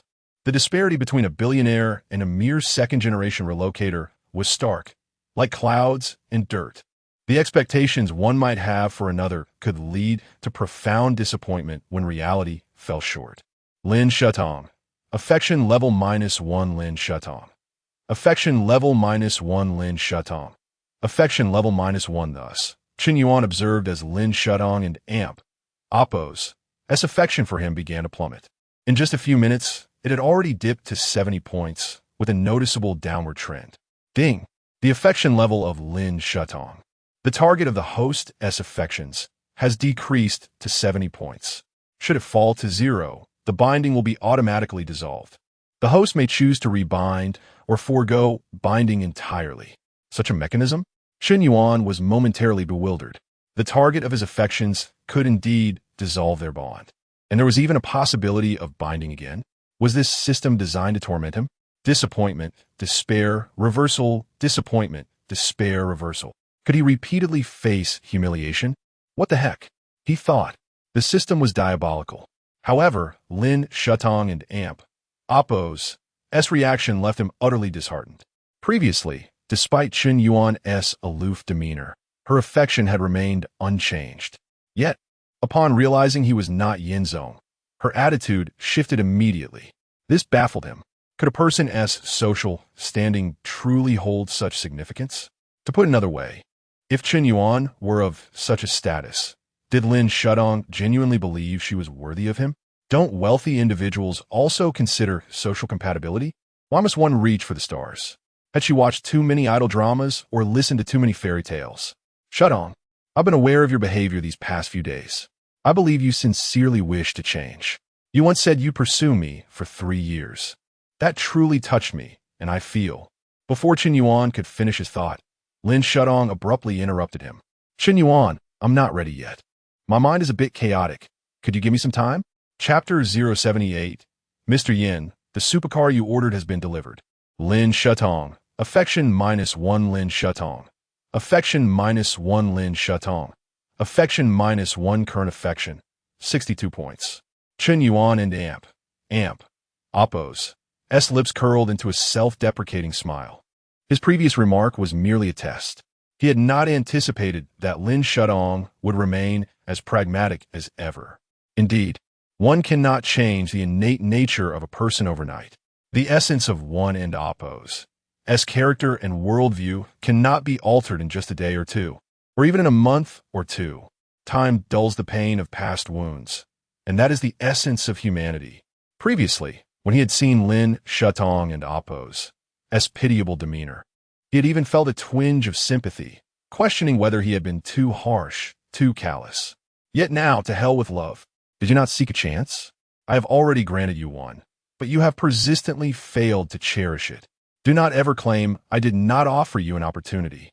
With a cold snort, Chen Yuan rose and strode away, slamming the door of the KTV room behind him, leaving only his desolate silhouette.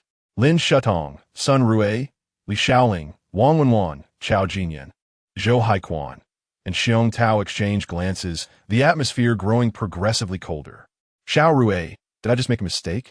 Today, I finally managed to invite Chen Yuan out, but why did I say such things? My heart is truly in disarray, Lin Shutong exclaimed, feeling increasingly frantic. She was engulfed in a contradiction. She had previously exhausted every means to salvage the situation, yet when the opportunity arose, she hesitated. This was utterly perplexing. Was she truly doubting her own resolve? Shutong, you did nothing wrong. Thankfully, I clarified the situation with Chen Yuan today. Otherwise, you would have been truly ensnared. Think about it. Lately, your mind has been consumed by thoughts of Chen Yuan. You send him messages, yet he does not reply. You call him, yet he does not answer. You even brought him breakfast, acting like a lovesick puppy. You have lost yourself and your dignity. This is not the Lin Shutong I know. Where has your pride gone? Why have you stooped to being his lapdog? Sun Rue and Amp. Oppos' series of questions left Lin Shutong feeling increasingly unsettled. The thought of Chen Yuan and Amp. Oppos' indifference, despite her lowering herself to please him, infuriated her. Xiao Rue, you are right. Chen Yuan is ungrateful. Just because his family struck it rich, does he think he can look down on others? If he does not value me, then I certainly do not need him, Lin Shutong retorted, her anger palpable.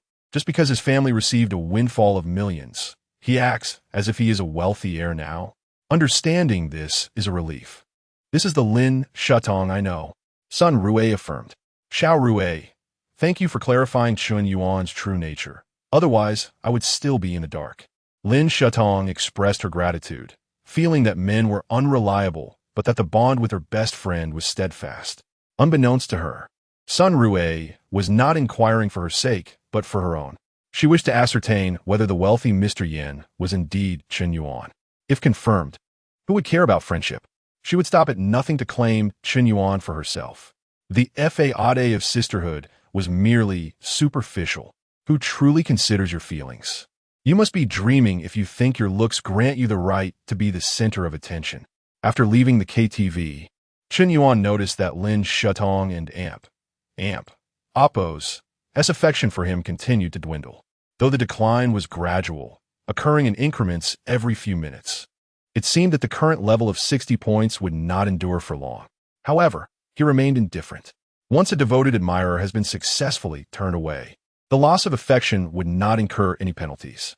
Without repercussions, let the affection fall as it may. Once it plummets below zero, he would promptly block her and sever all ties. This time, Chen Yuan and Amp, Oppos' resolve was unwavering. He would not harbor even the slightest twinge of pity for Lin Shutong. Upon exiting the KTV, he checked his phone and noted the time. It was already 4:00 and Amp, Oppos' clock. At that moment, Xiong Tao sent him a message. Yuan, are you alright? Don't take it too hard. Lin Shutong's rejection does not mean you lack options. What about Su Lele and Zhao Yuqi? A man should embrace the world. Why sacrifice the entire forest for a single tree? It's fine. I have a high school reunion to attend today, so I don't need any other excuses to leave. Chen Yuan typed back. No sooner had he sent the message than he received a voice note from Che Huang, who had not contacted him for several days. Mr. Yin, The Ferrari LaFerrari you ordered has been transported and is now just off the highway. It will arrive in Han City within 2 hours. Upon hearing this voice message, Chen Yuan was momentarily taken aback. He had not expected Che Huang to act with such efficiency. In just a matter of days, a supercar valued at over 20 million had been delivered. He had initially intended to gift this supercar to Zhao Yuqi for her birthday, which was only a few days away. If Zhao Yuqi refused to accept it, whom could he gift it to? Plans often fall victim to unforeseen circumstances. Without a devoted admirer to accept the gift, he could not utilize the funds associated with that attachment. However, given Mr. Yan's stature, a slight delay in payment should not pose a problem. All right then, have it delivered, and I will send you my location shortly. Chen Yuan typed out the message to Che Huang. Okay, I'll provide you with the transporter's contact number. You can give any instructions directly to him when the time comes. Che Huang responded promptly, entirely unconcerned about the financial aspect. This luxurious vehicle had not required a deposit at the time of order, and Mr. Yan's influence extended well beyond a mere billion. It was unlikely he would be short on funds. Thus, Che Huang remained unperturbed. After all, some individuals spend billions on gifts for streamers. What was a mere 20 million for a luxury vehicle? For such a wealthy patron, exceptional service was paramount. Leaving a good impression on a magnate was essential, as Mr. Yan would likely purchase more than one vehicle. To him, luxury cars were akin to toys. Cultivating a positive relationship would ensure a continuous stream of business in the future. A progressive mindset is the key to success. As Chen Yuan continued messaging Che Huang, he casually hailed a taxi.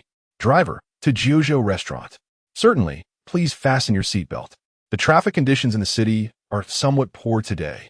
Normally, the journey from the Happy Space KTV to Jiuzhou Restaurant would take 20 minutes. But due to congestion in the city center, it will take approximately 40 to 50 minutes. At that moment, Lu Wenjie called Chen Yuan. Hello, Xiao Chen, have you arrived? I'm already at Jiuzhou Restaurant. I am Oppos. I'm on my way. I just got out of the car. Chapter 79. The class reunion. Chen Yuan hung up the phone and stepped out of the taxi. At that moment, a striking blue Maserati pulled up in front of the Jiuzhou Grand Hotel. A dapper young man, exuding an air of sophistication, casually tossed the car keys to the security guard at the entrance. Please park it for me. This is your tip.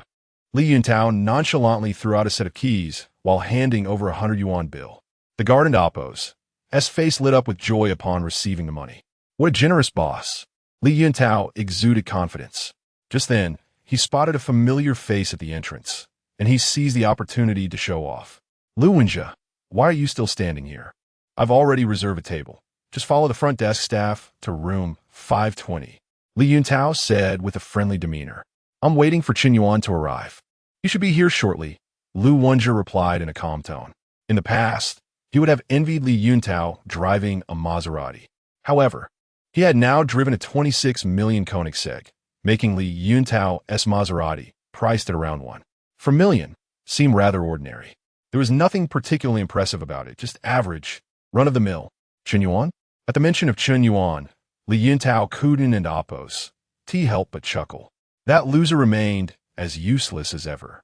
When they met at noon, Chen Yuan had managed to get a girl to add him on WeChat, which Li Yuntao found utterly amusing. A loser will always be a loser, completely oblivious to his own reality, forever dreaming of courting beautiful women. Wasn't that absurd? If you're not going to be a simp, who will? Wow, Tao Gu, you're actually driving a Maserati. That's incredible, exclaimed a girl who had also arrived by taxi. Wang Xiaowei, is that you? It's been a year. You seem to have become even more beautiful. Li Yuntao responded. Beauty? It's just makeup. I can't compare to your goddess, Xiao Ruoyu. Wang Xiaowei teased.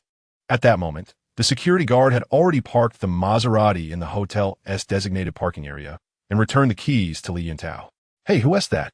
He looks quite familiar. Wang Xiaowei pointed out a man wearing a cheap imitation shirt. That's Chen Yuan. You don't recognize him? Wow, it is Chen Yuan. He seems to have become more handsome and taller. It's been 3 years since he graduated high school, and he hasn't attended a single reunion. I can't believe he actually came this time. Wang Xiaowei exclaimed in surprise. Before long, Chen Yuan had approached them. Xiao Chen, your outfit is a bit casual today. Why did you come in a t-shirt and shorts? Lu Wenjie inquired. It's no big deal. It's just a class reunion. It's not like I'm meeting some important leader. It's fine to be casual. Chen Yuan replied, giving Lu Wenjie a friendly pat on the shoulder. The two of them walked with an easy camaraderie, resembling close friends. Didn't you know Xiao Ruoyu is coming today? Can't you make an effort to look a bit more impressive? Lu Wenjie whispered to Chen Yuan. I think this looks pretty good. Besides, if being handsome is all it takes for Xiao Ruoyu to like someone, then why hasn't Li Yuntao already won her over? Chen Yuan shook his head. Although he didn't want to admit it, Li Yuntao was indeed slightly more attractive than him. Chen Yuan could only be considered a class heartthrob, while Li Yuntao was seen as the school heartthrob by many girls. Li Yuntao was refined, with fair skin and an elegant demeanor, dressed in a white shirt that gave him the air of a charming senior. Perhaps influenced by Korean pop culture and idol dramas, many girls nowadays preferred fair-skinned boys. And Li Yuntao perfectly fit that mold. If they were cast in a drama, Chen Yuan would play the second male lead, while Li Yuntao would be the male lead. That was the distinction. Although the second male lead was also quite good-looking, he simply didn't have the same appeal as Li Yuntao. It was infuriating. Moreover, considering Li Yuntao's background, family, and the school he attended, Chen Yuan felt even more overshadowed in comparison. However, he was not in a hurry. This was just the beginning. He would allow Li Yuntao to bask in his moment of glory, hoping he wouldn't disappoint him. Soon, the four of them, Li Yuntao, Wang Xiaowei, Chen Yuan, and Lu Wenjie, walked into the hotel suite in a close-knit group. The suite was spacious and luxurious, capable of accommodating 20 to 30 people. Although their high school class had 50 or 60 members, it was considered a success if a dozen showed up for a reunion. Some had moved to different cities, others had dropped out, and some had gone to vocational schools, leading them down different paths in life. A few had even become impossible to contact, as if they had vanished from one's world entirely. This time, news of Xiao Ruoyu's attendance had drawn over 20 people together, with boys making up 60% and girls 40%. When Chen Yuan entered the suite, he found 13 familiar, yet unfamiliar faces already present. Familiar because they were all his classmates from high school, evoking a natural sense of intimacy upon their reunion. Unfamiliar because 3 years apart had changed them significantly. And he couldn't even recall the names of a few. Those he couldn't name were the ones who had never had much presence in class. Wow, the vice class monitor has finally arrived. I heard you're now driving a Maserati. Impressive, exclaimed a sharp-faced boy upon seeing Li Yuntao. Chen Yuan remembered him. His name was Wang Wei, one of the boys who had a penchant for studying Japanese art films back in the day. Come on, I didn't earn it myself. There's nothing to boast about. Li Yuntao humbly waved his hand. After saying that, he tossed the Maserati keys onto the dining table, making them quite conspicuous. He then pulled out a box of Zhonghua cigarettes and began distributing them. Some classmates smoked, while others didn't. The boys engaged in banter, boasting, and reminiscing, while the girls discussed cosmetics, clothing, bags, lipsticks, hairstyles, and nails. They shared stories from the past, recalling amusing incidents, such as someone putting chalk dust in the teacher's teacup or deflating the math teacher's bicycle tires. They reminisced about sneaking out to internet cafes at night and getting bitten by dogs, creating vivid imagery of those moments. It all felt quite nostalgic. Yet, in truth, it didn't hold much significance. Next, as per the usual routine, they transitioned from the past to the present. Now it was the time for some to flaunt their pretensions. Although they hadn't graduated yet, they began discussing their future career paths. What major are you studying? How is the job market? Are you planning to buy a house or a car? How can one establish themselves in a big city? Should you pursue further studies or start working? Should you work for a company or start your own business? With graduation approaching, each student harbored a degree of anxiety about their futures. Chapter 080. Too real in this scenario, the individual who garners the most envy is undoubtedly Li Yuntao. His family possesses a villa, luxury cars, and an educational institution founded by his mother, which sees annual profits on the rise. It is estimated that within 2 years, their assets will surpass 1 billion. His father boasts an even broader network, being a leader in the Education Bureau and having previously served as a principal, thereby cultivating numerous successful students. With such a formidable background, Li Yuntao finds himself at the pinnacle of success without lifting a finger, already standing at the destination for which many labor their entire lives. During high school, peers remained largely oblivious to these dynamics and did not shower him with undue favor simply due to his advantageous family background. However, the present is markedly different. Now, approaching their 20s and on the brink of entering society, they have begun to grasp the significance of social connections. As a result, many flock to Li Yuntao, offering incessant flattery and sycophancy that evoke a sense of discomfort and insincerity. Of course, there are those who remain aloof, scattered in various corners of the private room, engrossed in their phones. Among them are Chen Yuan and Lu Wenjie. Xiao Chun, I've noticed that Li Yuntao has become increasingly arrogant. So what if he drives a shabby Maserati? It's hardly impressive. Why not borrow a Koenigsegg and really show off? Lu Wenjie suggested. There is no need for that. Continuously borrowing someone else's car feels rather pointless. Once we earn our own money, we can purchase our own vehicles, Chen Yuan replied, shaking his head. The notion of borrowing a car to flaunt wealth struck him as rather lowbrow, unbefitting of his persona. By the way, I still haven't clarified the situation from last time. How come you know so many wealthy heirs? Are you hiding something from me? Lu Wenjie inquired, his curiosity piqued. Although their time together had diminished since entering university, they still managed to meet for drinks every couple of months, discussing life, aspirations, and romantic interests. However, after witnessing Chen Yuan's astonishing social circle, Lu Wenjie was left utterly bewildered. I'm actually a rich heir myself. No more pretending. I'm done with being low-key. Chen Yuan jested. Keep dreaming. Lu Wenjie scoffed, clearly unconvinced. Just as he was about to press further, several classmates entered the room. For girls, to be precise. The first to enter was Liao Jia. Upon meeting Lu Wenjie's gaze, she immediately lowered her head, her expression markedly awkward. Lu Wenjie mirrored her complicated demeanor. Next came the class monitor, Jean Minjing, a cheerful girl whose smile radiated warmth, even if she wasn't particularly striking. She had organized this gathering. The third girl was someone Chen Yuan could not recall by name. She was undeniably attractive and stylishly dressed, her beauty rivaling that of Liao Jia. Chen Yuan had no clear recollection of her, but she seemed to have undergone cosmetic enhancements. Class monitor, who is this beauty? She doesn't appear to be from our class. Wang Wei, a rather unremarkable fellow, was the first to inquire. Who says she isn't from our class? That S. Lu Wen. Don't you guys recognize her? What? Lu Wen? Isn't she that 200-pound girl? Wow, you really are Lu Wen. The tank has transformed into a beautiful girl? My eyes must be deceiving me. The boys in the private room were astounded, their jaws nearly dropping. Even the other girls appeared baffled, unable to fathom that the once-loathed classmate Lu Wen had become a stunning beauty, her looks now nearly an 8 out of 10. The transformation was nothing short of astonishing, leaving even Chen Yuan in disbelief. Finally, the last girl entered room 520. The moment she appeared, the atmosphere shifted palpably, and the boys collectively held their breath. While Liao Jia and Lu Wen were attractive, they paled in comparison to this girl. With eyebrows resembling distant mountains, she exuded an ethereal grace, akin to a fairy from ancient myths. Her eyes sparkled like autumn waters, combining elegance and intellect. Unlike the typical internet celebrity, her beauty left an indelible impression upon first sight. Before encountering Xiao Ryu, one might not have realized that such beauty existed in the real world. In stillness, she resembled a delicate flower reflected in water. In motion, she appeared like a slender willow swaying in the breeze, as if a light cloud veiling the moon or a drift of snow caught in the wind. Such poetic descriptions seemed the only fitting way to encapsulate Xiao Ruoyu's essence. Chen Yuan had never rated any woman over a 9.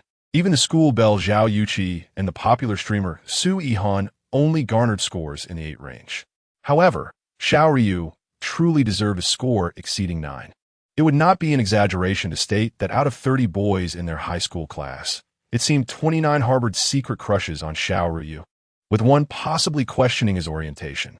Xiao Ryu had always been beautiful, captivating without any makeup or adornments. Now, she appeared even more radiant, effortlessly eclipsing everyone present. All the girls felt ordinary in her luminous presence, akin to a swan among a flock of ugly ducklings. Ruoyu, you've finally arrived. It's been years, and you've become even more stunning. Li Yuntao, usually confident and poised, revealed a rare hint of nervousness upon her entrance. Yes, I apologize for not keeping in touch. My QQ account was hacked, and I lost everyone's contact information, Xiao Ruoyu replied graciously. At that moment, unnoticed by the crowd, Chen Yuan stood up and walked resolutely toward Xiao Ruoyu. Xiao Ruoyu, after 3 years of near-total disconnection, let us exchange WeChat to avoid losing contact again, he boldly requested, seemingly disregarding Li Yuntao entirely. Ding. Sycophant mode activated. Name, Xiao Ruoyu. Age, 21. Height, 166 centimeters. Weight, 46 kilograms. Appearance, 9. 2 out of 10. Her favorability towards the host, 0 points. Once her favorability surpasses 95 points, the roles will reverse, and she will become the host's admirer. Upon successful reversal, a reward of 10 of sycophant currency will be granted, as well as 35 enhancement points to boost the host's physical attributes, including endurance, strength, agility, and mental acuity. Additionally, the host will gain proficiency in English, French, Russian, and Korean. Ding! System binding successful. Before the system binding, Chen Yuan felt a flicker of anticipation. He hoped Xiao Ruoyu might harbor some favorable feelings towards him. Although he had never confessed his feelings, he had made sacrifices for her, even engaging in fights and discreetly following her home to ensure her safety. Truth be told, he had hoped she would take notice of his efforts. Yet, the harsh reality was evident. The look in her eyes suggested he was merely a faceless passerby in her world. It was too real. Chapter 81. Accusations from Liao Jia classmate. Who are you? Chen Yuan. Don and Appos. T, you remember? I used to sit behind you. Ah, Chen Yuan and Appos, SU. I just recalled. Xiao Ruoyu displayed a look of sudden realization, seemingly recalling Chen Yuan as a person. However, whether she truly remembered him remained uncertain. Chen Yuan felt a pang of discomfort, a bittersweet sensation coursing through him. It dawned upon him that, in Xiao Ruoyu's heart, he had never existed. Despite his silent devotion, how did it matter to Xiao Ruoyu? A girl of exceptional qualities, why should she care for an ordinary boy? Countless male classmates had pursued her, secretly admired her, and penned love letters to her. What significance did Chen Yuan hold? Given his ordinariness, what right did he have to expect special treatment? Having come to terms with these truths, Chen Yuan swiftly adjusted his mindset. Once an inconspicuous figure, he now aspired to be the most dazzling presence in the crowd. Go ahead and scam me, without pretense. Chen Yuan retrieved his phone and opened his WeChat QR code. All right, Xiao Ruoyu nodded, taking out her phone to scan.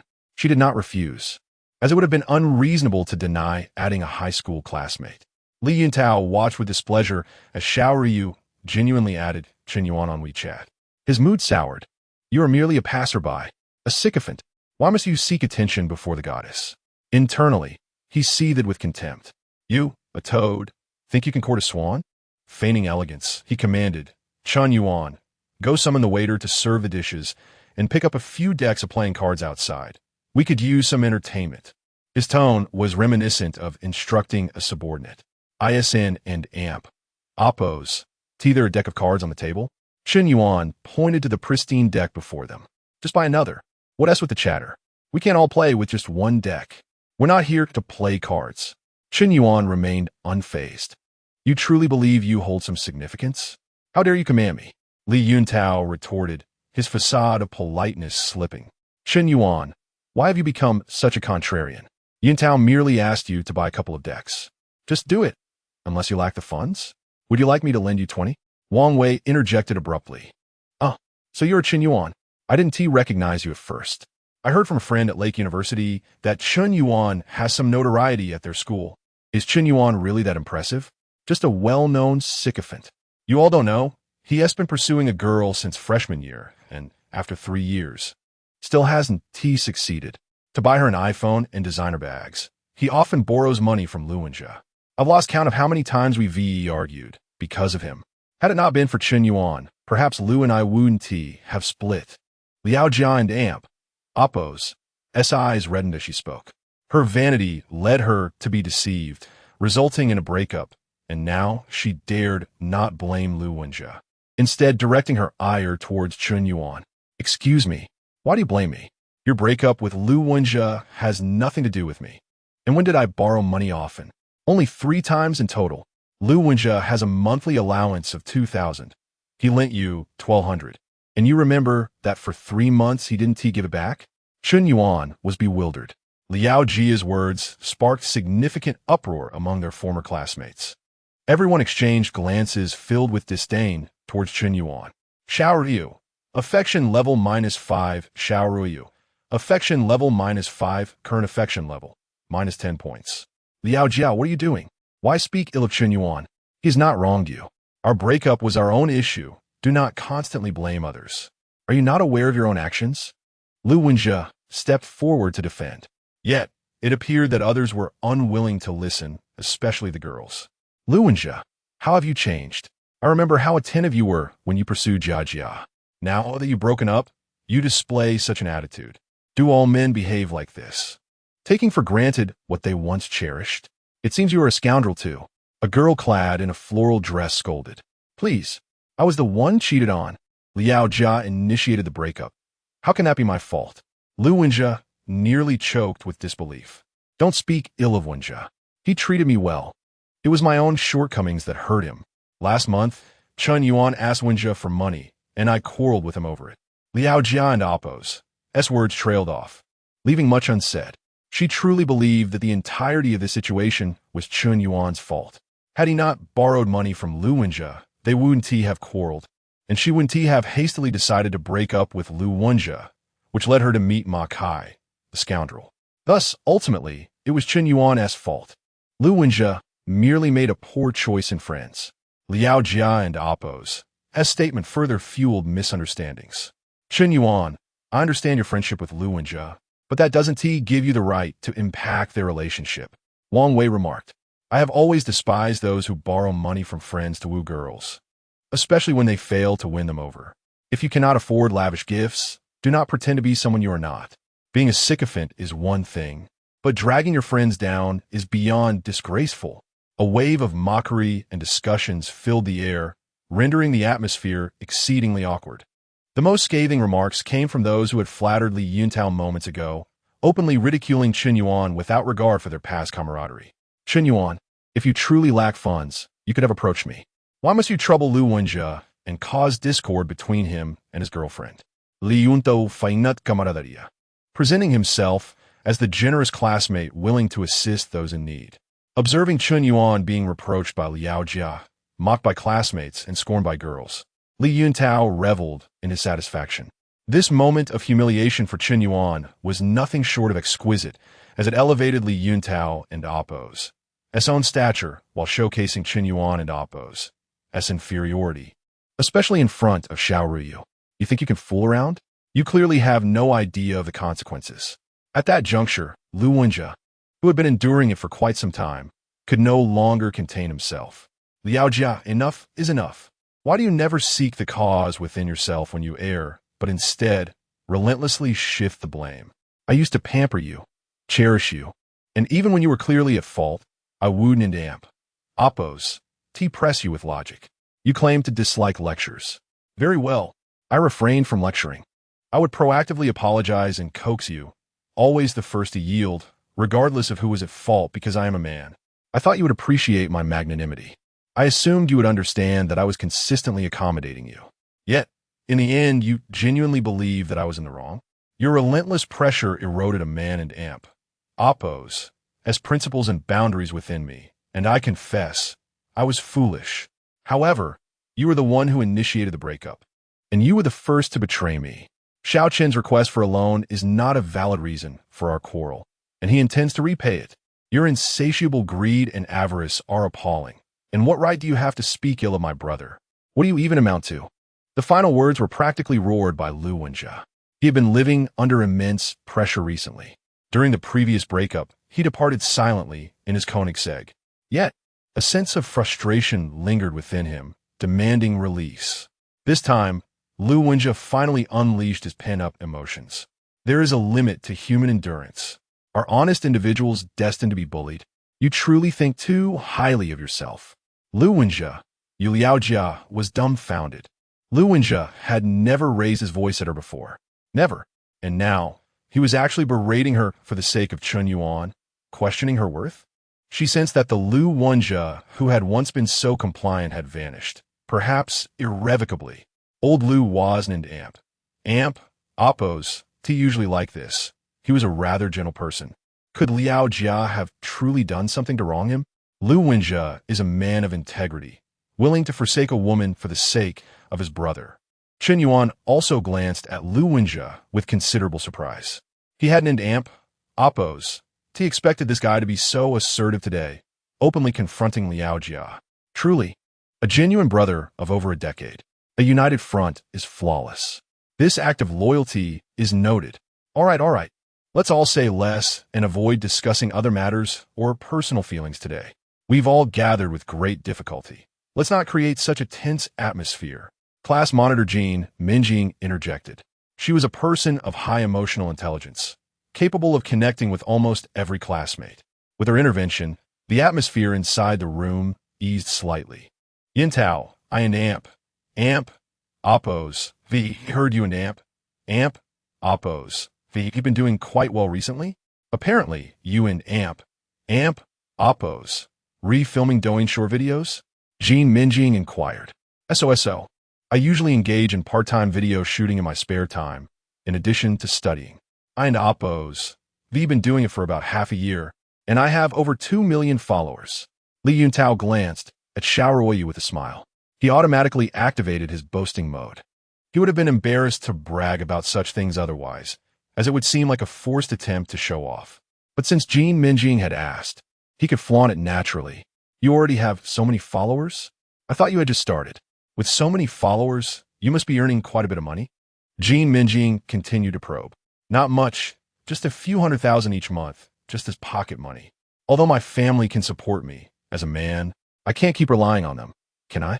Besides, I'm genuinely not interested in the education industry. Later on, I plan to open my own self-media studio and gradually develop it into a media company of sorts, producing films and television dramas. Li Yuntao began to expound at length. He was boasting wildly. His revelation of his income caused the eyes of most of the classmates present to widen in disbelief, especially the female classmates.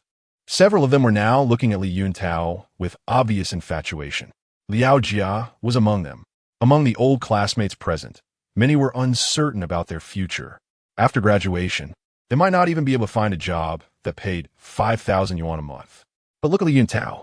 Not only was he a second-generation rich kid, but he also earned hundreds of thousands a month from shooting short videos and doing live streaming. And he was only a junior in college. Comparisons are odious.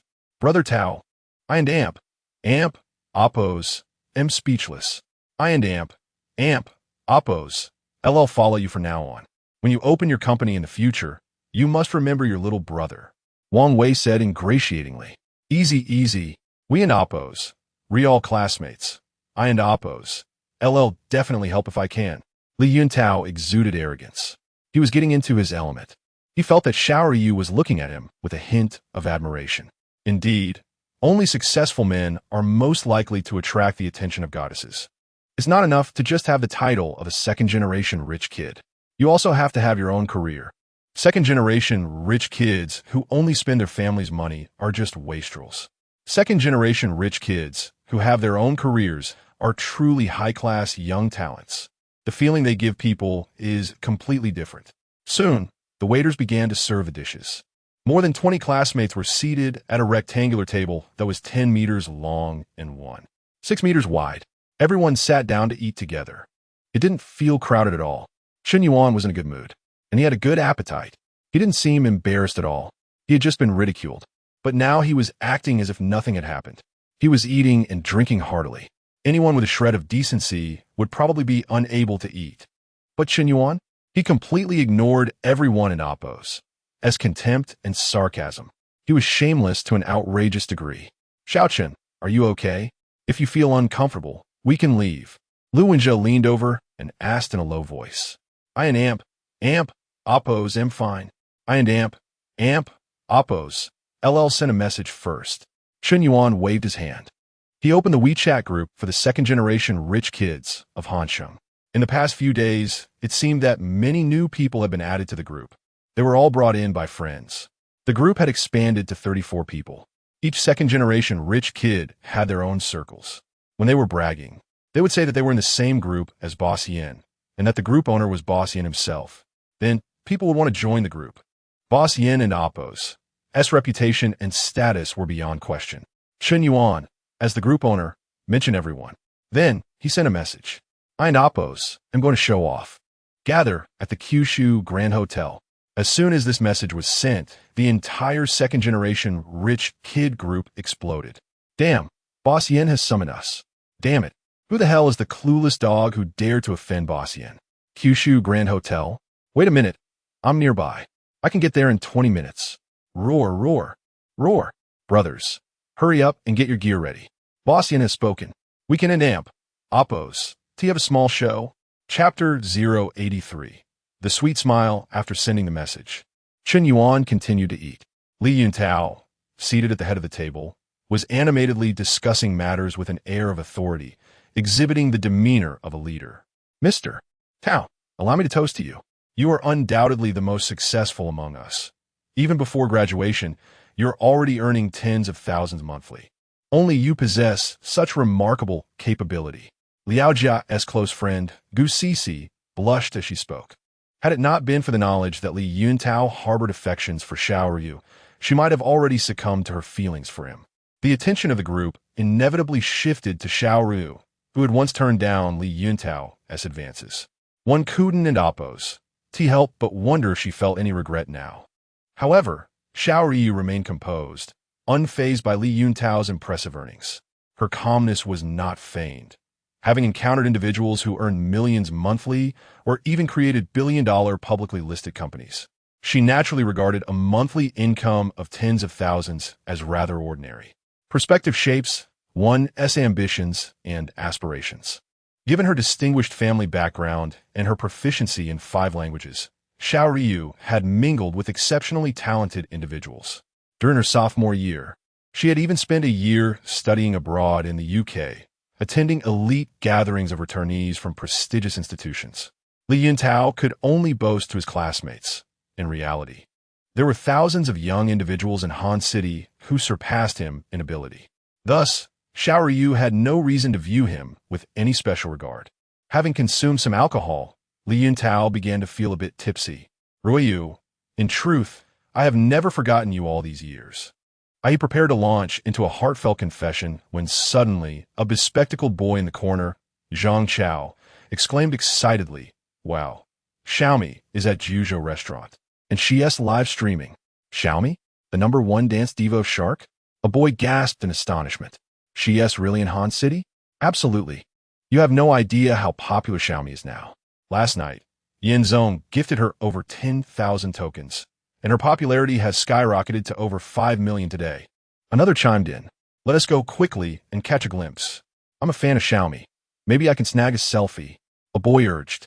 I'm not a fan of Xiaomi. I'm a fan of Yin Zong. He's the real deal. You probably don't know, but Yin Zong is currently in Han City, leading a group of top-tier rich second-generation elites. Just yesterday, a friend mentioned he might be able to get me into that circle, and maybe I could have dinner with Yin Zong. Li Yuntao continued to boast, trying to elevate his own status.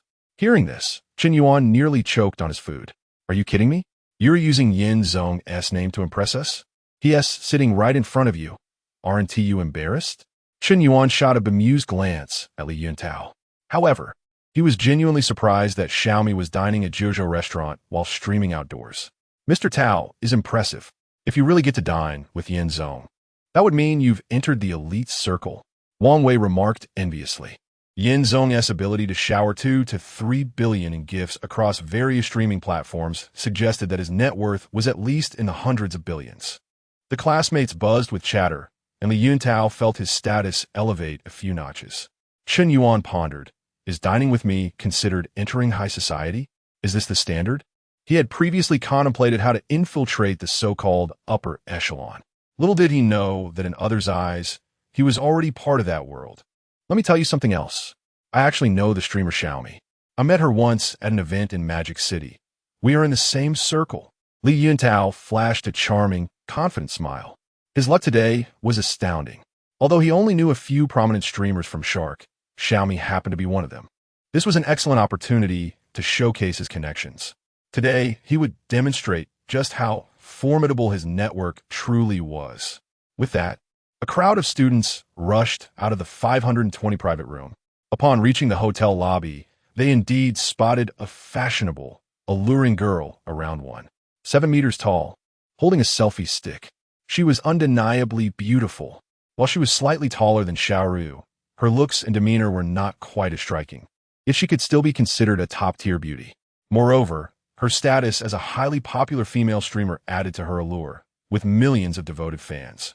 Following several rounds of generous gifts from Yenzong, her fan count was close to hitting 10 million. Xiaomi was rapidly becoming a phenomenon in the streaming world. Xiaomi, may I take a picture with you? I'm a fan, and hold your level 7 fan badge. Zhang Chao excitedly approached her, looking nervous. Of course. Xiaomi smiled sweetly, readily agreeing. High-profile streamers often encountered fans seeking photographs during outdoor broadcasts, and she was accustomed to such requests. Thank you, Xiaomi. I will continue to support you.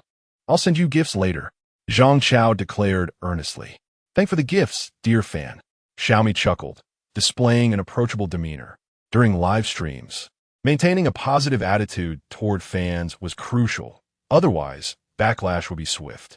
I'm also a fan of Xiaomi. Although I don't possess a fan badge, I'll definitely get one later. May I take a photo with you? Another boy asked eagerly. Certainly. Thus, a group of male classmates excitedly surrounded Xiaomi for photographs. Li Yuntao smiled slightly, hands in his pockets, striding confidently toward her.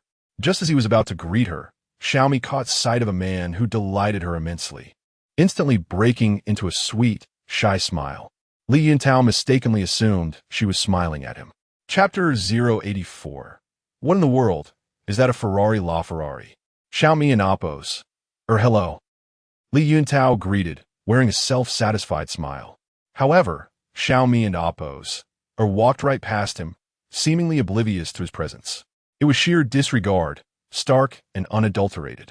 Li Yuntao and Oppos' expression stiffened, feeling the weight of embarrassment on his face. Just moments ago, he had boasted to his classmates about knowing Xiaomi and Oppos. And now she treated him as if he were invisible. The situation was undeniably awkward.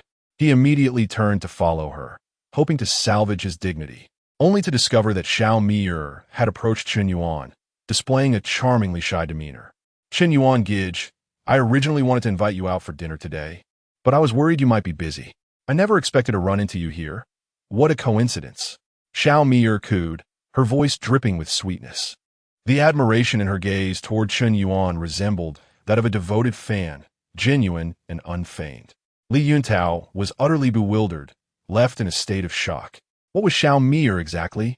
A popular streamer with millions of fans, often hailed as a goddess by legions of admirers. And Chen Yuan?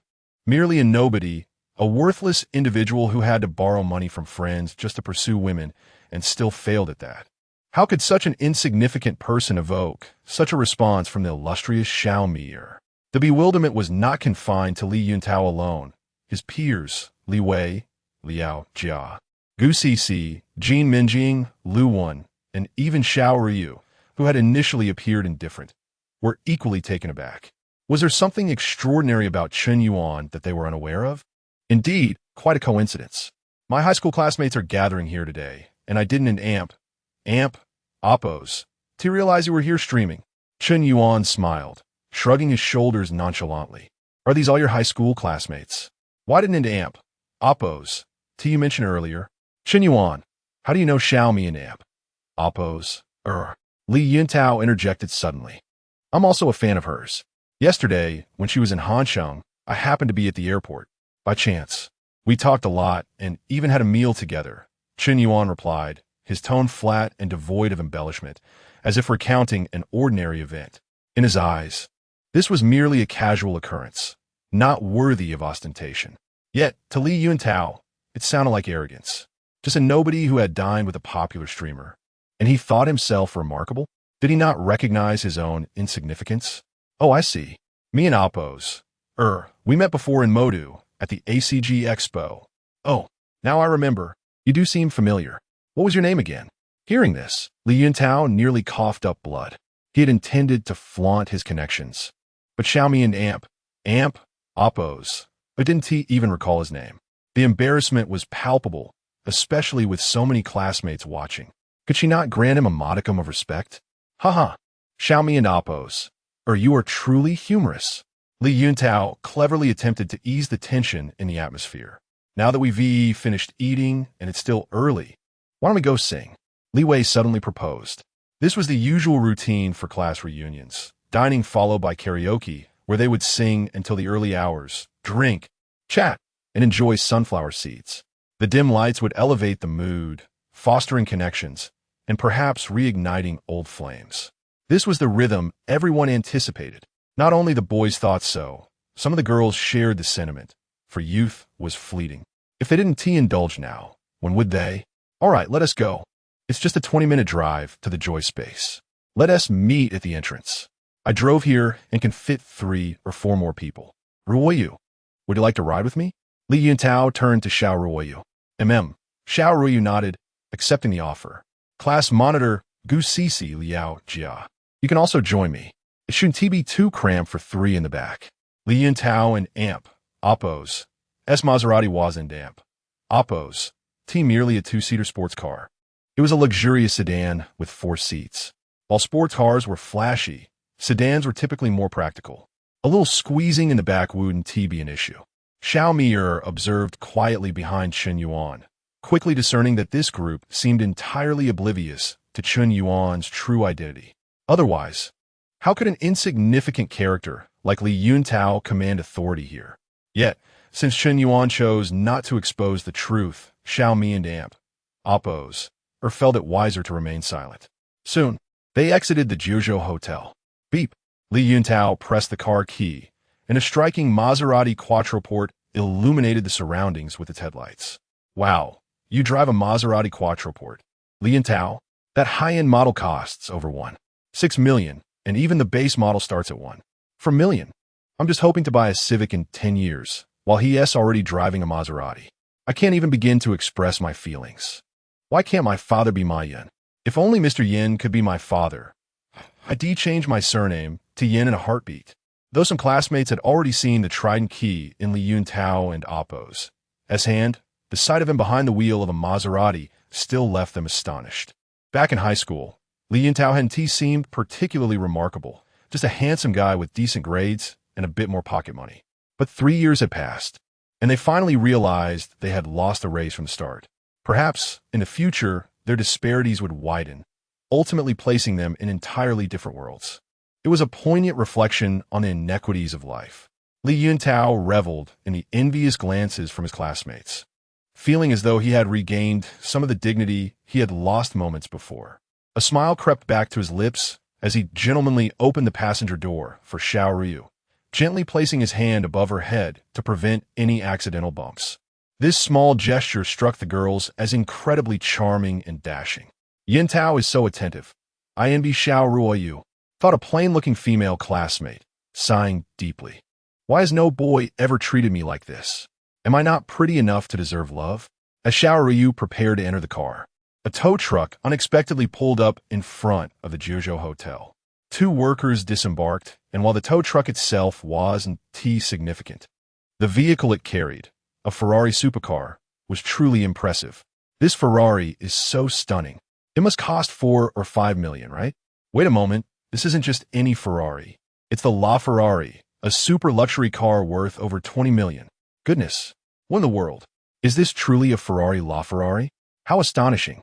What remarkable individual possesses the means to acquire such a magnificent vehicle? Chapter 085.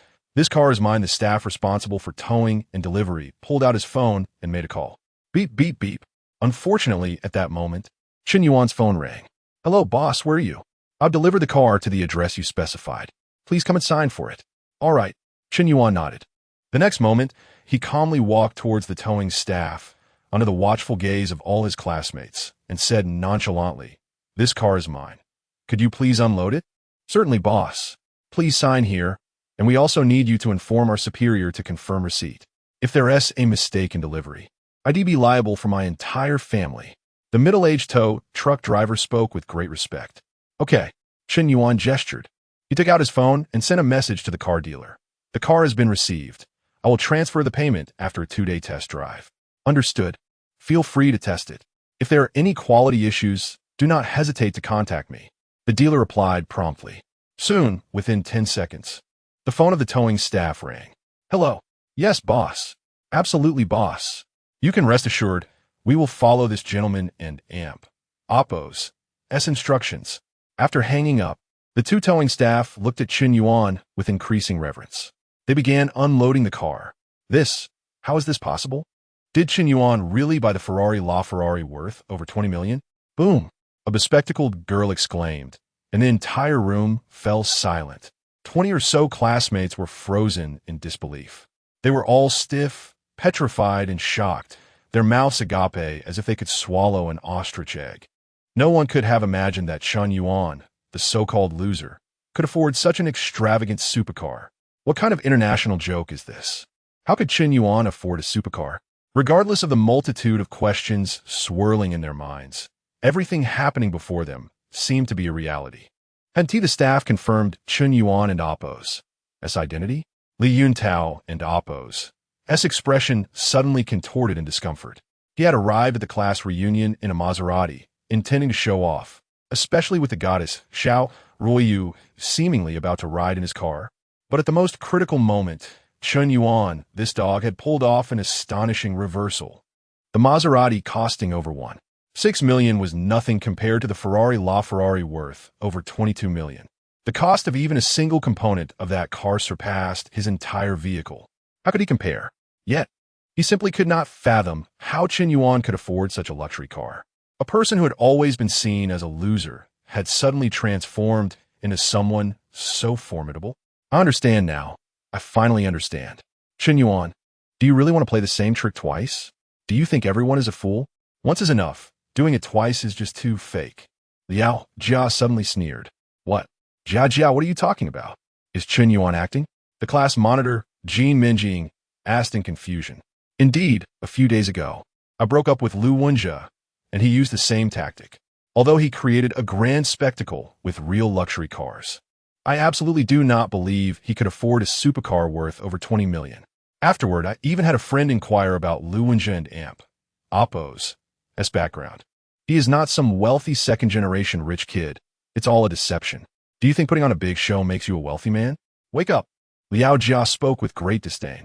Everyone knew that Lu Wenjia and Chen Yuan were the best of friends. Lu Wenjia was honest and lacked the cunning to flaunt wealth through luxury cars to embarrass Liao Jia. Hence, this devious scheme must have originated from Chen Yuan.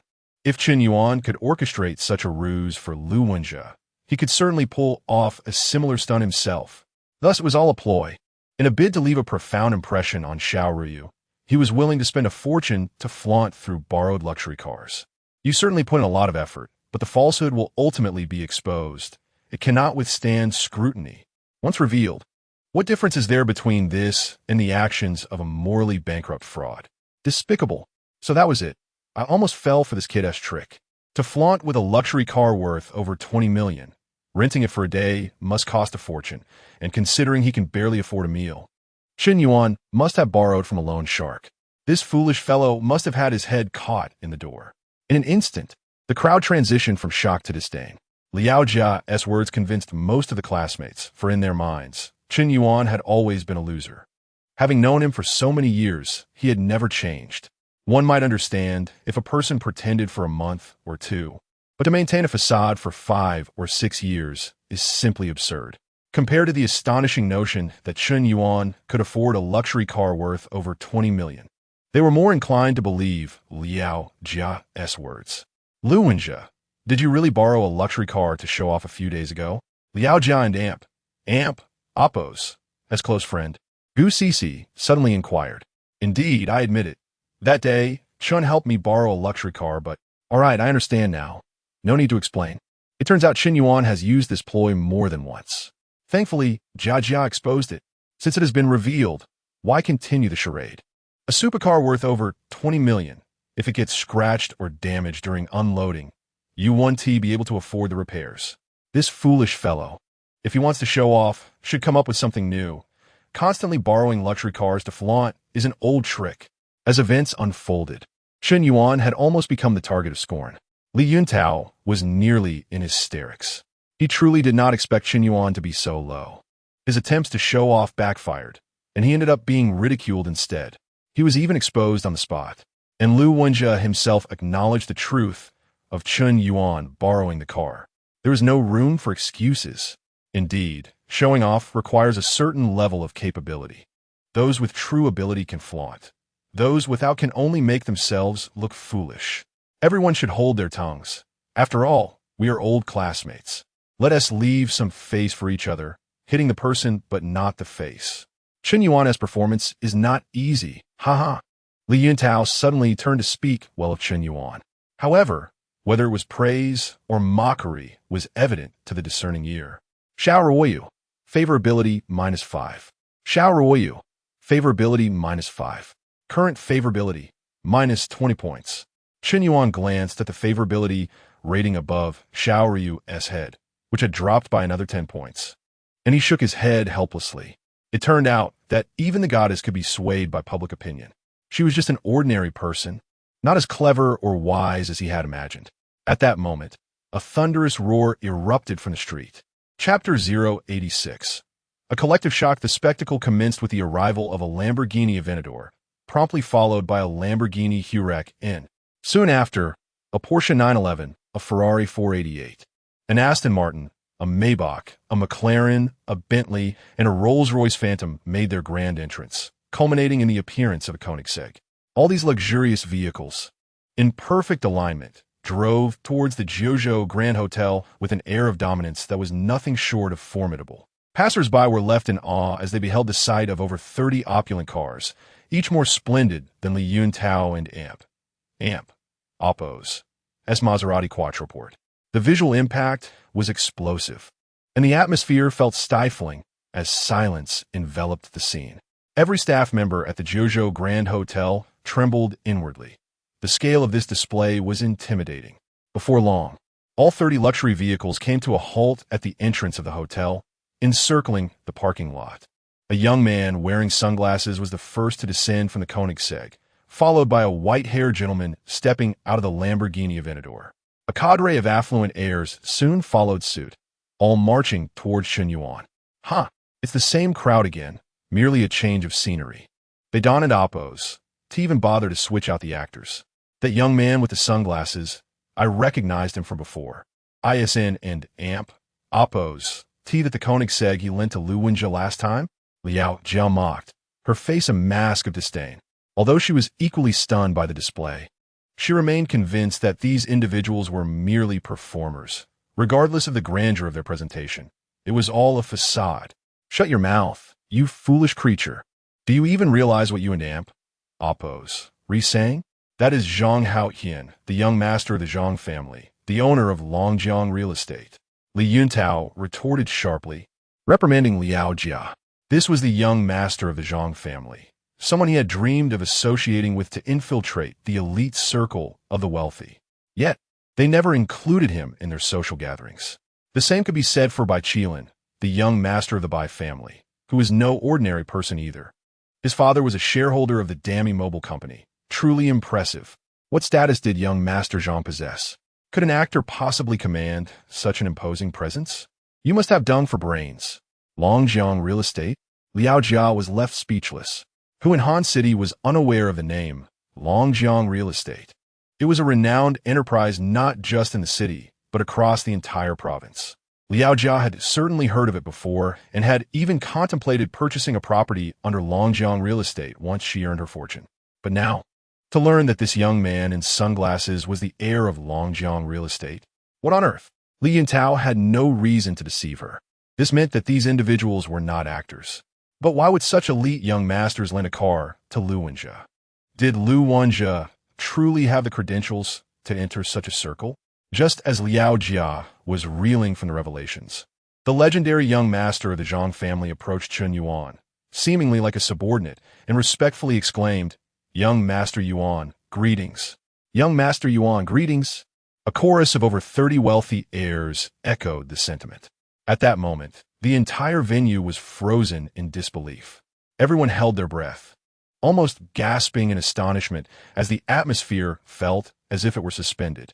Li Yintao was shocked. Gu Sisi was shocked. Jin Minjing was shocked. All their former classmates were collectively astounded. Even the onlookers at Juzhou Hotel were trembling with disbelief. It was outrageous. Over 30 affluent heirs, including the heir of Longjiang Real Estate, the son of a Dami shareholder, and various others with remarkable backgrounds, had collectively come to greet Chen Yuan. This was mind-boggling. Even the usually composed Xiao Ruoyu displayed a hint of astonishment.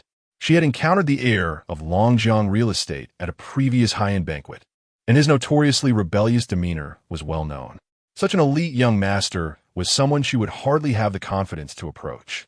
Besides, Zhang Haoyan already had a girlfriend, the daughter of the Xianghua Group, which boasted a market value nearing 10 billion. They seemed well matched. It was unimaginable that such a distinguished young master would extend greetings to Chen Yuan. What could Chen Yuan and Appo's true identity possibly be? Young Master Yuan? Chen Yuan was unexpectedly impressive. The class monitor, Jin Minjing, spoke with a quivering voice. Those who had previously derided Chen Yuan, such as Li Wei, now wished they could disappear into the ground, utterly embarrassed. They had just mocked Chen Yuan as a worthless sycophant, a loser. If that was the case, what did that make them? Li Yuntao's expression turned ashen. He genuinely hadn't anticipated that Chen Yuan possessed such influence, commanding respect even from the likes of the young master of the Zhang family. The memory of him boasting about earning over 100,000 a month in front of Chen Yuan became painfully awkward. He had been flaunting his arrogance, only to realize now that in comparison to others, he appeared foolish. Liao Jiao, what is wrong with you? Why have you consistently belittled Chen Yuan, leading us to misjudge him? Gu Sisi exclaimed, her voice filled with indignation as her eyes widened in disbelief. It was only now that she recognized that the most remarkable person among their high school classmates was none other than Chen Yuan. The prowess he exhibited far surpassed that of Li Yuntao by 100-fold. Had it not been for Liao Jia's misguided influence, they could have leveraged their old friendship to either develop a relationship beyond mere camaraderie or at least secure a good job through connections with other wealthy heirs. But now, that opportunity seemed irrevocably lost, and the consequences were incalculable. This ISN and AMP, Oppos, my fault. I had no idea. How could you say such a thing, Sisi? Liao Jia protested, feeling wronged. In the face of the greetings from the wealthy heirs, Chen Yuan simply waved and smiled. Thank you all for the honor today. I shall remember this friendship. Ha. The group leader has summoned us. How can we not respond? You and Oppos, too modest. I and Oppos am a fan of yours. The wealthy heirs all adopted a deferential posture in front of Chen Yuan. At that moment, Li Yuntao suddenly spotted a familiar face among the affluent heirs. A young man named Yang Huanyu, who shared a good relationship with him, was present. Previously, Li Yuntao had boasted at the dinner table about knowing someone influential who could introduce him to the elite circles of Han City, with the group leader being none other than the legendary wealthy figure, Yin Zong. Now, Yang Huanyu had arrived, along with many impressive heirs. As he observed Chen Yuan, who was being treated like royalty, a troubling thought crossed Li Yuntao and Appo's mind. Could it be that he had unwittingly flaunted his status in front of Yin Zong? Chapter 087. Do not speak of brotherhood and loyalty. Li Yuntao, is that you? As Li Yuntao spotted Yang Huanyu, the latter also recognized him.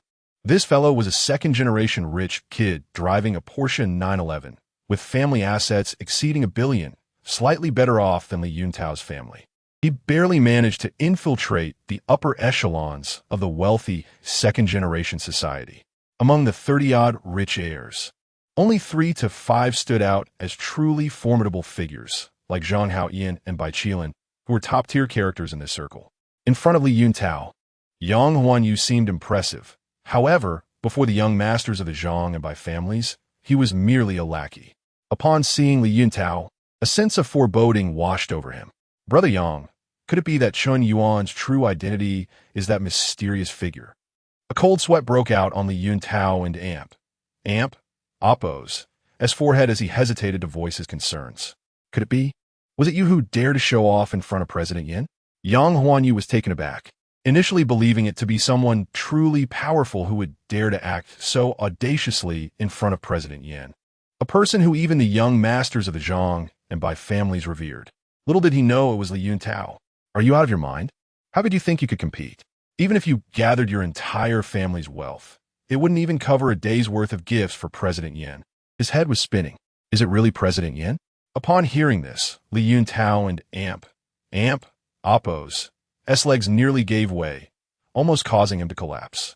Losing face was one thing. He could simply avoid these classmates in the future. However, offending President Yin was a grave matter. Who would have imagined that his seemingly lowly classmate was the illustrious President Yin? What nightmare! You are finished. You are truly finished. Don't speak of brotherhood and loyalty. From now on, don't say you know me. Yang Huanyu hastily sought to disassociate himself. Don and Oppos, do this, Brother Yang. I realize my mistake now. How was I supposed to know he was President Yin? Li Yuntao exclaimed in a flustered state. Yang Huanyu wanted to sever ties. If others in their circle learned of this incident, wouldn't they all distance themselves from him? How could he continue in this social milieu? Don't tell me you made a mistake. Go and apologize to President Yin directly. Show your humility and say a few good words. Yang Huanyu advised. Really? Do I have to apologize? But I feel like I didn't do anything wrong. Li Yuntao found it hard to voice his reluctance. He was truly struggling to lower his pride. If President Yin were someone else, an unfamiliar big shot, he would have rushed to apologize without hesitation. Yet, this person was Chen Yuan, which created a psychological barrier for him. In his mind, Chen Yuan was merely a pathetic figure, a sycophant without substance. Apologizing to such a person? Wasn't that akin to swallowing poison? Why had things come to this? With Xiao Ruyu observing nearby. If he were to grovel before Chen Yuan now, wouldn't he lose all semblance of dignity? This was too difficult. Truly, it was unbearable. I swear I will never show off again. Li Yuntao was in turmoil. Given President Yan's stature, he genuinely could not afford to remain in Han City. Yet, he could not accept the thought of bowing and scraping before Chen Yuan in front of Xiao Ruoyu. He was caught in a dilemma. Xiao Ruoyu was within 5 steps of Li Yuntao, so she overheard their conversation. President Yin? Chen Yuan was the one who had extravagantly spent over 2 billion across major live streaming platforms. No wonder so many wealthy heirs respected him. No wonder the streamer Xiaomi looked at Chen Yuan as if he were a god. This individual had concealed himself so deeply. Thus, Liao Jia's earlier slander against Chen Yuan was nothing but absurdity. With everything coming together, Xiao Ryu's impression of Chen Yuan underwent a dramatic transformation. Now, with Chen Yuan basking in the limelight, he appeared quite handsome indeed. Moreover, unlike Li Yuntao, Chen Yuan was understated, composed, and mature. Although incredibly capable, he never boasted, letting his actions speak for themselves. This was the true demeanor of a big shot. Among her former classmates, to discover such an extraordinary individual was surprising. Why did she have so little recollection of him? Xiao Ruoyu racked her brain, but could hardly recall anything. Chen Yuan was unaware of Xiao Ruoyu's thoughts. He simply sensed that her favor towards him was steadily increasing. Xiao Ruoyu. Favorability 20 Xiao Ruoyu. Favorability 20 Xiao Ruoyu.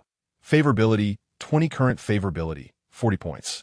This incredible turnaround saw Xiao Ruoyu's favorability rise from minus 20 points to a remarkable 40 points. Chen Yuan felt that today's developments were worthwhile. His gaze wandered toward Xiao Ruoyu's direction, and just then, her eyes met his. They locked gazes for a full 3 seconds. Xiao Ruoyu blinked her large eyes, unyieldingly maintaining eye contact. This gaze was her hope. For the first time, his high school crush regarded him with such earnest attention, igniting a flicker of excitement within Chen Yuan. Yet, he quickly composed himself. No longer was he a naive novice. He could rationally assess matters without succumbing to impulsive emotions. Even though Xiao Ruoyu had once been his first love, her actions today left Chen Yuan feeling a tinge of disappointment. Previously, her favorability had been at minus 20 points. But Due to this reversal, it had surged to 40 points. Throughout this process, Chen Yuan had not exchanged a single word with Xiao Ruoyu. Yet, the harsh reality remained. External influences could sway even a goddess with a stunning appearance rated at 9. 2. Perhaps human nature was inherently flawed. Her beauty did not exempt her from the mundane. They were all mere mortals. Were the celestial beings untouched by worldly matters? Nevertheless, one must still show admiration. Chen Yuan adjusted his mindset. At that moment, he began to understand that there were no true goddesses in this world, merely ordinary people. It was only because he had elevated her to such heights that she seemed unattainable. When viewed through a lens of normalcy, she was just an everyday individual. As Chen Yuan pondered these thoughts, 2 staff members responsible for delivering cars had already unloaded the Ferrari from the tow truck. The spectacle they had witnessed earlier had left them momentarily stunned, but it took them 10 minutes to regain their composure. "Boss, the car has been delivered. You may contact our superior regarding the payment.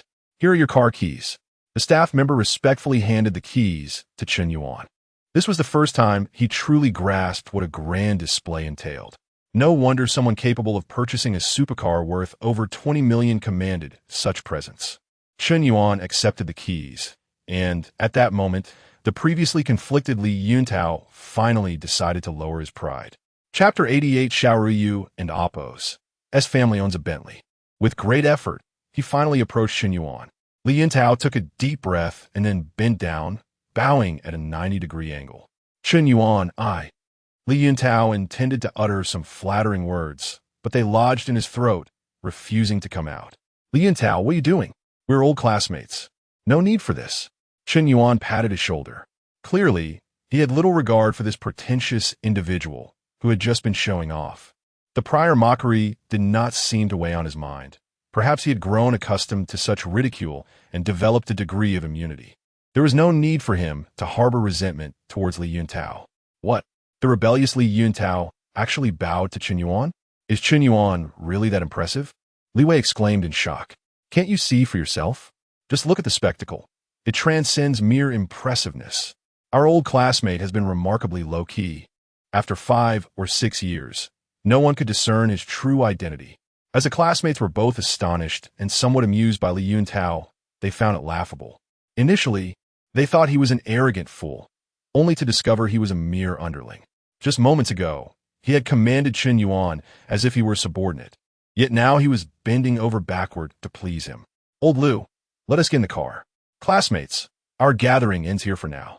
I have matters to attend to, so you all enjoy yourselves." Chen Yuan waved to Liu Wenjie, inviting him to take the passenger seat in the Ferrari. He then took the driver's seat. To be honest, this was Chen Yuan's first time driving such a supercar, and he felt somewhat nervous, especially since he had only recently obtained his driver and Appo's license. However, after his mental acuity increased to 15 points, his learning ability had become remarkably sharp. After just 2 attempts, he got the hang of it. The entire process took less than 5 minutes. In truth, driving a supercar was not much different from driving a learner's car. The only distinction being that this vehicle could purchase 200 learner cars. "Class monitor, are we still going to sing at KTV tonight?" Gu Cece asked Jean Minjing, somewhat disinterested. "Why not ask everyone for their opinions? I feel a bit lackluster about it too." Jean Minjing shook her head. After witnessing such an extravagant display, who still had the mood to sing? Moreover, since Chen Yuan was not going, they felt even less inclined to go. At that moment, Li Yuntao stepped back. "Ruoyu, get in the car." "I'm sorry, Yuntao, but I'm feeling unwell today, so I won't be going to sing." It seems everyone else lacks enthusiasm as well. Perhaps we should disperse. Xiaoruyu shook her head, seemingly unwilling to accept a ride from Li Yuntao. Even without Chen Yuan and Appo's invitation, she did not wish to create any unnecessary misunderstandings. "Then, where do you live, Ruoyu? I can drive you home." Li Yuntao continued to be attentive, clearly reluctant to give up. "Really, they're in Appo's. No need. My family in Appo's. Driver is here to pick me up." Just as Xiaoruyu finished speaking, a Bentley rolled up, driven by a female chauffeur. "Miss, please get in." "All right, Mei Jia. Classmates, let us gather again sometime." Xiaoruyu waved goodbye and got into the Bentley, which Mei Jia then drove away. The group of classmates exchanged glances, somewhat dumbfounded. Xiao Ruoyu's family owns a Bentley? They were astonished. They had previously sensed her family's affluence, but never imagined they were this wealthy. It seemed Xiao Ruoyu was indeed a young lady of considerable means. Perhaps even richer than Li Yuntao and Amp. Appo's family. Li Wei, Gu Cixi, Liao Jia, Zhang Chao, and Jin Minjing were left utterly speechless. What was happening today? Why had so many wealthy second-generation individuals suddenly emerged among their classmates, each more impressive than the last? After Xiao Ruoyu departed, the onlookers finally began to notice the stunning young woman. They glanced at the Ferrari LaFerrari, seemingly coming to a realization. It was evident that the display was not merely to overshadow Li Yuntao.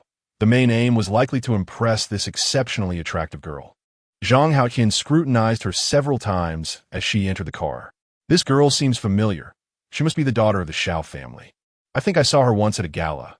Indeed, she is beautiful and possesses an air of elegance, leaving a lasting impression. However, it seems the Xiao family has been facing difficulties recently. Zhang Haoqian nodded and shook his head, expressing a sense of regret. His sorrow was not for the Xiao family and Amp, Appo's, as plight, but rather for the realization that such a beautiful girl was out of his reach, making his status as a wealthy second-generation individual feel somewhat constraining. The daughter of a tomato group was too formidable. He simply did not dare to dabble in romantic pursuits. Unbeknownst to him, Chen Yuan was drawn to the conversation as Zhang Haoqian spoke of Xiaoruyu and Amp, Appo's family. He leaned closer to the car window, inquiring, "What kind of difficulties is the Xiao family facing?" "Mr. Yin, do you know what business the Xiao family is involved in?" "I do not." Chen Yuan shook his head. "They are engaged in import-export trade." Upon hearing this, Chen Yuan quickly understood the nature of their troubles. Import-export trade is typically a lucrative industry with high profit margins. However, due to a pandemic that swept the globe last year, the economy took a hit, particularly abroad, where many countries entered a state of isolation. Numerous sectors have faced unprecedented challenges, including tourism, hospitality, and internet cafes. Import-export trade has also been severely affected, facing a complete downturn. The situation for the Xiao family was thus predictable. This calamity would likely lead to the bankruptcy of many affluent families. I am not well versed in the Xiao family and Appo's matters, but I heard that they stockpiled a large quantity of goods as the year-end approached last year. Now, however, that stock cannot be sold and is stuck with them. Their bank loans have also matured, and I've heard they are considering selling their house and cars to repay their debts. Even Xiao Hanjun has been seeking alliances with other prominent families, trying to market his daughter. However, everyone knows this is a bottomless pit. With the current market conditions, who has that kind of money to invest? Zhang Haoqian shook his head. Tiange, you can't say that. I hadn't met Xiao Ruoyu before, but now that I have, I can truly say she is stunning. If Mr. Yin hadn't acted first, I might not have been able to contain myself. Bai Mao jested. The exchange between Zhang Haoqian and Bai Mao plunged Chen Yuan into contemplation. Perhaps this was an opportunity. Chapter 089. The triumph of Xiaomi. Chen Yuan's gaze remained fixated solely on Xiao Ruoyu. Yet, he appeared to have forgotten another presence, the streamer, Xiaomi. From beginning to end, she quietly observed the scene while simultaneously streaming live.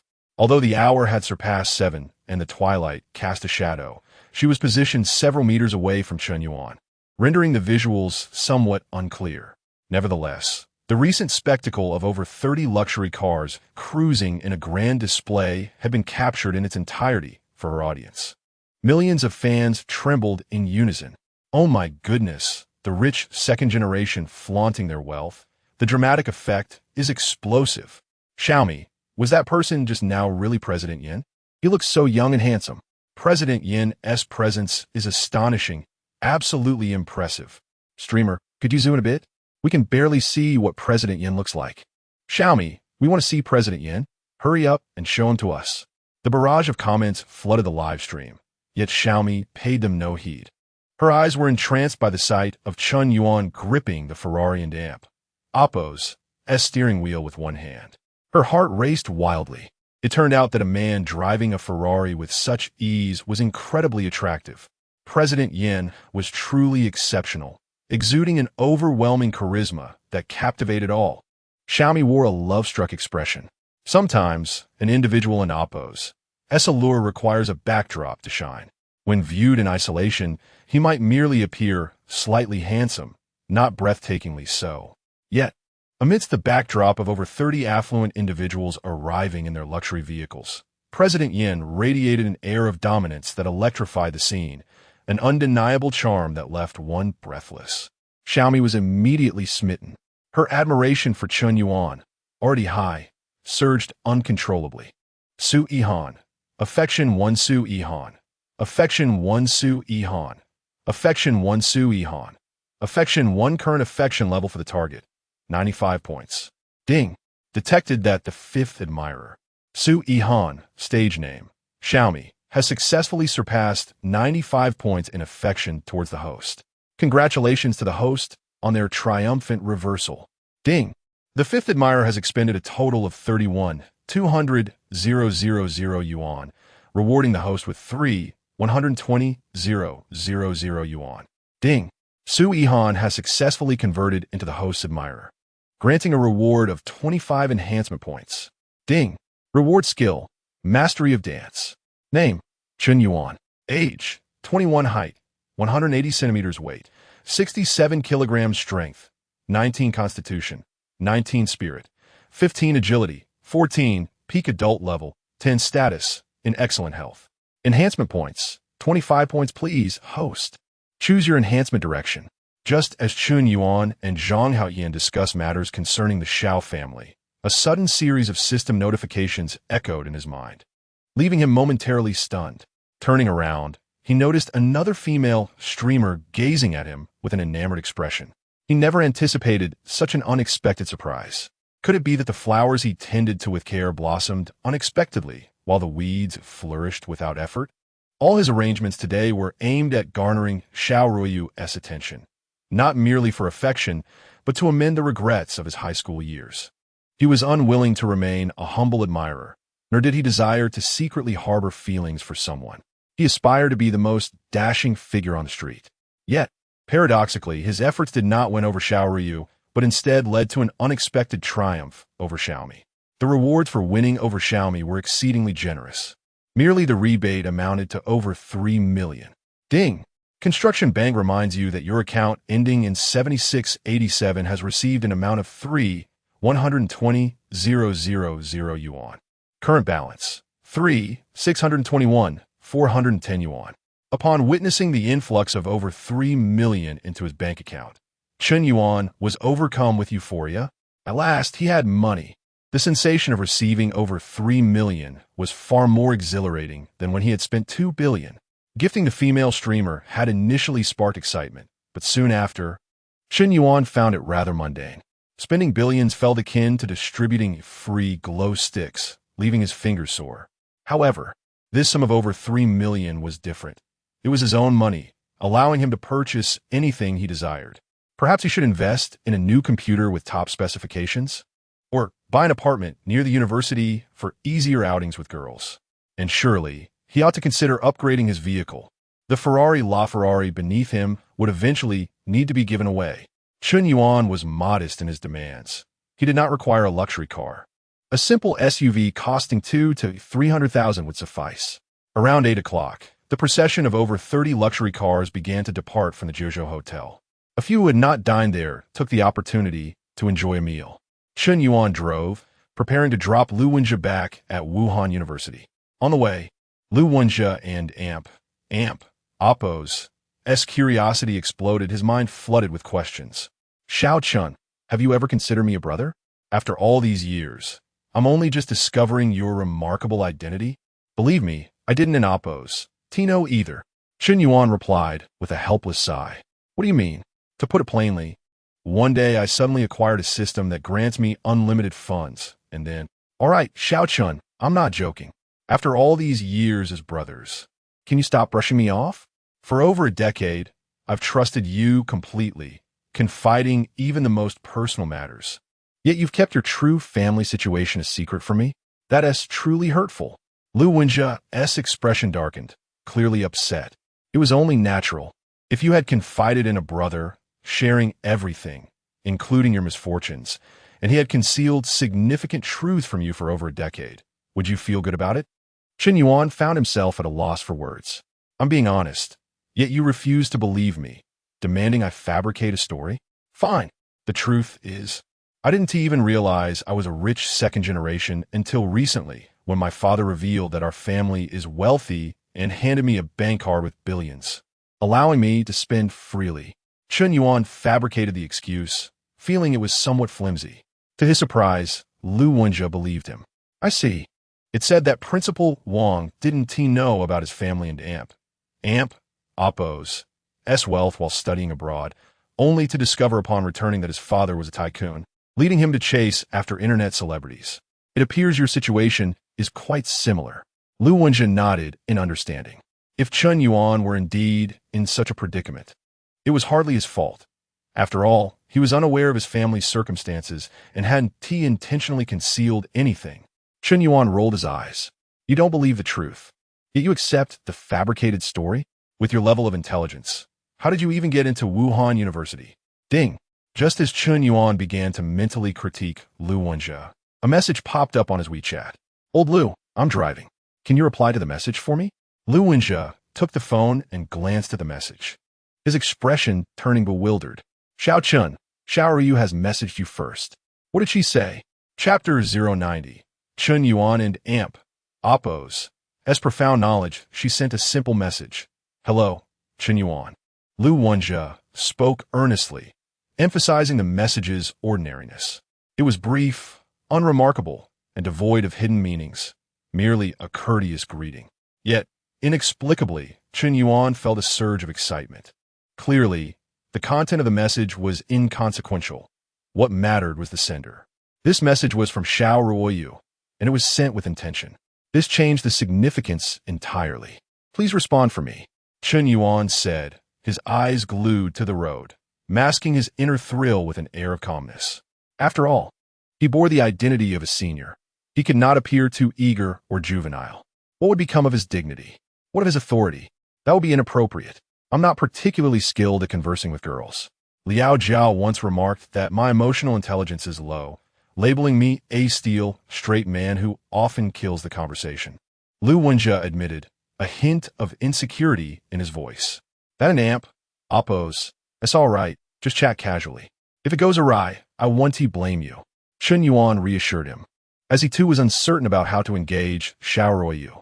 It felt as though 1,000 words were pent up inside him. Yet he found himself unable to articulate even one. Is it really casual? Could I reply with Ruoyu? You look stunning today? Lu Wenjie inquired. Suit yourself, Chen Yuan replied. Granting his approval, Lu Wenjie promptly typed a response to Xiaoruoyu. Before 10 seconds elapsed, she replied, Was I not attractive before? Who said that? Of course you were. You just become more beautiful each day. I can't fathom what you must have done in your past life to be sent down here. Lu Wenjie typed, his thoughts flowing as he spoke aloud.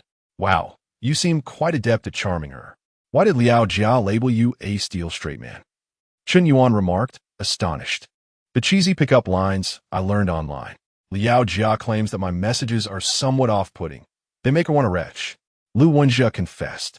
Perhaps it depends on the person. Chen Yuan nodded in agreement. Just then, a new message popped up on his phone. Chen Yuan, are you flirting with me? Indeed.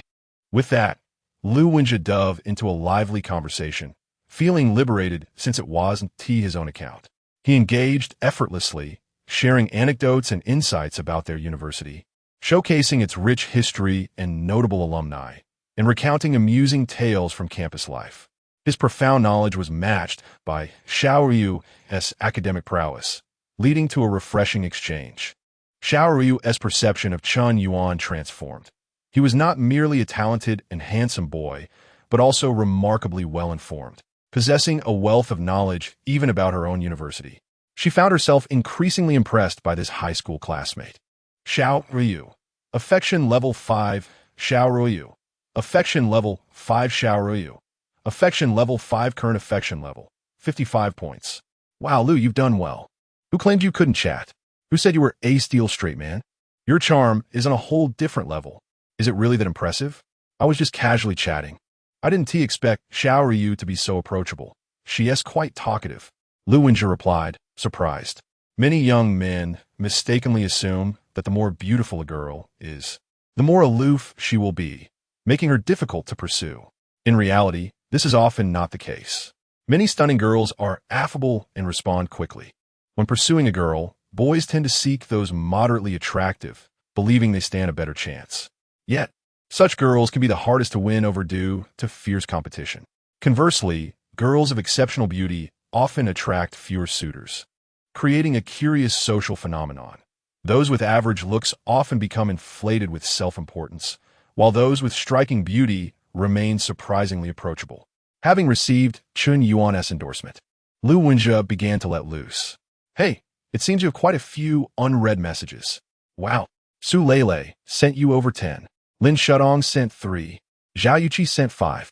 He Jing sent 2. Streamer Xiaomi sent 6. Streamer Shalala sent 4. Streamer Ruashi sent 7. 1, 2, 3, 4, 5, 6, 7, 8, adding Xiaoru. That is 9 girls who have messaged you. You seem a bit of a flirt lately.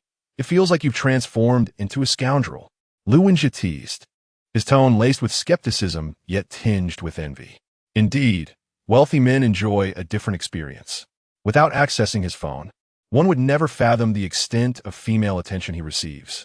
Reflecting on his own futile attempts to impress Liao Jia, who often ignored his messages, the contrast stung. How am I a scoundrel?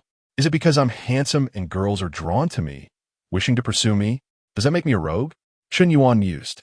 Perhaps I should temper this irresistible charm. Get lost. Lu Wenjie rolled his eyes, bemused. He had never encountered someone so infuriatingly oblivious.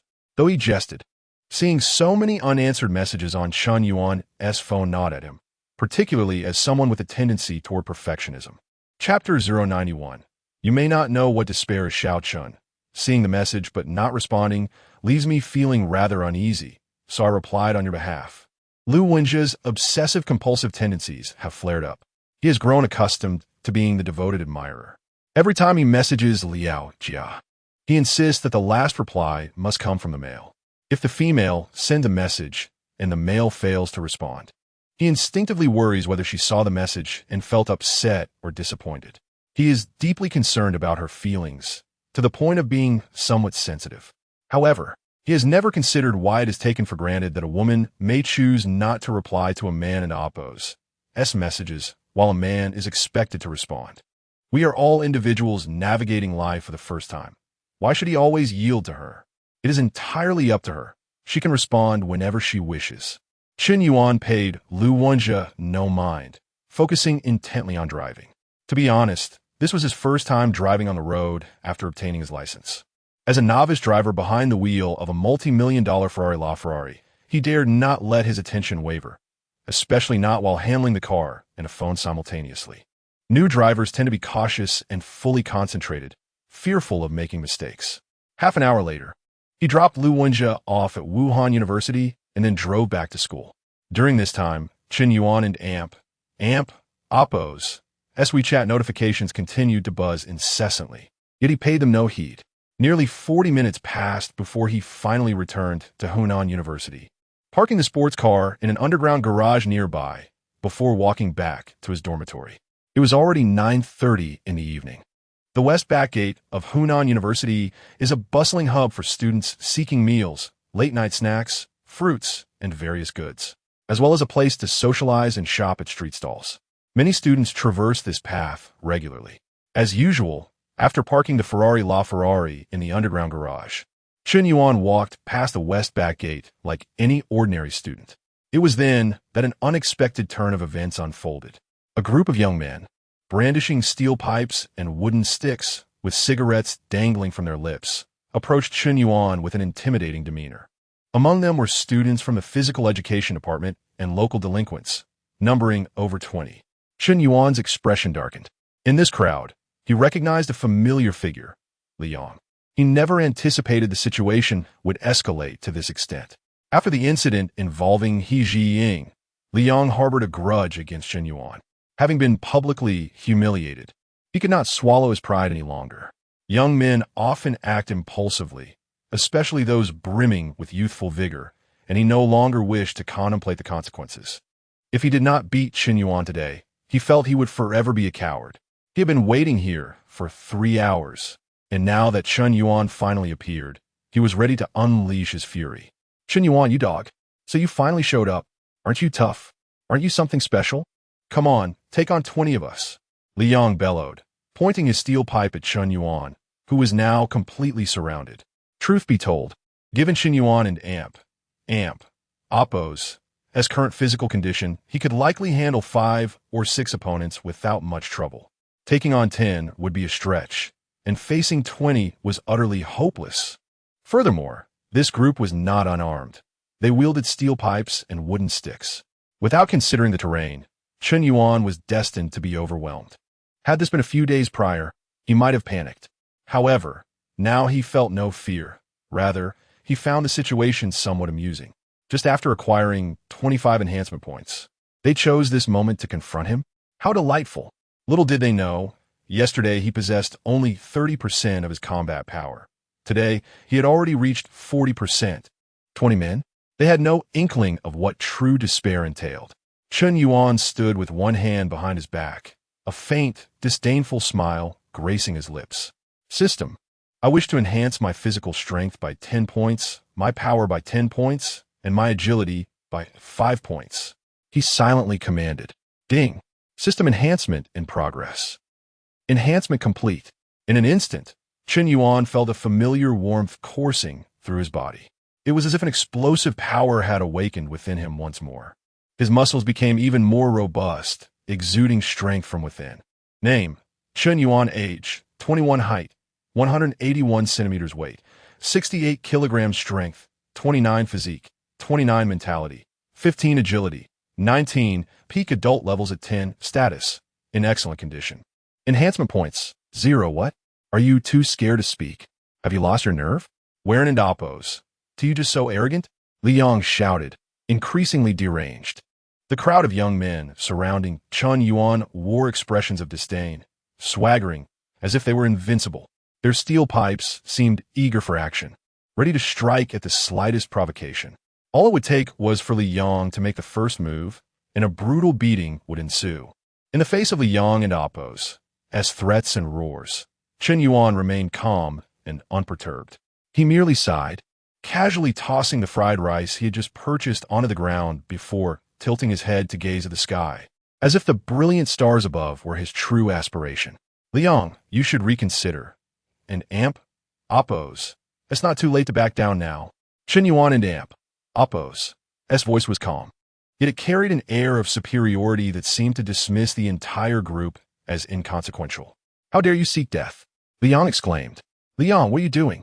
Just then, He Jiying burst forth from the crowd. She had just received a call from her roommate, who informed her that Li Yong had gathered a group to ambush Chen Yuan at the school in Oppos' back gate. Without a moment in Oppos' hesitation, she rushed over. Upon arrival, she was confronted with a tense standoff. Li Yong had not noticed He Jiying and Oppos' presence until she appeared. The sight of her ignited the fury within him like a barrel of gasoline. Get out of the way. This is a man's affair, he growled, his eyes blazing with anger. Do you know the consequences of gathering a mob to fight? You could be expelled from school. He Jiying shouted. Don and Oppos' try to intimidate me. Even now, you defend that dog Chen Yuan, you shameless hussy. Today, in front of you, I will put him out of commission. Li Yong snarled, his face twisted with rage as he swung the steel pipe toward Chen Yuan.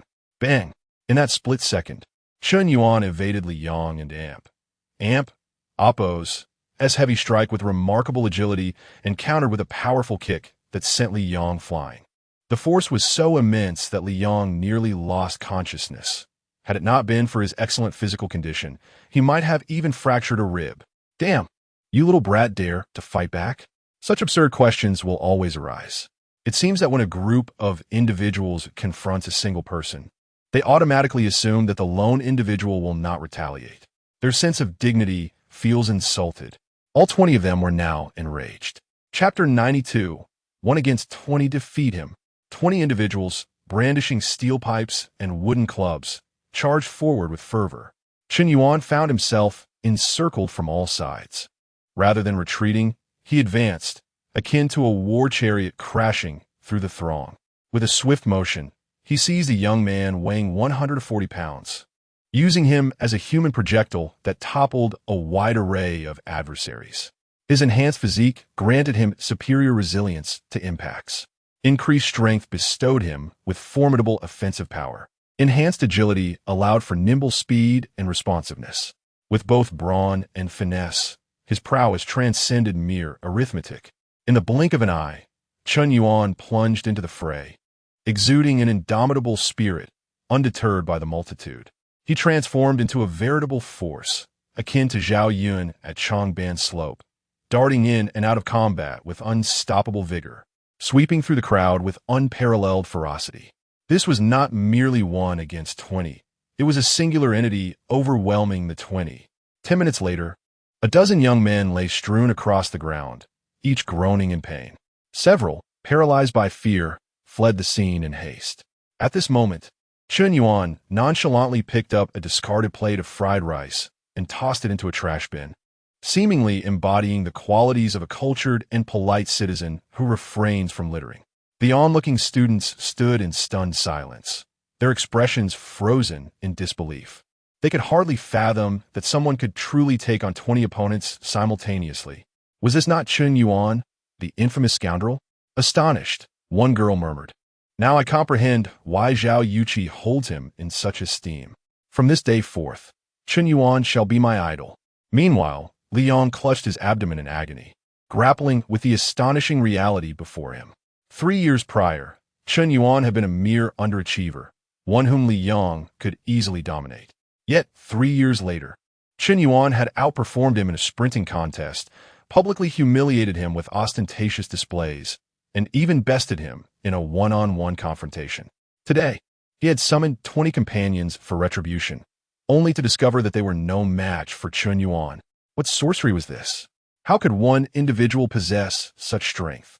How could he undergo such a transformation from a pitiful sycophant to an extraordinary man in a mere 3 years? Li Yong and Appo's disbelief was palpable. At that moment, Chen Yuan approached Li Yong, his demeanor cold and detached. He crouched down, placing a hand on Li Yong and Appo's shoulder, and spoke, "Do not seek trouble with me again. We're merely high school classmates. There's no need to escalate matters. You may not realize, but when I kicked you earlier, I withheld some of my strength. Otherwise, you would be in the hospital." Chen Yuan and Appo's words rang true. He had indeed restrained himself, wary of inflicting serious injury that could lead to unnecessary complications. Li Yang's face turned ashen, trembling in disbelief at Chen Yuan's newfound prowess and the fact that he had shown mercy. And then, Chen Yuan departed quietly, leaving no trace of his presence. He did not utter a single boastful remark or engage in taunts. There was no need for such theatrics. His prowess spoke for itself, resonating deeply with all present. Excessive words would only tarnish his cool and composed image. From this day forth, the seemingly ordinary name of Chen Yuan might well become a legend within the halls of Lake University. He Jiying gazed at Chen Yuan and Appo's retreating figure, her eyes filled with longing and admiration. She felt as though her heart had been stolen by this carefree and audacious man, and she knew she would never forget his silhouette. Who could have anticipated such an outcome? She had rushed to mediate a conflict, only to witness a scene that left her utterly astounded. This man surpassed her wildest expectations. Could one truly take on 20? It was breathtaking. He Jiying. Affection 1 He Jiying. Affection 1 He Jiying. Affection 1 current affection level, 94 points. As Chen Yuan exited the rear gate of Lake University, he noticed He Jiying's affection for him had surged to nearly a critical threshold. He finally acknowledged her value. Already at 94 points? This potential ally was tantalizingly close to a breakthrough. Yet, so far, he had not invested a single cent in her. After the breakthrough, there would be no rewards. It seemed a tad unjust. Should he seize an opportunity to enhance her affection? Perhaps a lavish gift? He contemplated the Ferrari LaFerrari. This extravagant gift would not suit Xiao Ryu, as their relationship had not reached such a level of intimacy. Presenting such an opulent gift could backfire. Sometimes, the value of a gift is not in its price, but in its timing and context. Was there a suitable occasion? Xiao Ruiyu and Appo's birthday was not on the horizon, nor was it the Qixi festival. There seemed to be no appropriate excuse. He considered Zhao Yuqi, but had already gifted her a villa, albeit temporarily. If a woman truly loves a man, the more extravagant the gift, the less likely she is to accept it, as she wishes to maintain a favorable image in his eyes to garner further affection. Given Zhao Yuqi and Appo's current high regard for Chen Yuan, she might genuinely refuse. He Jiying appeared to be a viable option. Regardless of who received the supercar, the important thing was that it found a worthy recipient. Upon returning to his dormitory, Chen Yuan found his 3 roommates absent. It was already 10 o'clock at night. Were they still engaged in social activities? Never mind, he thought. I and Appo's. I'll just take a shower and sleep. Chen Yuan felt somewhat fatigued. Not physically, but mentally. He had experienced quite a day. Starting at 10 in the morning, he had been preparing, only to find himself unexpectedly attending a social event with 4 girls from Lin Shutong's dormitory. However, this encounter left him disappointed, just as he had likely disappointed Lin Shutong. At 4 in the afternoon, he transitioned to a high school reunion, where he managed to impress Xiao Ruiyu, unexpectedly turning the tables on Xiao Mi and Appo's. Just when he thought the day was winding down, he was confronted yet again upon returning to campus. He had merely wished to live a low-key life, playing the role of a sycophant while seeking suitable targets.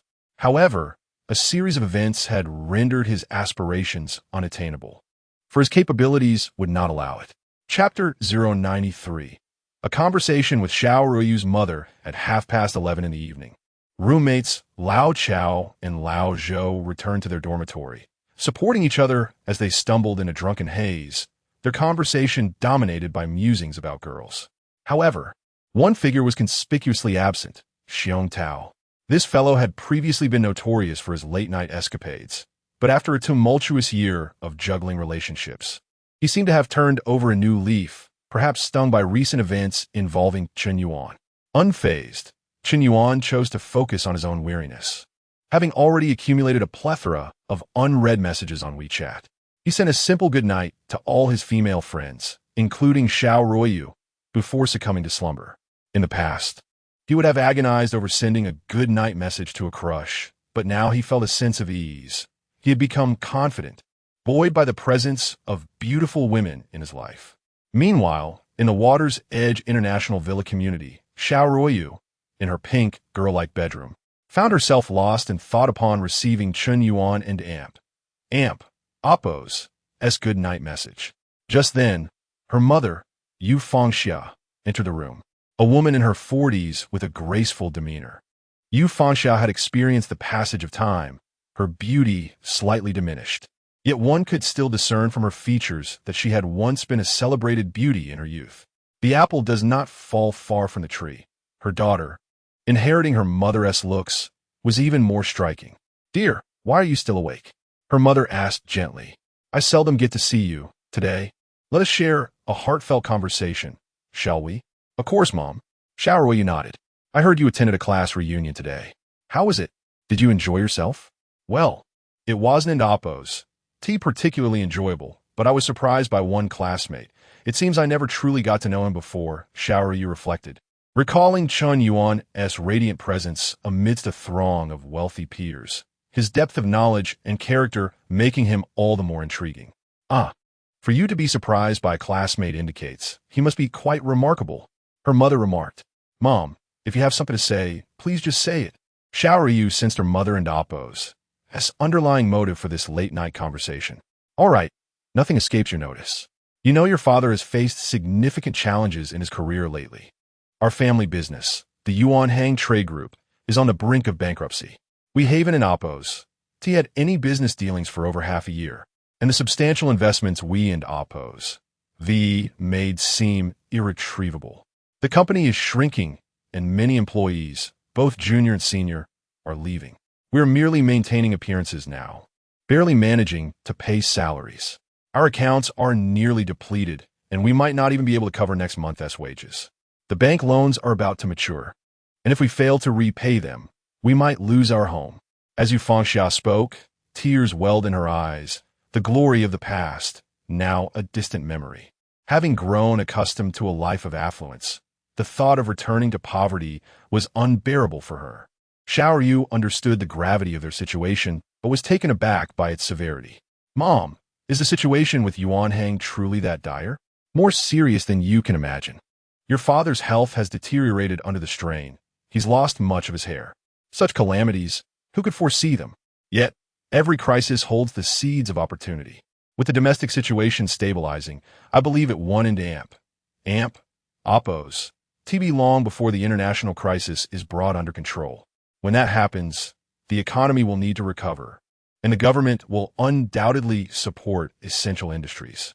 If we can hold on, the Xiao family may not only avert bankruptcy, but could potentially emerge even more prosperous than before. From her mother and Oppos' words, Xiao Ryu grasped a deeper meaning. The late-night conversation hinted at something more personal. Was she capable of salvaging Yuan Hang Trade Group? The notion seemed implausible, unless... Mom, has Dad devised any plans? Xiao Ryu asked, her voice calm. Indeed, our only hope now rests upon you. The Han family is the only one with both the means and willingness to invest in Yuan Hang. You must have met their only son, Han Xiaojiang. He seems quite fond of you. I believe it would be worthwhile for you to explore a relationship with him. Yu Fangxia and Oppos' proposal was veiled in subtlety, yet Xiao Ruoyu comprehended its implications. The notion of merely and Oppos, getting to know each other and Oppos, reeked of an impending marriage alliance. The Han family would provide the financial support, while the Xiao family would offer a daughter in return. Xiao Ruoyu and Oppos' complexion paled at the thought.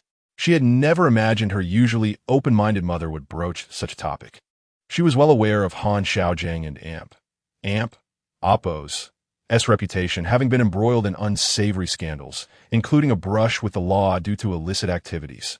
The whispers of the wealthy elite in Han City were notorious, and to be caught in such a scandal was undeniably low. Mom, do you truly understand who Han Xiaojiang is? Xiao Ruoyu asked, incredulity etched on her face. Dear, some rumors are not to be taken at face value. You haven't interacted with him deeply. How can you be sure he is, as they say? Your father has already made arrangements. You will meet him tomorrow. I do not wish to pressure you, but please do not refuse without even giving it a chance. Your father has gone to great lengths to secure this opportunity. Chapter 094. Did it really happen in a day? Yu Fangxiao's demeanor was gentle, her tone laced with a hint of pleading. Xiao Ryu genuinely found herself at a loss for how to refuse. After all, she was her mother. Often, people can assertively decline a command, yet struggle to turn down a softly spoken plea. The kinder the approach, the more difficult it becomes to say no, despite her internal reluctance. The words of refusal remained lodged in her throat. A gentle yet persistent request can be the most challenging to navigate. Mom, please stop. I agreed to meet Han Xiaojiang. I knew you would be understanding. Xiao Ruoyu, it has been worth all the years your father and I have invested in your upbringing. Your brother is about to enter university, and if the Xiao family goes bankrupt, he might struggle to find a girlfriend in the future. Yu Fangxia sighed deeply. They shared the same parents. Her sister, Xiao Ruoyu, consistently ranked first in her class, leaving no worries for their parents. Conversely, her brother, Xiao Ruhan, despite the numerous tutors hired for him, still could not improve his academic performance. He even associated with some unsavory characters from the streets, lacking direction in life. With the college entrance examination just concluded and the scores yet to be released, it was unlikely that Xiao Ruhan would qualify for a prestigious institution, let alone a second-tier one. In the past, the Xiao family had been affluent, and they could have sent him abroad to attend a lesser-known university and returned as an international graduate. But given the current circumstances, venturing abroad seemed perilous, with chaos reigning in many countries. Xiao Ruhan and Oppos' lack of ambition meant the Xiao family could not afford to falter. They had to leave him with some inheritance, didn't an Oppos, they? Xiao Ruoyu fell silent at these thoughts. She truly wished to avoid discussing her brother any further. In an effort to boost his grades, she had enlisted her college roommate as a tutor, only to have that arrangement backfire when her brother flirted with her friend and crossed boundaries. This incident led to a fallout between her and her roommate, forcing her to move out and rent a place of her own. Every family has its own struggles. To outsiders, the Xiao family appeared to lead a charmed life. Yet who could fathom the underlying hardships? The world is inherently unjust, yet simultaneously fair. Whether rich or poor, virtuous or wicked, everyone bears their own burdens. Mom, I and Amp, Oppos, I'm going to sleep now. You should rest early as well. All right, I want an Amp, Oppos, Tinag you anymore. I'm going to check on Xiao Han. After her mother departed, Xiao Yu retrieved her phone and opened Chen Yuan's chat window. She contemplated what to say, but hesitated, ultimately sending a simple message, "Good night." She wondered if Chen Yuan would reply. Yet after 10 minutes of waiting without a response, she set her phone down, turned off the light, and closed her eyes, uncertain if sleep would come that night. This night, the moon was bright and the stars sparse. July was approaching, bringing with it the heat of summer and the impending summer vacation. Zhao Yuqi and Amp, Oppos' birthday was on June 25th, and today was already the 23rd. When Chen Yuan awoke that morning, he was drenched in sweat, his face glistening with oil. He had no idea which of his roommates had turned off the air conditioning during the night. Was this an attempt to roast him alive? Such situations often arose in dorm life. While moments of camaraderie were plentiful, minor conflicts over daily living would also surface. Some preferred to sleep without air conditioning, fearing the cold, while others could not tolerate the heat. They had quarreled multiple times over the matter of air conditioning. Chen Yuan wished to avoid these trivial disputes and instead focused on finding a place of his own. Some might question why he did not simply stay in the villa he had purchased, despite it being under Zhao Yuqi and Amp, Oppos' name. True, the villa was his, but it was located quite far from the university, requiring over 40 minutes by car and over an hour using public transport. The round trip took too long and was rather inconvenient. Nearby, the newly developed Chen Yuan community offered brand new apartments situated adjacent to the university. A short 10-minute walk would suffice to reach campus, with easy access to public transport. This area was a prime academic district, and acquiring a property there would be advantageous. Chen Yuan had previously researched the prices of properties near the school, estimating around 30,000 yuan per square meter. The Chen Yuan community's prices range from 32,000 to 35,000 yuan. Most of the new apartments had already been sold during the initial launch, resulting in a predominance of second-hand transactions. The second-hand housing market in China greatly eclipsed that of new builds, as these properties typically appreciated in value. A home purchased for 500,000 yuan a decade ago might now be worth 1 million or even 2 million. Well-located, new properties seldom faced difficulty in selling. Some developments were completely sold out before construction was even completed. With over 3 million yuan at his disposal, Chen Yuan could afford a property of approximately 100 square meters. However, he had yet to decide between buying or renting. As he scrolled through listings on his phone, his roommate, Xiong Tao, returned to the dorm, looking utterly exhausted. Dark circles under his eyes. Good grief, what happened to you, old Xiong? Don and Amp, Oppos, to even mention it. Li Shaoling and Amp, Oppos' desires were insatiable. I couldn't end Amp, Oppos, keep up. Old Joe, we made a bet, and now I owe you a month in Amp, Oppos. That's worth of breakfasts. Chen Yuan was taken aback by this revelation. In just one day, Xiong Tao had actually managed to win over Li Shaoling. What was happening with today and Amp, Oppos, as women? Were they becoming too liberated, or was he simply too conservative? Why had his own attempts at flirting with numerous girls only led to ambiguous situations? Meanwhile, Xiong Tao had achieved a substantial relationship in the span of a single day. Xiong, you are truly remarkable. Zhou Haiquan felt a mix of frustration and disbelief. He had thought Xiong Tao and Oppos' bet was meant to support him during his low spirits. Recognizing that Sun Rue had been treating him like a backup option, little did he know that Xiong Tao had no such intentions. Yesterday, he had watched helplessly as Xiong Tao and Li Shaoling checked into a hotel while he was berated by Sun Rue for voicing his feelings, ultimately having to play the role of the devoted admirer, escorting her back to the girls' and Oppos' dormitory. With his own heart bruised, Xiong Tao had the audacity to bring up their bet? Was it too much to ask for a little sympathy? Why must he be so callous? Chapter 095. Are you interested in joining our company? Old Bear, Li Shaoling is not an honest person. She has a boyfriend. Don't you mind? Gao Zinian in Guit. Mind? Not at all. I don't even consider her my girlfriend.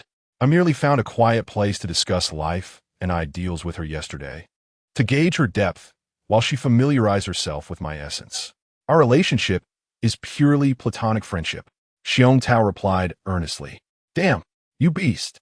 The three roommates collectively raised their middle fingers. Zhou Haikuan increasingly questioned his existence. Taozi, I just don't understand. Yesterday, I confessed to Sun Rue, saying I would cherish her for a lifetime, yet she refused to be with me. But you, this scoundrel, are merely playing with Li Shaoling, who is well aware of your intentions. Why have you succeeded while I have failed? What do you know? Do you think modern girls still believe in such unreliable verbal promises? Even if you truly meant it, they might not care.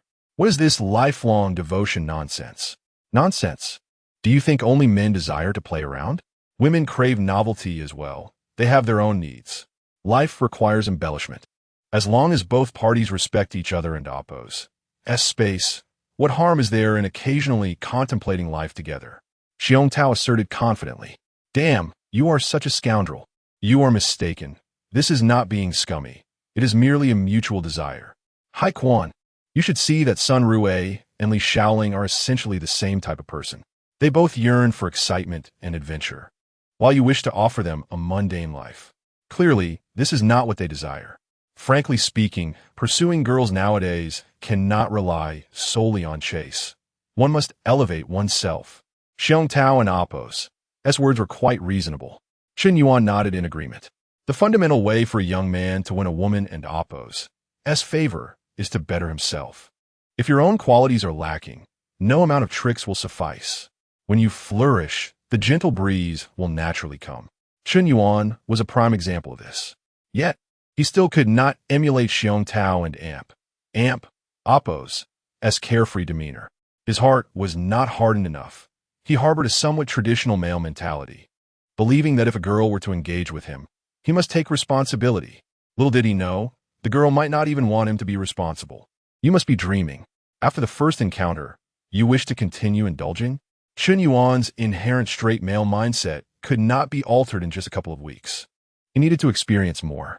After washing his face and brushing his teeth, Chen Yuan casually dressed in slippers, shorts, and a tank top, preparing to head to the school cafeteria for breakfast.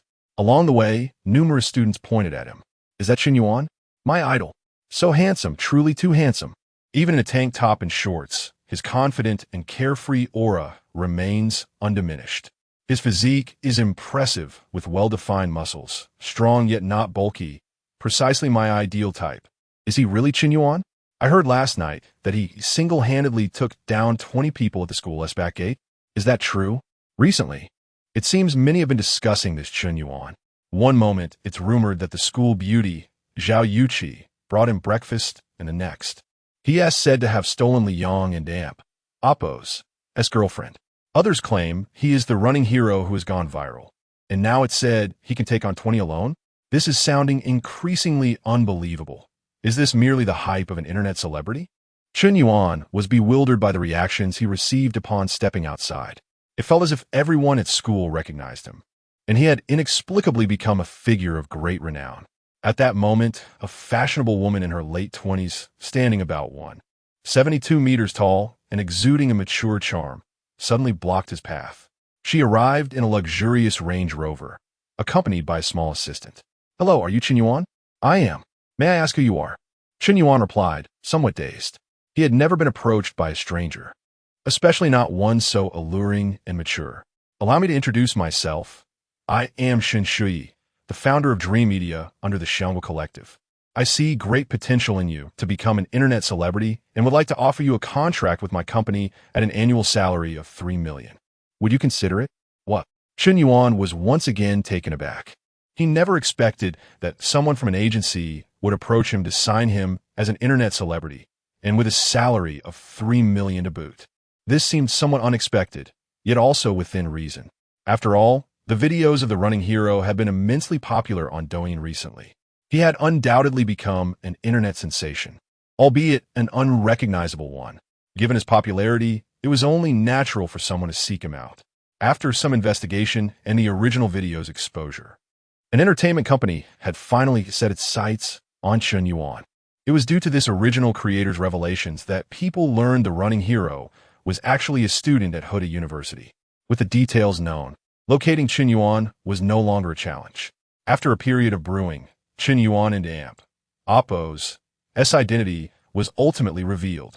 It seemed that he could no longer remain inconspicuous at school. Chen Yuan shook his head.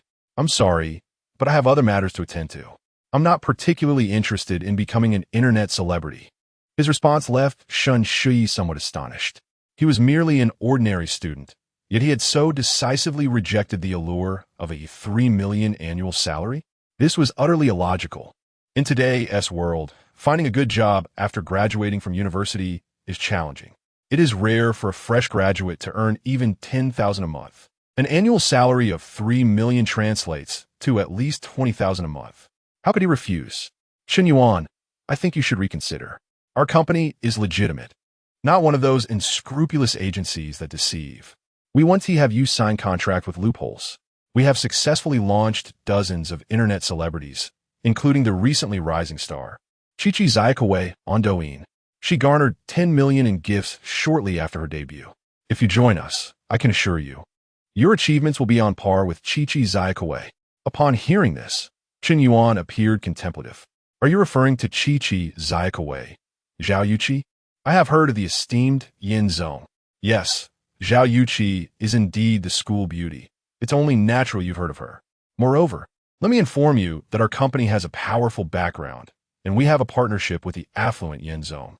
Otherwise, he wouldn't have generously gifted Chichi Zayakaway 10 million. If you choose to join us, your future will be exceedingly bright," Chen Shui stated earnestly. Chapter 096. To be silenced with just a few words, Chen Yuan rolled his eyes, utterly unimpressed. This was truly a masterclass in deception. Observing the woman's serious demeanor almost made him believe her.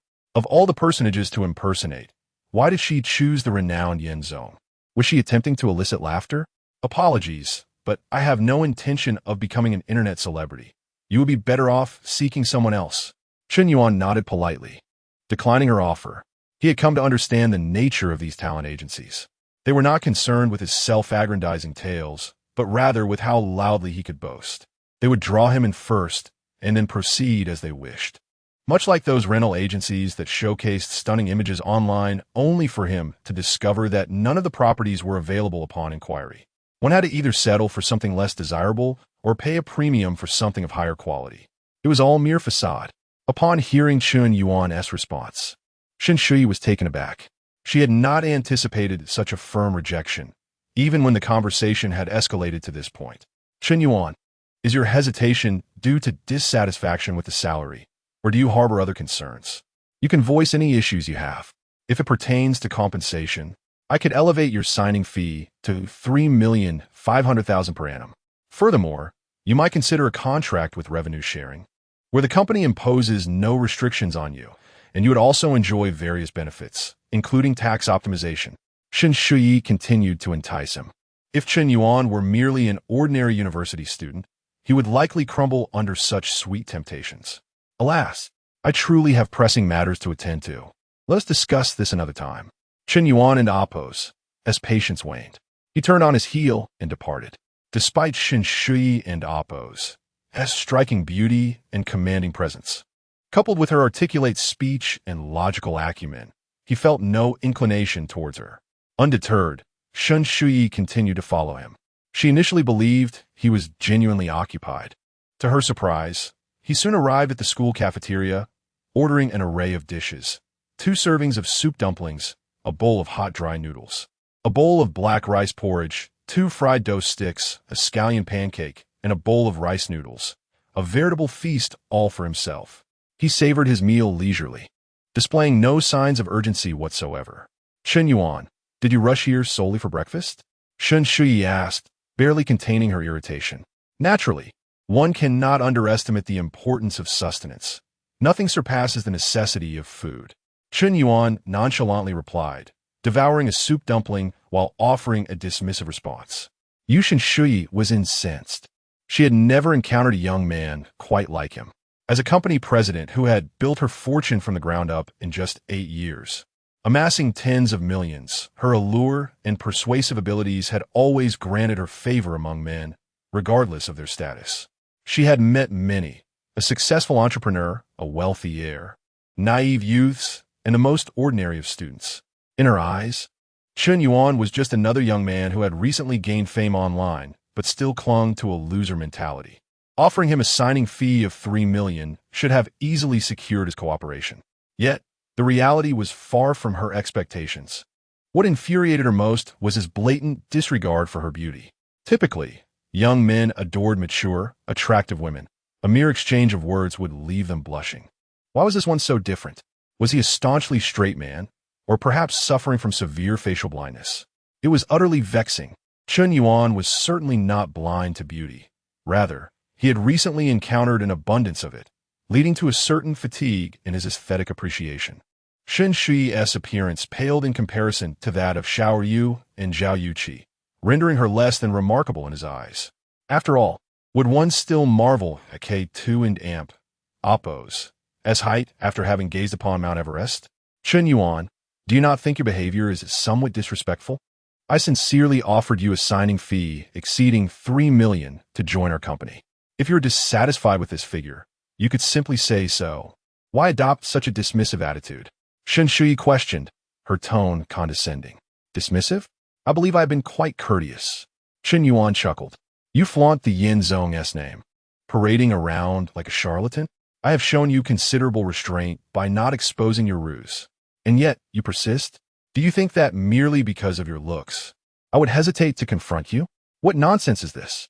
Ding. The dogged pursuit begins. Name, Chen Shui, age, 28, height, 172 centimeters weight, 54 kilograms appearance, 8, 0 points. This woman's favorability towards the host, minus 60 points. Binding the dogged pursuit relationship. Should this woman's favorability exceed 95 points, a reversal occurs, transforming her into the host's devoted admirer. Upon successful reversal, a reward of 10 of the dogged pursuit funds shall be granted. Reward enhancement points, 20 points. These points can enhance the host and Amp, Oppo's, physical attributes, including strength, constitution, agility, and spirit. Reward skill, master-level persuasion. Hearing the system prompt in his mind, Chen Yuan was bewildered. Could a dog pursuit relationship truly be established in such a manner? He had never considered pursuing Chen Shui.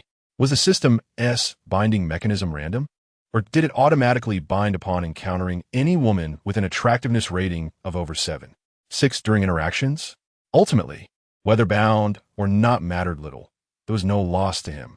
His concern lay in the possibility of inadvertently binding a brother's partner, leading to an awkward reversal. Perhaps it would be prudent to advise his friends against seeking partners of excessive beauty. Why was his mind conjuring such bizarre thoughts? As Chen Yuan's thoughts drifted further, Chen Shui's assistant could no longer contain himself. What makes you so special? Do you truly believe yourself significant? Do you not realize that without the company's backing, your current popularity would wane within a month?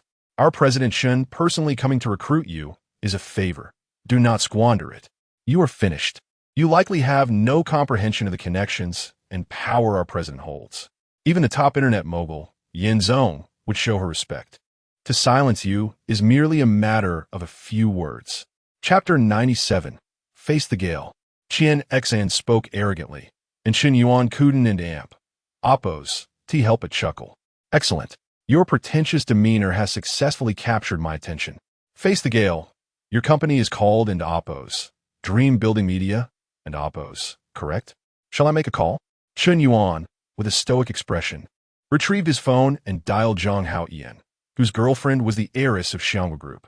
Dream Building Media is merely a talent agency under the umbrella of Xiangwa Group. Hello, General Yin, I was just about to call you, but it seems you beat me to it. Zhang Haoyan exclaimed in surprise. What an amp! Amp, Oppo's, that's the matter. Today, that brat Han Xiaojiang is boasting everywhere, claiming he intends to win over Xiao Ruoyu. I was under the impression that she was someone you had your eye on, so I thought I should inform you. Han Xiaojing? Chen Yuan frowned, taken aback by the news he had just received. He suddenly felt as though someone was attempting to undermine him. Indeed, the Han family is quite prominent in Hacheng, not much inferior to our Zhang family. They are also in the real estate business, making them our competitors. I have never liked that kid. And it seems today the Xiao and Han families have arranged a matchmaking event where both families will be present. It's called matchmaking, but it's essentially an engagement. Zhang Haoyan may have been motivated by friendship or perhaps intentionally leaked this information. But regardless, Chen Yuan felt quite displeased. How dare he attempt to undermine me? Does he not care about his career? Even if Zhang Haoyan was deliberately trying to provoke him, Chen Yuan could not simply ignore it. By the way, General Yin, what was it you wanted to discuss? Oh, nothing major. Today, a certain manager Shun from Dream Building Media mentioned they intend to blacklist me. And I heard they're also affiliated with Xianghua Group. Ah, I see. I have no involvement with Xianghua Group's matters, as my family is not in the new media industry. However, you could directly contact Long Huang. He is a senior executive at Xianghua Group and holds a significant position in both the traditional film industry and the internet live streaming and short video sectors. Understood. Chen Yuan nodded and hung up. He subsequently opened WeChat and made a voice call to Long Huang. Observing Chen Yuan's flurry of calls, Shen Shuyi and Qian Xian nearly laughed out loud. This guy truly believes he's a big shot. Who can't make a phone call? His pretentiousness is nothing but a show of bravado. It's a tired routine they have long outgrown. In the conference room of Xianghua and Appo's headquarters, a middle-aged man in his 40s was attending a meeting when his phone suddenly rang. Typically, he would not answer calls during meetings, but upon seeing General Yin on the screen, he hesitated briefly before stepping aside to answer. Hello, General Yin. What a surprise to hear from you. Such a busy person. It's about this Dream Building Media, a talent agency under Xianghua Group that claims they intend to blacklist me.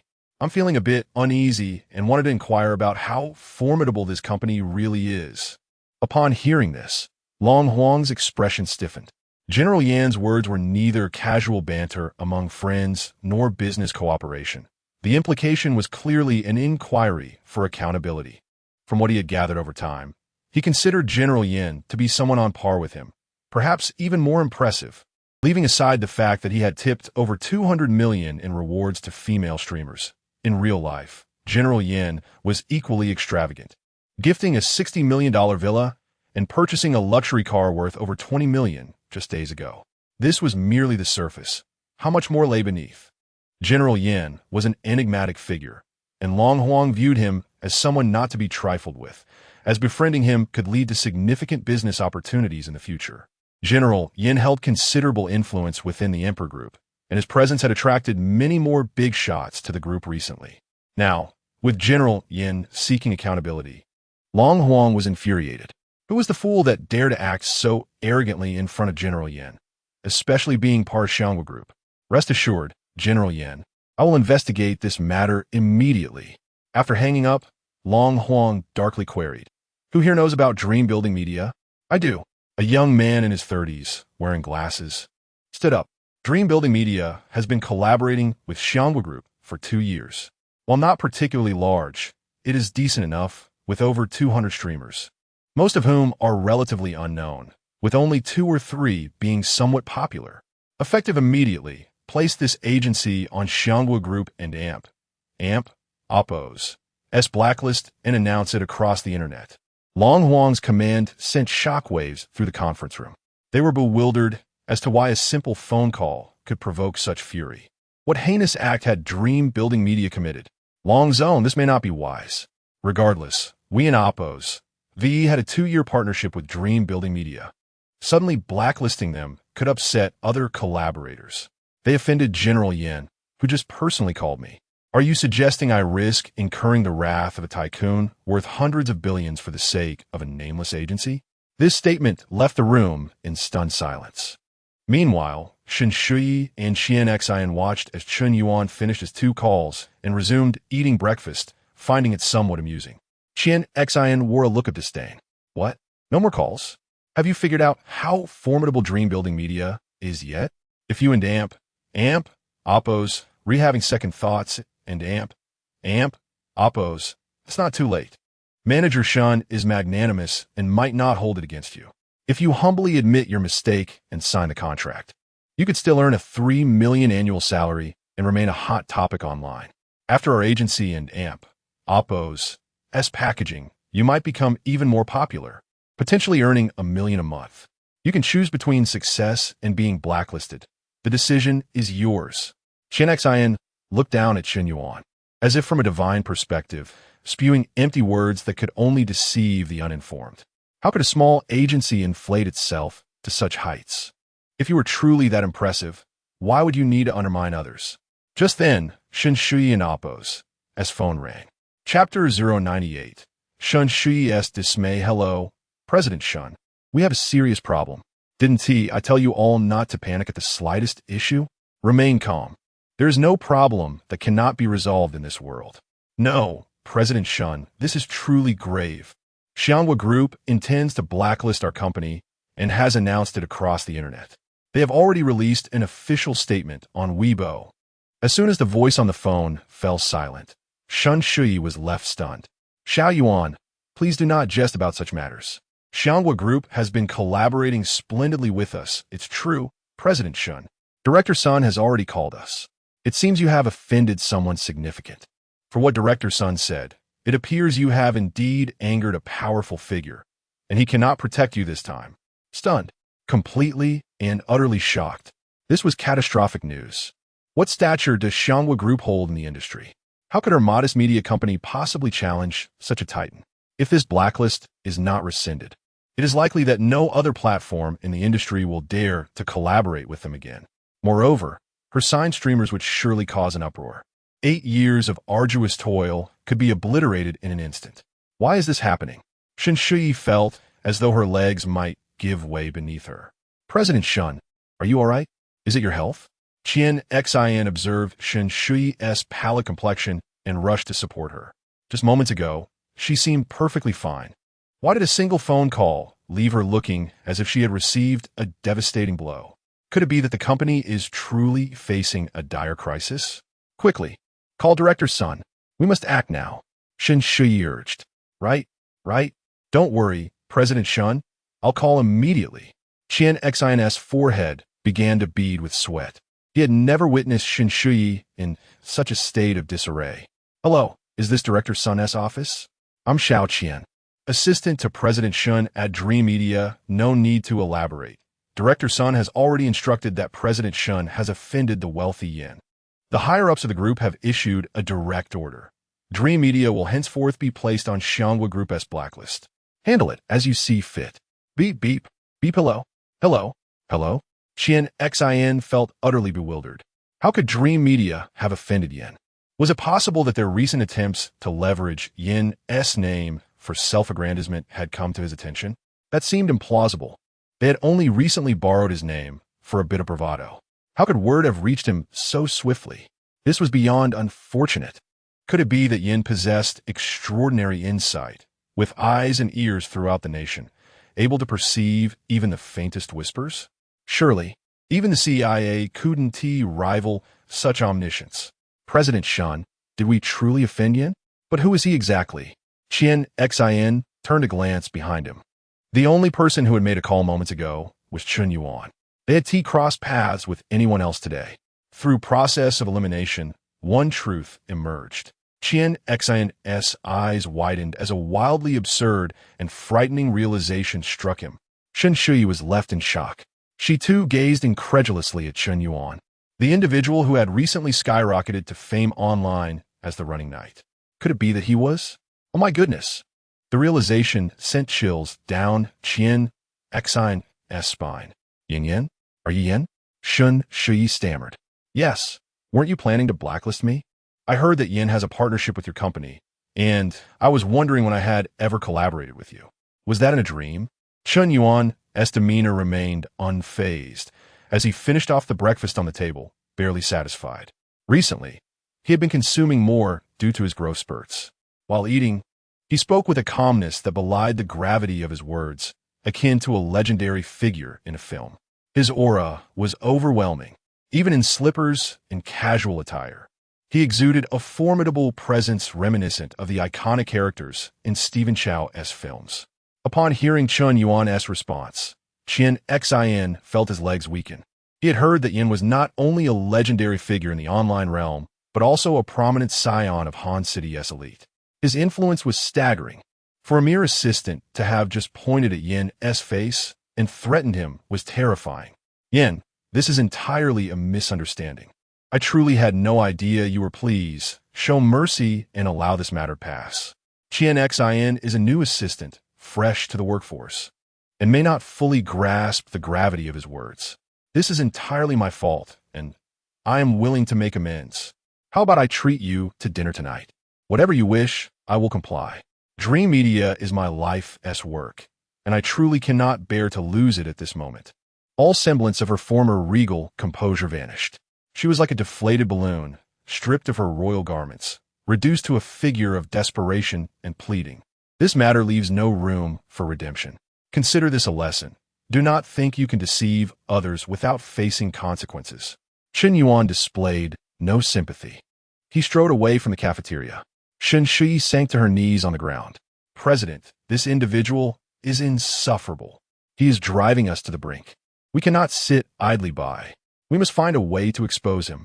Doesn't he desire to remain inconspicuous? I refuse to let him have his way. Chen Xin, have you lost your mind? Do you dare retaliate against Yin? Do you have any idea of his influence? Offending him once is already perilous. Would you dare to offend him a second time? Do you wish for your own demise? Do you think you can outmaneuver him? Even if we expose him, what loss would he truly suffer? He would merely be the next Wang Xiaochang. President, you are correct, but what shall we do now? We cannot simply watch our company collapse. Let us try. If once does not work, we shall attempt twice. If twice fails, we shall attempt thrice. And if thrice fails, we shall try 10 times. With persistence, if he is a man, I refuse to believe he will not relent. Shen Shi's gaze became resolute. Having built her media company from the ground up at the age of 20, her greatest asset was her unwavering determination. She feared no failure. At times, she was even willing to forsake her dignity and integrity for success. She was a woman prepared to pay any price for achievement. Chen Yuan, however, had no interest in Shen Shi's plight. His thoughts were elsewhere. Was Xiao Ruoyu truly being forced into a blind date? How could he tolerate such an affront? Chapter 099. This blind date is more than just a formality. Upon exiting the school cafeteria, Chen Yuan promptly took out his phone and sent a message to Xiao Ruoyu, inquiring about her whereabouts. Meanwhile, Xiao Ruoyu found herself seated in a luxurious Bentley, with her father, Xiao Hanjun, behind the wheel. She and her mother, Yu Fangxia, occupied the back seat, where the atmosphere was somewhat tense. Xiao Hanjun, a man in his 40s with a crew cut, stood at around 175 meters tall. Although he bore a slight paunch, he was not overweight. His facial features were sharply defined, with thick eyebrows, a prominent nose, and piercing eyes that suggested he had once been quite handsome in his youth. With such striking parents, it was no wonder that Xiao Ruoyu had inherited their commendable genes, resulting in her striking appearance. After a conversation with her mother, Yu Fangxia, the previous day, Xiao Ruoyu had initially planned to meet Han Xiaojing alone today. The intention was merely to fulfill an obligation imposed by the elders, an obligatory meeting over coffee, where they would engage in polite conversation for a brief period before declaring their incompatibility and parting ways amicably. This was the typical narrative portrayed in films. However, Xiao Ruoyu had grossly underestimated the significance her parents attached to this union and the psychological strain the recent bankruptcy crisis had imposed on Xiao Hanjun. As a man in midlife, Xiao Hanjun had fallen from grace, enduring a protracted period of business decline. Despite maintaining a composed demeanor in front of his children, it was evident that he was merely holding on by a thread. Witnessing loyal employees depart one after another and having to dismiss the high-caliber talent he had painstakingly recruited weighed heavily on him. The company and Oppo's operations were dwindling daily, leading to mounting losses. With cash flow completely severed, he found himself borrowing funds merely to pay his employees. Each day was a relentless struggle, and for months he had tirelessly sought investors, exhausting all his connections. In the midst of a global economic downturn, with unemployment rampant, Few individuals with financial resources would consider investing in the foreign trade sector. This was a venture fraught with uncertainty. Yet Xiao Hanjun refused to concede. He believed that perseverance would ultimately yield victory when the market rebounded. Alas, the reality was that he could not endure much longer. Without new capital to infuse into the company, bankruptcy loomed inevitable. Just when he felt cornered, the Han family extended an olive branch, presenting a straightforward proposition. If Xiao Ruoyu agreed to marry into their family, they would invest 100 million yuan for a 20% stake in the Xiao family and Oppo's Yanhang Trading Group. Had it been 2 years prior, such an offer would have been laughable. He would never have considered selling such a substantial portion of his company for such a meager sum. However, the circumstances had drastically changed, and even selling that 20% for 50 million yuan might not attract a buyer today. Yet the terms set forth by the Han family were far from simple. The 100 million yuan would not be disbursed in a lump sum, but rather in installments, governed by a private agreement. First, upon Xiao Ruoyu and Oppo's engagement to Han Xiaojing, the Han family would remit 10 million yuan to help the Xiao family repay some bank loans, allowing for a meager cushion of liquidity. Second, upon their marriage registration and wedding ceremony, an additional 40 million yuan would be provided. Finally, the remaining 50 million yuan would be paid once Xiao Ruoyu conceived the Han family's first grandchild. If all went well, conception might occur within 2 months. It was essential to clarify that this sum was not a dowry, but rather a payment for the acquisition of the 20% stake in Yanhang Trading Group. Such draconian terms were difficult for Xiao Hanjun to accept, yet he had no choice. The Han family was not naive. They understood that one could not expect a marriage devoid of tangible investment. Xiao Ruoyu was oblivious to these developments, yet she sensed the palpable tension within the car and the gravity with which her parents regarded this union. Accompanied by both her father and mother, this meeting was destined to be far more consequential than a mere formality. Regret began to creep in her thoughts. Had she known, she would have been more reluctant to acquiesce to her mother's request. Now, reversing her decision was no longer an option, leaving her feeling somewhat trapped. At that moment, her phone vibrated, signaling a message from Chen Yuan. The content was succinct. "Where are you?" Xiao Ruoyu quickly typed a response, informing him that she was en route to the Dihao International Hotel due to some family arrangements, without divulging any specifics. "I understand. I'll wait for you." Chen Yuan replied promptly, his tone assertive. He did not inquire further, merely seeking her location. This unexpected interaction stirred a flicker of intrigue within Xiao Ruoyu. Could it be that Chen Yuan was already aware of her situation? Given his extensive network, it was not entirely implausible. Her heart raced as she contemplated what might transpire upon Chen Yuan and Oppo's arrival at the Dihao International Hotel. Though he was not her boyfriend and held no legitimate claim to intervene on her behalf, a sense of anticipation began to blossom within her. Perhaps, in comparison to Han Xiaojing, she found herself harboring a greater fondness for Chen Yuan.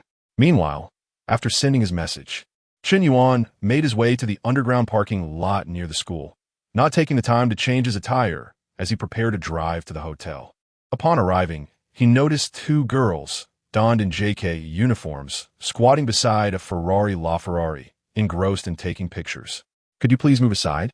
he requested. "Who are you telling to move? This is a wide road." "I'm blocking your way?" one of the girls retorted, her tone dripping with disdain. "Yeah, wearing shorts and a tank top. It's obvious you're a single loser. With your kind of appearance, you'll be single for another 20 years.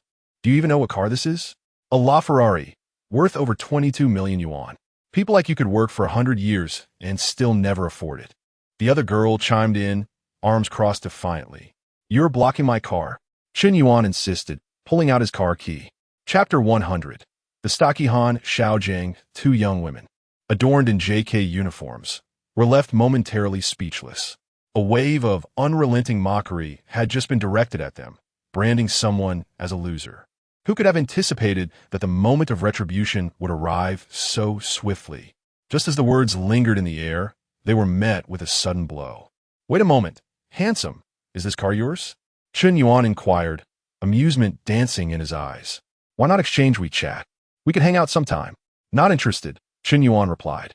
brushing past the two influencers and driving away, leaving a trail of exhaust fumes in his wake. How arrogant!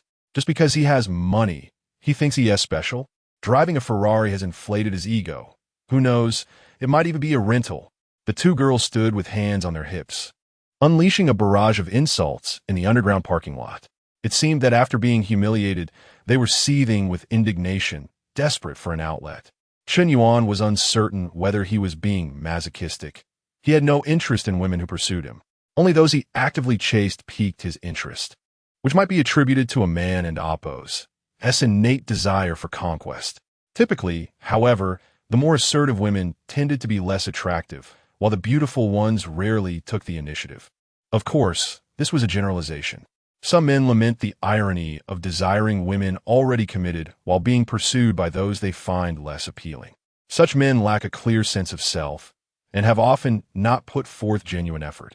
Although Chen Yuan was often characterized as a simp, he had once pursued Lin Shutong with an abject lack of dignity. Yet he was, in essence, a deeply committed individual, perhaps even stubborn.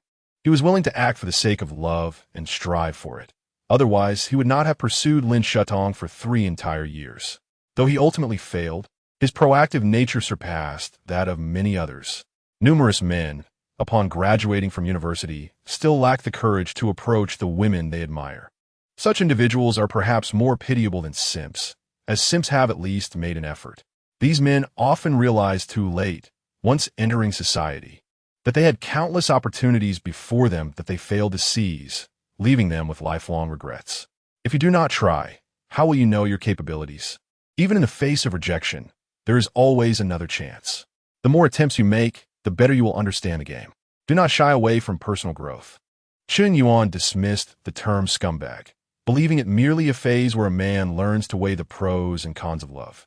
As one matures, one no longer invests everything into a single person. Excessive devotion can be suffocating.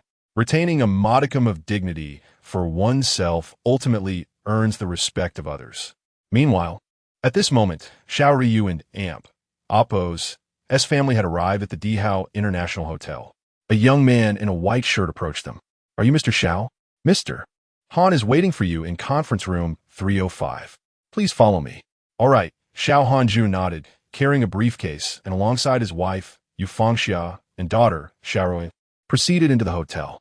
The young man in the shirt stole several glances at Xiao Ryu, his eyes betraying a mix of admiration and pity. Such a beautiful flower seemed destined to be placed in the most undesirable of settings. Han Xiaojiang, that scoundrel, merely had a fortunate father. While he might wreak havoc on those gold-digging women, it was a tragedy that someone as refined as Xiao Ryu would fall prey to him. Soon, they reached conference room 305. Xiao Ryu was perplexed. Wasn't it Appo's this supposed to be a matchmaking meeting? Why are we in a conference room? Her father and Appo's briefcase only added to her confusion. She discreetly texted Chen Yuan, "I and Appo's in conference room 305. The young man opened the door to the spacious room, where the Han family was gathered, along with Han Xiaojiang's mother, Chunmei, and the legal department of the Han Group. To her surprise, more than 10 people occupied the space. Xiao Ryu and Appo's gaze fell upon Han Xiaojiang, who lounged in a chair, chatting with a female secretary.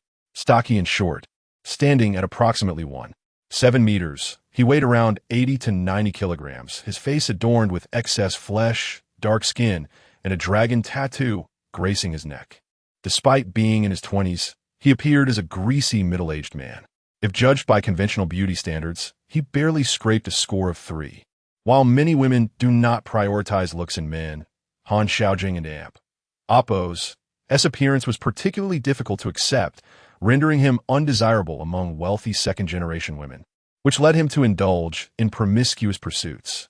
"President Xiao, you finally made it. Come take a seat. Secretary Liu, hurry and serve the tea." The first to speak was Han Sanshui, the chairman of the Han Group. Similar in appearance to Han Xiaojiang, but exuding a more amiable demeanor.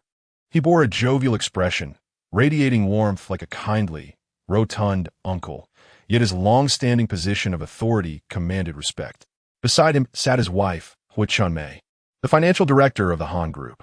Xiao Ryu quietly observed the scene, sensing that this gathering felt more akin to a business meeting than a matchmaking affair. Ruoyu, it an amp. Oppos, it's wonderful to see you again. Ever since our last encounter at the cocktail party, no other woman has occupied my thoughts. I've dreamed of you often, and I feel I've even lost weight. Rest assured, I'm aware of your family's challenges, and I will persuade my father to offer full support. Upon seeing Xiao Ryu, Han Xiaojiang leapt from his chair, eagerly approaching her with a fawning demeanor. His greedy gaze made Xiao Ryu uncomfortable, as if she were being scrutinized by a ravenous wolf. Thank you, she replied, suppressing her discomfort as politely as she could. No need to mention it. After all, we will soon be family. What is mine is yours, Han Xiaojing chuckled, seemingly convinced that Xiao Ryu was destined to be his. Family? I believe it may be somewhat premature for young Master Han to make such declarations, Xiao Ryu retorted. How can you speak to young Master Han in such a manner? Xiao Hanjun interjected sternly, then turned to Han Sanshui. I apologize, Chairman Han. My daughter has been somewhat spoiled and lacks decorum. I ask for your understanding. Not at all, not at all. A bit of youthful temperament is perfectly normal. By the way, did you bring the contract, Brother Xiao?